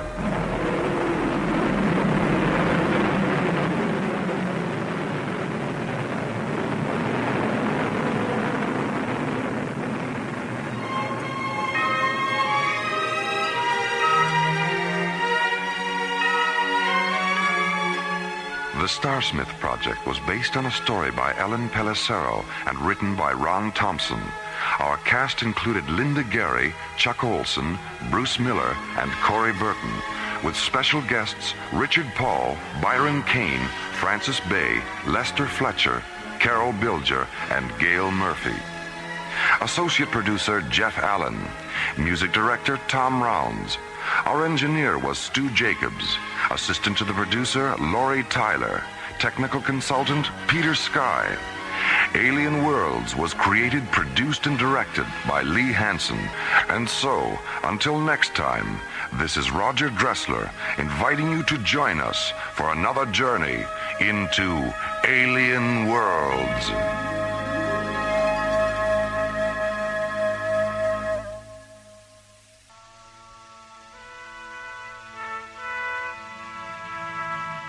Slowly rotating at the edge of deep space, 1,000 kilometers beyond the atmosphere of 21st century Earth, is the Arthur C. Clarke Astronomical Observatory, Starlab. Here, Starlab Research Director Maura Cassidy, along with scientists and technicians of the International Space Authority, watch over the countless suns, planets, and star systems that fill the universe. This week, Space Exploration Team Captains John Graydon and Buddy Griff are hurled from the outer boundaries of space into the subatomic light and shadow of a world within a world, as the Infinity Factor Part 1 embraces the threshold of the unknown on Alien Worlds.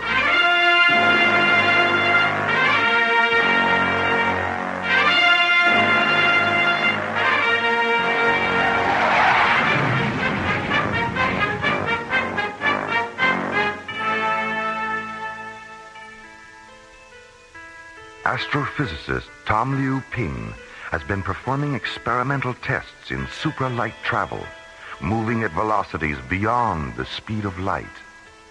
The final step in a series of tests is now at hand. A specially modified ISA Delta Series craft, the Hyperion, will be piloted by John Graydon and Buddy Griff at speeds traveled before only by an infinity of light. Startup control. This is Tom Ruping aboard the Hyperion. This is Starlab. Go ahead, Hyperion. I just finished Timmy and 3, a little behind schedule. Jerry, I've got a revised ETA. Any problem, Tom? No problems, just a delay in getting launch clearance. What's your new ETA, Tom? 15 minutes, 29 seconds. Roger. I copy 15 plus 29er. Your docking orbit insertion coordinates are 614 at subvector Alpha, docking bay 3. Starlab, clear. Roger, Starlab. Hyperion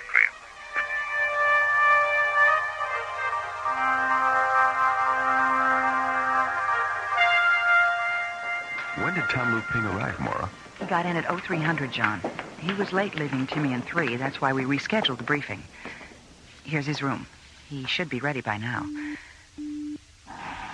Oh, Tom, excuse us. I really didn't realize that you were... It's okay. Come on in, Maura. I was just finishing my Tai Chi exercises. Oh. Ah, Captain Graydon. So good to meet you in person after all the visual communication. Yes, hello, Tom. Nice to see you. Tai Chi, huh? Mm-hmm. Sort of looks like slow-motion karate. Yes, actually, it's more meditation than martial art. Well, keeping in shape out here is a good idea. I do a little hatha yoga myself. Oh, very good, Maura. Very good. Well, what's our program? I understand the briefing was rescheduled? Yes, we're meeting at 1300 hours in room 2 on Level A Conference Center. All right. I'll meet you there in a few minutes.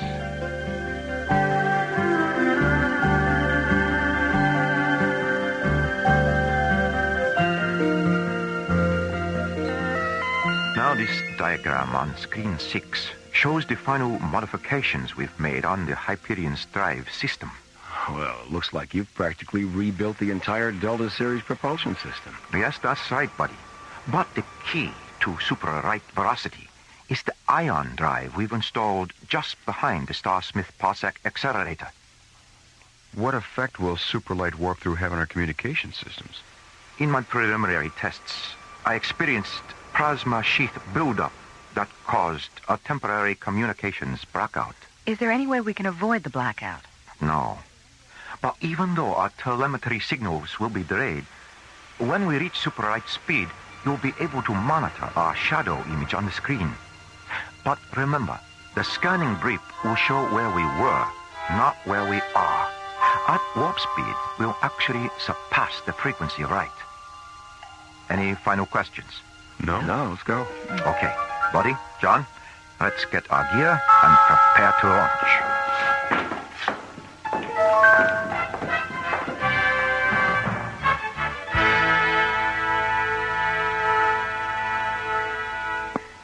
Starlab Control to Hyperion.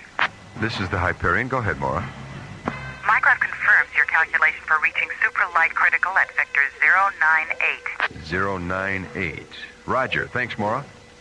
Good luck with the test, and try not to lose touch. Don't worry, we won't, Maura. Okay, buddy, let's do it. Interface all computer functions. We have a positive decoder interlock on all data terminals. Manual launch functions are canceled. Real-time launch status, 15 seconds and counting. Okay, Hyperion, you're cleared for launch. Roger, Starlab. Okay. Let's see what this baby can do.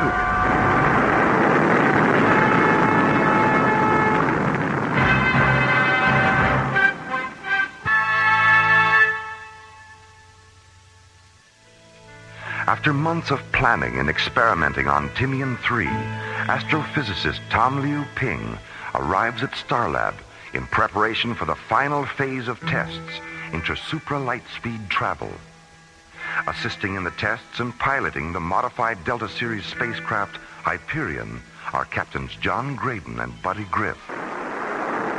As the experimental vessel jets away from Starlab, Research Director Maura Cassidy prepares the monitoring procedure that will track the Hyperion's telemetry and progress during the multiple light-speed flight. Oh, hi, Maura. Hi, Jerry. How's it going? Well, they've made a couple of orbits at light speed 1 to check the systems. We're monitoring them on screen 4. Dr. Cassidy, this is Barbara, Spectral Analysis. Our monitoring is beginning to show telemetry distortion coming back from the Hyperion. What's their position, Barbara? We're tracking them in final orbit prior to the superlight entry at subvector 096. Okay, thanks, Barbara. Jerry, open a channel to the Hyperion. This is Starlab to Hyperion. Over. This is the Hyperion Lab. Jerry, I can barely reach you. Roger. Hold on a minute, John. How's the signal now, John? Any better? No, you're still breaking up, Jerry. Tom, how's the ion drive functioning? He's fine, boss. In fact, he's more effective than I thought it would be in pre-warp. We don't make the report directly, which should create we'll recheck the monitors before we go super light. Jerry, can't you do anything about the transmission? I don't know where all the hash is coming from, but there's some kind of interference. But the best we can do is keep the shadow blip on the screen. All right. Well, that won't help us much communications-wise. Dr. Cassidy, Barbara again. The mass proximity indicator registers a radical shift in the molecular density level of the Hyperion's hull. Start an MPI printout recording, Barbara. Maura, the Hyperion shadow blip has just disappeared from the screen. And they've vanished from all our tracking instruments.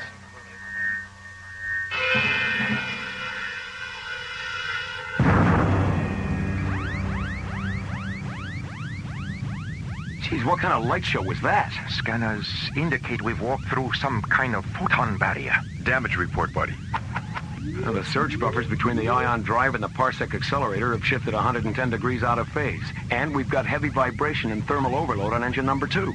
Reduce power, buddy. Correct to a pitch of 312. And fire yaw thruster with a 0.5 vertical correction. Let's see if we can stabilize. Right, Skip. She's coming around, Skip. Where the devil are we? Let me check the translocator beacon. That's pretty strange. What is it, buddy? The beacon draws a blank. And celestial guidance doesn't respond either. It's as if we were in completely uncharted space. Try a long-range scan. I don't think that would be necessary. You'll find an Earth atmosphere planet at vector 659 Mach 5. Where did you come up with those coordinates? I can't tell you more than that. Trust me. Program the coordinates and you'll see. Listen, Tom, if you know something we don't, you'd better come up with it right now. It wasn't supposed to happen like this. Tom, out with it. Yeah, come on, man. All right. About 6 months ago, I made breakthrough in my experiments. What kind of a breakthrough? I discovered a parallel universe during my first super-right warp-through test in Delta 5. Oh, terrific. Is that where we are now? Yes. What about the planet you just mentioned? It's a water world called Asakusha. The people of the planet live on 2 islands. I made contact with one of the islands called Adusa. What I found was a world out of balance. Out of balance? What do you mean? The Asakushans had an ion generator that kept the people of the planet in balance, physically and emotionally. They regarded this generator as some kind of holy shrine. It's a 2-piece interlocking cylinder called the Altar of Light and Dark. So what caused the imbalance? The people from the other island, Kudor, broke into the shrine 2 years ago and stole half of the altar. As a result, the ion level of the atmosphere has shifted. This shift caused the people of Adusa to become weak and passive, while those of Kudor become strong and aggressive. How did you get involved? Why did you get involved? You was my intention to return to the planet after we had completed these tests and leave my ion generator with the people of Adusa so they could restore their physical and emotional balance. But now that the generator seems to have malfunctioned, I don't know what to do.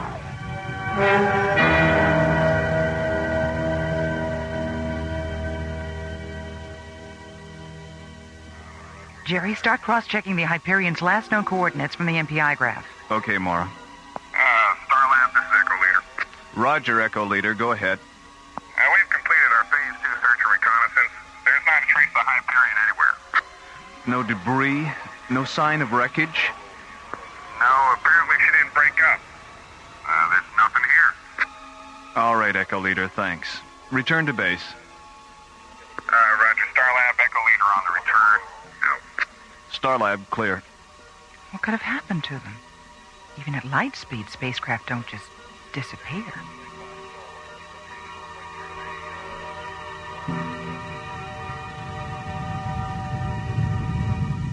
Buddy, how's number 2 engine holding up? Thermal overload is critical, Skip.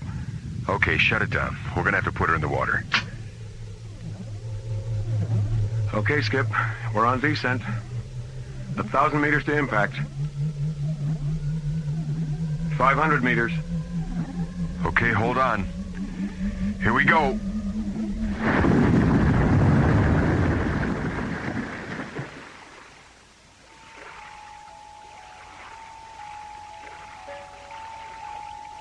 Oh, my head. Are you okay, buddy? Yeah, I'll be okay. Just give me a couple of minutes. I wonder if the ship sustained any serious damage. I think we're okay. The flotation collar inflated on impact. I don't see any structural damage. Open the hatch, Tom. Let's see where we are. See anything? Yes. A small boat approaching. It's Lady Kami and Rod Gonshaw. Friendlies, I hope. Yes, they're the ones from Medusa I told you about. Lady Kami! You did come back. Thank God you found us, and not the raiders of Kudor. You brought others. Yes, Rod Gonshaw. This here is John Graydon. Hello. And Buddy Griff. Pleased to meet you. You come with us. We take you to Adusa.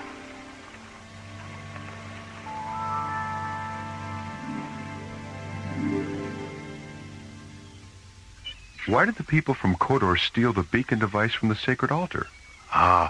Warlord Hiko sought to gain control over the 2 islands. To him, possession of the altar represented ultimate power, but he did not realize the far-reaching effect this would have. With each new tide, his people grew more hostile and aggressive. That is why the 2 halves of the shrine must be restored. If not, all the people on Sukusha will eventually die because of this imbalance. Will you help us with this task? Buddy, what do you think? Well, we're here. We might as well see what we can do. All right, then. Looks like we're going to Kodor. Where is Kodor? It is 26 miles across the sea. The 4 preps. 1958. What does he mean? Never mind. It's just Buddy's way of breaking the tension.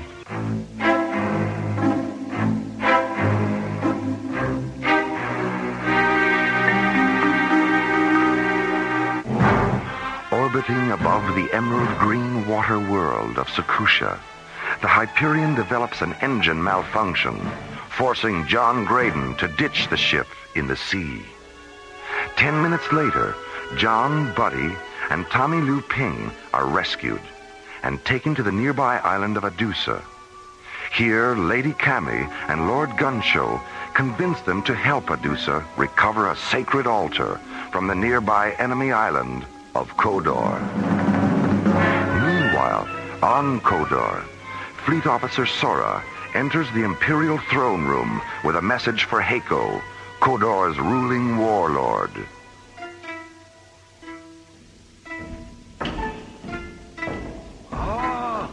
Lord Heiko, alien skyship, fallen waters near Adusa. Oh, skyship? Oh, come now, Sora. You know that such things exist only in legend. Oh, perhaps you have had a vision. Then it is vision I not see alone. Every watchtower on windward side of Kodor see also. Shared visions are not uncommon, Sora. Have you consulted the Oracle for an explanation of this phenomenon? I need not consult Oracle, my lord. I need only consult telescope. Skyships still float in waters near Adusa. Not possible. Step to window, my lord. You see. Here, take telescope. How they do it, Sora? My lord? Gansho and Lady Kami. How is it that they have the power to call the sky gods into their service? How I should know, Lord Heiko. What do you mean, how I should know? You better find out. I want you to contact our spies on Adusa. I want to know who those intruders are. And I want to know before night tide. Lord Heiko.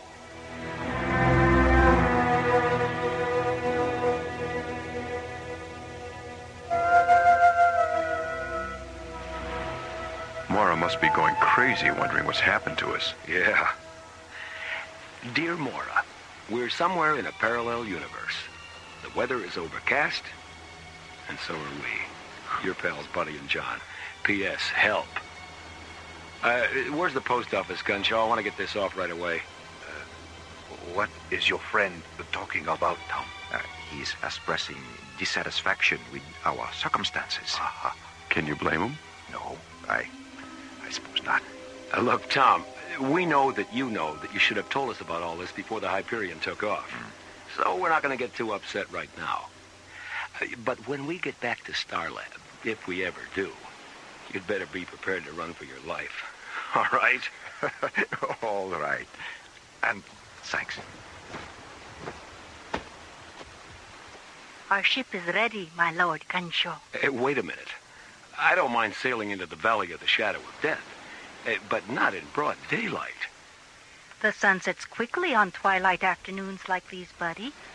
It will be dark long before we sail. Cross your heart? My heart? That's just Buddy's way of asking for reassurance, Cammy. Oh. Yes, Buddy. Cross my heart. Tom, where's the equipment you brought ashore from the Hyperion? Over here, John.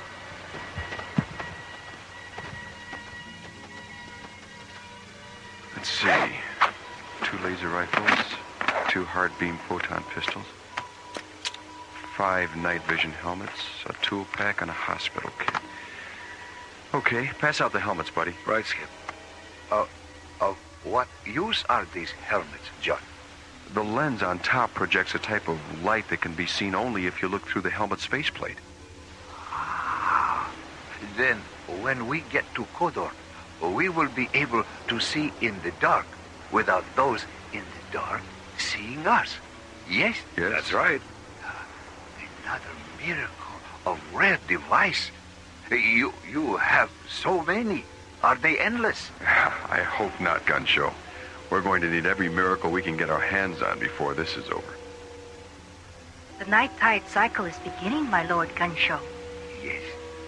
Yes, it is time we sailed.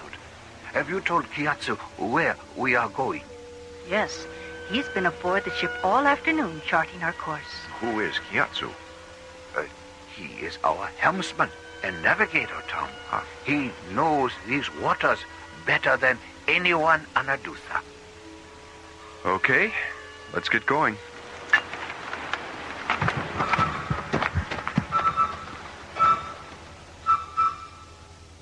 Sora, do you still have the message the carrier brought this afternoon? Hey, Lord Heiko? Read it to me again. But Lord Echo, I already lead you dozen times. Freeze, Zora. If you wish to remain in the good graces of your imperial warlord, you will indulge him, not question him. Excellent point, Lord Echo. My Lord Echo, Gonshu, Kami, and 3 sky gods depart for Kodar on night tide. Course I have charted will take ship within 100 leagues of Pagoda Tower, between islands. Your faithful servant, Gyatso. Good old Gyatso. He certainly does epitomize the word spy, doesn't he? He does indeed, my lord. And what arrangements have been made to welcome our visitors from Adusa? But, Lord Echo... Tell me again, Sora. I love the image it conjures up. 15th Kodorian siege galleys positioned in semicircle round Pagoda Tower. When Gyatso sail past tower, circle will close, and Gonshu, Kami, and Sky Gods will be taken prisoner. Oh, you certainly have a way with the words, Sora. Aye, thank you, Lord Heko. By the way, what you plan to do with them after their capture? We'll try to persuade the Sky Gods to give us the secrets of their power. Aye? And if they not easily persuaded? Then we will simply feed them to the cannibal eels. And when no trace of them remains, we will tell ourselves they never existed. After all, Sora, life must go on.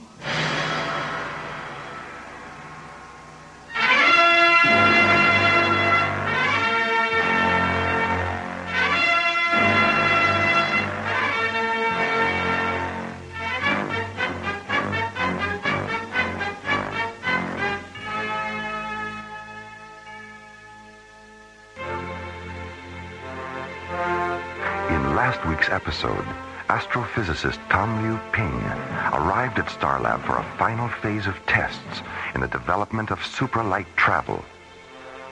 Piloting the modified Delta Series spacecraft Hyperion and assisting in the tests are space exploration team captains John Graydon and Buddy Griff. As the experimental vessel jets away from Starlab, Mora monitors the progress of the multiple light speed flight. Dr. Cassidy, the mass proximity indicator registers a radical shift in the molecular density level of the Hyperion's hull.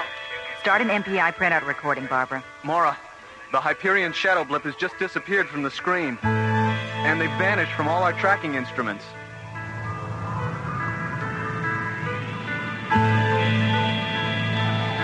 A flash of multicolored light sweeps past the Hyperion as it passes from one dimension into another and enters a parallel universe known only to Tom Liu Ping. Where the devil are we? You will find an Earth atmosphere planet at vector 659 Mark 5. It's a water world called Sakusha. The people on the planet live on 2 islands. I made contact with one of the islands called Adusa. What I found was a world out of balance. Out of balance? What do you mean? The Sakushans had an ion generator which kept the people on the planet in physical and emotional balance. It's a 2-piece interlocking cylinder they call the altar of light and dark. So what caused the imbalance?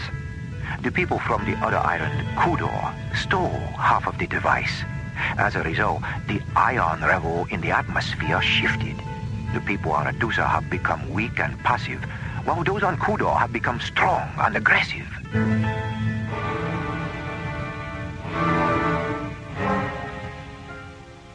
Orbiting above the emerald green water world of Sakusha, the Hyperion suddenly develops an engine malfunction and is forced to ditch in the sea.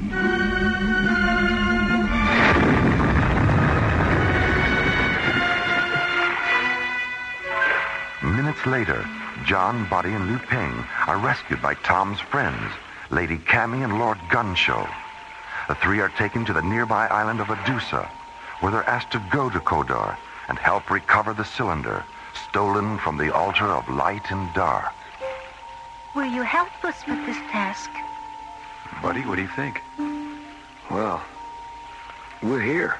We might as well see what we can do.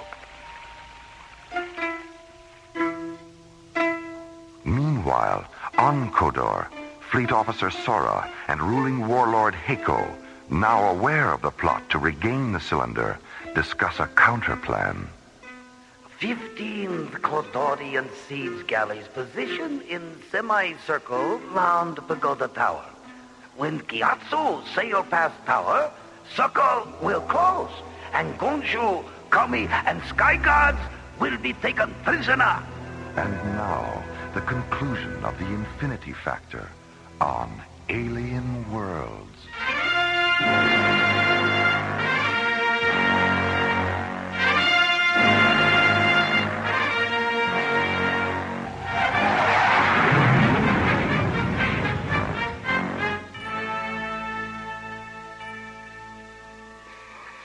Jerry, let me see the last telemetry printout on Hyperion. There you go, Mara. Thanks. Jerry, has all this data been cross-checked? As far as I know. Why? Well, according to this, the Hyperion is still right where it was when it disappeared. What? And then why aren't the scanners picking it up? They can't, Jerry. The MPI data indicates the Hyperion has been reduced to the size of a subatomic particle.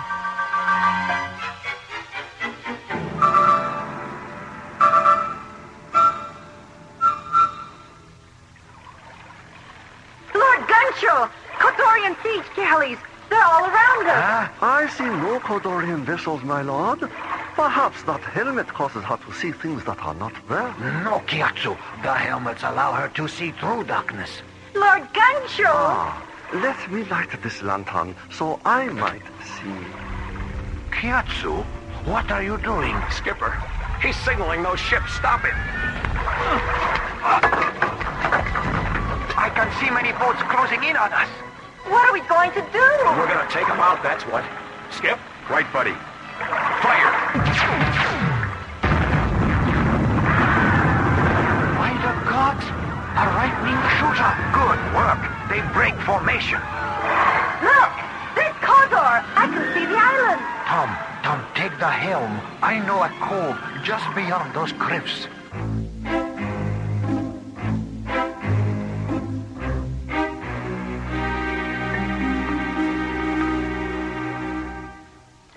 As the ship carrying John, Buddy, Tom, Lord Gunshow, and Lady Cammy approaches the pagoda tower between Adusa and Kodor, Gyatso, the ship's helmsman, signals to the fleet of Kodorian siege galleys waiting in the darkness. Stop, Gyatso. Skipper, he's signaling those ships. Stop it. Suddenly realizing that Gyatso is a Kodorian spy, John and Buddy knock the traitorous helmsman unconscious and engage the enemy warships with laser rifles.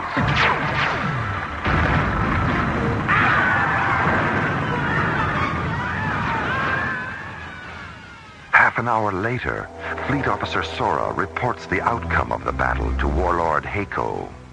10 ships, my Lord Heiko. The Sky God's projected lightning bolts that destroy 10 of our ships. I nearly drowned. Where are the Adusans and the Sky Gods now, Sora? You have captured them, yes? No. No? What do you mean, no? I mean, no. We did not capture them. They escaped to the other side of the island. Escape? You had better find them, Sora. I'll drown you myself. Oh, Lord Heiko, you don't want to do that, do you? Gyatso! Lord Heiko. Gyatso! What happened? When I tried to signal our ships, Sky Gods knocked me out. Where are they now, Gyatso? In a cove on other side of island. When they went ashore, I escaped. They're after the cylinder for the Order of Right. So, my trusty Gyatso, you did not fear me after all. No, Lord Heko, I not fear. Gyatso, tell me about the Sky Gods lightning. How did they do it? Gyatso? How I should know, my lord, I out cold during battle. You missed the whole thing! That will be all, Gyatso.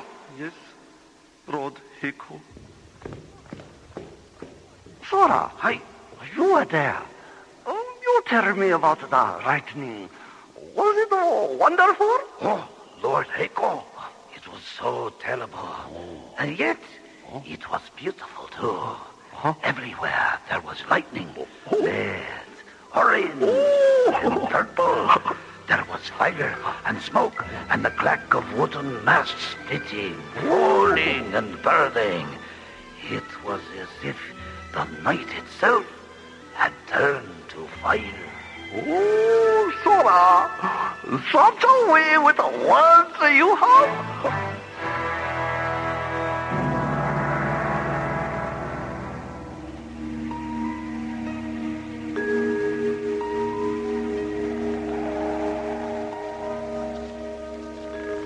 How much further to Heko's palace, Lord Ganshu? Up ahead on the ridge. Do you know where Heko keep the cylinder? Yes, in his throne room. Do you remember how to get into the palace, Lord Gunshaw? Yes, lady. I remember. How long's it been? He was brought here 200 moontides ago and nearly tortured to death by Heko's warriors as a demonstration of Kodor power. I used to come here often. Kodor was once the trade center for the two islands. Of course, that was before Lord Heko became so obsessed. Yes. But we do have one advantage. Heko must certainly know by now that we are in the company of sky gods. Everyone on Sakusha fears the sky god legends, even Heko. Oh, I'm sure we can make that work for us. What do you mean, buddy? We'll use our lasers to make them dance a little. I mean, we don't want to hurt them. It is good you do not wish to harm anyone. We also believe this to be right. To hear you speak makes me feel for the first time since the theft of the cylinder that all is not lost. Don't worry, Gunshow. We'll get your cylinder back. And I will do my best to understand the manner in which to restore the altar. But I will need your help, Lord Gunshow. Yes, Tom. Can you tell me if there are any insignias, markings, colors, or anything like that which connect the two halves of the altar? Yes. The markings on the two halves of each disc fit together to form the law of the word symbol. Stop a moment, huh? Just a moment. Please show me the symbol. Here, draw it for me on the ground. Oh, yes. A circle. Of course. The infinity factor.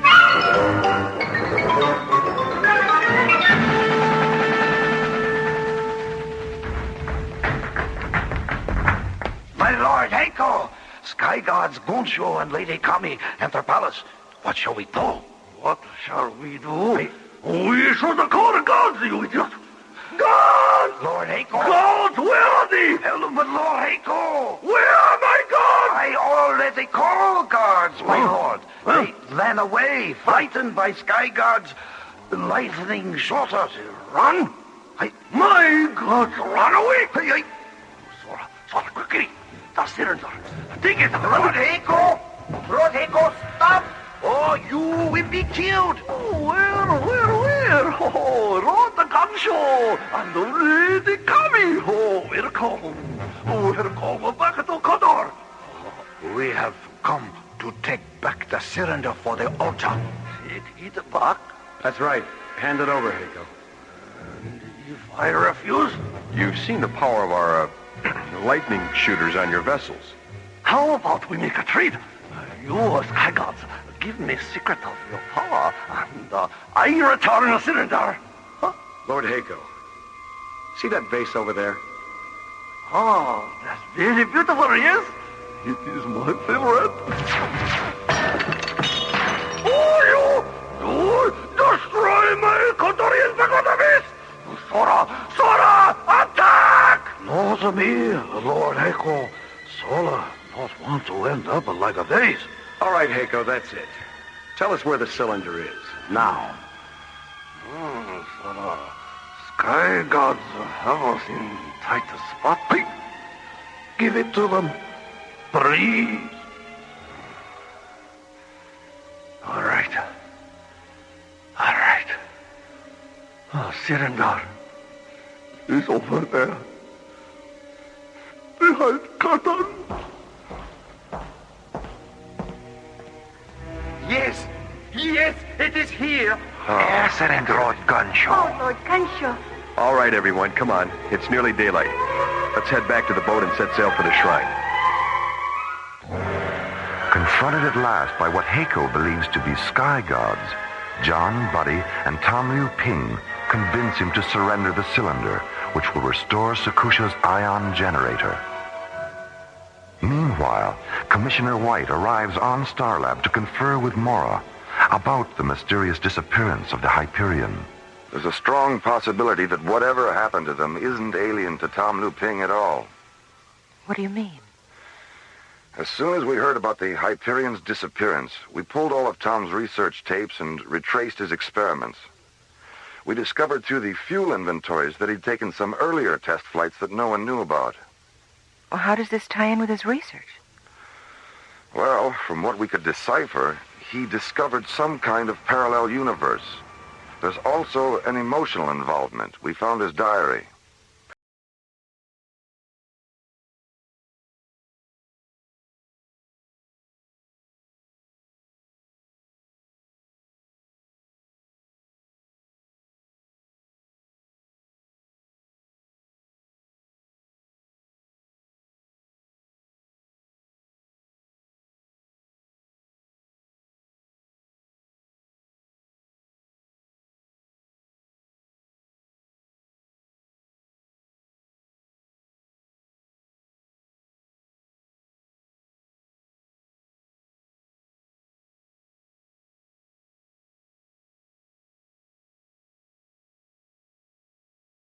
Lady Kami, Tom has restored the auto. It is working. All right. Well done, Tom. Well, I'm glad it wasn't as difficult as you expected.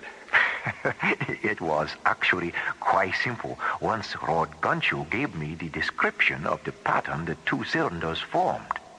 It's a very primitive ion generator by our standards, but quite effective. How soon will the effects become noticeable, Tom? I measure the output of the ion generator as soon as it began working. I would estimate that its effect on the Sakushans will be seen shortly. Look, a ship is approaching. It's Heiko's Imperial warship. We've just enough time to reach our ship before the generator is up to full power. Okay, let's go. Remember, buddy, we don't really know what effect this generator will have on these people, or on us. As John, Buddy, Tom, Cammy, and Lord Gunshaw carefully make their way back to the ship, Sakusha's ancient altar of light and dark fills the air with an ionized aura, re-establishing the planet's balance.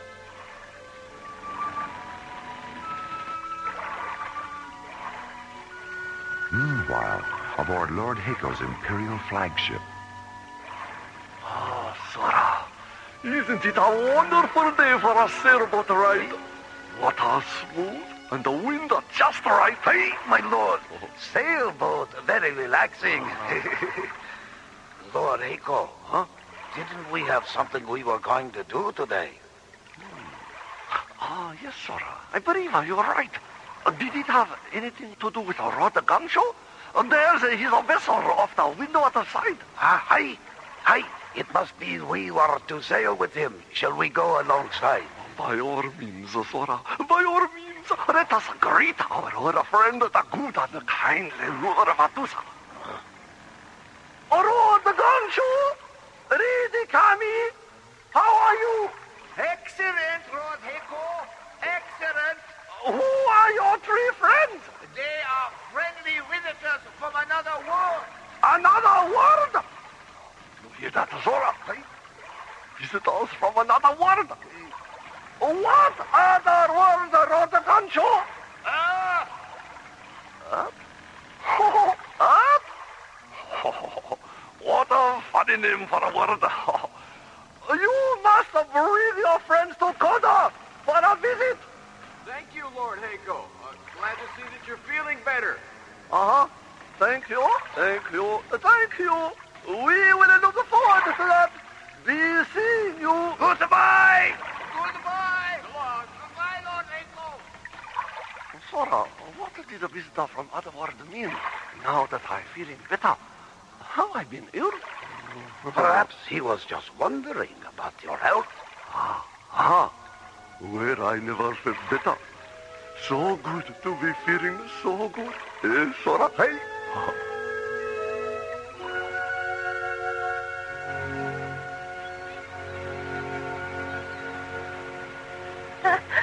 I could not believe how quickly Eiko changed. Yeah, he really went from a tiger to a pussycat, didn't he? A tiger to a pussycat. Buddy means he went from ferocious to gentle, Lady Cammy. I am glad Lord Heiko became pussycat.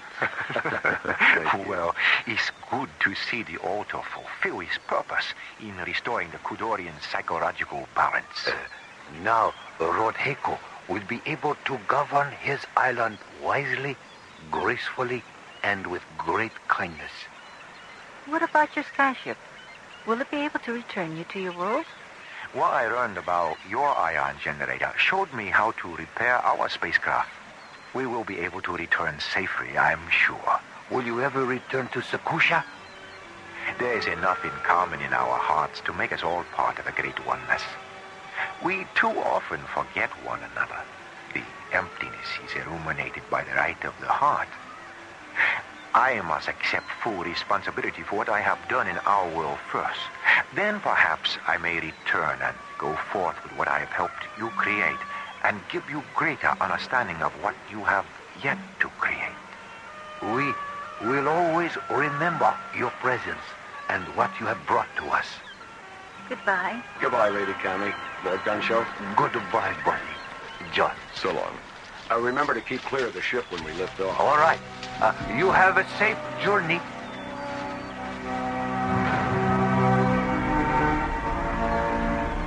As Lady Cammy and Lord Gunshow watch the Hyperion rocket away from the emerald green water world of Sakusha, John, Buddy, and Tom Liu Ping make ready for the critical warp back through time and space into their own universe.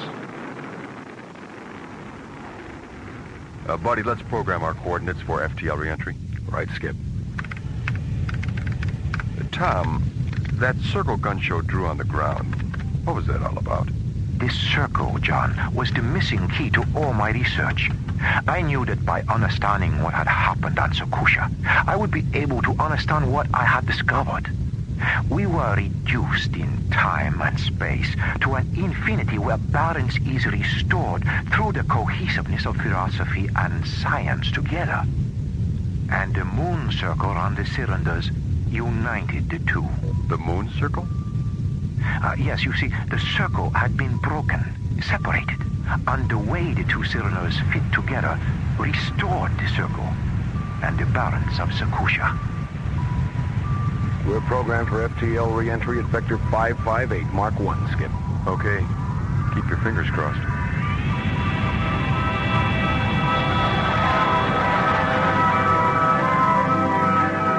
Morum, Commissioner White, look. The Hyperion's back on the screen. At least I think it's the Hyperion. Wow. Looks like your theory may have been well-founded, Commissioner. Yes, it looks that way, doesn't it? Hyperion to Starlab, over. All right. It is them. We read you, Hyperion. Welcome back. Thanks, Jerry. What's going on, a party? You might say that, yes. Are you all okay? Oh, we're fine, Maura. Where have you been? Do you know what happened? Yes, we know what happened. We're still not sure how we got there, but it was an incredible experience. We'll tell you all about it soon. Jerry, give us a docking orbit insertion. And break out the Beaujolais. We're on our way home.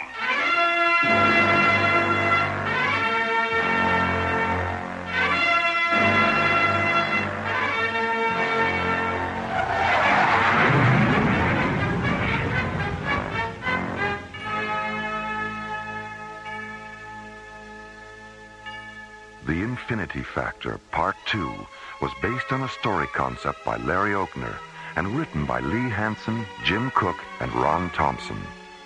Our stars included Linda Gary, Chuck Olson, Bruce Philip Miller, and Corey Burton, with special guest stars Clark Warren, Larry Moss, Herb Ellis, Joe Young, and Helen Funai.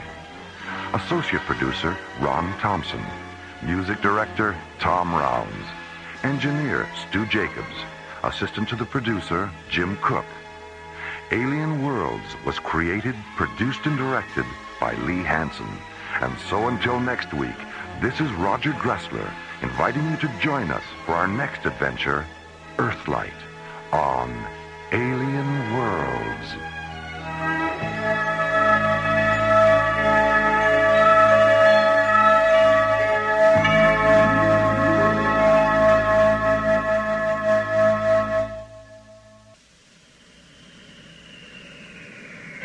Slowly orbiting at the edge of deep space, 1,000 kilometers beyond 21st century Earth, is the Arthur C. Clarke Astronomical Observatory, Starlab. Here, Starlab Research Director Maura Cassidy and